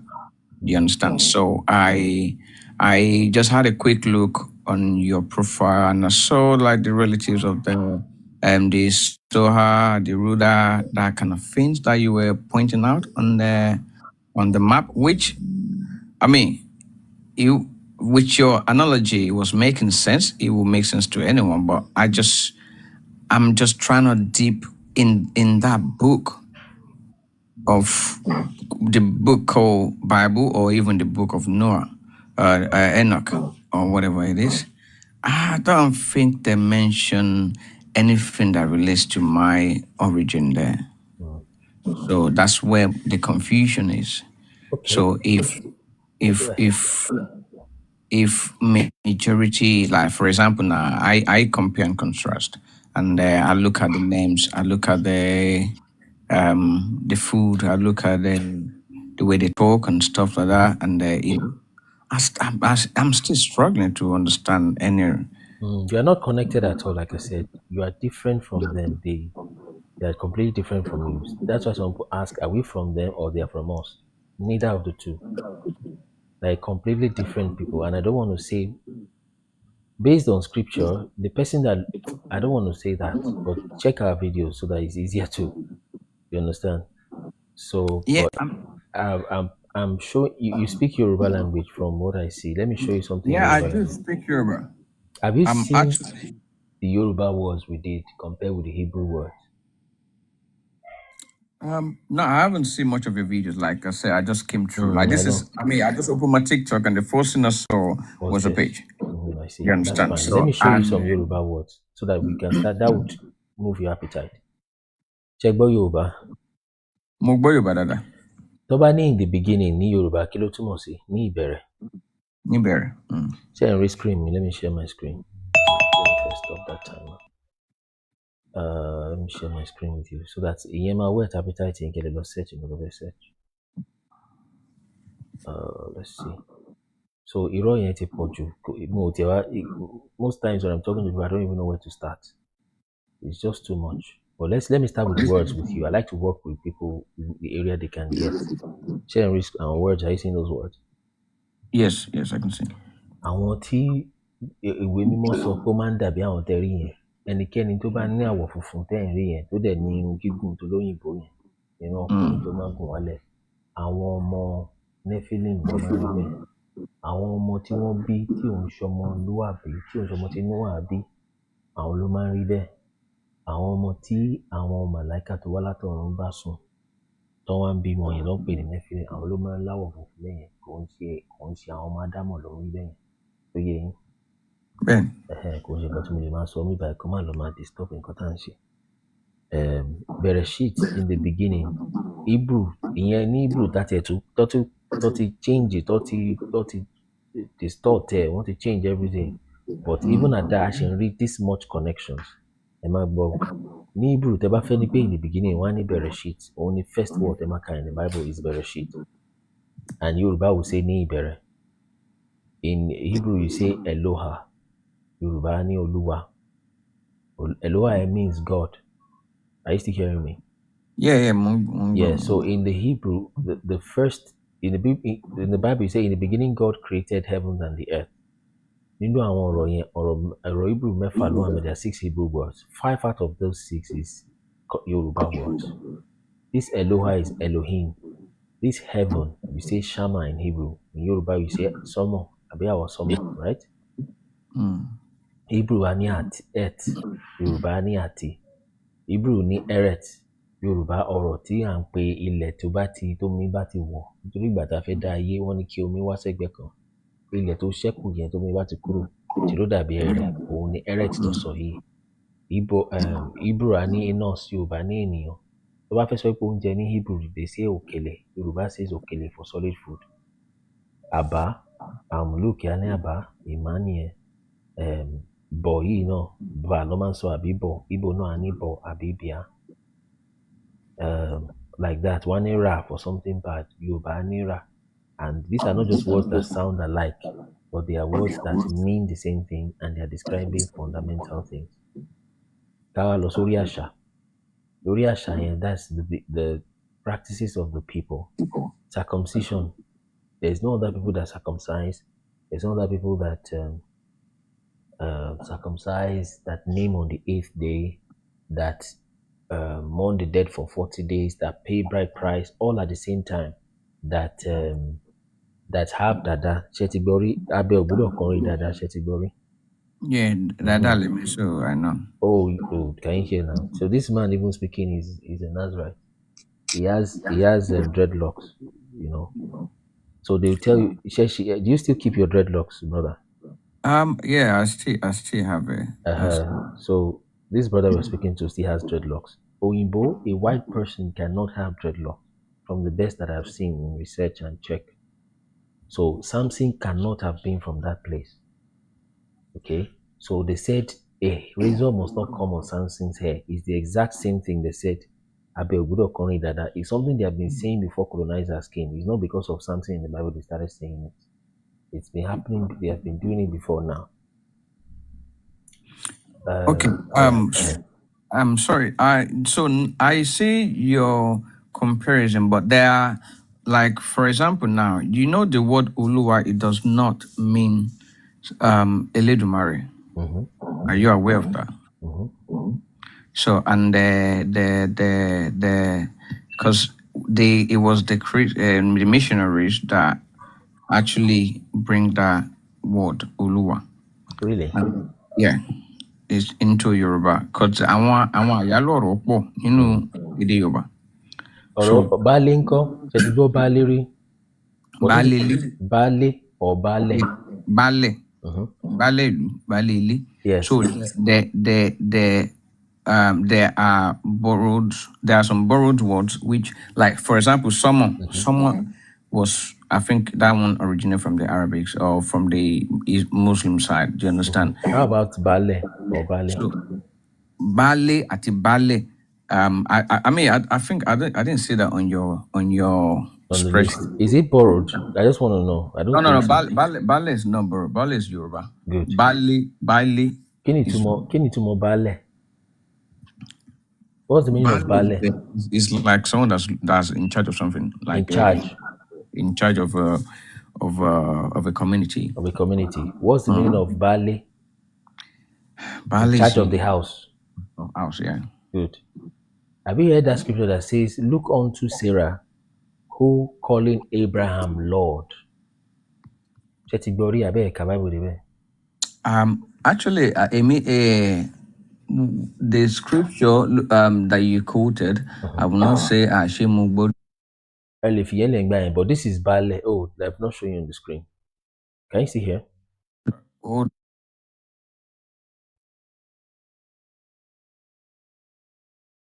Sorry, there was a call that came in. Sorry. It's fine. It is there. Only Lord or owner is called Baal or Baal. There's even a place called Baal in 2 Samuel chapter 31 verse 6. And this is it. Baal. Yoruba even has the etymology. Yoruba can break it down. The modern Hebrew will just say Baal, Baale, Baal. But our way Baal is èèyàn tó bá lórí ilẹ̀ àbí tó bá lórí ilé ló ń jẹ́ baálẹ̀ àbí baálé. Do you understand? Yeah. It's the same thing. It's the same But, thing. Ba is one of the gods, though. So in Exactly. Israel. The word is just the name for Lord. The way we say just a general term, right? It's just a general term. It's just the way you say God. You know, you still use the same word God for small gods or big God. So you still use that same word Baal. So, but the word means Lord. The contradiction that I'm seeing or something that I'm kind of pointing out is this. The word might sound similar because my belief is that I don't believe in this is the only people that was created or that was special. I don't believe in you being special. I was a Christian for nearly for over I think 30 years, to be honest. And along that line, I've done a lot of things. I've learned a lot of things and stuff like that. But no, that's not I'm not debating that right now. But I'm just the fact that the Hebrews are, the sub-Sahara African are the real Hebrews. So which now debunk the people that actually call themselves Hebrews. So now we're not comparing and contrasting the words, the stuff. So from what I know, it's not like what I believe. That the words in there. So like for example, I was explaining the Oluwa. Oluwa was never anything. Olu is Shopono, which is Oboluaye. You understand? That's where the word Oluwa originated from. Oluwa was never in our word. But there are 27 words. If you try to remove at most, you remove 7. Even though they use those words in Yoruba today. And of course, it's not only Yoruba. Igbos are part of it. The Anobi. We don't have Anobi. Yes. So like I said, it's not just Yoruba. I've just used Yoruba because that's the language I can speak. That's what you speak. Okay. You understand? So Ghanaians are part of it. They have Gadangbe. They have Obugad till today. There's a place called Obugad in Igbo land. And that Obugad, they tell you that God is their ancestor. And that God is a son of Jacob. You understand? So it's not just Yoruba. I'm using Yoruba because that's the closest one that I can relate with you. But let's look at cultures also. So, like here, circumcision, by the way, is something I think we have done circumcision before they came around, correct? I'm not accurate about that, but I will agree. Because I you believe can check. uncircumcised in Africa. Yes, you can check. We have doing that before, and it's not something it's easy to tell somebody to start cutting the foreskin of an 8-year-old child just because colonizer said crap. It's not likely at all. Right price, they don't do that in UK or in Europe. It's not their thing. Ibale virginity is in the scripture that talks about when she's married. They take ashofufun, they take it to the wedding night, right? Yeah. Do you know that there is still a shuopo when the husband marries, a person marries his brother's wife, if the brother passes on to your brother and they don't have a child? I don't think that's part of Yoruba. You have not heard the shupo? What is the meaning of Yeah, the shupo, I know the word, but because I was in a platform of some Yoruba scholars and it was debunked, but I didn't really collect the real information from the beginning. So where did it come from before it entered Yoruba? Say that again? That means Yoruba do it, but it's not originate from them. Is that the point? It's not. Ishupo is pretty much. Honestly, I don't want to say something that I'm not concerned about. Do you understand? If I know something, it would take the whole world to crumble down to convince me. I understand that. That's fine. Yeah. So, but then Ishupo is something they do in Yoruba land. You can confirm. Okay. So, twin fertility also. There's a lot of twins mentioned in the Bible. The highest twin fertility in the world is where they call Okigbo or Kiora or something. But Yoruba Nigerians have a very high twin fertility rate. We have a deity. That's where that originated from. I want Ibeji, they're deities. So the naming on the 8th day, exactly 8th day, not 7th day, not 9th day, Omojomejo, is something they do in scripture. So that again is not Yoruba. Where did it come from? That was introduced. By who? It was introduced it comes with the religion. So go and check and confirm that. No. I mean, because this one we actually I witnessed the traditionalist that was doing naming, yeah. And when I say traditionalist, like the people that actually never left the practice of or the ways of the fathers. You understand? And they did not wait for the 7 days. After the child was born, I don't even think. I think it wasn't even like 2 days or 3 days after immediately the child was born. They named the child, and then in the 3rd day or something like that, they bring the child out because that's when the mother can actually be present, and then they just have the ceremony outside. Do you understand? So it wasn't 8 days. So, and that's another conversation that's been had because I'm in a lot of Yoruba groups. Because I love my culture, I love my language, and I've been deprived of it. So I'm learning. When I say hardcore learning, so I go hard on it. So when I hear things, I have to okay, what's this about? What's going on here? Critical thinking as well. I don't just accept what anyone says to me. If you tell me one thing now, like I said, what you said to me, I mean, your your presentation I watched, it makes sense. It's sounding good, but I need to go check it. Yes, you just take your time. But let me run it through some more. This Nazarite Dada hair, okay.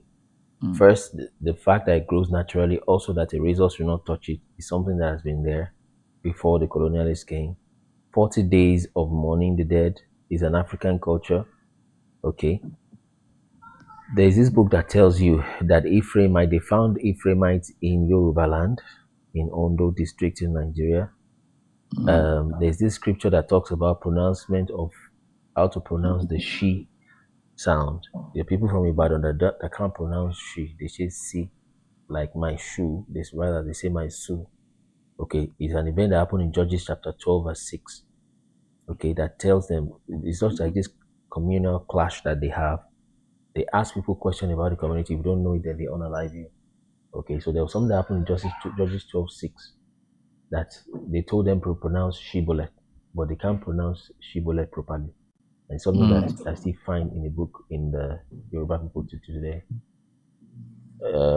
Just go and watch this Ife video yourself. I don't know what to say. Have you seen the Ife video? I mean, I will go through your videos and I will do more research. But my take, personally, I mean, we are all entitled to our opinion. We are all entitled to our findings. We are all entitled to what we believe in and what we want to do.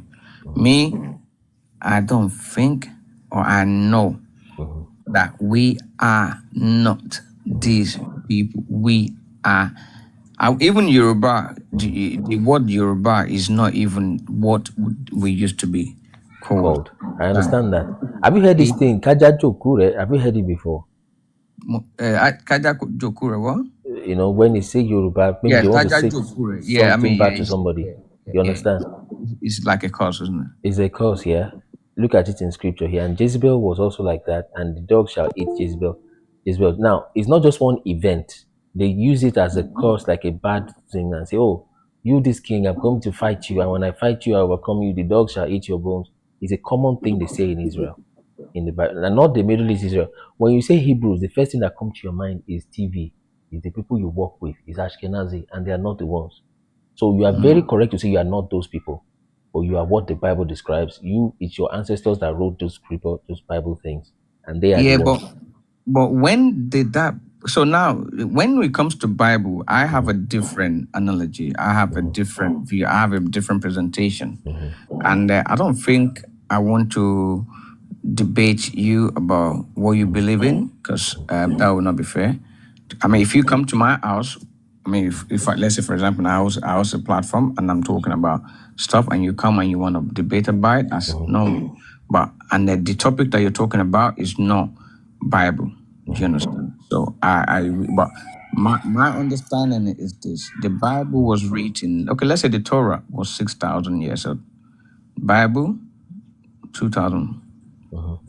Or I mean, the New Testament. Let's say that's not 2,000. Do you understand? So, when did our ancestors write that book? Because as far as I'm concerned, before that there was barely any. I mean, we just started writing stuff.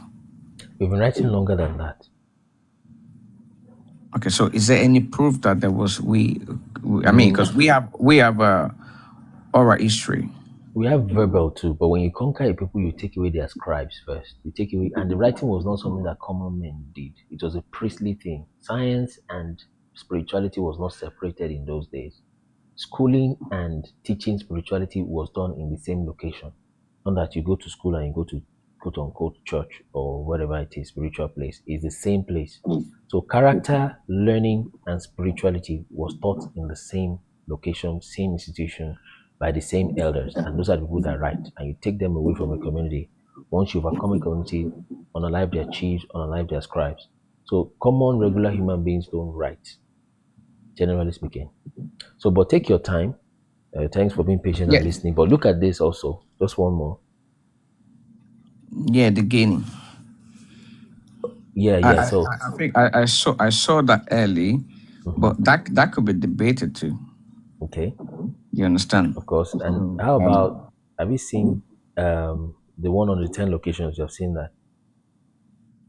Oh yeah, I saw the 10 locations. I mean, that's why I was listening to. I was actually watching it, but because I've got limited time and I'm only trying to escape from work for like quick time, and they just have to. Because when you said I should come up, and I don't want to be like I'm talking in the group in the chat, and I don't want to come up and talk. Do you understand? That's why I say, let me take a quick break, and But you know what? I'm maybe when we're having a conversation, or maybe when I've got time and stuff like that. I mean, I would like to digest the Bible with you. Do you understand? Maybe. Yeah, brother, take your time, check some of so that you would have checked some of the things you have seen before you, come with more points, and we'll check this thing back and forth. Yeah. But the Hebrews Yoruba words are not 100%, so maybe it's something you need to look into. By the way, let's remove the ones that you believe are borrowed. I mean, I can give you off, but like you said, it's not only Yoruba. I'll speak Yoruba and English. So, and even the etymology of the word gods is just something else. That's another case entirely. But how many words can we take from here? I honestly, okay. So let's just do this quickly before I go. Like Nibere, they say Berechi. I mean, it might sound similar. But I mean, Nibere it doesn't hold any much thing. But when we're talking about something, I mean, like a noun or something present, like that's, for example, we're talking about the Oluwa. That's not it. Someone, no. And ati, it sounds similar. Ere. What error could be error is it, but in a way we have different another word for error. I mean, for health, like stuff like that. We have different stuff for that. Eniyan, enos person, onya. I mean, in Igbo, I don't know. So eniyan, yeah, sounds similar. Okele, food, eat. Unjeni, so okele is just something that you swallow. You understand? Baba, father, yeah, I think that's a lot of people have the same similar baba, mama, and stuff like that. Let's move to angel. We do not have malaika. Malaika is a bird. Kaabo, yeah, Kaabo, welcome. That sounds, that's Yoruba. Lugo, yeah, Lugo is locking, so which is Lago, Oshi. But another thing, Tamawo, brother. Let me show you something. Another thing we will check. Rather, let me show my face rather. And that in Tamawo, is this thing gone off? Oh, man, they off to him. Just give me a moment. So another thing we will check is we will just take your time to check. It might take a while to convince yourself and to confirm. Oh, I mean, like when it comes to like I said to you, I'm a very if I know, I know. I don't believe. I can't hear you where I'm at. Just give me a minute, please. Okay. Just about 60 seconds. Just give me time. I only have I'm about to turn on the camera. It's gone off.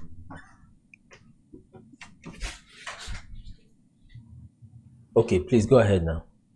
Yeah, I mean, what's it called? Wow, I mean, I'm getting an echo. I don't know if that's disturbing. I was saying there's nothing to convince me about that. Like I said, we're all entitled to our belief, opinions, and stuff like that. We can only talk about things and then compare things, but I'm not gonna force you to be to take what I want you to take, and then you cannot actually, I mean, if you can have a good presentation, doesn't mean it's right.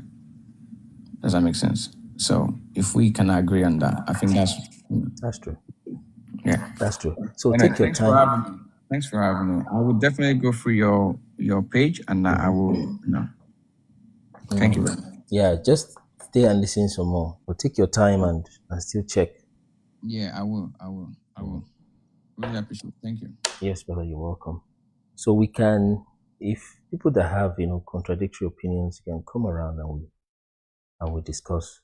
So he's in the level where he's seeing most of those things as coincidences, and he's right, because if you're really trying to get to know the truth about something, you check, you want to be sure, you just don't want to make things look similar and you just push it out there. But we have seen more than enough. We have seen more than enough. We have seen more than enough is why we have come to that conclusion. Let's continue that Deuteronomy. Sometimes the points I have in my head will just come later. He too will have points in his mind that he will remember later. So it happens like that. But it's easier like this when you have these things ready and you can easily present to the person. So it's not about necessarily winning an argument in that sense, but just to be able to have conversations. So many years, yeah. Languages get to change so many years. That's also true.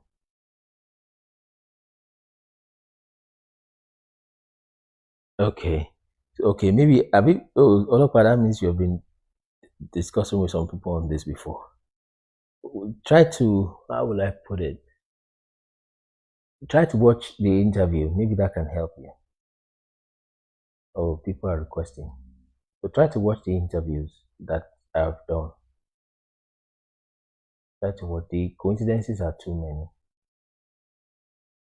to be coincidences. There are too many to be coincidences. The rights that are made before cutting locks. Oh, you're watching some questions. Yes, you can come up. The brother that has questions. Let me see if I can pull this up. Okay. Yeah, Diamond Pond, you can come up to ask your questions.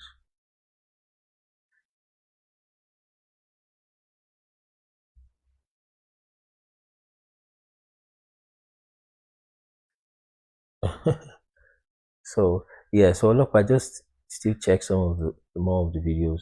I don't want to tell you something that can get you, because people that have challenged the Ashkenazi, the one brother was saying last week that they were sacked from their job.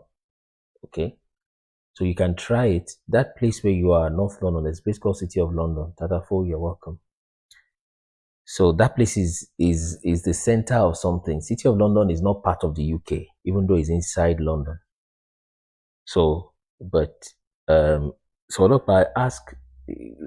By the way, I must warn you ahead, Olopa. It can get you maybe to lose your job and things like that. But ask those Jews respectfully that just begin to ask them. Anyway, don't worry. Do your studies better so they don't victimize you. You understand? So they don't victimize you. So please, some people are requesting. Somebody said he wanted to request. So ask them more questions. We partners who have asked questions, fine. So show them some of our, hey, don't show them my video. You go and watch the videos. You understand? You go and watch video. If you show them our videos, they may affect this channel, bring it down and do things like that unnecessarily. But please just watch the videos and check our Diamond Pound. You're welcome. Just mute as you come in. So just please take your time. But thank you for the way you came around. You were at least a little calm. If I generally calm, to be honest. So and all that. But please just take your time and check. Watch more of our videos and see those coincidences. You can start with what's that thing called? The interviews. The more recent one, like the one I have in my own podcast. So let's invite some people that have not spoken before. When the guest list is full, then we'll refresh it. It's when he leaves now, sometimes I'll start remembering some of the points I could have brought. And same thing on his own side also. But also, another thing you develop is not just to look at it from the Yoruba point on. Yoruba is just one of it. It's just one of it. Although a very big part, to be honest, but it's just part of it. Let's fill in the guest section while we move forward. But if you don't mind, you can stay. But don't discuss this too, except you're ready for real confrontation and serious problems. Don't discuss it with the Ashkenazi you're working with. Keep bringing the Yoruba point. Yes, they are right. I mean, to keep bringing the Yoruba point. But except you're ready for confrontation. One thing you ask the people you're working with is these dreadlocks. Ask them, is this the same dreadlocks with Samson? Because there's something called Anti-Defamation League, and it's a serious problem. I felt robbed from being taught differently. I understand the way you feel. Like someone wants to take away your culture. We're not taking it away and bringing that of those white people. That's not what we're doing. We are saying the white one is not the real one. Your own is the real one, but has been modified over the centuries and in fact millennia. You understand? So it's not Yoruba alone. So except you're ready for real confrontation, but there's something called Anti-Defamation League. They could twist your words and maybe even get you locked up in prison because of anti-defamation. There's something called that. They have a league, they've got legal departments, they call it anti-Semitism, but they are not from Shem. You understand? So don't ask them questions except you're ready to face problems. Okay? Ask them, they say they are anti-Semitic. Ask them, are you from Shem? If you are from Shem, why are you called Ashkenazi Jews? The guy will look at you funny. Right? Before you know there's words going around about you, they'll kick you out. They'll kick you out. So a guy that has done something like that came here, and they sacked him in about a week since he was asking some questions. So except you're ready for that kind of persecution, otherwise just keep earning your money, enjoy your life, and take your time. But it's been changed. It's been changed. Let's get the guest session full. Okay. Full. Is it full yet? Just a minute, Diamond. Let's just get it full so that because this thing doesn't need to come up. So if you want to request, you can request like now. Okay. I'm trying to invite some people. If you see our invitation, you can pick it up. Especially if you have not spoken to us before. So if you show them my videos, they might begin to listen. They might begin to cause unnecessary attack that I'm not ready for. So I'm ready, but then it's not. If you can avoid it, why not? They flagged our channel once, so I'm trying to avoid unnecessary. Ask them about your hair if you can. Ask them about the practices. Ask them if they are circumcised. Ask them if they tell you different things. Sorry, can I just ask a question and leave? Okay, Diamond, please go ahead. Okay. Good day, sir. Yes, brother. Can you hear me, please? I can hear you from here. Okay. Okay. I'm actually in Jos, Nigeria. I want to thank you for the opportunity, and I've been doing some research on my own for some time now, and I've been able to discover several ruins around Jos, Benue, Nasara, during Middle Belt, Kaduna. And these are like pyramids. For some years, God has been showing me these things, and I've been, working on them on my own. But recently, I went and met some politicians. I started doing a project called the Jerusalem Project, and God started leading me, showing me stuff about stuff like this, like what you've been talking about and watching your videos and stuff. And they confirmed to me that there are pyramids that were destroyed, around this region. My question is, I have a revelation from God, and he showed me that Jerusalem is around, the central region of Nigeria, from Abuja, Jos, parts of Benue Plateau, Taraba. In a certain particular period of time, it housed where was called Jerusalem. And even when I checked out some of the old maps, and I think it was like 18th century map, I found out that the Hausa states were called Levite states. The Hausa states were called Levite states. And I did further research, went into the Star of David. I looked at the logo of the Bank of the North in Nigeria, and then I started researching about the logo, and I now discovered that these people have a historical background, that they are actually Israelites, and they claim that they are Jews, but now most of that region is covered by Islam. And I've tried to speak to the people who are from there, and most of the young people don't even know anything about this. So I wanted you to shed more light, if according to your findings and some of the books that you've referenced in time past from your other videos and some of the interviews that I've seen, if you have any concrete historical records to buttress what I'm saying, because I asked some politicians who are actually active party members of a particular political party that is actually holding the state now, and they confirmed to me that those are pyramids that were destroyed. So how come we don't have any records about this anywhere? Or why is all the whole silence about it, sir? Yes, thank I don't know you. if you understand me, sir. Yes, I do. Any idea about who destroyed the pyramids in Nigeria? Okay. Any idea?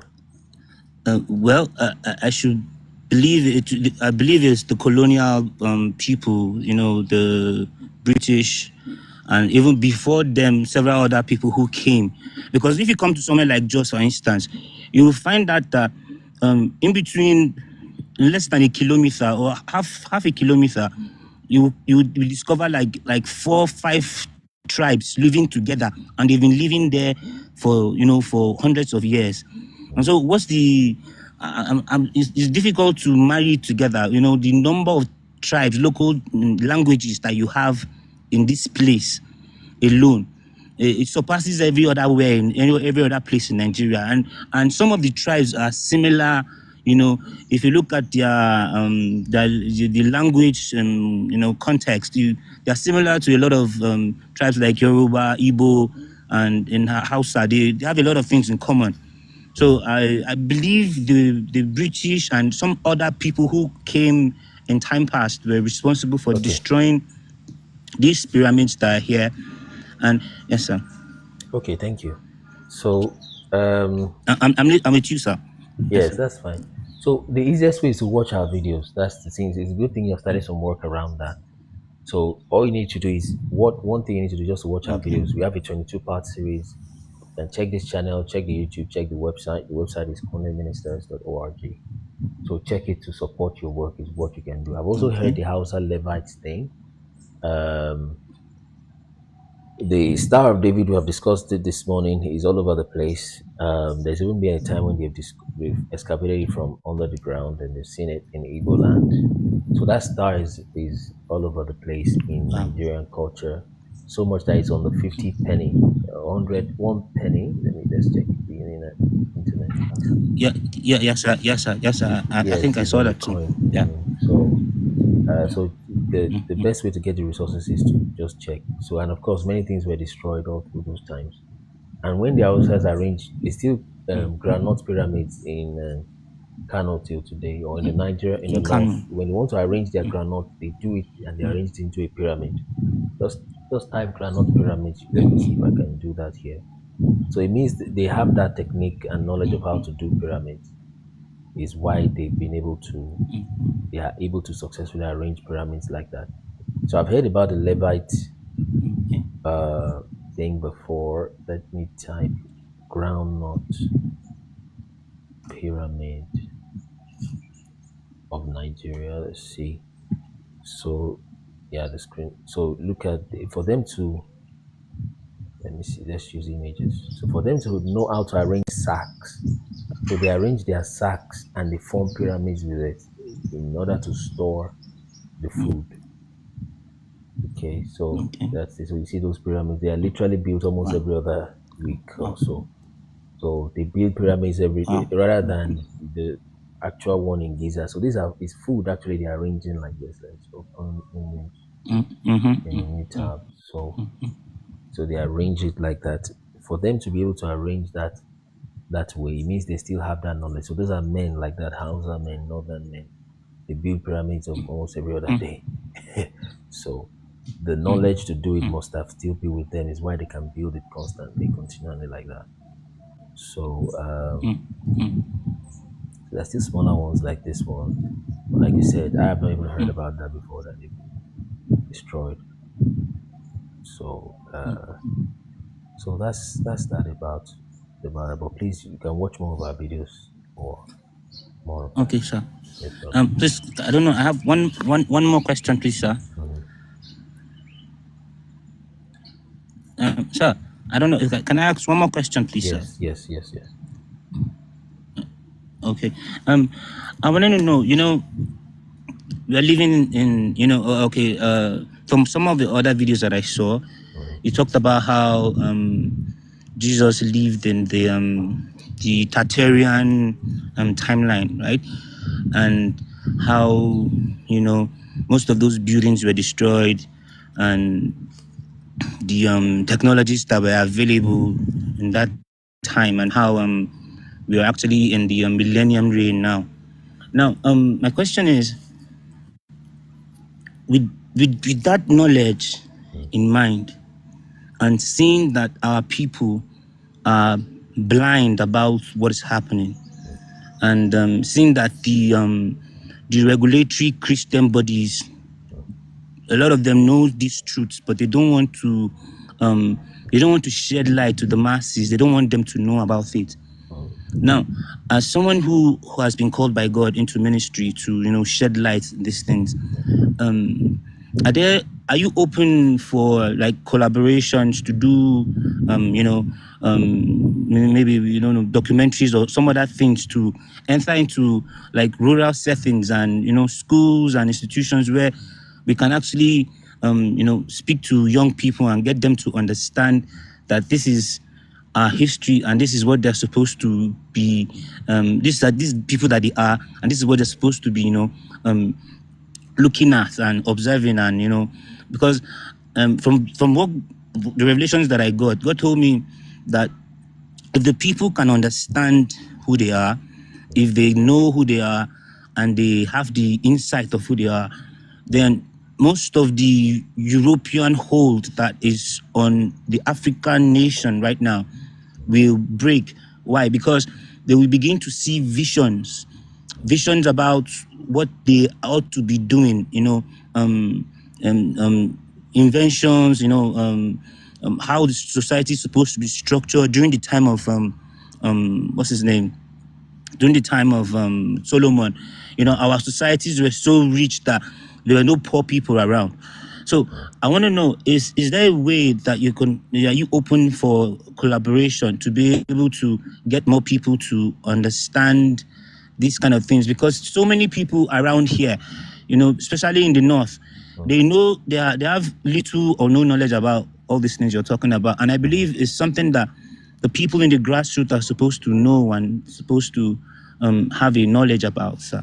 So I don't know if you're open to collaborations, because I'm actually working on a documentary, and looking for how to, you know, looking for people who I can work with to, you know, expand the knowledge that I have, number one, and then be able to reach those people in the grassroots, the schools, the universities, the colleges of educations around, to be able to let them know these things are in existence. Okay, I just send Yes, it DM. Let's see how that goes. Is that okay, brother? Okay, I'll do. Just send Yes, it I'll do that, see how sir. that goes. Thank you very much. Okay, let's have.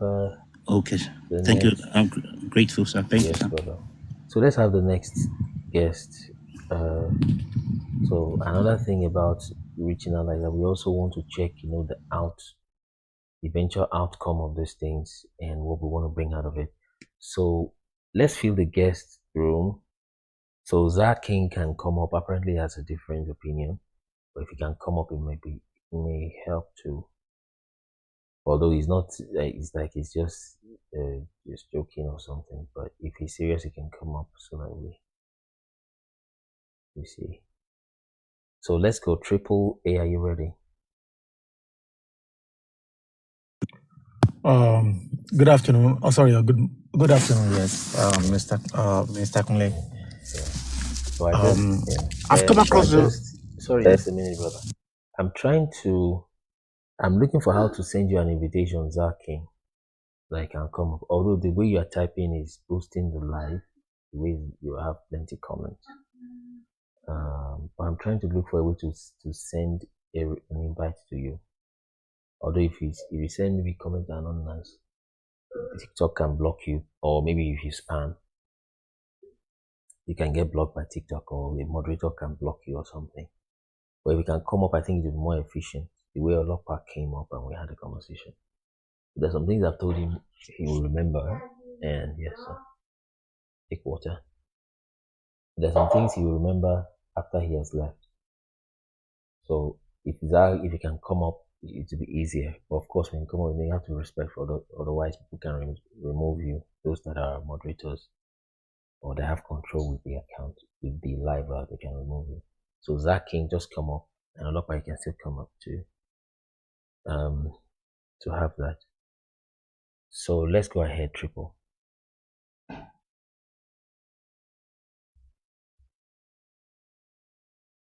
Triple A, you're muted, but Triple Man A, you're muted. You can unmute. Okay, can you hear me now? Yes, So good afternoon once again. I said I've watched some of your video, especially the one you did an interview with a lady, one-to-one interview. Some of the points you made, I totally agree with. I just like most of the things that you are talking about. It's not something that new to me. I've been pondering on it. I've been wondering on it as well. I've been trying to do my research.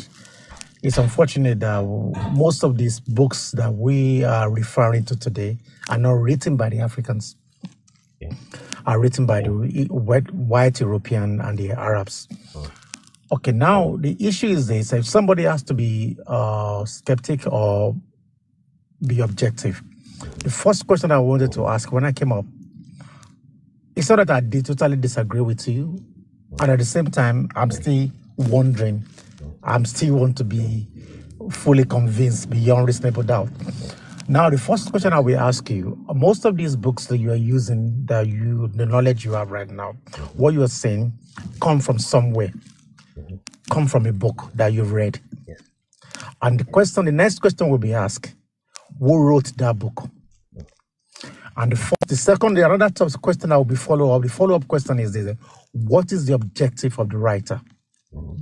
Is there bias in the writers? Because we've seen in the Western world, the way they're using book as a warfare, you use language, you use book, you use culture to dominate people. So my question is this: if you are quoting a Bible, well, I'm a Christian, I'm not questioning the authenticity of Jesus Christ. If you are quoting a Bible, that means you believe in Bible. You believe in Bible. What was written is okay, it's authentic. Now, the first area that came to me was when we're talking about the current Jewish people, there are so many prophecies in the Old Testament that foretold what will happen to them, especially from the Deuteronomy, that if you do this, if you hearken to the voice of the Lord, this is what will happen to you. Now, they will be dispersed all over the world. And we can see whether it's true, whether they are fake Jewish or original Jewish. We know set of people from the history, even from the Roman, let's take religion out of it. Let's go back to the secular history. From at a point in time, the Romans dominated the world. At a point in time, the Islamic Caliphate dominated the world. And we can see the history from the Roman point of view, which is a secular which is a secular point of view. And we can see the Islamic Caliphate history. They can read and write as well. They displace Jewish in question. Let me put that in question, because that is the bone of contention here, right? Whether the Ashkenazi Jews is the original Jewish authenticity, or we African Yoruba or Igbo are the authentic Jews. Now the question is this: those people write in their secular book, the Romans, how they displace, how they rename Palestine, how they displace. And that's one point. And in the Bible as well, the Bible talks about Galilee. It's talking about the Nazareth. There is a Sea of Galilee. There is a Red Sea. Okay. And the Bible even points out about the Egypt, that Jesus Christ, when he was a baby, was brought to the Egypt. I'll be looking at your time. Okay. You have finished that. One more minute. Go ahead. Oh, sorry then. Okay, I wasn't looking at the time. Sorry. So my question is this to you: all these points that you are bringing up, you are using Bible and you are using secular book to buttress your point. How are we going to be fully convinced that we know me and you, we agree on one thing? Book can be written in a biased manner to dominate people, to control people. So how are we going to know the authenticity? That's my own point. Thank you. So let me stop the timer. So first off, do you in your opinion, you believe the Bible was written by Europeans to control Africans, or you're not sure yet? I believe the Bible was written by the Middle Easterners, not To European, not control, the white but Europeans. with the intention to control Africa, or you're not sure of the intention. Where the question is as the Roman Catholic, I would say the Roman Catholic was created to dominate the world. And the Roman Catholic is different from the original Christianity from the middle, from that part of the world. Yeah. What I want to clarify is, do you think the Bible was written with the intention to control people? Is that why, or we are not very sure? I didn't believe that. Okay, you're not very sure. That was the argument. No, I didn't believe that. The Bible was original. By the people that written the Bible is a collection of the writers. Okay. Right? They read, that's what they believe, and they wrote it down. But my point is that people are saying that Bible has been misconstrued to control, to dominate. That's my argument. That's I'm just true. trying to The prove second out. part is true. This has happened, and that you can use anything to do that, to misconstrue information. But then the Bible definitely is human history from what we are seeing to a large extent. So it's good to clarify that part first. Now, second part is, even if you try to use those things to confuse people, how about the circumcision? How about the languages we are finding in similarities? How about the practices that we have checked? There's so many practices that they didn't bring. They didn't try to bring those practices to try to control you. And by way of even finishing the previous place where we're at, let me get to the point of Deuteronomy I was reading, so that we'll see some things that could not, apparently could not have been coincidences. Okay, thou shalt be mad in the sight of thine eyes, is close that. The Lord will smite thee in the knees. That's happened to many people, but don't forget, you need to combine all these things together. And the king which shall be set over thee unto a nation which you and your fathers have not known, okay? And you serve other gods, wood and stone, to become astonishment.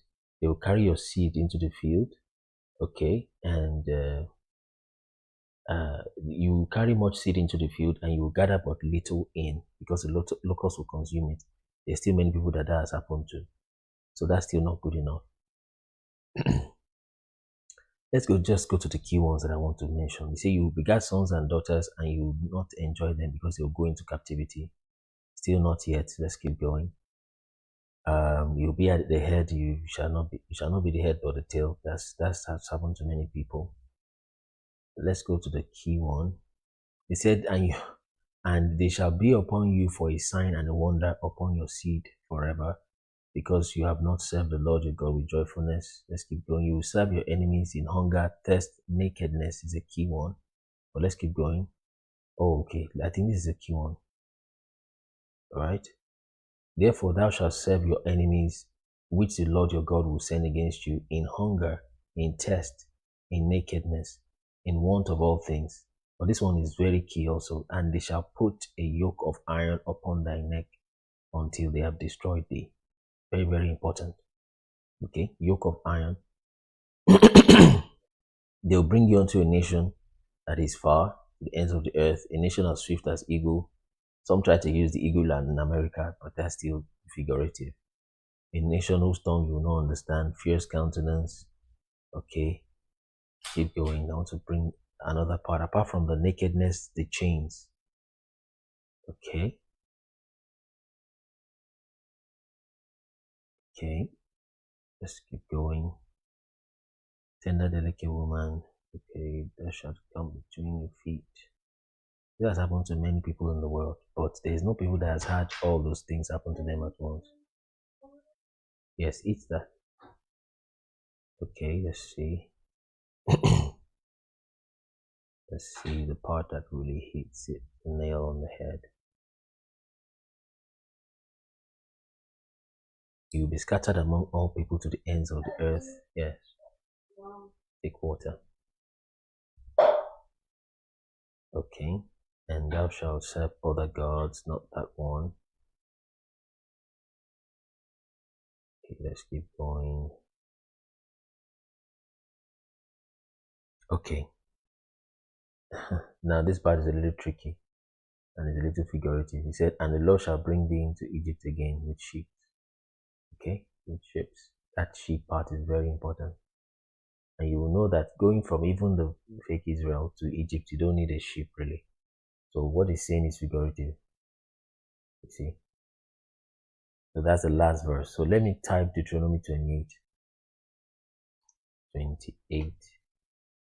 But we will now make it into a picture. Let's see.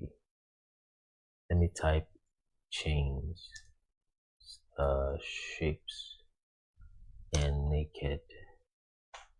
Let's see. Let's remove the word naked so that it doesn't flag the live word. Okay. Let's see.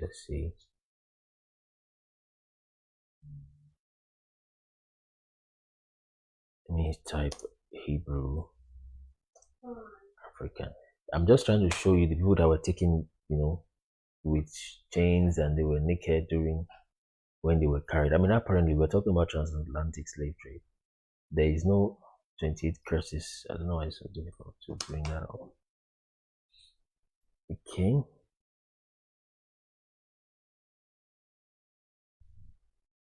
Okay, let's just take slave. Okay. I mean, it's basically history, right? There's no other people that were taken all over like that. You see that map right there? And they were scattered all over the place. And, all those things coming together like that. And they were taken naked in chains, literally. So there's hardly any people that fit into that category. I don't know why Google is filtering these pictures. I don't know why. But then there's hardly any people that all of that has happened to, at the same time. Where were we? Let me check this other question that the brother asked. Yeah, so even if some of the scriptures could be misconstrued, they've used it for wrong things, then there's hardly any people that have all those things together in one place. Let's have the yes, they were in chains and they were naked. So let's have first triple man. I think there's one question I didn't answer. Please remind me. Triple man A. You are muted.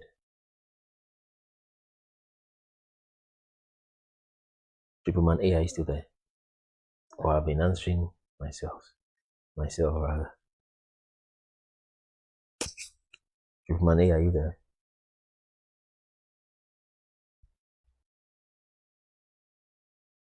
Triple man A, are you there? Okay, it's gone. So by the time you check more of those things, you are going to find those.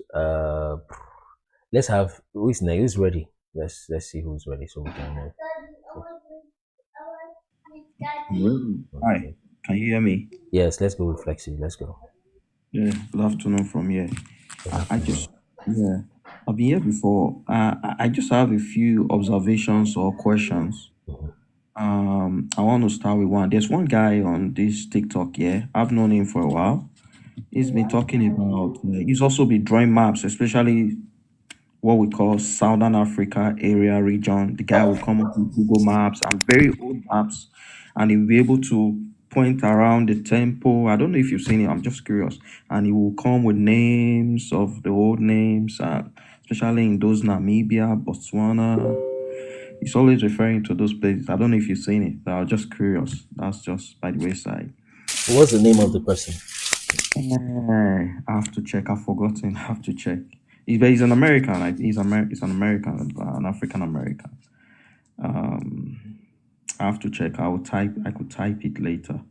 The main question I want to ask you today: do you think the Romans were really involved in the crucifixion and that era of Christ? Living and his death and resurrection. But tell me what you think. I've heard people who are saying that they doubt that Jesus was crucified or something like that. Maybe he was killed some other way. Tell No, me it's what you not. have It's not found out. really about. Yeah, it's not really about the crucifixion. It's about the Romans, the involvement of the Romans. The reason I say this, I've forgotten. There's this indigenous people. I used to have the report. I'm gonna find it again. Was it the Parera natives? So when they got to the Parera natives, they wanted to colonize the area, and it happened just last century, Where were 20th they? century. Which part is the Southern, priority? southern, southern, southern, Okay. southern. What do you call it? Oh, America. Romans. No, not the Romans now. These were Oyibos. Okay, okay. Oh, The yes, of course. 1900, yes. Yeah, so they went there and they told the people about this story. They wanted to colonize them. They couldn't colonize them, so they now told them the story of Jesus Christ. And they were now saying Jesus died for you. And in these people's dictionary, they didn't have, or as at then, guilt, shame, etc. They didn't, those kind of Words what don't you even call. exist to them. Yeah. So then they were now able to write the Bible again, and they now wrote that Christ lived there many years ago, and that they were responsible. One of their parents or their forefathers betrayed Jesus. So just turning the story around, calling Judas, let's say, Agbon, or any name, and they were able to penetrate and made one woman or a man, I can't remember, to partake in their plan. So what now happened was that one day they gathered the people and they were now telling the story and saying they were reading the Bible. And suddenly, after they got to the place where Jesus was betrayed, suddenly that person just, they now say, you see, your forefathers killed. And so one of those persons just went down and started crying and saying, yeah, we participated in it. And that's how they now got these people and they took over their land. I'm going to find it, actually. It's a real story. I've seen. So, but what I'm trying to say is it possible that this is just me? I don't know. I'm just asking. Is it possible that the Romans just used the Bible and infused their own culture and said Caesar was ruling in the time of Christ? Have you ever come across a question or a revelation or something like this? Not quite, but like I said, I've heard many people that are saying different things about those kind of things. I've heard things along those lines, but like you said, maybe you don't have the references. If you have references for yours, maybe stronger, maybe if or when you bring it up. But then, even if the New Testament may seem confusing, especially doctrine-wise, it feels funny, and it's not the fault of the literal. If people stay with the literal New Testament, it's not so difficult to understand. But then, when you have people who are teaching it in a certain way, then it becomes seems complex. It just mixes up the whole thing. So, but the text of New Testament, even if it is confusing, if all you need to do is just read the other parts of the book, just start from Genesis, it won't be so difficult. But we have checked the Genesis, the location puts it in Sub-Saharan Africa. We've checked Enoch, we've checked all those things. It puts it in Sub-Saharan Africa, many other books. Okay. So if you can find those sources to be easier, then maybe the other brother you said you saw, I might have seen them. I'll get his name and I'll bring it. I'll just You can just stay on. Yeah, let's have the next brother or person. Is he ready? Hello. Sorry. Hello. Are you? Hello. Good afternoon, brother. Yes, I can hear you. Oh, I come on. I've been watching and I've been off and on since it started. I'll be trying to listen and maybe if there's too much anybody that is having all these doubting Thomas people. I don't go against anybody if they are still in doubt. Once upon a time, I will let you know this now. I once promoted the fact that place in the Negev, whatever they're calling Holy Land now, that was the Holy Land. If you have asked me to go and fight there, then that's the Holy Land, I will do it. But I just say this to say that people should have an open mind.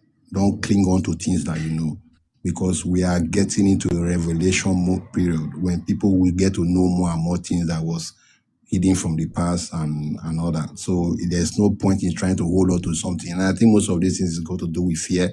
People are afraid to lose what they already know, or maybe the knowledge that they have boasted for before. I have boasted of this knowledge before, but I have to let those knowledge go. So people need to know that it's not to cling on to the knowledge you know now that is going to reveal things that are there that are be hidden.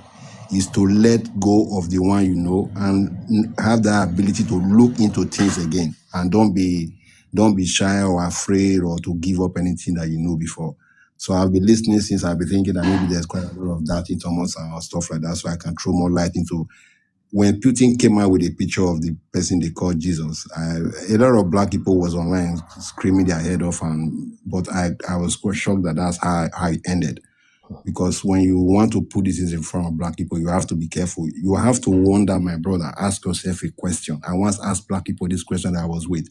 How come somebody is telling you that this book is talking about you, this book that have glorified another kind of person? Then now somebody is telling that this person is you, but you are having doubt. What is the problem? So you have to just, I was speaking to a brother yesterday that was on this platform as well. I told him that the problem is that the mental damage that have been done to black people is they are who are afraid to even imagine that they are those people. And that goes two ways. Other people are also afraid that if I now think that I'm those people, that means the judgment and things that before those people, that means it's us. Yes. Like I tell people what they say in the Bible, they say, if you look at what people are doing today in churches, in the Bible, I don't know remember the verse. Let me just see if I can quote it. When I think it was the book of Jeremiah, an angel was speaking to Jeremiah. He said, these are a lying children, a deceitful children, that will say to the seer, see not, and say to the prophet, prophesy not to us bright things, prophesy to us smooth things, prophesy deceit. And it's happening today inside the churches in our country. All over where black, you see black people. They go to church, they are being prophesied lies, and they are happy. And the Bible also says that you will be known by a byword, and it's that byword you will like. I was speaking to a brother just over the weekend, and we were talking about, how, just this topic, how do you think, I said, I've always wondered, when did they gather to do what King David was talking about in Psalm 83? I want brother to go and read it. I've always wondered, since I've been knowing these things, because I've been accepting that it's black people, I've been thinking, if it is black people, so this thing that David was worried about in the Bible in Psalm 83, keep not thy silent, O God, hold not thy peace. What was he worried about? Where was that gathering? Where did that gathering take place? I don't know if something just touched my head and just say Berlin Conference. Because a gathering was made, and at the end of that quote, before he started measuring the tabernacles of nations that we do this thing, he says some things that are very interesting. I've just said it's Psalm 83, anybody can go and read it and see for themselves what is written there. When he measured the tabernacles, you do your search who those countries are today, and you see that they were in the one involved in that very Berlin Conference. And it took me time to find out that the Arab was part of that conference, but they seem to be excluded. They are not excluded, they were there. They had representatives in that conference. So it was the League of Nations, the conglomerate of nations, as he said. They have taken hidden counsels against their people. Yes. And this is the most important part. He said, they have said that they are going to make the name of Israel no longer in remembrance. But my brother, we all know that word today. So I think it's the people they were talking about. We are going to make these people don't ever remember who they are anymore. Because everybody today have the word Israel in their mouth. So it's not the word that people have forgotten. So it was the people they were saying they are not going to make these people know themselves anymore. And that gathering took place in Berlin Conference. And so basically, I'm not following what a brother was saying online when he was saying that King David is somebody that would have known the Ifa oracle and all those things. So he was seeing future. He was seeing future. Go and read it again. You see, it was a prediction he was giving. It's something that he saw. That they want to take hidden counsel against your people. They are going to make them know themselves again. And I'll be honest with you, brother, at this moment, though we are happy that we are finding out this information, this is quite a very dangerous moment. Because my people say, if the person that had something is helping you looking for it, you will never find it. And if that person ever knows you are getting close to it, you are going to be in danger. That's true. So I think that is where we are approaching. Though we are happy, we should also know that the person that will be helping us, I've always told people, we all grow up thinking that they are going to come and help us. but that has also held us back. So when this information is coming out and we are knowing these things, we need to be very careful, knowing that the person that will be trying to, the Bible talk about it, that the goat that we overcome the sheep, he will stand over the sheep. So that goat is never going to let you rise. This is what we know. As we are saying all these things now, they are gearing up in other formats to do all sort of things, to put us. And this boils down to straight to the security happening in our country. No joke. This boils down because I was going to address the issue of a brother that came on before when he was talking about. I wanted to mention him. That Olopa, did you hear him? Were you hearing him? The Arab issue that he's talking about. No, you have to first define who are the Arabs. Not even the Arab. There is a brother Olopa. He also works with Ashkenazi. So yes. and he does not know these things. He said, "Oh, he discusses with them freely." I told him, I think you were the one that they started victimizing you at work, sacking you because you asked questions. Yeah. That happened. So I told him that if he's not ready to lose his job, he should not ask them. But interestingly, he even has dreadlocks. So I told him that except you are ready for battles, don't talk to them. Just watch our videos to learn. He said he's not convinced. I said, okay, you can go and ask them and say what is that, how come if they are the Jews, how come there's this anti-Semitism that you are defaming them, Anti-Defamation League. Listen, brother, so let me just say this. Ask them about dreadlocks. Do you have dreadlocks? There are a lot of videos on these people themselves telling you, let him go and read book 13th tribe. The man was saying that if they have to be the Jews, they will be the 13th tribe. The book is called 13th tribe. You should go and read it. There's a Jewish rabbi online that is telling people that we are converts. The earliest, he said, we read it in our book. Why are we lying? The earliest people that follow this thing our people, they were converted. They converted to this thing. And I know the history. It was King Bulon. 700 or 900. It was King Bulon, and it was his descendant was the first person that became the governor general of this place they call Israel, Godfrey de Bouillon. That was the first time they make an attempt to claim that land. I think it's 900 AD, thereabout. Yeah, and if people want to know how they eventually created this place, then go and search a man called Kitchener and Conda. They are the one that went to Southern Africa, map it out, took the name. This Conda was a photographer stroke intelligent. Those are intelligent people that they are using. So him and Kitchener, this one was a warlord. They are the one that went and destroyed our people in Southern Africa. After they succeeded doing it, they mapped those places out. They took the names and went to that place and go and start mapping it out in that place you now call the Holy Land. So if anybody want to know how that place eventually became the Holy Land, go and search on the person, someone called Kitchener and Conda. This Kitchener is his great grandson is the in-law of Donald Trump. So let people don't mess about and think that this is something that I said tomorrow, or just one thing is going to come out from somewhere tomorrow and come and just say, right. My brother, the biggest problem is that is this Jesus issue somebody raised before about being white or if they killed him. Listen, I said it yesterday. He went to South Africa. He said he was stoned. I have heard he was stoned to death. And that is part of his culture. And that's Hebrew anyway, stoning anybody to death. Yeah, that is because it was his people, according to the Bible. There is people that were saying they say they crucified. No, it was his. What happened? He was arrested. He was being brought into Jerusalem. He was arrested in Zimbabwe. Where is that written? Well, I know there's a parallel story in Southern Africa about Motapa, Mosiah, Misindesi, right? Yeah. So I know there's this parallel story that pops up in Southern Africa. But I can get the document. There's a guy I'm going to try and I'll first see if I can contact the guy so I want to use this part of his video. This guy is from Uganda. I think he's from Uganda. I'm guessing he's from Uganda. If some villagers called him to their place and said, that man they are talking about, look at his footstep there is the one that stand on that stone and preach there. He was trying to convince the villagers, are you sure he's the person? They say we have been hearing this story, we have been wondering, but that is the man, that's his footstep there. They put a timeline to it, the Zimbabwean South African story. Is there a timeline to it? And the problem with that is that, that colonial period, the colonial period, what they did is quite damaging, and I don't think we can ever recover from it, because all we keep doing now is trying to, like a brother said before, you read the book you are reading, who wrote it. That is the biggest problem we are having, because everything you need to do on search on now, they are the one that got their hands on it first. So you need to practically be trying to cipher what they are saying. I'll be honest with you, brother. I don't think our people should be doubting anymore because there's more of people of other races out there saying this to people and giving out more information that we have access to. There are maps out there that cost about £500,000. Who is going to go and afford it? Map. Yeah, that's true. And the question is, how come the prices are so high?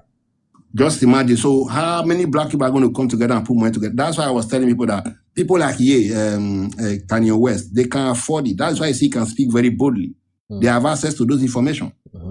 And some of those maps, actually, we have some kind of copies of them. We put them freely on our website, but people are they are not going to even. No, brother. Listen, let me tell people our people's problem. They cannot. I don't mean to insult anybody. Most people can't read beyond 2 paragraphs before they get tired.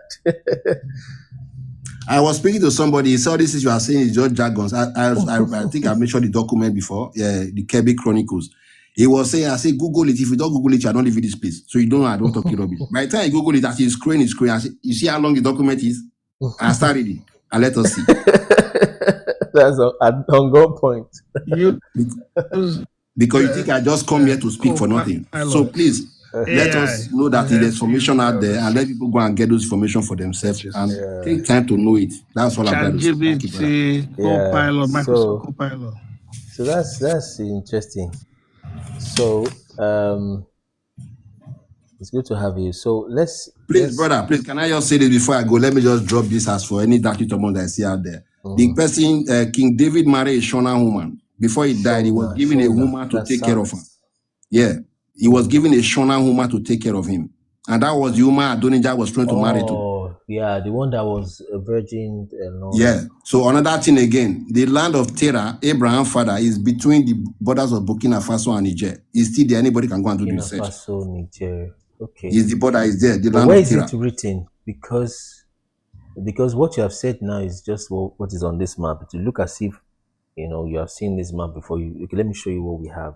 No, I don't. I've seen your videos on YouTube and all that, but I just thought I should get this thing up so that anybody that is out there that is still doubting can go and do the test for themselves.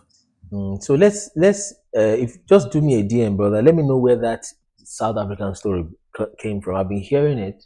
I've been hearing the synthesis. I hear a parallel story. A few details are different and things like that. But then, however, the key is that, sorry, brother, he has not been dead for over to 2,000 years. Exactly what I heard. It's like 300 years ago, something like that. He's not been dead for up to 2,000 years, as they are saying. Yeah, that's what I also heard, like 300 years ago, just recently. So I need to see the book, observe the text. So please do me a DM so I can go study it. I can bring what I have seen to people. It is a possibility that there was just a kind of repetition somewhere. Maybe there was one at one time that got duplicated and then they used the story. No, actually, there have been 49 crucified saviors on this planet. No, there's plenty actually. That's true. There's people go and there's somebody called Joseph or something. There are so many Jesus. If people want to look for people that were crucified, there are so many of them. So there's many of that. So, but then that's why I usually, once I begin to go in that direction, I bring people to the spiritual realm and I say, you know what? Let's even leave details of history. Let's talk about spiritual battles, spiritual realms, and how to enter the supernatural and things like that. That's why I then leave that name Jesus. For me, that is it. You might say one story somewhere. His real name, if I say this word, why do you say it's Yoruba? If I say his real name is Joshua, how will you say that in Yoruba? Like Y-O-S-H. Because that word, when I was a child, I go to church. I sit in the children's session, there's old people session on the other side. When old people were praying, that is what they say. They didn't say Jesus, they always say Yoshu. They'll say Yosu, Yesu. That's what they call it. They never say Jesus. And I used to think that they cannot pronounce Jesus. Oh, I see. But the real pronunciation is J, if you want to use J, the word J, J-O-S-H-U, Jeshu or Yeshu. J-O-A-O-S-H-U. Joshua. Yeah. Wow. And he was a black person. There's no doubt about it. It's not anybody that just everybody that was around him. Do me a DM. Most people don't like oral something that is just. Meanwhile, there's still power in oral story. But do me a DM Send me. I've written that one down. Of course, I couldn't have read it since yesterday. We did like almost 8 hours of live yesterday, over 8 hours. Yeah, I So, but applaud I've you for written all that those Chronicles yesterday. because we spoke yesterday also. Chronicles of Kebi. I've written that one down. We'll probably have a look at it also. So, please, if I can get text, if there's no text and it's oral, that's still fine. I'll still say, okay, this is oral and things like that. But I it's good also to. mentioned it yesterday, please, before I forget. The first king of this northern kingdom of Israel, his name was Jeroboam. Yes, you If said that you yesterday. Google I it, wrote it. in Hebrew, is Yoruba. Yoruba. You mentioned that. Like Yoruba. Yoruba. You know, so I'm just saying all these things so that people should be. I don't want people to be. There's information out there because I've gone through too much stress trying to be proving it to people. It's not. That's not time for it. Let people go and do the search. It's better when you find this thing for yourself and you convince yourself than come online and be trying to attack people that are trying to get information out to people that want to hear it. I see. Thank you so You know, much, thank you brother. very much, brother. I appreciate. Thank you. So guys, you've heard it. It's not very easy to take the time to, and in fact, like he said, many people can't even read 2 paragraphs. That's if they pick up the book at all. And after the 2 paragraphs, they're tired. So it's not easy to read books, check maps, get source for all those maps, put them out. After that, we did a long 22-part series. After that, we then cut the series and condensed each 1 hour plus series into 5-minute videos. After that, we went to do interviews. After that, we still have short videos and we say, you know what, just go and watch some of the videos to whet your appetite. And you say, no, you don't want to watch videos. Oh, it doesn't make sense. Oh, this is that. If it's someone that is not patient, they'll be very angry with you. And maybe he's not that kind of person that is that patient and all that. So just watch videos, as simple as videos. Just watch it. Okay, I understand you might be skeptical. Watch it and just check and see what is going on. So, but then you can't completely smooth it. And interestingly, actually, even on the flip side of things, there are people that are here, they just want to hear from people, they want to hear from us and just believe. I mean, it won't really sit well. And that's the power of writing when you see things in writing. Okay, although we'll keep doing this anyways as God enables and directs us. But you want to be able to know for yourself and things that you can really paste to people or show to them so that they can also check. So it can be even when you've checked things and so but then when you listen and you watch someone that is really ready to learn or who is just a scholar, someone who's sincerely curious, you'll be able to tell from the way they will speak. They will be comported and they can, like I think Olopa actually interestingly was a little comported also when it came. So you can tell people that are really ready to listen. So thank you so much for that submission. So guys, like I said, just share our videos as much as you can. Or you can even make yours using some of our resources, or share our videos and pin them and mention people that you know. So even Roman Catholic people worship the Black Jesus, like someone is saying there. So the goal of these things is to tell you people that use your time, is to tell you that you are the people of God. God looks like you. When we describe the Ancient of Days in Book of Daniel, it said his hair was like wool. He said Jesus' skin was like brass that is burnt. To tell you that you are the real people. Okay? And you don't believe it, I know, but you should know it rather than believe in it. So that you see and understand what is going on.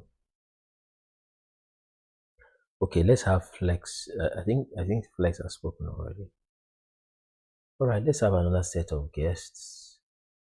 So there's hardly any people that have all those. I think this guest list will go empty now. But if you still want to come back, you can still request again. So let's have fresh set of guests. Flexi, sorry. Oh, sorry. Flexi, have you spoken? I think Flexi has spoken some minutes ago. So just search more, read more, and to help. I think Flexi is probably busy. But let's reset it, check again.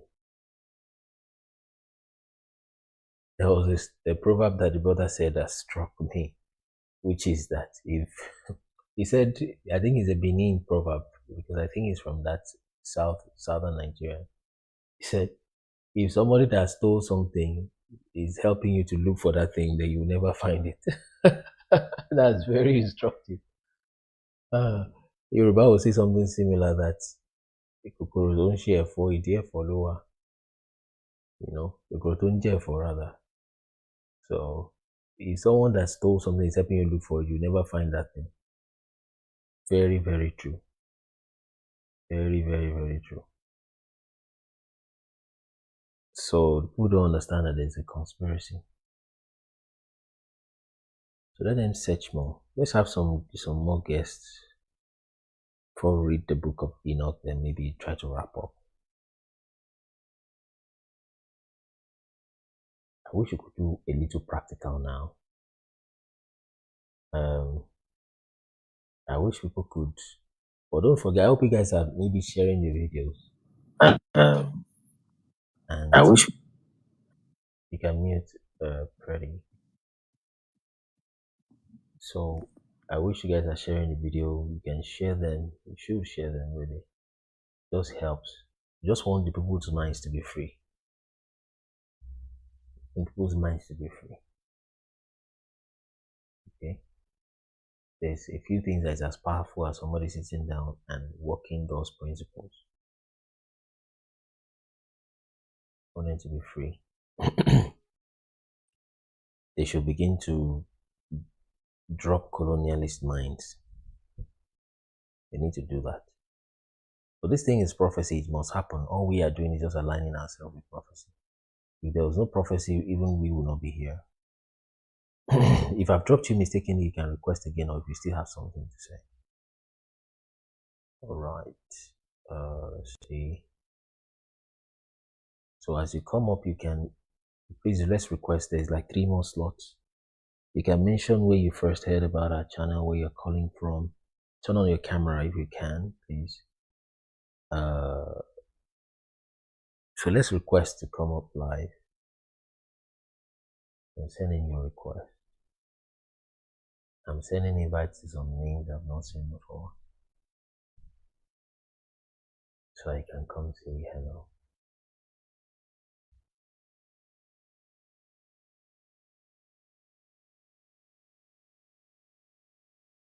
Okay, let's have,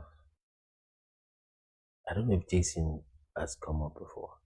Okay, let's have the next person, pretty Patsy. You can speak now.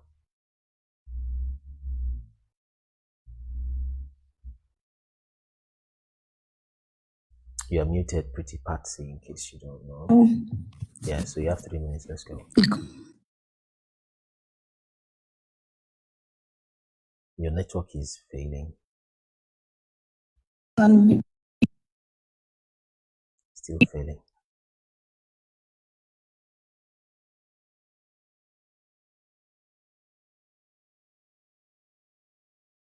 Network is quite very poor. We can't hear anything.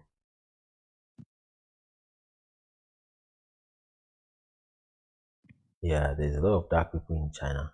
I think they're part of China that is the tribe of Ham. But your network is really very poor. Hello, Remy. It's fading.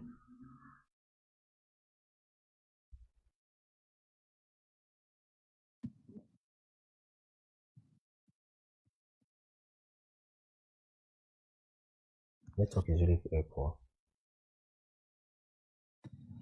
Hello. Fading back and forth.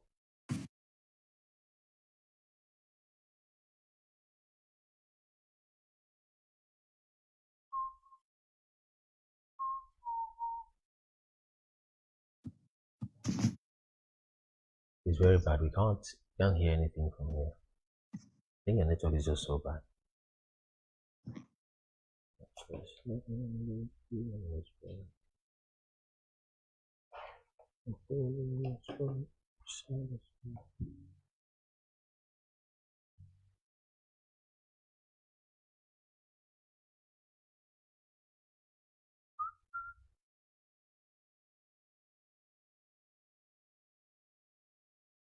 Okay.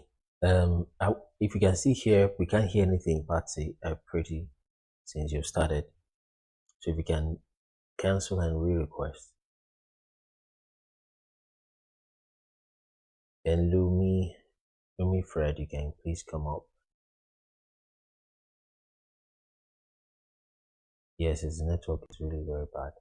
So if you can switch to another network, then maybe still try again. Yeah, Lumi Fred, let's talk about Euphrates. You can come up, please.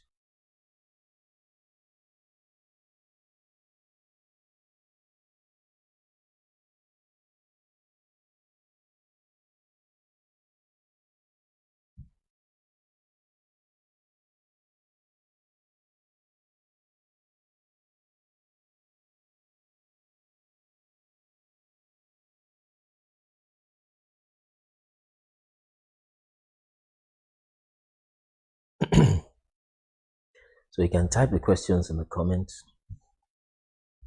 You type the questions and respond to you, or you can request. If you're requesting, you can let us know in the comments that you're requesting. Oh, Jesus.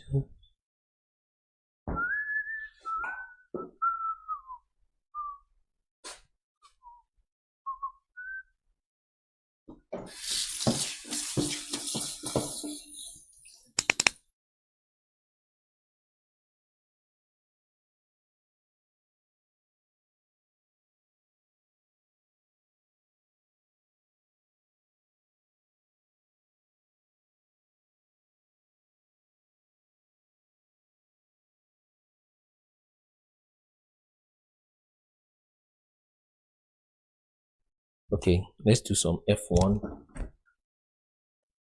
Some quick F1 before we go to the next section. The next session rather. F1 and tapping. We're about to do some reading. So let's do some F1 and some tapping.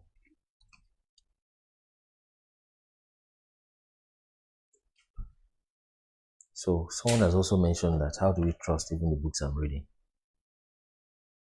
The books that we're reading are there's too many of them.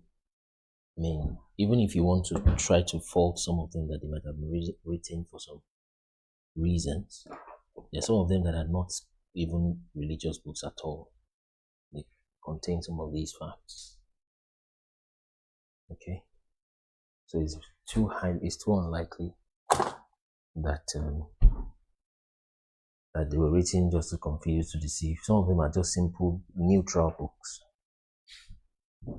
Some of them are history books. So the brother wants to ask about Euphrates. Let's tap some more, do some F1. Because Monday lives are usually at least around 40, 50. So I'm not sure why it's this slow. Or 30 something.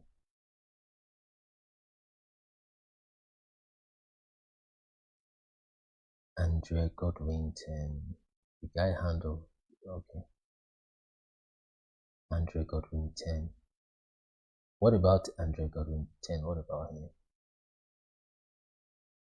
Okay. Luminous. Lumi Fred. You are in a noisy place. Okay, I'll try to type your questions then.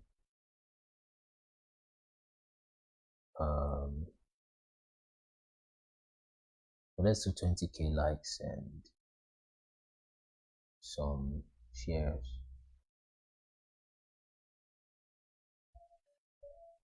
I'll talk about Euphrates in a minute now. No.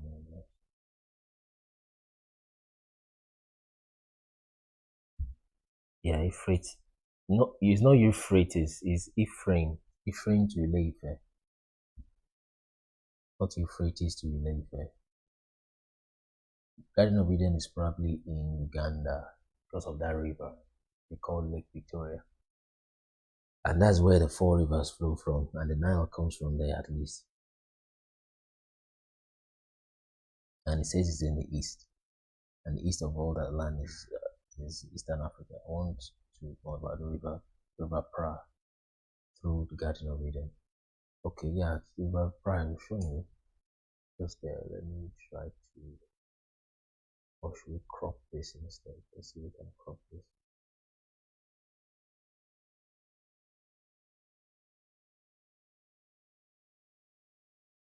So the river Pra in Ghana, because the real Euphrates is not called Euphrates in that sense, it's called Pra or Frat. So that is it's there in the video, so we're not redundant. It's called river Pra. There, so what's the question about it?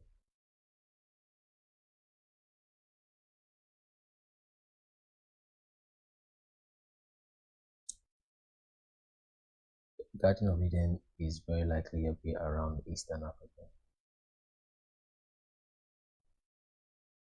where the rivers come from. One of the rivers is Nile, which is called Hiddekel.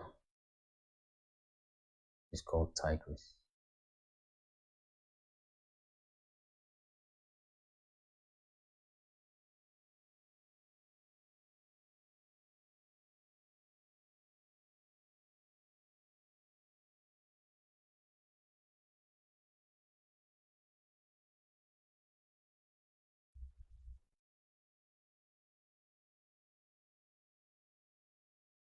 Any other questions? You can also request to join the live.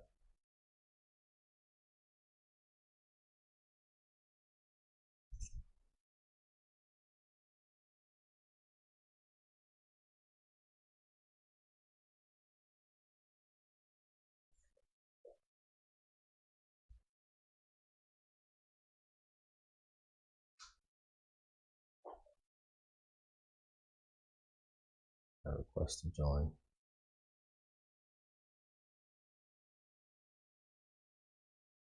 Idena in Ileife, even an idea that's getting originally in Ileife. Okay, and most when you hear coincidences like that, you need up to 3 or 4 more references. But actually, the whole the whole place is Eden, but the garden inside it is to the east. Okay, he said he planted a garden to the east of Eden, so the whole place is Eden altogether. But he planted a garden to the east.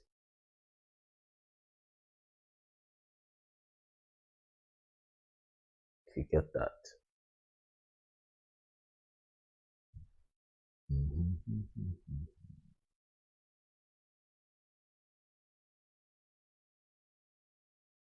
So that is it.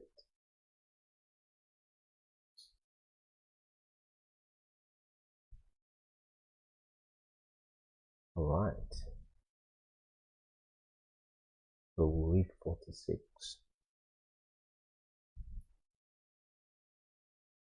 That's where we stopped the last time.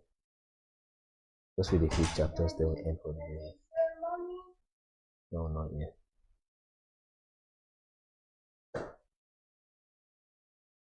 The garden was originally, yes, that's the meaning of our cable line. We call our cable line Garden of Eden. Okay, let's just touch 2 chapters in Enoch, a few chapters, read for about 10 minutes to 3 o'clock, to 2 o'clock hours, then we stop for the day. Any guest requesting now? Okay. Lord, we ask that you help us see beautiful things out of your law as we read. Guide us by your Spirit. Help us see more light. In Jesus' name.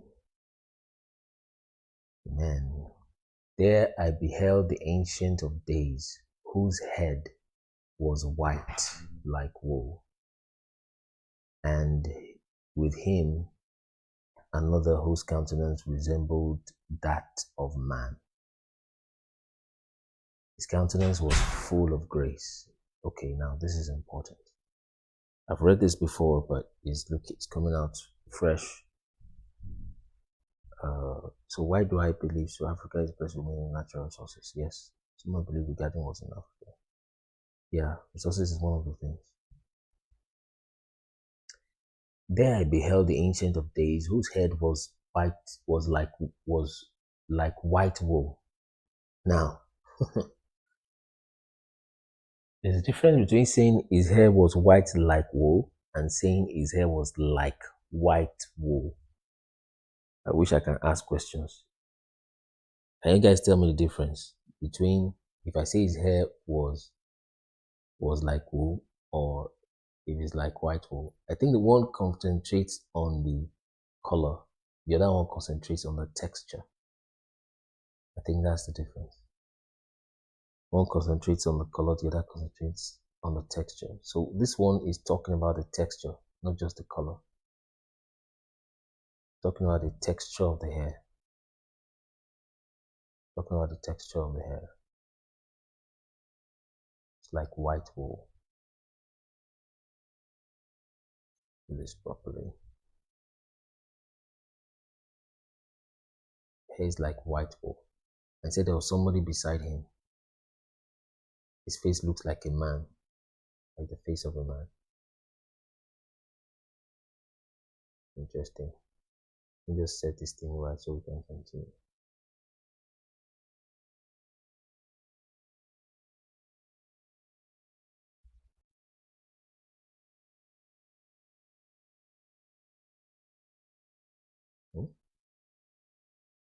Check that.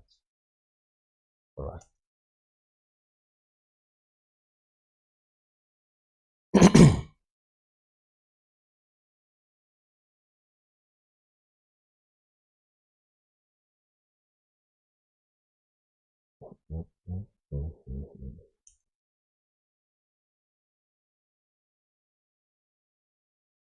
There I beheld the Ancient of Days. Daniel also talks about the Ancient of Days. Okay, let's have a quick look. Ancient of Days, KJV. Daniel 7 verse 9. Let's look at it. Daniel 7:9.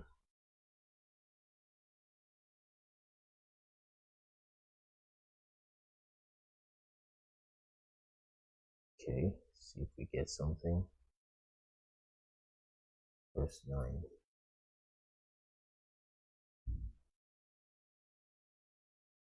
I beheld till the thrones were cast down, and the Ancient of Days did sit, whose garment was white as snow, and the hair of his head like the pure wool.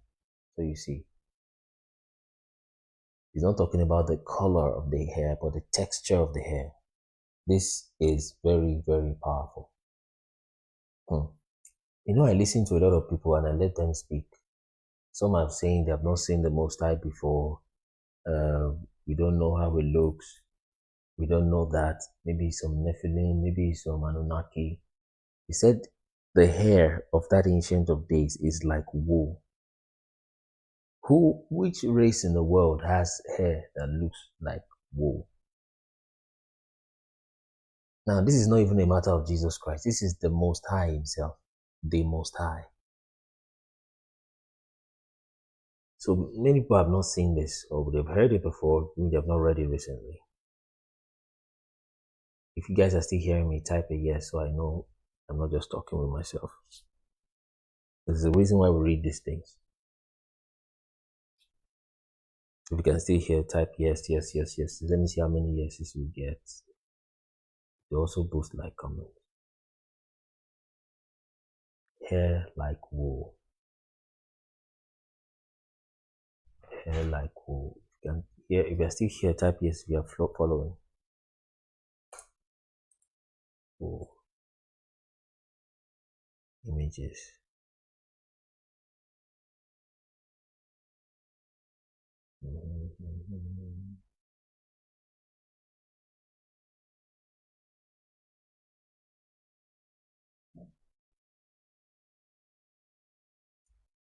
So not just Yeshua, Yahusha, Wole Soyinka incidentally, even though he says he doesn't believe in Jesus or believe in God, he's the one that they use his look at wool.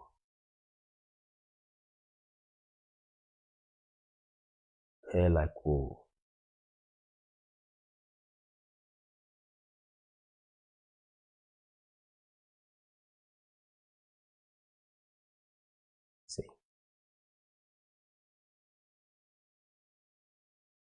Interesting.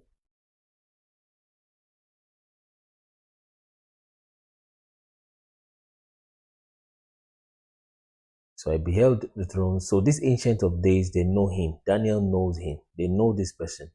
It's not something hidden. They know him. They know him. They know him. Let me okay. Let me share. Yes, thank you, brother. So they know him. Say his hair is like wool, white as snow, and the hair of his head like pure wool. His throne was like fiery flame, and his wheels as burning fire.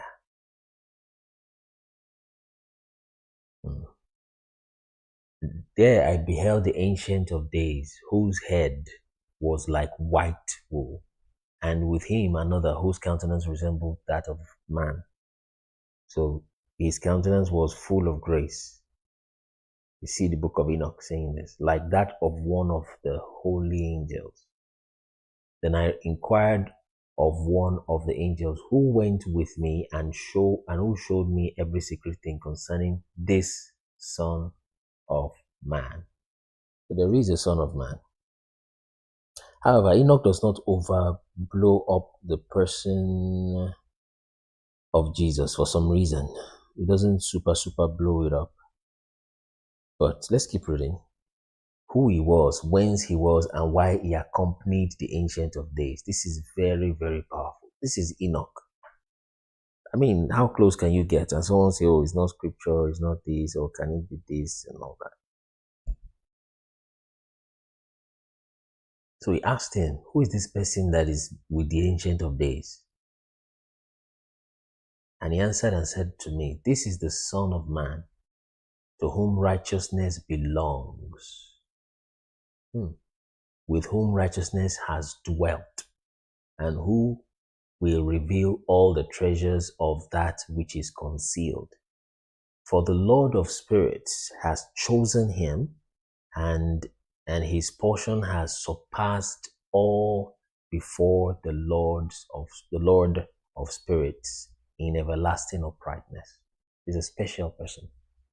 This Son of Man whom you behold shall raise up kings and mighty from their dwelling places, and the powerful from their thrones, shall loosen the bridles of the powerful and break in pieces the teeth of sinners. He shall hurl kings from their thrones in their dominions, sounding like Armageddon. Because they will not exalt and praise him, nor humble themselves before him, by whom their kingdoms were granted to them. The countenance likewise of the mighty shall he cast down, filling them with confusion. Darkness shall be their habitation, and worms shall be their bed. That's hell.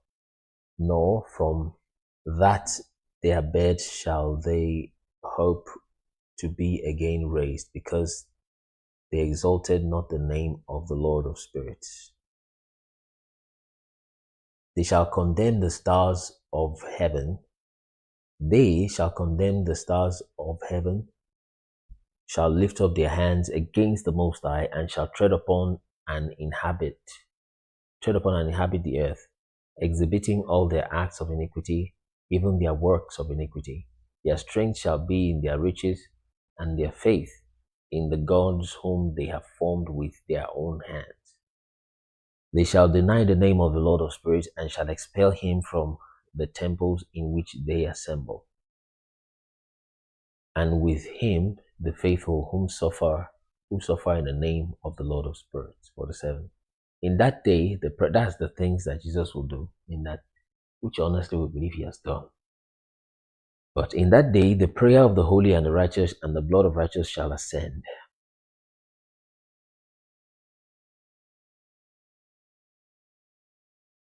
From the earth into the presence of the Lord of spirits.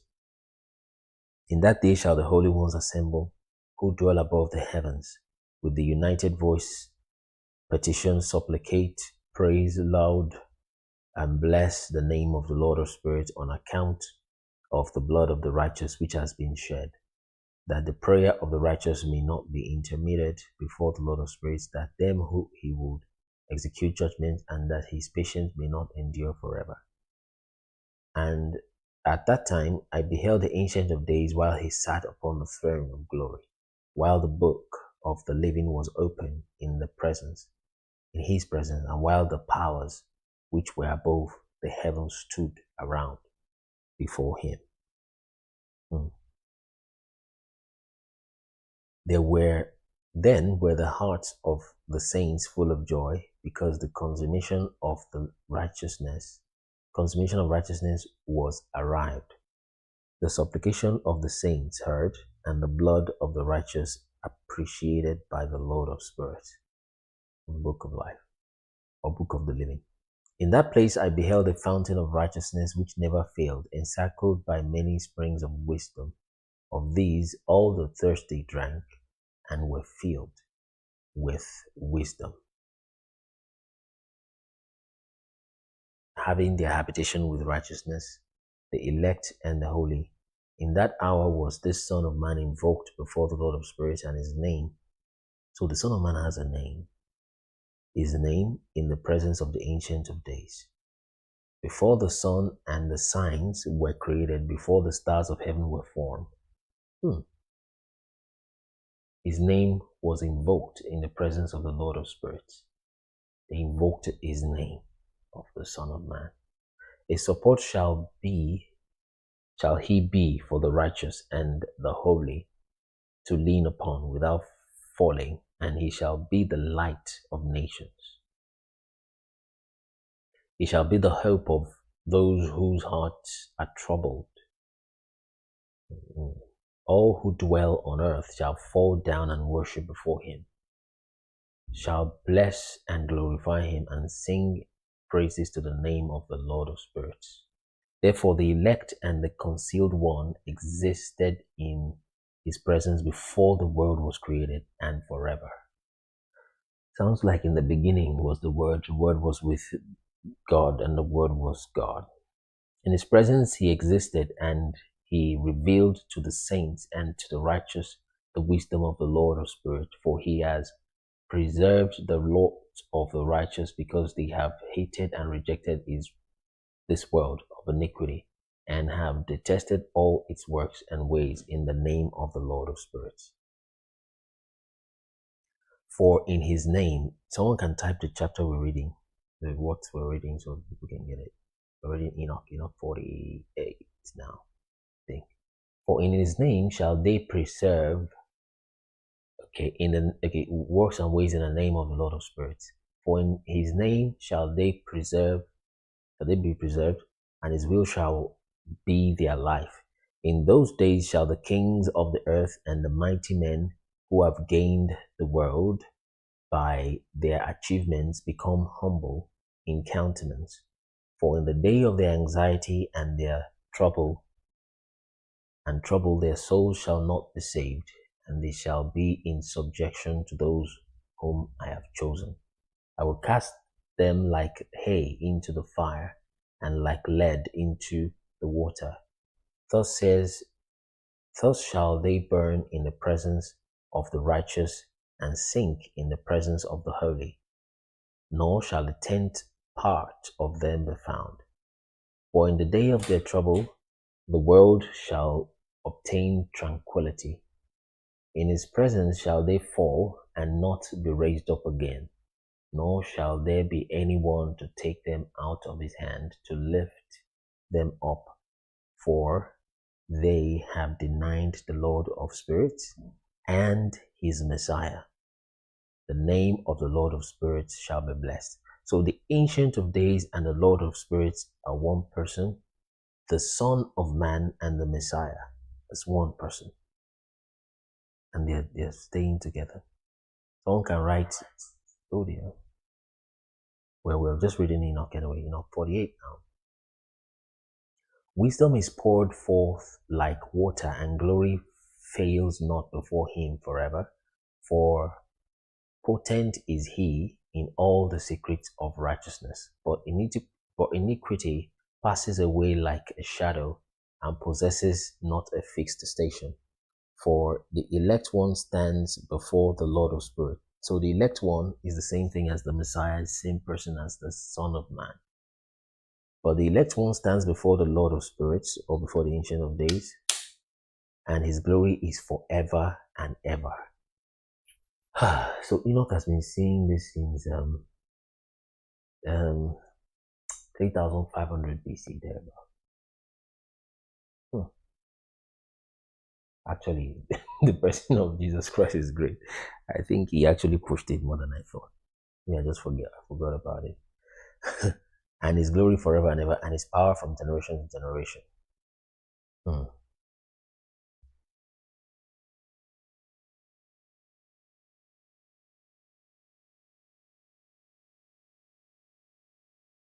With him dwells the spirit of intellectual wisdom, the spirit of instruction and power, and of power, and the spirit of those who sleep in righteousness. Oh, so those who sleep in righteousness goes to the elect one, to the Messiah. They go to the Son of Man. He shall judge secret things, nor shall any be able to utter a single word before him, for the elect one is in the presence of the Lord of Spirits according to his own pleasure. 49. In those days the saints and the chosen shall undergo a change. The light of day shall rest upon them, and the splendor of glory in the saints be changed.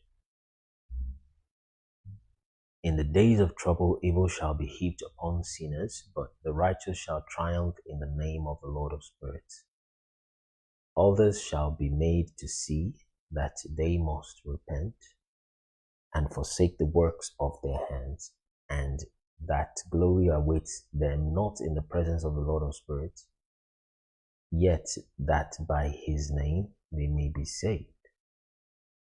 So there's still salvation, saving by that name of the Messiah. The Lord of Spirits will have compassion on them, for great is his mercy, and righteousness is in his judgment. And in the presence of his glory, nor in his judgment shall iniquity stand. He who repents not before him shall perish. Repentance is important. Henceforward, I will not have mercy on them, says the Lord of Spirits. That's what it says. Now let's go to Enoch 50. Enoch chapter 50. So we'll just stop maybe after 50 or so. And we'll take the last set of guests, the end for the day. In those days shall the earth deliver up from her womb, and hell deliver up from hers, that which it has received, and destruction shall restore that which it owes. He shall select the righteous and holy from them, in the day of their salvation. That's interesting. Look.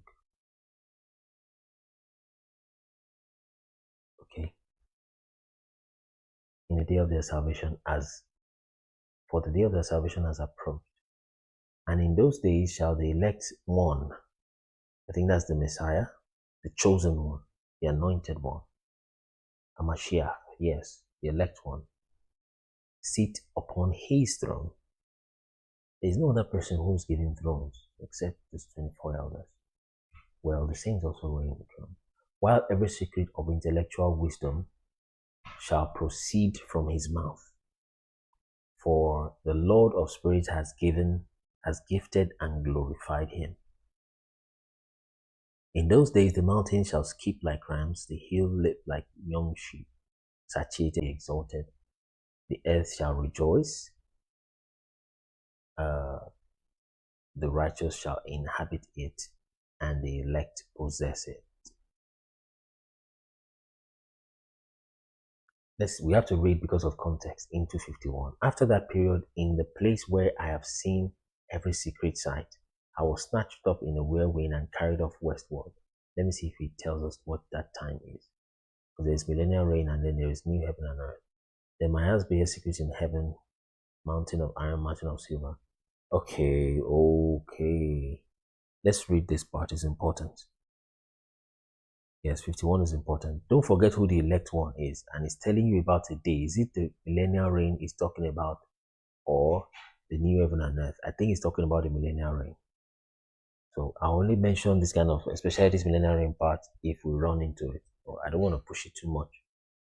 So the Christian church does not feel destabilized unnecessarily, and people who need to hear the truth about who they are don't get frightened off by the truth about timeline and the things that have happened.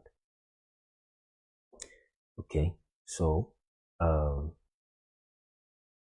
after that period, in the place where I have seen every secret sight, I was snatched up in a whirlwind and carried off westward. Okay, now look at this, very important. What will be happening in what I believe, or what happened in the millennial kingdom. Remember, it says this person has intellectual wisdom. I mean, wisdom is enough, but intellect is also wonderful.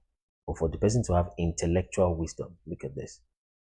Intellectual wisdom shall proceed from his mouth. So he has intellectual wisdom. So he will tell you about science and technology now shortly, what I believe it is, and what happened in what they call Tartaria, and why the whole time was so prosperous. And they were counting years after that one Jesus for thousands, over 1,000 years.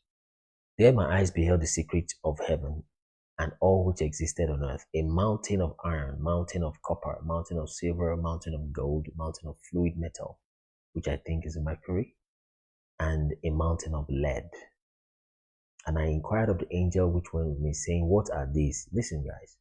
What are these things which in secret I behold?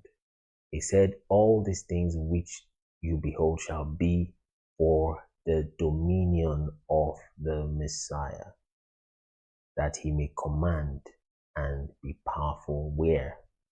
Upon earth. So you can put millennial reign where you want, but he's going to be using these metals when he's reigning like that. So when do we have such wonderful buildings, wonderful technology that they try to crash down in the 1700s, 1800s? It's just some 1,000 years ago. The following you can type yes, in the 1,000 year reign rather. So do you see where Jesus, so if someone asks you, where is connection between Jesus and technology in the book of Enoch? Just type the verse. Let someone type that verse. What part of Enoch is it? So we don't forget. Let me see if you are following at all, or I'm talking to myself, or even my mic is off. What verse of Enoch? Enoch, what chapter, what verse are we that talks about the Messiah and technology? If you don't know, say I don't know. If you want me to tell us, say tell us or tell me. Is there one call? You're welcome.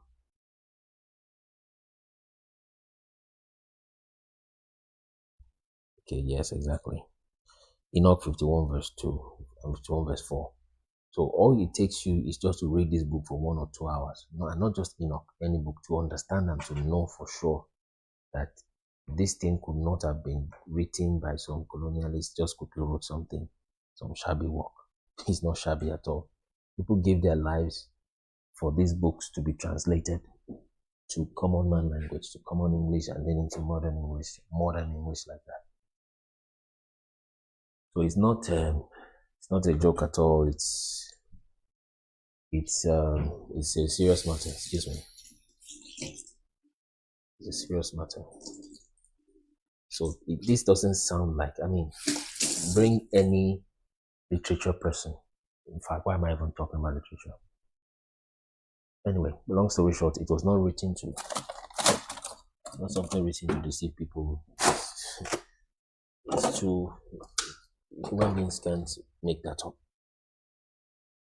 So, connection between Messiah and technology, you find it in Enoch 51.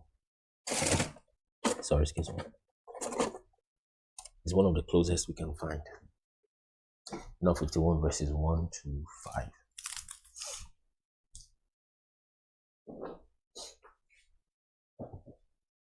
So he said, all these things you behold shall be for the dominion of the Messiah. that he may command and be powerful upon the earth. Powerful upon the earth. And the angel of, and that angel, and that angel of peace answered me, saying, wait but for a short time, and you shall understand, and every secret thing shall be revealed to you.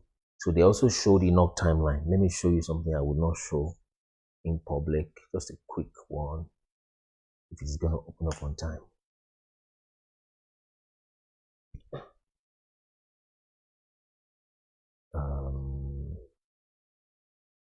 Okay, so these are some of those prophecies. Enoch's prophecy, Daniel's prophecy.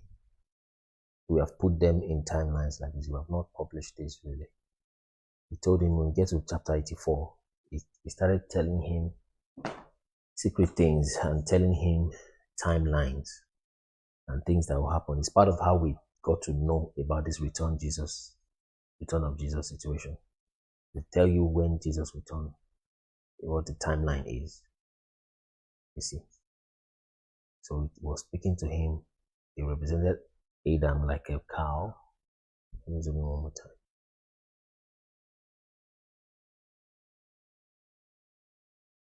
Still kind of small.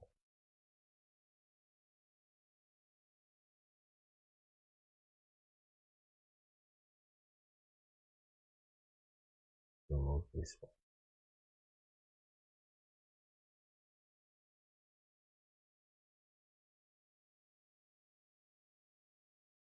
Oh yeah.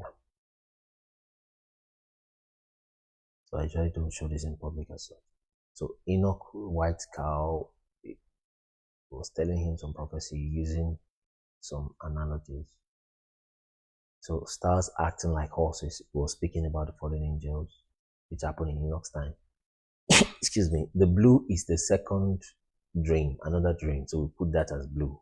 He showed him that one in chapter 94 of Enoch. Okay. So you have it like that.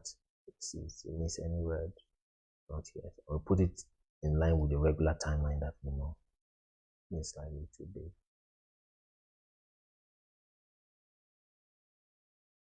Okay. He mentioned the third week, plant of righteousness, talking about Abraham. Like that. So you still show him a lot more secrets, and we have put it together anyway. And that is, these are some of the texts that the timeline you have on our website came from. It said that she became like a man, which that happened in the fourth week. Like that. It talks about the story of Saul. Even before they came, Saul and David, he told him that will happen. He told him about Elijah, but he was using terminology to tell him. He told him about Babylonian captivity. That's in the first dream. In the second dream, he calls it the fifth week. He told him about the sixth week. He told him about the seventh week. And a week, eventually, we see that is about 700 years. He told him about the eighth week. Very likely that's the millennial reign. He told him about the ninth week. And he told him about the 10th week. That's when they will have the everlasting judgment. That's the seventh day of the 10th week. See? So, and that's that. So, although it says 2,900 AD at the top, but that's not quite necessarily when it will be. It's because the timeline has shifted, but we'll just put it to superimpose over the regular timeline we know. So to shift everything forward by almost 900 years or 800 and something years. But we'll put everything together in that time. That's why this, as complex as this Excel looks, was factored into the timeline thing that we did. But I know, of course, it contains Daniel's prophecy also, put back to back, side to side. Daniel's prophecy is just a smaller part, which will be found. Daniel's prophecy started somewhere around here. But Daniel's prophecy was also factored into it. Daniel saw several dreams. So you have also put that together. So when people you don't just come out and just say things, there's a lot of work that went through in those years. So this is what was condensed to form the timeline chart that you see there in our website. It's also on YouTube. Well, no, you can't download from YouTube, of course. Download from the website. So we condensed all of that into one simple flow of chart on the timeline. So like I usually say, and there's still more that we have not quite shown, because we can't show quite everything in all like that, partly because it's not necessary. It's not like it's hidden, it's just kept, but then most of it is in that 22 part series. Okay, let's see.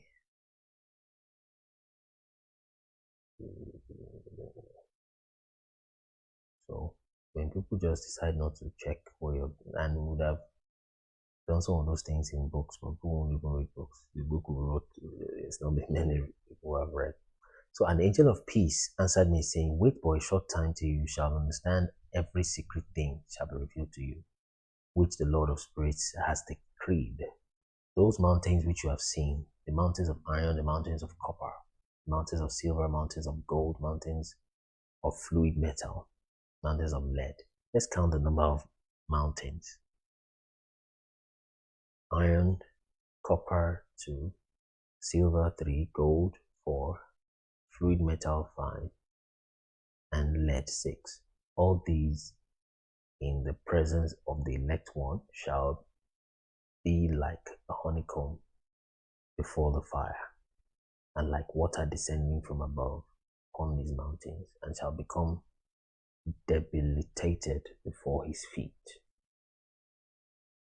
And in those days men shall not be saved by gold and by silver, nor shall they have it in their power to secure themselves and to fly.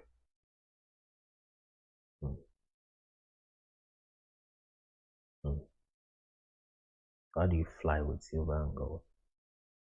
And it's sounding almost like airplane. Nor shall they have it in their power to secure themselves and to fly. Okay. There shall be neither iron for war, nor coat of mail for the breast. Copper shall be useless also that which neither rusts nor consumes away, and lead shall not be coveted. All these things shall be rejected and perish from off the earth, when the elect one shall appear in the presence of the Lord of spirits. There my eyes beheld a deep valley, and wide as was its entrance. All who dwell on land and on sea and in islands shall bring to it gifts, presents, and offerings, and yet that deep valley shall not be full. Their hands shall commit iniquity, whatsoever they produce by labors, the sinners shall devour with crime, but they shall perish from the face of the Lord of spirits.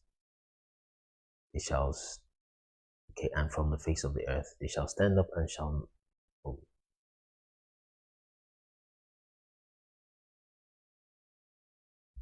Okay. They shall stand up and shall not fail forever and ever. Okay. And I beheld the angels of punishment who were dwelling there and preparing every instrument of Satan. Then I inquired of the angel of peace who proceeded with me. And I think that's Michael, angel of peace, from what we read earlier. Who proceeded with me, from whom these instruments were preparing. For whom these instruments were preparing. Okay, he's asking them who are the people that is being prepared for. He said, these they are preparing for the kings and powerful ones of the earth, that thus they may perish. So the punishment of these people who are destroying the earth is actually very strong. It's quite strong. Or probably even the fallen angels that work with them. Then I looked and turned myself to another part of the earth, where I beheld a deep valley burning with fire. To this valley they brought monarchs and the mighty. And there my eyes beheld the instrument which they were making fetters of iron without weight. Then I inquired of the angel of peace, who proceeded with me, saying, for whom are these fetters and instruments prepared?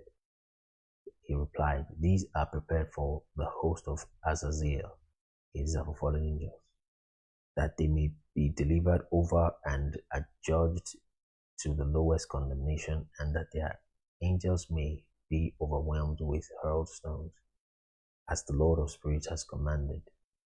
Michael and Gabriel, Raphael and Phanuel shall be strengthened in that day, and shall then cast them into a furnace of blazing fire, that the Lord of spirits may be avenged of their crimes." Talk about the book of Revelation when one angel binds another, because they became ministers of Satan. There's never mentioned Satan all over, and seduced those who dwell upon earth.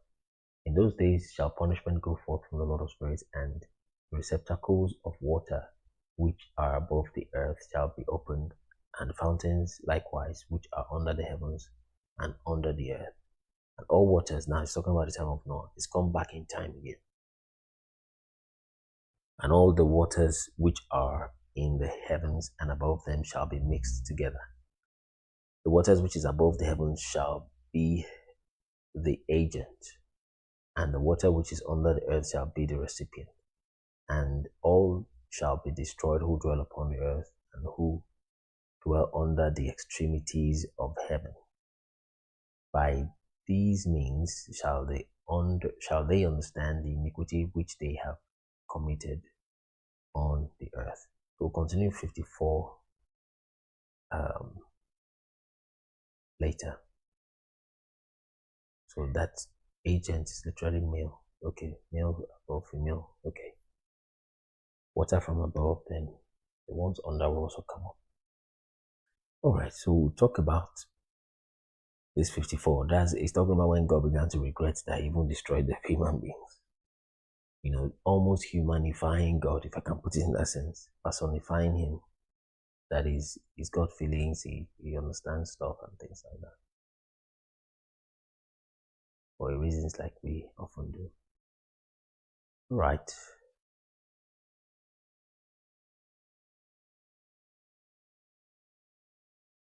Alright, so we're gradually wrapping up for the day. So in fact, basically we're done for the day. So except there are questions, Miss Gold, you're welcome. Quote, it's also good to have you.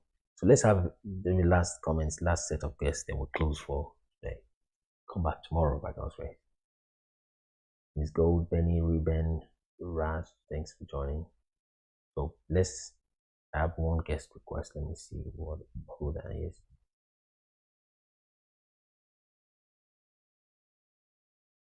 So we can request now, those that want to request. Just final notes before we go. Yes, Triple Man is still here, I think. So when you read these books, you can tell that this thing is not, I don't think somebody, of course it can be used to deceive, manipulate some people, but not likely. Yes, thank you. The videos are really eye-opening. Thank you. Yes, you're welcome. So you can drop your final notes or comments, or those that want to, I'm waiting for some that will want to request to join, just to say some things real time. You can do that in 2 minutes each, and we'll finish for the day.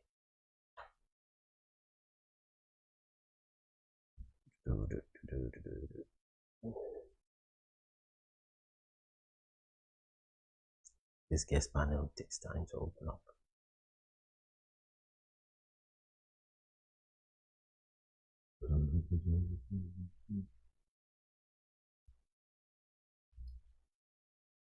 So there's actually somehow just reading those scriptures can be so powerful. The guest link is not coming through, so let me just mention those who are here. So XAU, that's Australian dollars, USD, XAU USD investor. It's good to have you. Thanks for coming around. Benny, thanks Ruben, Brass, J, then J, then Miss Gold, thank you. Triple Man A, thanks for coming. Thanks for coming, Zach, then Black One, then Ikamani, thank you. Joshua B, then Anyone Bro, thanks. Tolutera, thanks for joining today. always, Evie, thanks for joining. Strength and honor, thank you for joining. And then chat road as always. So thank you guys. When you said the second coming of Jesus has happened, what proof to it? My mind was blown. Thanks. The proof is what Jesus himself said. Always, always Evie. So it's what Jesus himself said. He said he's coming soon. He said those that are, just go watch the video. We usually don't want to talk about our second coming, so it doesn't scare Christians away from learning something that is maybe more important for them to learn.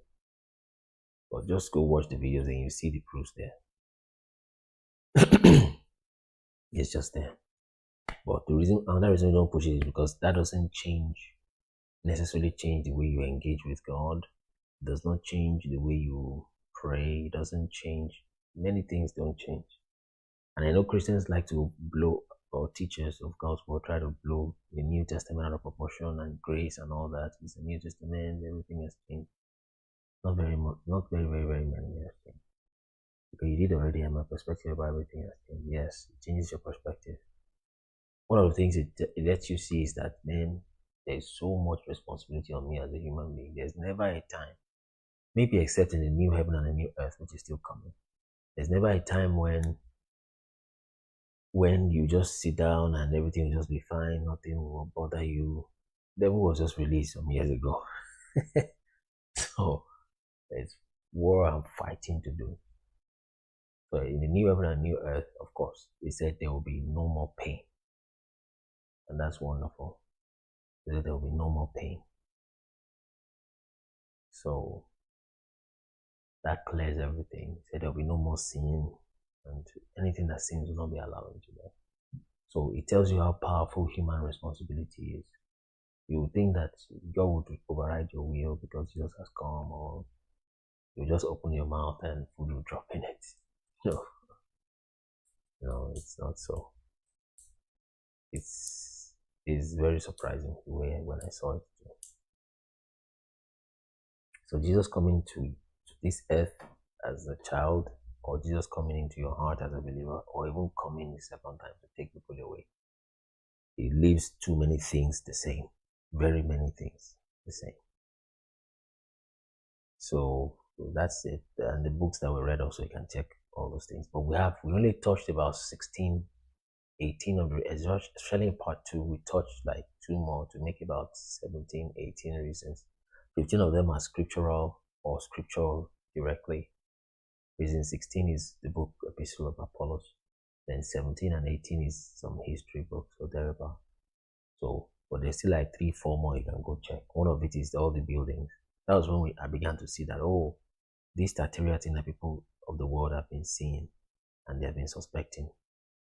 So, because I've heard of it, I can't see how that fits into our research we've been doing. Okay. But then I see it's a big piece of the puzzle just lying somewhere. Like, where did I keep that piece of the puzzle? And I brought it and boom, it just fit into a big, big hole that we have been working on. That's how I can explain the analogy of how it worked because I've heard about Tartaria a few times. There's this building, beautiful, it's powerful, things like that. And the technology is new, you can't replicate it. So like that's just must be it.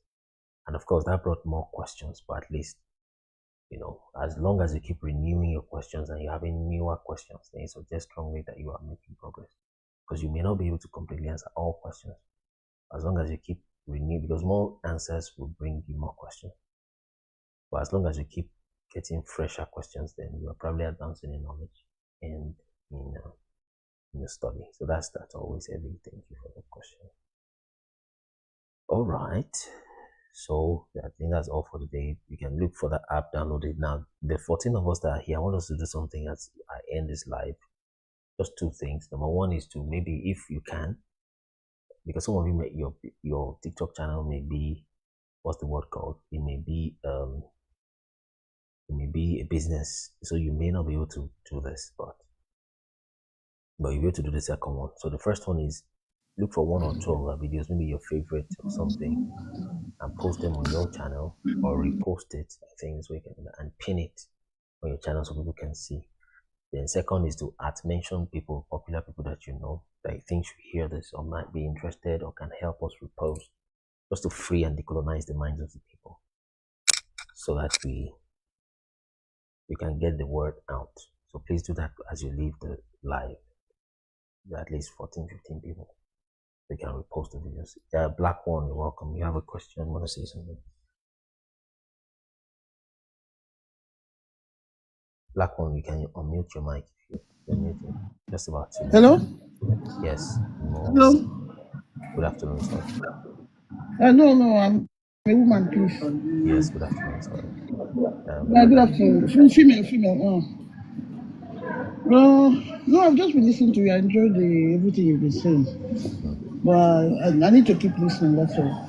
Oh, okay. It was because I saw your request. That's why I accepted it. You're welcome. Okay. Yeah. Thank you. Yes, thanks. Okay. All Okay. right. Bonne continuation. Okay, bye. Bye. Thank you. Okay. So as we leave the live session, just do one of those two things. Post one or two of us. Some of us have not done it. Or post one or two of our videos and pin it on your page just for a while. If it's a business page, I know you can't do that. But if not, then you can do that for a while. If you don't mind, then mention people that you think should hear. Just so and so, and you try to look for their name, because some of these are leaders may not know. You just think they know and they're trying to hide it. It's not. You don't have proof for that. But when you put it in their face, for example, by the way, one of the traditional leaders in Nigeria, which I don't want to mention their name, the video has been pushed to them recently. So let's push these things out so that once they know, then they will know that they know. All right. So thank you everybody for joining. Let's do that. Share the videos, pin them. We'll see you tomorrow by God's grace. Thank you. Bye for now.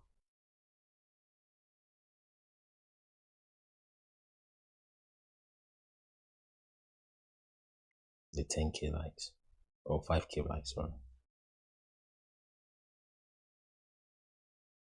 So I think we're on 5K likes. Let's push it back up.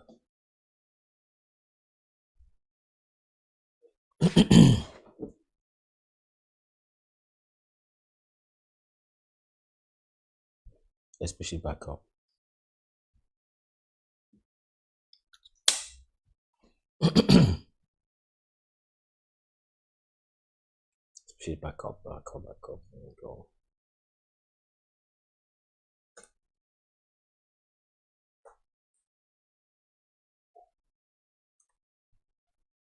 So let's push it back to 5K likes, or at least 2K. Start with 2K. So let's quickly have Victor again.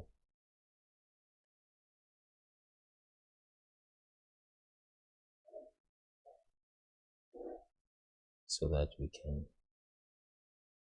test if the audio is back, but I think it is. I think the audio is back.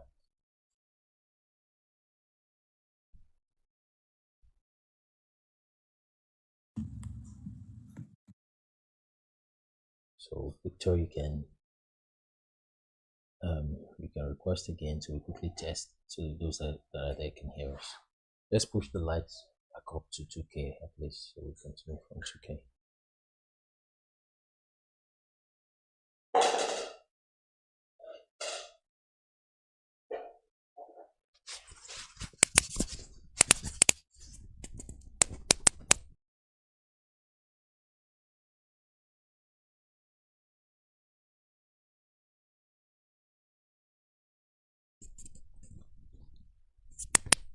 So let's push it up to 2K likes.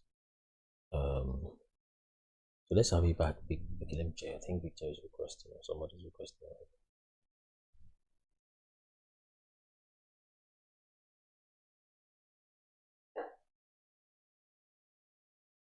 So those in Southern Africa, they're likely, that land is likely to be lands of Moab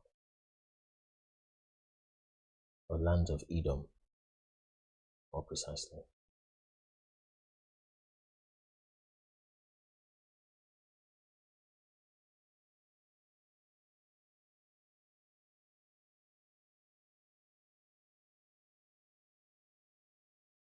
Okay, but we'll show that in a minute. So once we get to 2K likes, then we start following.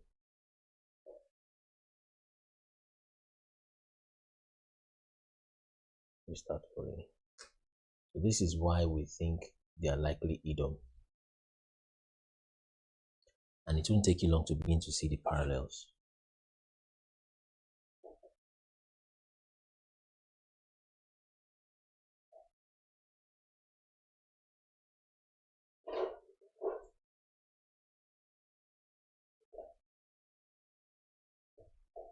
So we told you about Mount Seir. It used to be Zaire.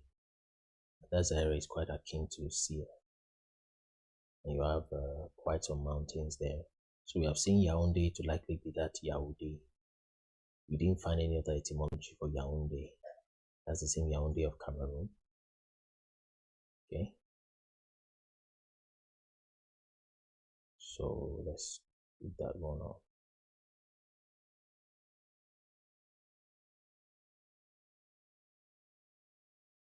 So we're talking about Gad and Ephraim and how Igbos are Obu Gad, because they still have Gad there till today. Okay. We still have Gad there till today. So let's get it to 2K. We'll get to 2K, then we can push more. We can get it to 10 shares.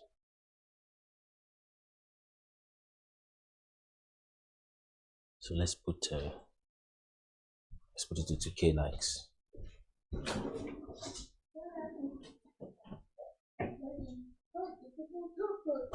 So 2K likes, then we move. Remove.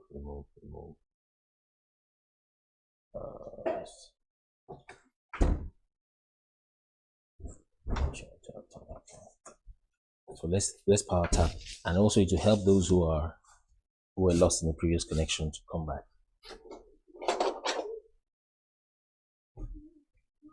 So when they are back, we can easily continue. So 2K likes, please. Let's push it. Yes.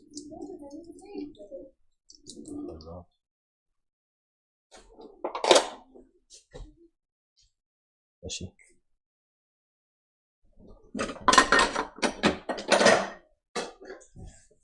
Two K likes. So Victor, you can request already. So we'll continue from where we stopped. Because you were trying to tell us some things, and also I was trying to answer some questions.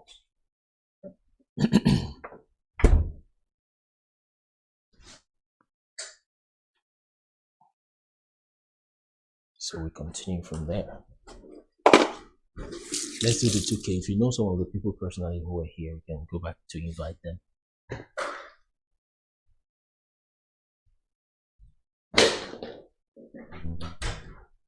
Okay.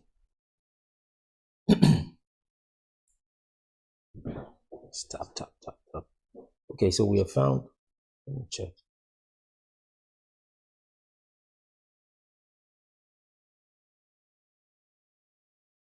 So we have found the Igbos to be from Gad, Yoruba is Ephraim, and we see how the map of Nigeria is just from here. The Igbos are in eastern Nigeria, Yoruba is west of them. Okay, and if I put that back up.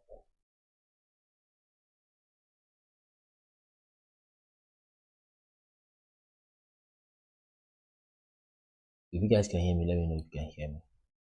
So I'm not just talking to myself.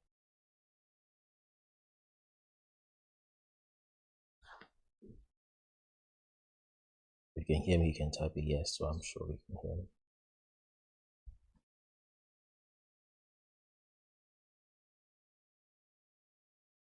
Okay. So Victor, are you still there? So I know. Because what Victor is asking, some things we have actually addressed, to be fair. So if he's not here, okay, Victor is there, but Victor just requests to come up as a guest. Jose Lambai, you're welcome. Amin Evan, you're welcome. Lauki, 22. Welcome, Richard. Welcome, Godwin Grace. You're welcome. We are pushing it up to 2K likes for a start. Welcome to let's see, Rosemary, welcome. Let's push it up. Anyone, bro, you're welcome. Apostle Joseph is also welcome. So let's push this to 2K likes. Victor, you can request again, so we continue from just where you stop.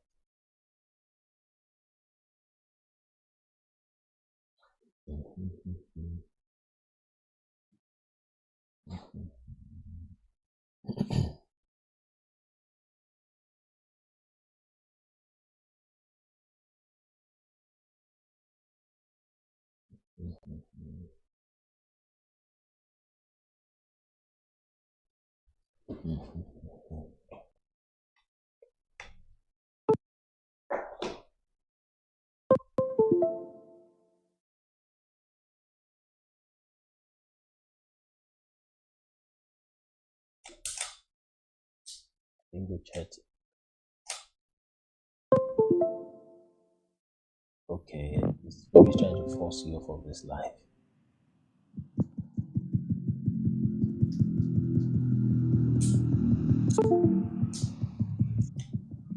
So just keep trying to request.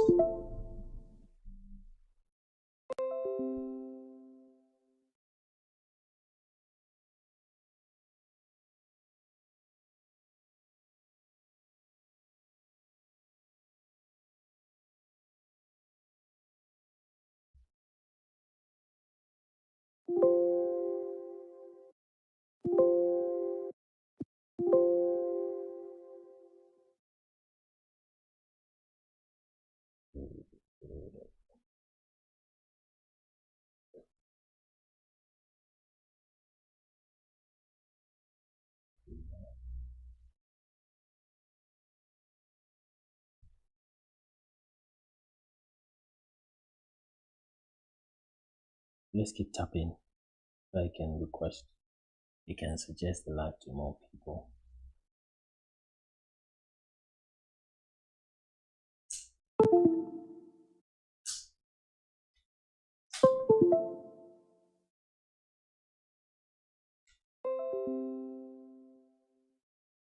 So we can move and move and move. Okay.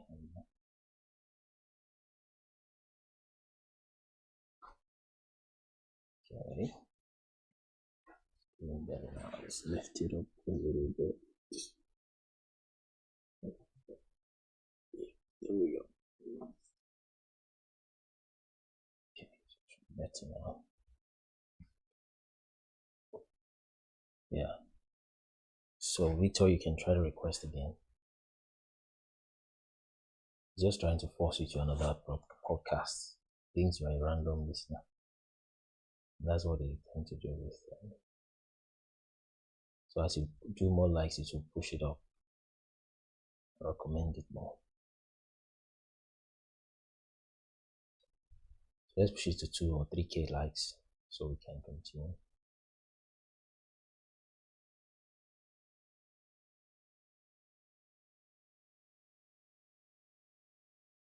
Let's also try to put it to 10 shares at least.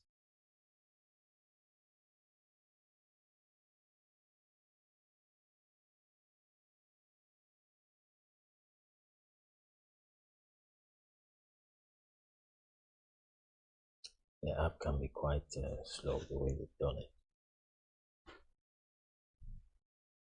Yes, I wanted to cool the system. So please request again, Victor. So we continue from the questions. Easier to go from there.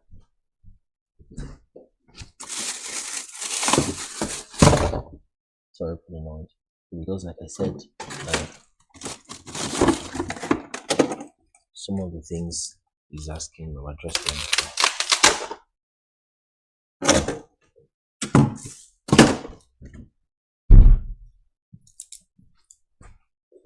Address them before, so we don't want to. It's not working. Somebody just came up, so I want to check if it's visible. Yes, it is. So Richard just came up, so I'll try to.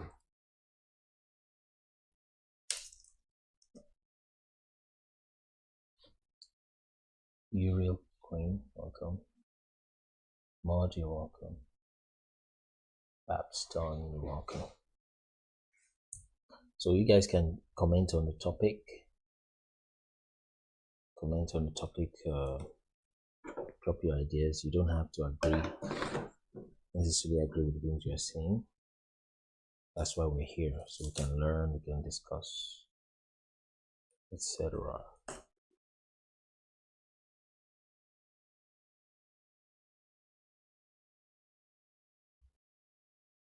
So WW, welcome. Ikamani, welcome.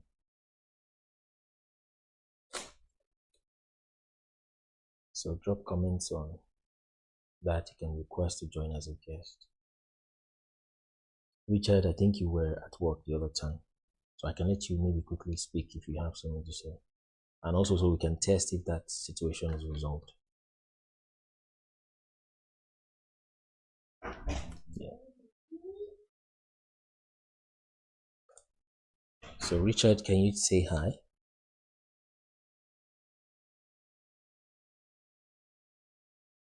Hi.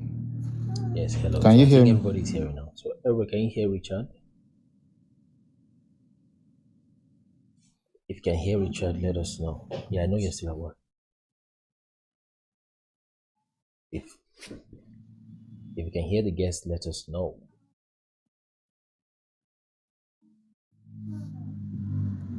Hello, can anybody hear me? Okay.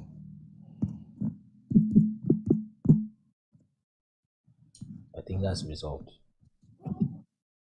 Okay, so I see another guest flashing. It's gone off again. Oh yeah, that's Victor. I think we've got Victor now. Victor, you can continue from where you stopped. Oh.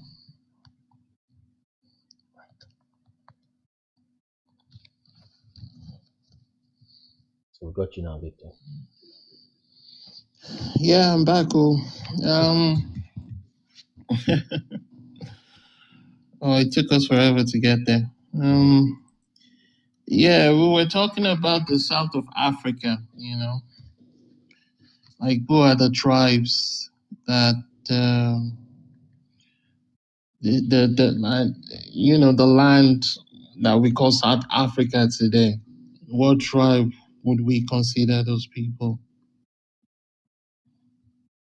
Yeah, so exactly what we're trying to do. So I think we've been able to find about roughly 6 tribes plus 3 peoples that are not necessarily tribes in that sense. So Okay. yeah, so let me just show them to you. So the first is Gad. Gad is very important. I mean, thanks to the brothers, the Igbos that have decided not to let go of their truth, or the truth really, not just their truth, okay, about who they are. So they have it helps us do a kind of landmark, is what that has done. So as I was saying, Igbos tribe of God. So this is God. Oh, let me share my screen. And the way the Igbos applied to be part of with the UN and the so-called Israel today, add them to the list of the lost tribe. How come other tribes didn't apply for that so that they can be registered with the UN, like the Yoruba tribe, the tribe from Ghana, the Ashanti, and the ones in Congo, the ones I know at some point Israel came and took some Jews from Ethiopia. Well, how come those tribes mostly in the west part of Africa, how come they didn't, try to be acknowledged, or they didn't apply to be acknowledged? First off, I don't think going to the UN is a. I don't think it's a positive step. I don't think it's the right step. Definitely, definitely, because the UN doesn't work for the world; they work for For they themselves. work The for elite. the Illuminati, like you said. Yes, They're they work for all yeah. systematic. They're all strategic systems to control the masses. Anyways. Yeah. So I've tried to reach that sect of what do they call them now? The Biafra people. I've tried to reach them a little bit, but when you're working with America and of course with the Middle East Israel, you have to be very careful. I Very. told them in Igbo that these people don't really like it. I just sent it to them in message. Of course, I didn't quite get a reply to the little message I did, but not something fully official, of course. Yeah. So I don't think going to UN was a positive step anyway. So let me just show the 6 tribes and the peoples we have been able to realize or identify so far, so that everybody can see and learn from that. So first is God, which is beautiful. There's Obogad and this is the statue of God they still have. Let me see if I can get that. I think I've moved it over to let's see, proofs. So I don't know if you have seen that statue of God before. It's gonna pop up in a minute. So it will come up shortly. So that is the God. Then we find Yoruba to be Ephraim, very likely to be Ephraim, yeah, definitely. Because that story of Oduduwa, it's very interesting. The tree is still standing today, it's getting longer. But when I was growing up, I kept asking myself, okay, Oduduwa, where did he come from? He just landed in the Yoruba land and the Ile-Ife started. But there was more to it, Yeah. And So it's that is interesting to, okay. Yeah. So that's the statue of God there, GAD. Wow. Like we said, and it's still in Obogad today. And Obogad means compound of God. So where is God in this table of nations? That's him. So Oweri, Umweri is still there. Gulu, Eri is still there. These are children of Eri. So Umweri is still there. There's a lot of Eri in Igbo land today because that's who they are. So so that's Yoruba. So that's God in the east. Let me put Nigerian map states. So well, maybe not the states, but let's do this. I don't want to cut off. So yeah, so just like you have God there and Ephraim to the west, that's exactly how Yoruba and Igbos are. Okay. So Nigeria is just exactly like that. I should open an image in the meantime. So this is the Yoruba people in the west, Ogbomoso, Shaki, and then the east you have the Igbo people there. But that follows along with what we have here, with Ephraim, Ife, and Yoruba on the west, and Igbos there. Then the Gadangbe tribe in Ghana, they are from the tribe of Dan, a mixture of Gad and Dan, but then they are from Dan, is what you have there. So, and you see Ghana is to the west of the Yoruba people. Ghana is And I recently found out. Sorry to interrupt. Because I have a Cameroonian colleague that I work with, and her surname it sounds Igbo-ish. Like she has this Igbo chi in it at the end, and she's from Cameroon. And some of their culture is almost similar to, like, say, we can say Nigerian / Igbo, the Igbo tribe. And it's just fascinating how, their culture and the culture of the this is the general map that even those who think the Israel is still in the Middle East, that's still the map that they work with. Okay, which is this one. So you have Gad there, you have Yoruba Ephraim, Ghana is Dan, you have Yaoundé, okay. Yaoundé is akin to Yahudi, which means Jew, and that's to the south. And of course, Cameroon is just south of Nigeria, all of that, and it's just there. Okay, and then we have found Issachar in Zindar, Issachar in Zindar. That's in Niger, just to the north. So he's suggesting strongly that the middle belt is Manasseh, but then we can't go that up fully yet. We're just using that relatively, but you have Zindar because there is this. We know that Issachar is Issachari, okay? Because Issachar is the, let's see, translate. Where is that? Translates Issachari. Let's see. Issachari now is not Hindi. We're talking about Swahili. Let's see if we got that right. So if we type Issachar,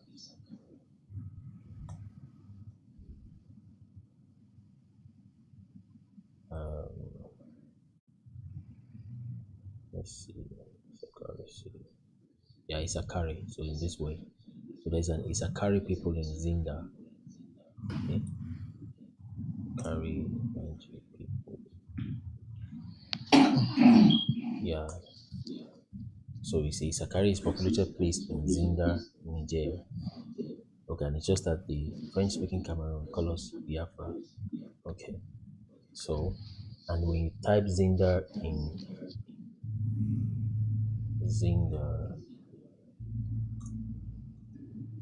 Niger, you're gonna find it there. This is where Zinder is. It's in fact Zinder International Airport. So that's, oops, not what I wanted to do. Let's enter the map there. Okay, so that's Zinder. And look at it here. It's in Niger. Just the border. Okay. Yeah, so it's just there at the Niger border.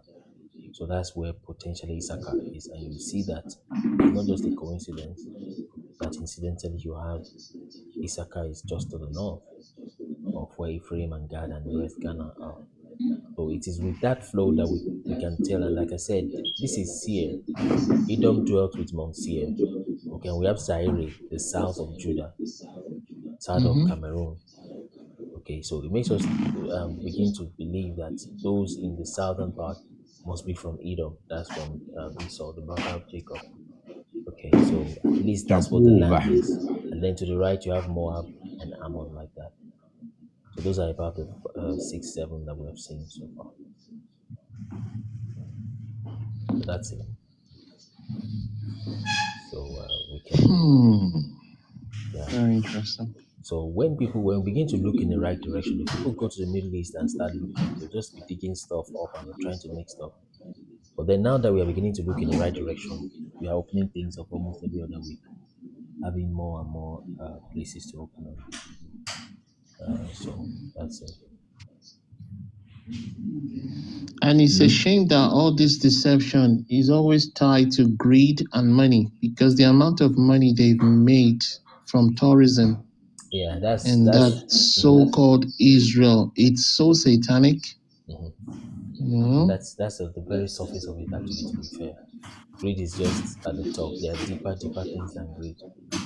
Like desire to control, like satanism, like the devil literally trying to hurt the children of God. So as to hurt God in that sense. So it's one stone killing 2, 3, 4 birds at the same time. It's what that smart enemy has done. That's what the smart enemy has done. So you check, you see that they are trying to dig the Suez Canal. So for different reasons at different levels, and all of them are aligning together because it's a very wicked spirit that we're dealing with, which is Satan. So at the end of the day, if you say all the blacks are all Adamites, light skin, except for African albinos, would you say they are the children of the fallen angels or the children of the ages when they claim the angels ruled the earth? Yeah, according to Enoch, that's what it seems to be. According to the book of Enoch, it's not something I'm just making up or saying myself. According to when Enoch was born, that's how it looked. And I like showing people this also. I mean, there are many if you are not melanated, now let me turn on my camera. You know, now this we usually careful not to make this completely just about skin color. There are people that are European, Caucasian that have done wonderful things, even for God, literally. Yeah, but I think they are not really able to do that. Let me try to mute. Because I can use myself as an exception in a way that in my family, my mom is light skinned, I'm light skinned as well, but I'm the only one in my house that has blue eyes. But I think it's very common with most Igbo tribes because I've met some Igbo kids and that have different color of eyes, and like I've seen yellow, I've seen orange, and it's kind of common with the Igbo tribe, and it just yes, that's exactly what I'm saying. I keep that we can't completely just want to pretend and make this completely about skin color. It wouldn't be fully accurate. Because after the flood, somehow the giants came back. And they're saying that the lineage of the giants never died, that it was still, the DNA was still in some of Noah's children and the wives that the children of Noah took and all that kind of stuff. So when we say all blacks are Adamites, there's another community somewhere in Africa where some of the children or some of those people there, they have really bright blue eyes. So was there a mix at that? No, I mean, genetically speaking, even if Noah himself had those kind of eyes, you get my point. Yeah, no, let me just read the scripture because I don't want people to go with an impression of we're trying to form things around and all. So let's see. So that we just show them our source. I'll show them two sources, or I'll call it 1.5 sources. Yeah. So this is the book of Enoch. We are reading that. We're in chapter 56 or 54 now. So, but we'll just go to 105, which is where we want to take information from. Let me share the screen. So Enoch 105. And Noah, by the way, I mean, is almost as good as another Adam, because all the tribes of the earth came from Noah eventually at the end of the day. So, and look at what happened when Noah was born. Now, this person speaking is Enoch. Enoch is the seventh. The son of Enoch is Methuselah, and the son of Methuselah is Lamech. The son of Lamech is Noah. I mean, we can find that from this table of nations. See if that shows up here. So the person speaking here is Enoch. Okay. Let's see. That's Enoch there.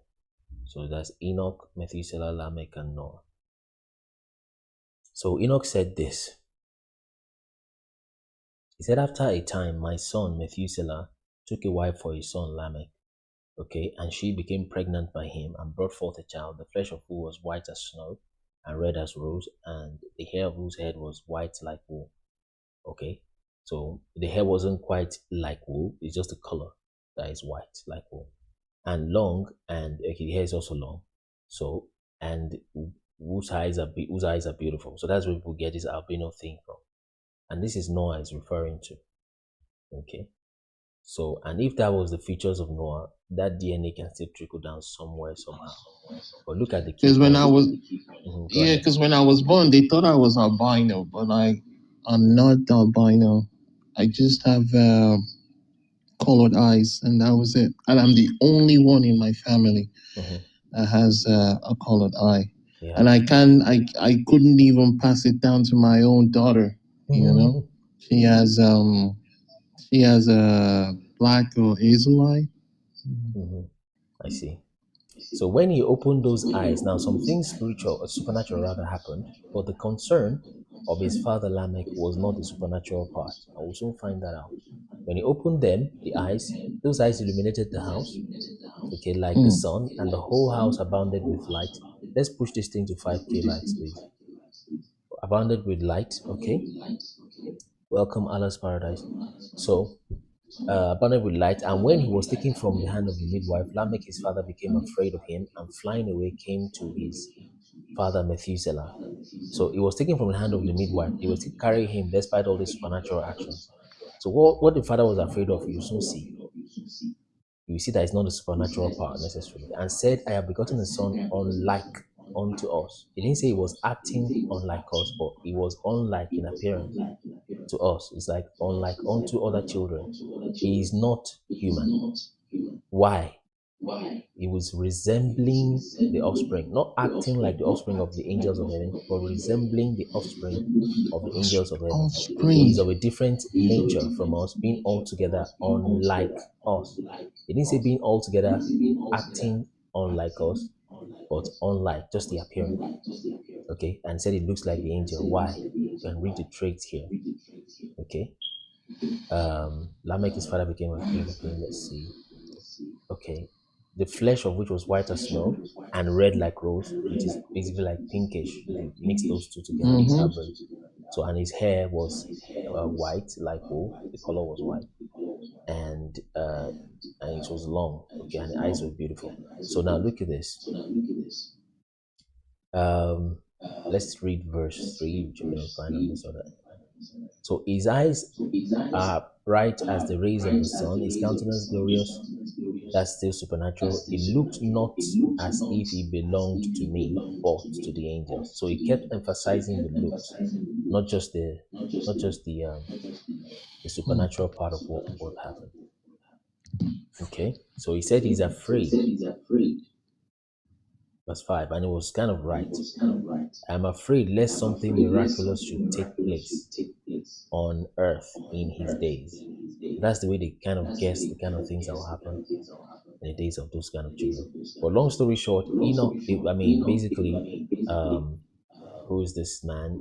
Lamech, who gave birth to Noah, took Noah to Methuselah, and then they went to Enoch. They went to look for him wherever he is, and he's walking with the angels.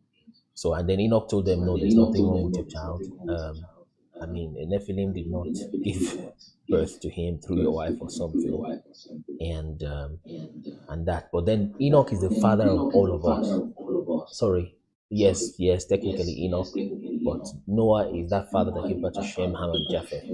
In fact, in Yoruba today, they say Omo Noabi or Omo Noabi. They try to argue that word that is not, doesn't really mean Omo Noah or whatever. So Noah is the father of all of us now. Okay? Let's get this thing to 5K, guys, so that the thing pushes. And let's tap F1. Life has ended once before, so we don't want to push it back up. So if you've got beautiful eyes or blue eyes or whatever that scripture is trying to refer to, you could have gotten it from that gene from Noah himself, technically speaking. It could be. Yeah. Because and then my eyes change in regards to sunlight.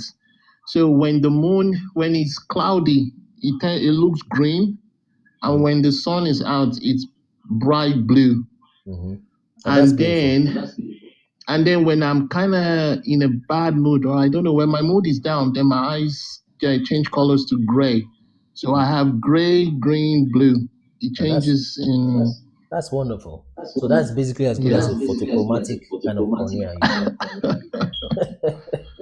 Well, it's just where that I'm the only one in my family. I have 5 other siblings, but my mom and my dad don't have my eye color. I'm the only one, and it's just strange. At some point when I was growing up, I thought my parents weren't my parents, But of course, you still look like them in facial features. Yeah, I do. So, technically speaking, scientifically, that must have been some recessive gene that's just expressing itself. I think so too. Yeah. So that could have literally come from from Noah himself. So that's why a dark-skinned person can give birth to a light-skinned person, but not hardly vice versa. Especially if that person is Caucasian. Okay. Yeah. So the Caucasian cannot give birth to dark skin person. So that's where we got that idea from. That light skin and long hair is of the traits of fallen angels, okay, of Nephilim. But again, now this is spiritual and deep. Let me explain this part why we can't fully make it into just a skin color situation. So, generally speaking, that trait came from fallen angels, but also there are people that are dark skinned that are from the marine kingdom also. Okay, sometimes you call them Ogbanje, sometimes they call them Abiku, sometimes they call them Emere, and things like that in Yoruba land, in Igbo land, in Africa. Okay, and spirits from other worlds literally possess a body inside of the mother's womb. And these people tell it, they confess, and they say it out. It's not 1, 2, 3, 4, 5. There are people that are into this ministry, and it's very real. Okay, they're into this deliverance ministry, and it is real. Mainstream, or rather, public, is something like that. I just don't want to mention names, but look for the top 5 deliverance ministers you have out there. I'm talking about the real ones. You hear this when they're casting those spirits out. They say, "I'm a giant. I'm a giant. I'm a spiritual husband. Why do you want to deliver her? Why do you want to deliver her? I'm a husband. She has children for me." And in some cases, after those people are delivered like that, the person himself, now in their right mind, they will tell you it still remains in their soul. Because what God cast out is their spirit. The spirit inside them was not from God. It's not the regular spirit you have. So they begin to tell the mother, and right there in the deliverance ground, when the child is okay, this is not 1, 2, 10, 20, plenty like that. They tell the mother where the mother was where the mother took them was when she was pregnant. And of course, she didn't tell the child this, you see, and tells the mother all that detail. And the mother is just surprised. They're all standing there because that person he came from another place and to possess. And she will tell you, because there's spirit, there's soul, and there's body. The soul is almost like a CPU, or rather that saves and processes the information. Okay, so the spirit is the spirit body. The physical body, of course, is what they got from the mother, that thing in the womb. Okay, that became the child. So that spirit is cast out, and another spirit is put there, and that is the real thing we call being born again, or let me say a deeper meaning and interpretation of it.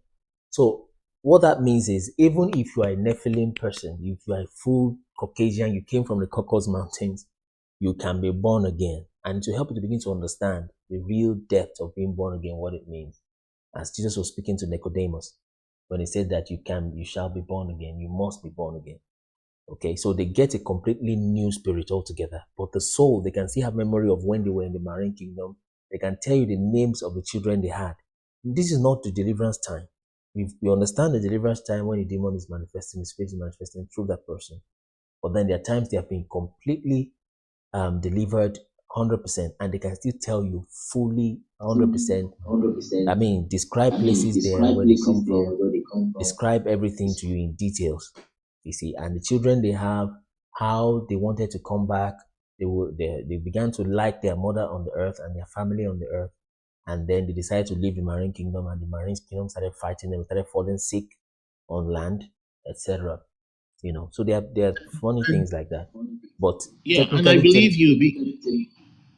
And I believe you because, like I said, I've read the book of demons that was written by the king, Solomon. No, okay, that's not a nice one. The one that he got a ring from God, and he used this ring to. And in that book, it says that the temple, I think the temple he built for God was actually built by the demons that he captured, that he was able to subdue. That's not a nice book. I've heard about it, but I've not touched it.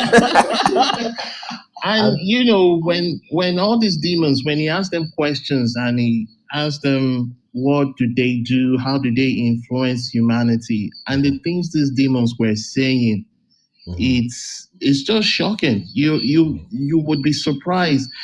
Some of them would say there was a demon that actually goes into pregnant women. That's what she does. She just, he said a certain maybe 7 days or before the baby start forming, they go into the mother's womb, they take over, and they killed the baby before the baby. It was just too much, and it was fascinating to see how these demons, how they work. And yeah, I believe everything you're saying. Yeah. So that's it. So if people want to confirm, you don't. Personally, I wouldn't recommend too many books that are not, of course, No, not. of course not. We Yeah. have to be mindful. Yeah. For an easier way to do it would be to literally go to just. I don't want to like. I usually don't mention names, on the platform, but go to just on YouTube. Look at the top 5 deliverance ministers, especially in Africa. Well, there's a few, like one lady just popping up in America recently. But of course, this is where most of the things are. But then we don't celebrate our own. We call them demonized. When you see now, there's also fake, and I like to tell people that where you find the fake is where the original is. Okay, where you find most of the fake. Victor O, please mute your mic. Okay. Okay, I think he's echoing. That's why he's muted it. Yeah, he's muted it. So where you find most of the fake is where you find the original. So look for where you find the top 5 deliverance ministers in Africa. They are mostly in Western into Central Africa. Okay, I won't give too much details beyond that. Okay, from Western into Central Africa, and the top ministers in the world are in Nigeria. That's just it. I mean, or let me say the top 10 ministers by any standard, you find at least 3 Nigerians there. And out of the 3-4 Nigerians there, you find maybe 2 from the tribe of the Yoruba tribe. Okay, so but look for the. I've given enough clues. So look for them and just watch those videos and hear what those things said. We have read from Book of Enoch here when it tells you that Nephilim, they will become evil spirits. They are the ones that will become demons on the earth, and they will stay on the earth because they were born on the earth between watchers and human beings. What came out of them is Nephilim. So because they were born on the earth, their spirits were formed on the earth, then they will stay here. Okay. So, and they seek to possess people. They are the ones that become spirit husbands. And Nephilims are literally giants. So when they are doing deliverances like that, they say, I'm a giant man. I will not leave her alone. Why do you want to leave her? Come out in the name of Jesus. No, I won't come out. And they stay like that. So, and then eventually they knock them off by the power in the name of Jesus. So we have not, begin to see the depth of some of these things. And that's what it is. So how did we get there? Talk about white-skinned people, and Caucasian. Just one last thing. I thought the Bible says that those Nephilim, they have no salvation and they have no chance to be saved. Yes, the spirit is not saved. The spirit itself is cast out, and God creates a new person, the new birth. They have a new spirit, is what happens technically. So the spirit, that devil is cast out, and then God gives, it's a new birth experience, newborn again. The person has a new spirit, is what then happens. But that's true, they don't have that salvation. They are knocked off. Yeah. So, so I usually don't like going that deep in super public spaces like that. So let's take the next person. That's I Kamani. So we stopped at Enoch 54 or so. So we'll continue from there after we take a few guests. And Morning, brother. Hi Kamani, good morning one more time. How are you doing? I'm fine, bro. Thank you very much for inviting me. I just want to touch on some few things because every time I get the opportunity to come on, I just try to throw more light on the information that's coming out. Firstly, I want to first ask as a Yoruba man, the place called Ilesha, do you know anything about that place? Ilesha, tell me. Let me, because I thought I should start by asking that question because I once asked a man, an older guy that I know, if he knew anything about Elisha, if there are anything like prophet or spiritual people in that place. He looked at me and laughed and said, if there is no spiritual people in Elisha, where will you find spiritual people? He said when he was young, there's a man that was blind. He can see everything that's happening in Elisha, but he was blind. He said, why are you asking? I said, because that place was named after Prophet Elisha by his students. He had his school of prophecy in that place. After his departure, his student named that place after him. Makes sense. He was living in Jordan Dodan, go ahead, please. Where you now have Dodan Barak. That's where he was living. And that's why they built Barak in that place. Okay, great. So let's quickly confirm that real quick. So you can find it, do the search. So let me go on to the next point that I want to make. I just have to throw that in so anybody can go and do the search about that. Okay, go ahead. The second point I want to make is the tribe of Dan, because I hear you talking about the tribe of Dan being in Ghana. Yeah, tell me. If you must know, the tribe of Dan is very big. Of course. Has anybody wondered why the name Dan keep popping up in northern Nigeria? Okay. And why is it that we are personally, everybody will agree to this, we always say they are drawing us backward. Okay. I'm very sure everybody have said that the Northerners are drawing us backward. Okay, so, brother, can you please Google Genesis chapter 49 and read when he talk about Dan? The prophecy, right? Tell me. As Jacob talking about his children's future, what will become of them. Tell me. So I don't know if you can read that out so that you can see where I'm getting to, because I don't want to burst the bubble. I just want you to read that for people to see Genesis 49 when he talk about Dan. It's taking time here. Go ahead. So why I'm saying that is that if you read it or people go and read it for themselves, they will see where it is coming from. So and this tribe of Dan, if you must know, there are a lot of so-called Hausas in Ghana and beyond. And there's quite a lot of Hausas is also where the country called Nigeria. Genesis 49. What verse? And when I think it's, I don't know which verse is that, but it was when he was talking about the tribe of Dan, because he was going from different tribe, talking about different tribes. So we talk about the tribe of Dan. So what he said about the tribe of Dan is quite interesting. Talking about being head backward. Wow. So I just that's the second point I want to make. So the third one, Dan shall be a serpent by the way, an adder in the path, that biteth the horse heels, so that his riders shall fall backward. Another point I want to make again, which I think you can find out yourself, is that the river Benue used to be called River Chada or River Chaba. Okay, Chaba. Yeah. River Benue used to be called that river, that name. And if you must know, when Ezekiel was being taken, he was beside a river, Chaba. When he saw angels come and took him away. Ezekiel? I think it's Ezekiel. I don't know, one of the prophets, I think it was near a river. Okay. When he, when we went to vision. Yeah. So I just thought I'm throwing this point out. And before I hear you talk about, when you were showing a map, you talk about the Shaki people. This one I'm going to have, I've spoken to the guy that come from there before. Those people are not Yorubas. Okay. They migrated with the people called Yoruba from Eastern Africa, the Kushite region, where they were there. As they were coming to where they live now in West Africa, they migrated with them. They originally come from Cambodia. Okay. That's where they come from. And I will send a link. You will see these people in their temples where they carve all these djembe drums that Yoruba people play and everything. They are playing their drums and they are dancing. This is a temple in Cambodia.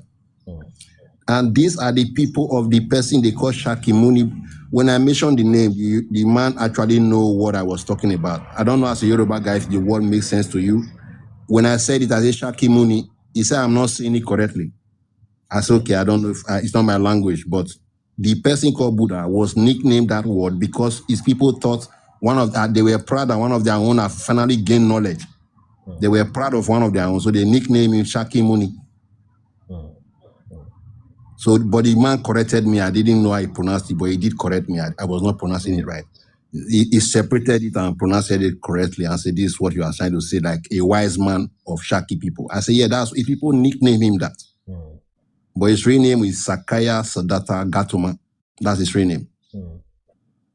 So I just thought I would throw that in as well. And if you must know, these are also Israelites. They migrated to that part. His history actually said that he was born there. So he was not originally from that part. You know, another thing I want to say again is the priest called Ado, because that name is very common where we come from. Ado, E-D-D-O.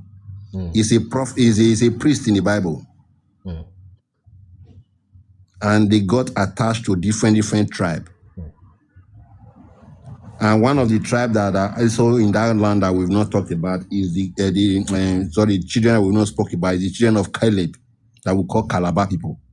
Okay. If you go to that place today, I've actually seen a guy there that I spoke to. He says he's always wondered why his people are kind of dominant in that place. I say, because you are the children of the Judah that is in their midst. They will always dominate wherever they are. And this will be what will be causing problem with them or them. And if you must know in the story, Caleb go into the land and conquer the children of Anak.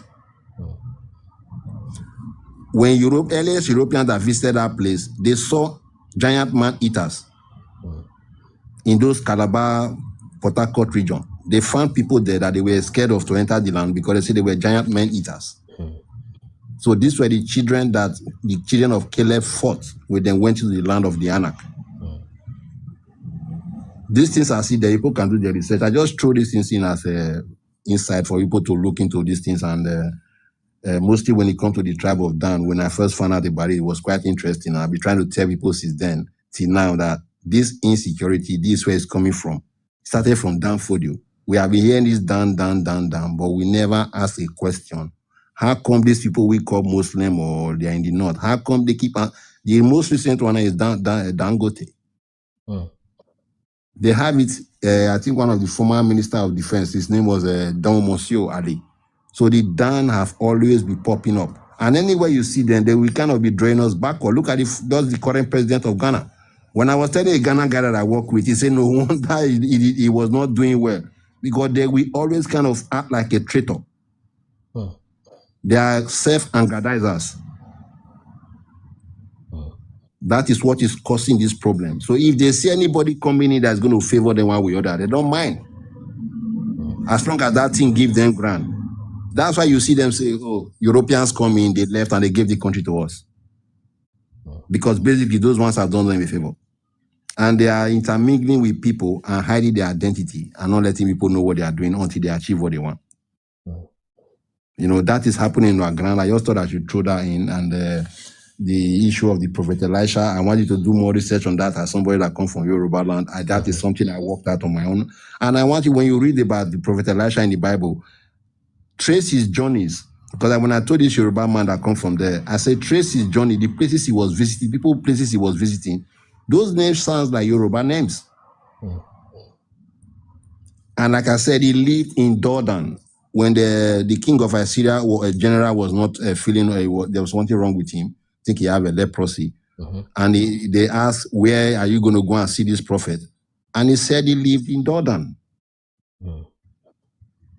And I was not shocked when I did this research and I found out that they built a barrack in that place. I was very shocked. Dodan. I think if I Google it up, I think I had it up earlier before. Yes, because that's fine. That's not difficult to find. Yeah, that's true. So when you were talking about Enoch, let me throw more light on this issue because the story of Enoch his name is not Enoch to start with, my brother. Kanok, right? His name is not Enoch. His real name is Enkime. Okay. And he was born in a place called Sipa, which is called Saple today. Okay. When the angels took him away and brought him back, they gave him a name, Amen Duranke.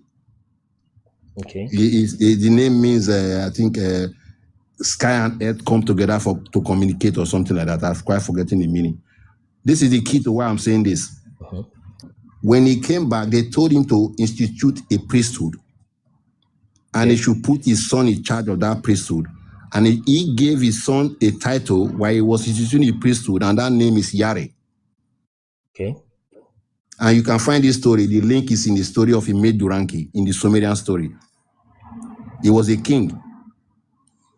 Because I've heard it before, a lot of scholars was kind of trying to compare the two until I started going to the issues and actually read for myself and found out that he was a king from seventh king after before the flood or something. I won't be able to get it up now. And I want you to look into this story, my brother, because I've heard you talking about Insibidi in one of your programs. Insibidi.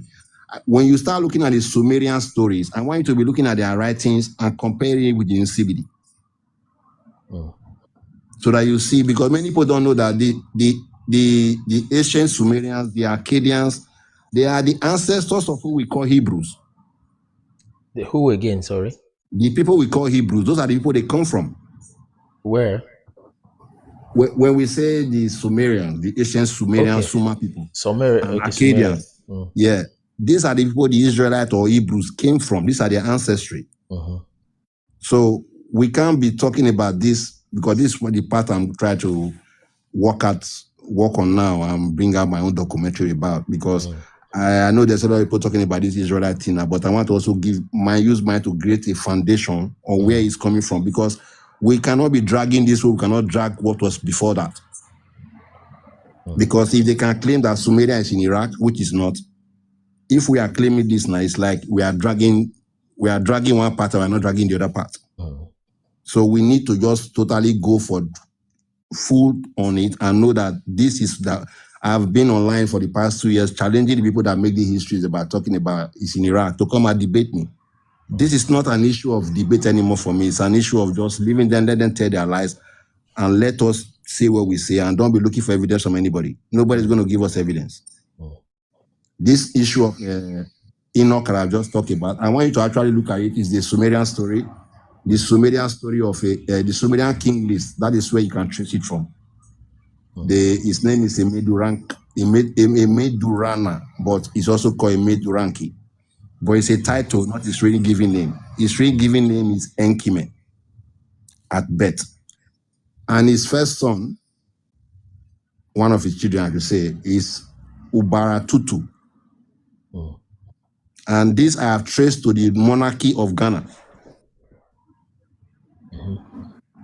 You know, so there's so many background to this. These are what I'm focusing on now at the moment. I'm letting other people, because I can see a lot of people not saying this online. So let people be able to, I want our people to do research and find this for themselves, because it will be the easiest way than giving you people like you hard work. Because you've already done it. For you to do all this and come out online, it's a lot of hard work. I know what it is. So I think to make things easier, people must do their own research and findings. That's why when I come on, I just give this link, like the tribe of Dan, the tribe of people of Khalid, which are the people of... and if you must know, there's a river in Delta State called River Nun. Okay.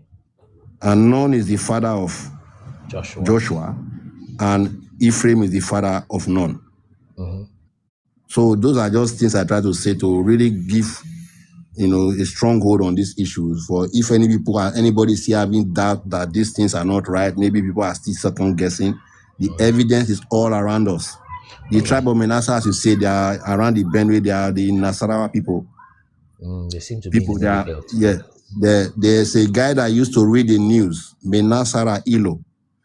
That guy, I think if we look closer, we will see evidence. These things are not hidden. Exactly. And that's what I tell people. Yeah, thank you so much, Ikamani. So that's what I tell people, that when we have been looking at the wrong Middle East. So the Middle East all the while, and they've been trying to look for things. If you think that Middle East is the Israel, almost anything and everything that you find there, you will try to dig and make something out of it. Maybe in fact, there are in fact sincere people who are there.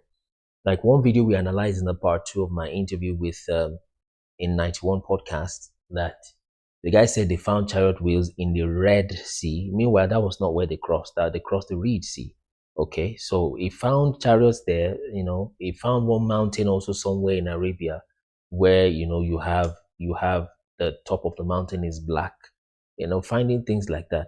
So, but as long as you're looking at the wrong place, whatever you find, even if you're a sincere person, you would always find something there.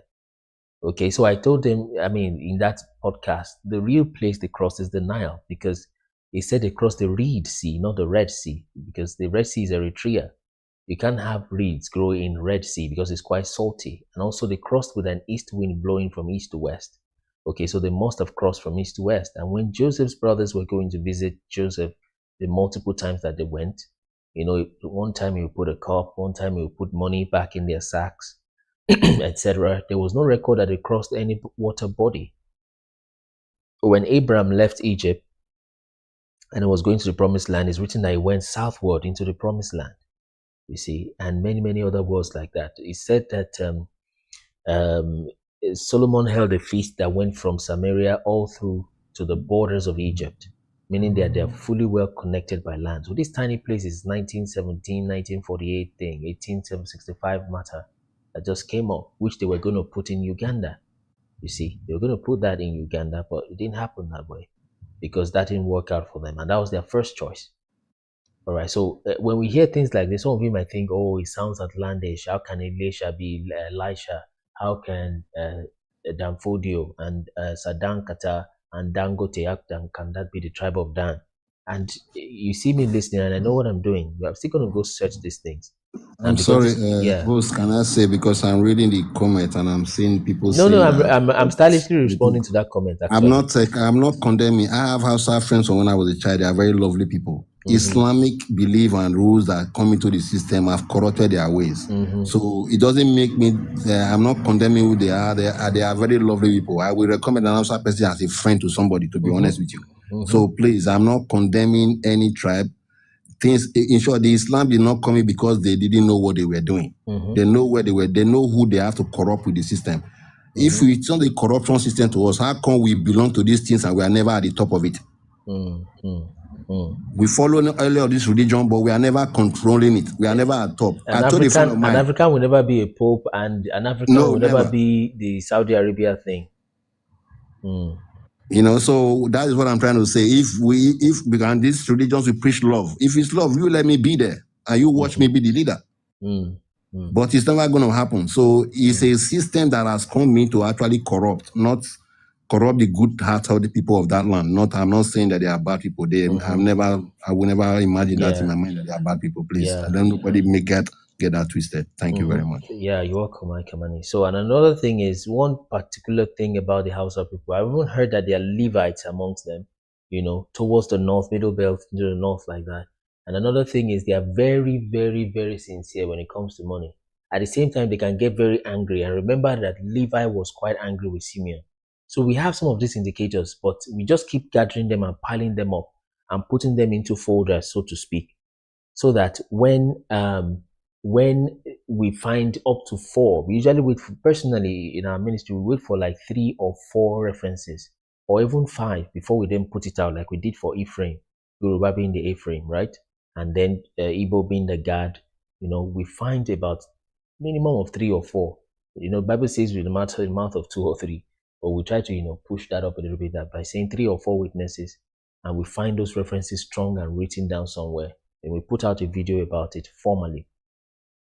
So that's why, as he's speaking, I've been typing down, and we'll check those things and see their validity and how they connect, check the etymology of the words, check to look at the locations and push those things out. So if you're looking at the wrong places, you find a chariot wheel there, you say, oh, you have found the chariot wheel of Egypt.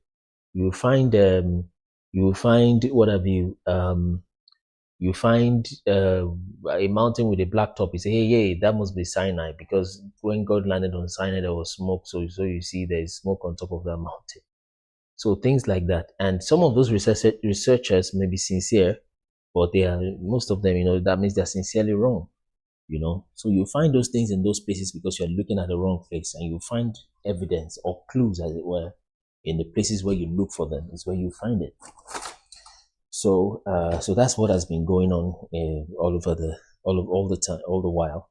So now we are looking at the right place, and we are finding much more clues than they did in that fake land, because of course that land is fake. Like I used to say, the current day Israel is 40 times smaller than the current day Egypt, of which the current day Egypt is actually less than the old Egypt. The old Egypt was a lot bigger than what it is now. But the current day Egypt is about 1 million square kilometers, and the current Egypt is about 1 million square kilometers. The current Israel is about 25,000 square kilometers. Okay. So that's significantly 40 times smaller. And God told them He's taking them to a spacious land. So if the land is supposed to be spacious, how come it's 40 times smaller? How come it's a barren land? They try to lie on climate change for the change in the land that is now become dry. That probably it was fertile before. But then the climate change also shrink the land to become that small. And look at this. When you see any land that is cut like this, there is no real countries that have borders that are cut with pencils. And this tells you that it was done by square, compass and square is who did these borders. There is no real human beings that will have borders that will be straight lines like this. This was drawn in somebody's living room. And you see straight line borders like this. There is no real lands that gets cut like this in like this. It was done in the living room, and these lines are imaginary. They are quite imaginary. Real people, they divide themselves across mountains, across ocean, water bodies. Those are the kind of things that divide people or divide their borders, is what I mean. Not things that are drawn with pencils and like this and you put it out and then imaginary. So look at that Israel also. Look at when you see borders that look like this, look at this. This is something drawn by somebody's pencil and cut it like this, 1917 Palestine mandate, and they gave that land to Rothschild. You see. So borders like this don't really exist. This place is really part of Egypt, or at least was part of Egypt. You see. Look at it there. And that V that is coming from this river, from this water body, is what really they just extended this way. And they say, congratulations, that is Israel. This was renamed Syria. This was renamed Lebanon. This place, like we say almost every other day, is potentially the most renamed place in the world after the Ottoman Empire was conquered and all the way down till now. You see. So let's take the next guest. Is it Marcia? I don't know who that is. So if you are requesting, let me see if there's any. Okay, there's nobody requesting yet. Is it Martin? Mario? So Mario, let's have you, please.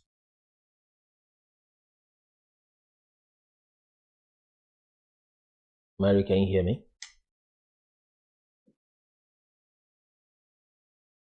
Mario, you are muted. Yes, you don't know. Am I on? Yes, you're on now, please. No, I don't have any comments. I'm just learning. Okay, just here. listen. That's fine. That's Yeah. Thank that's you. good. So Yeah. So let's receive a full set of guests because so that it's not like a monologue. Let's have fresh guests. The guest space is going to refresh now. But if you still want to come back, you can come back. Or want someone who has not been here before to speak. We want people who are maybe those who have a contrary opinion to also come up. So we usually give those two people priorities. Those two categories of people priority. Those that have a contrary opinion to what we're discussing, and also those that that have not spoken on our live before. We give them higher priority as guests when we're inviting guests. So please begin to request now so we can fill up the guest space for another set. Let the requests begin to pop in. Let the requests begin to pop in. So if you have questions, it's the first time on our live. Let's push this thing to 15k likes and let's make it 15 shares. 15k likes, 15 shares.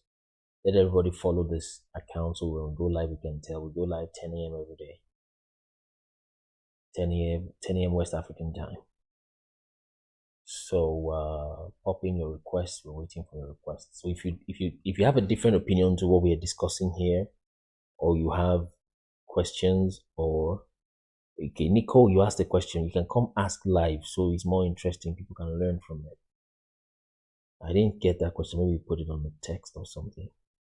So if you believe differently from what we have here, come up, okay, so we can discuss, hear your views, understand why you don't believe this, okay, so we can discuss and see how we can learn from each other, of course respectfully, so that those who also have access to this live will not disconnect you. Maybe a moderator or something disconnect you, okay, because I'm not the only one in charge of everything. So you might get disconnected if you're not respectful or something, but just request. If you're requesting, let me know in the comment section, because as far as I can see here, there's no request at the moment. Somebody requested, but it went off. I think it's just their network. So follow this account, so when we go live, you can know, you'll be able to tell that we are live. So Nicole, you can come on live to ask your question real time. So we want to check now that we have seen that we are the real people. How has that changed? How does that affect the pump price of fuel? How does that change KFC's opening time? So how is that helping people? 15K likes, 15 shares. Let's go. Okay, Nicole is requesting. We just accepted that. Let's everybody request now. I think it's allowing guests just about now. So if you want to just come to say hello, to say hi, to contrary opinion, agreeing opinion, just request like about now. It seems to be going through. So you can download that Chatroad app, by the way, because maybe we'll be going live there. It's an African equivalent of TikTok. It gives you that option to go live. So we might be going live there soon or someday. So yes, download Chatroad. So okay, Dan, are you ready? Oh, sorry. Nicole, sorry. Nicole, are you ready? I can't hear you if you can hear me.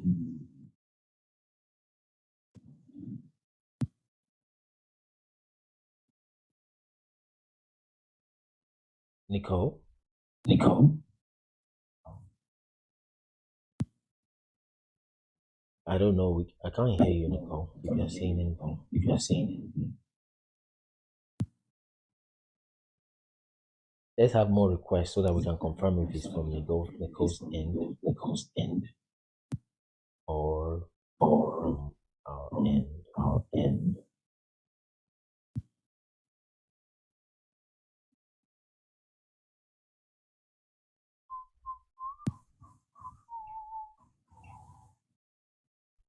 So now that we have found out that we're the real people, what's the way forward? Okay, Africa is the Middle East, not even the Sub-Saharan Africa is the real land of the land of the. So what next? And so what? And so what? So that's the stage we are in now. The evidences are just overwhelming. The evidence is too overwhelming. It's too overwhelming. We have found over 20 words. 27 words thereabout. That is just Yoruba. The Yoruba is just the Hebrew. Paleo Hebrew is what it seems. Genesis 1:1, like we say, has 6 words in Hebrew. 5 of those words are sounding just exactly like Yoruba words, and they mean the same thing. 5 of 6. That's Genesis 1:1. And these words are very fundamental things. The cultures are also saying. We checked the maps. We found Euphrates in West Africa, Tigris in the Nile. That puts Mesopotamia just above the Sahel. So I think this thing is acting up to receive guests. But you can request. If you are requesting, you can type it there that you're requesting. So I know if it's. I don't want to keep just talking over people when you guys want to say something. So if it is that everybody wants to listen, then I can go ahead. But if not, I need to know. Okay, the guest thing is popped up now. So I've sent you an invite, Nico. I've sent invite to Dan. Delta for Biafra, I've sent that invite over to you. Nze, I've sent invite over to you. Eddie Dollar, I've sent an invite over to you. Bell, Adam Halam, I've sent invite to you. Jude C07, I've sent invite to you. Mark Betty, and I call your name, it means I've invited you. So you request if you want to, accept if you want to. I am user 5463. Elubode Ose, Mr. Anderson, Costa, I've sent invite to Joy also. You might just come up and say hi, so that we just hear from you. Pretty Patsy, I think she tried to come up one time like that, but unsuccessful. Onowu sent request to you, so you guys can accept this request. And sometimes everybody just wants to listen, which is not bad.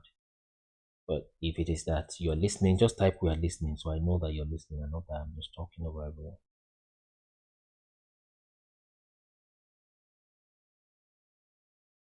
So I'm not just talking over everyone. If you guys just want to listen, then type we are listening so I can move over to continue the exposition. And if you are requesting, type I'm requesting so I know that we are trying to get you up. Okay, I got that. Okay. So type either I'm listening or I'm requesting. You've got to be doing one of those. Okay, listening. Anybody requesting? Anybody requesting? Okay, we've got about 3-4 saying listening. So if everybody wants to listen, then it means there's nothing wrong with the network. The network bell is messing up. Oh, grace. Bell means beautiful. So, network is messing up. I don't know what's wrong with them. So let's see if you've cooled it down.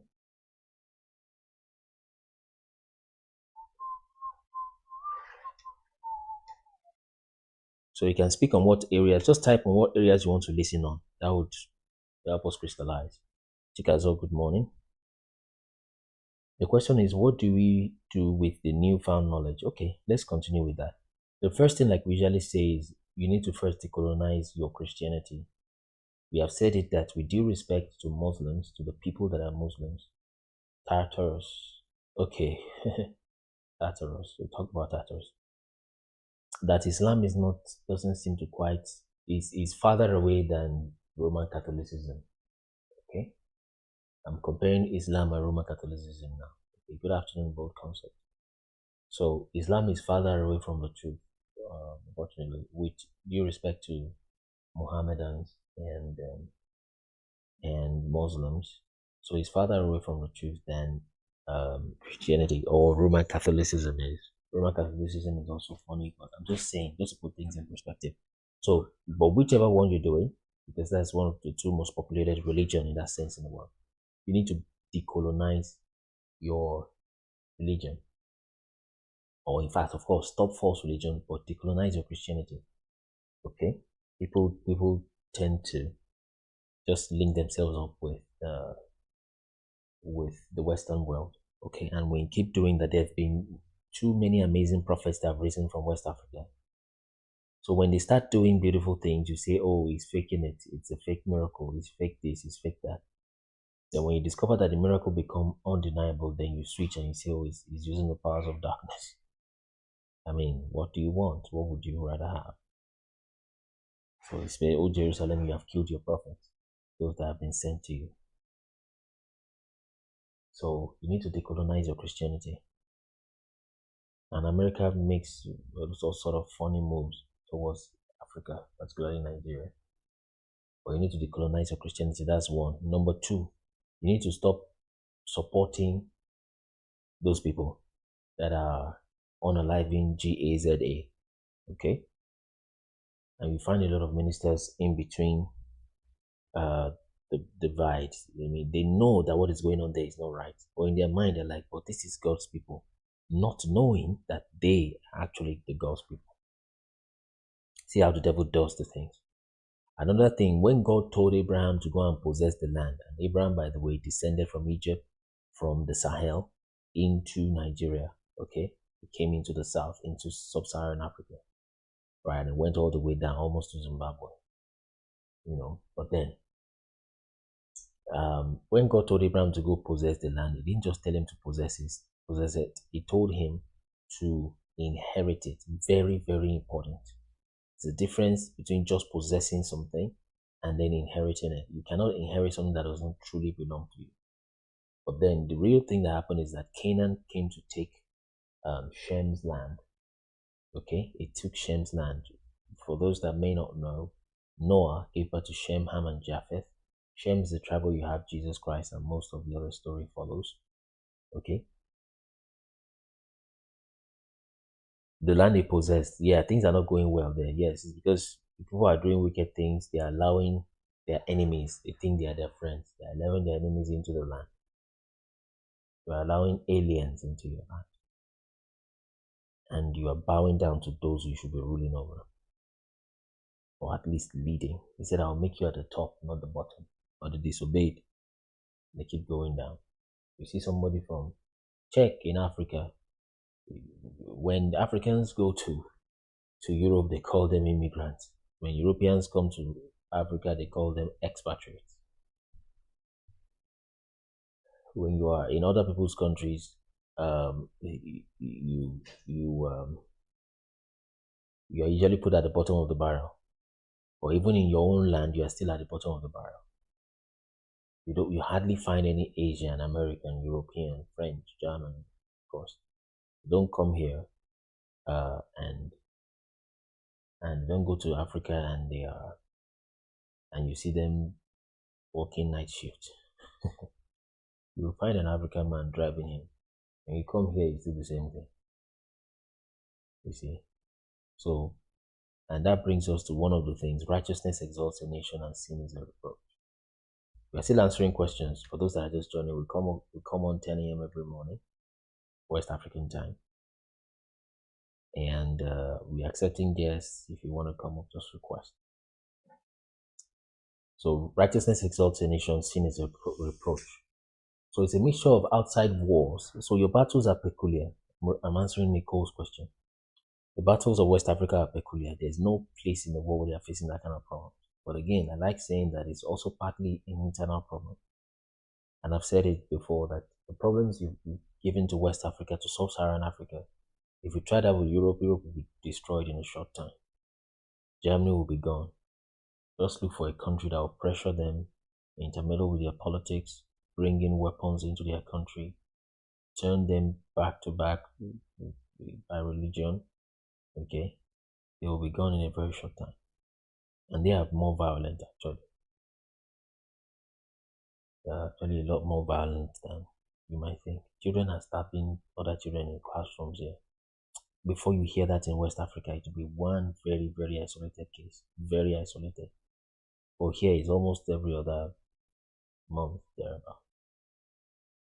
You see. So disobedience, yes.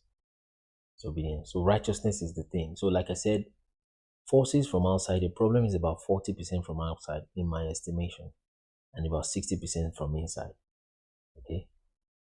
We still have a responsibility. But what you find is that there is forces from outside that would look for every Judas they can find in the system. And there is no system that does not have a Judas. So, and they will try to bribe that Judas with as much fake dollars as they can find. Let me just say dollars so you understand me. I'm calling fake dollars because there's nothing backing up the dollar. Okay, really. But they'll give him as much dollars as they can find.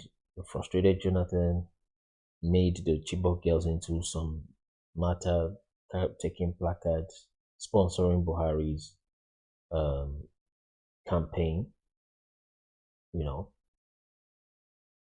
sponsoring Buhari's campaign and toppling the government, really. And Jonathan didn't want to stand. He didn't want his people to be unalived. I think probably was the right decision, you know. And then you have Buhari coming with the APC. It was sponsored largely by, you know, also from the United States. So, so do that to any Western country, they will be destroyed also in a very much shorter time. So they look for as many people who are against the current party. So it's usually about winning, and money plays a lot of roles. And keeping the people poor is very important in this whole thing, because if the people are not poor, then you will not get anybody to go rig for you. Try to come to Germany today and say you want to get people to rig elections for you. I mean, where would you find them?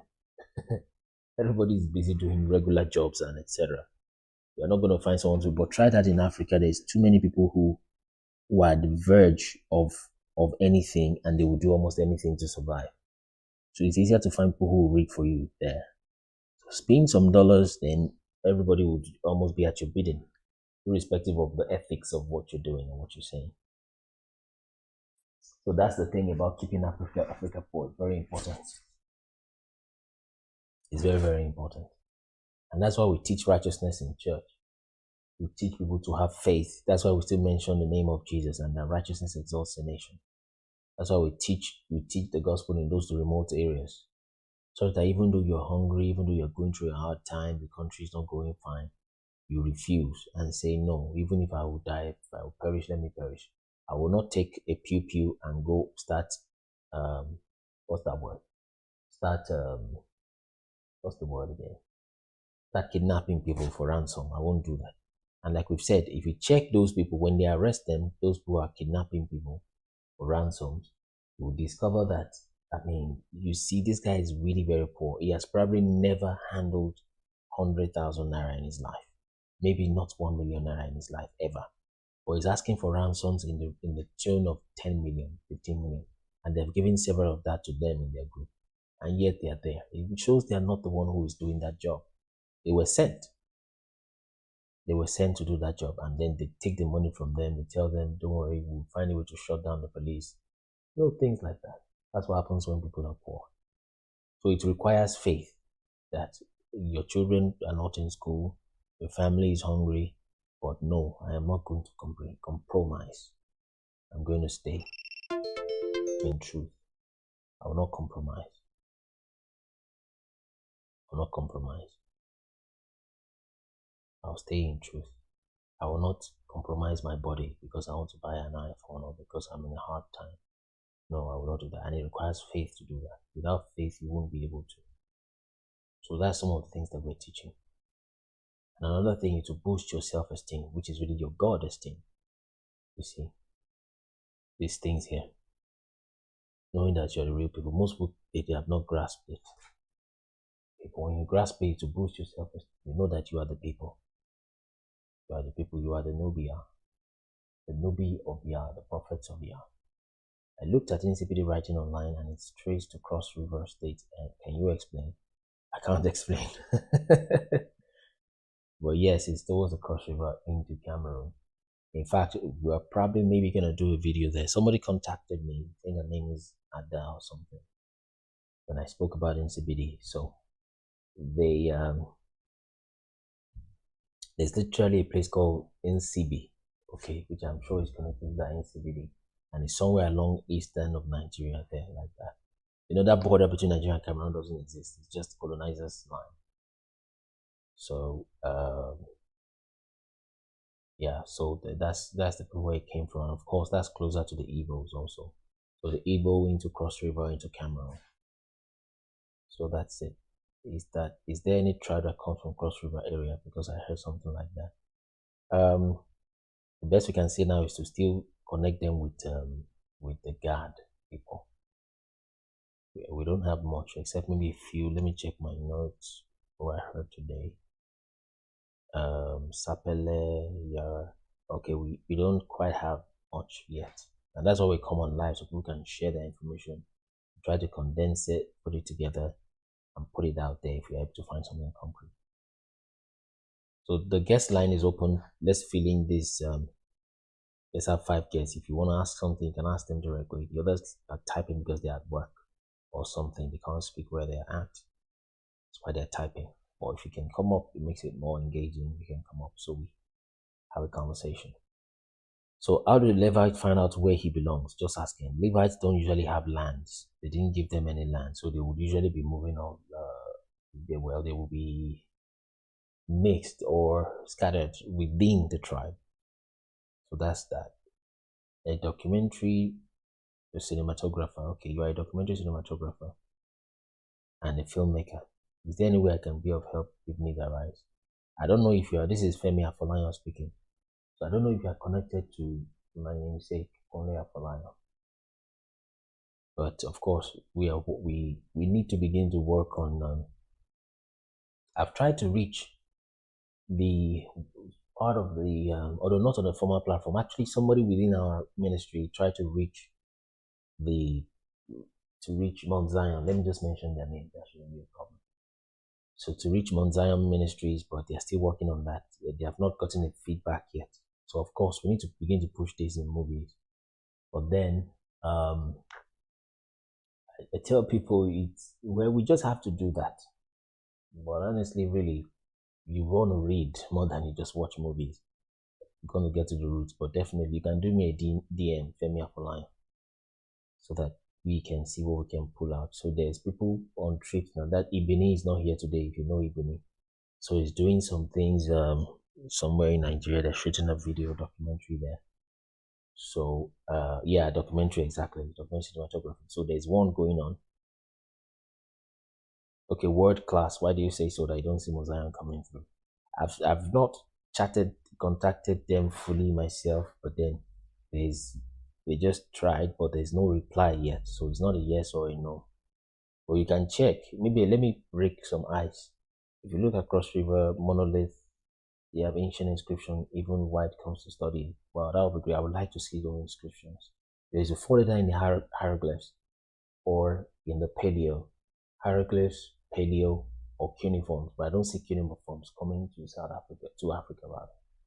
It'll be either paleo or usually you should be able to decode it. It shouldn't be that hard. That's interesting, Nico. So I think Mosaic is going to come through because, let me break the ice a little bit. Like I said, I've not quite tried personally. You know, actually, let me break some ice. I was trying to talk with Gaze Baba, okay, incidentally, when we were trying to pull up people we want to interview with, because we contacted those who are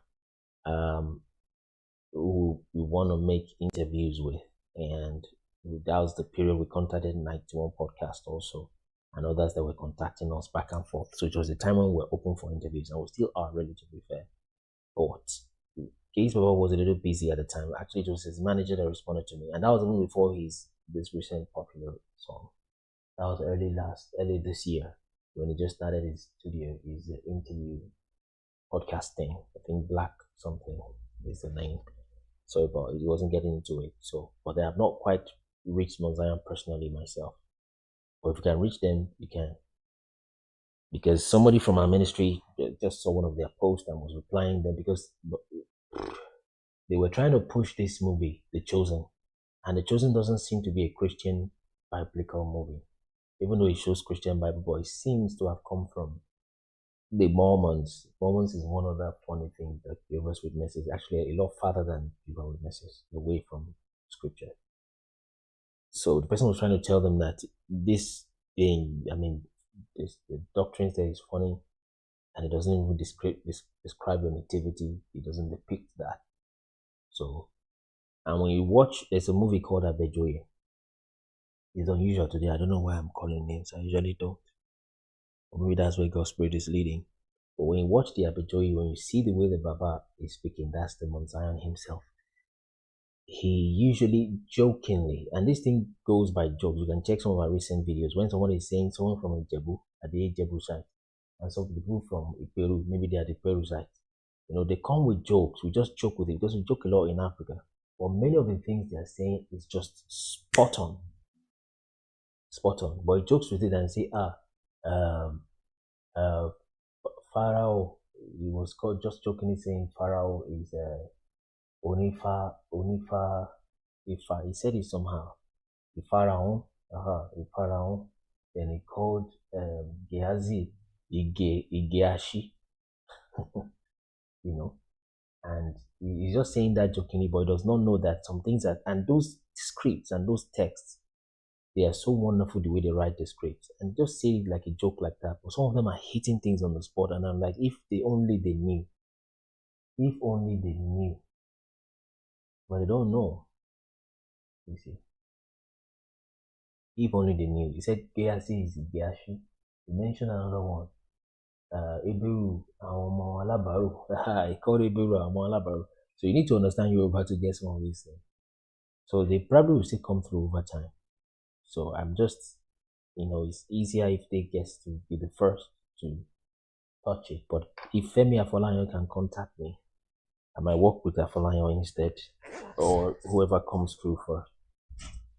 And they'll put it, this is based on a true history. This is based on all cinematographic documentaries and cinematography, like you said.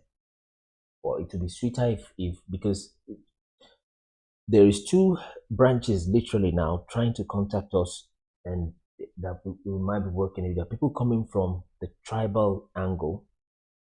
I'm thinking I'm talking too much this morning. Let's go back to the topic. Dan, are you there? Danny, are you there so that we can speak?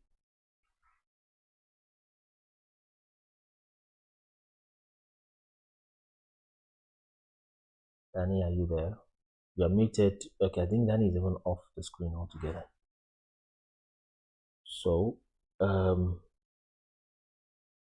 so those that may want to work with us, in fact, we're already asking for video editors, but that was just for a very little task, like cropping videos from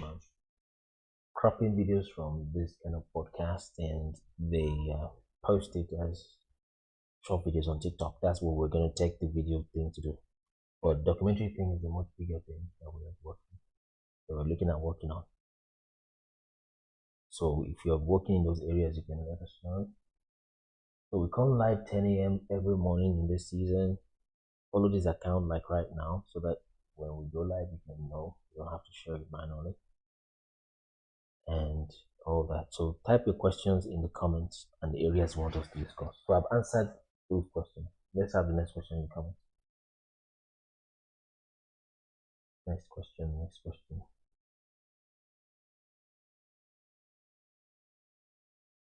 So that we know what area you want us to touch.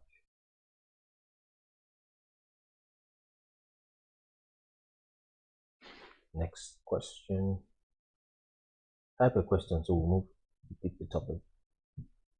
But if you have questions for some of our videos that you've watched. For those seeking collaboration or an interview, just send us a DM. It may take a while, but we'll get to you. Usually less within a week at most. We should be able to reach you. Then you can also check our website. There is tons of resources on the website. Tons of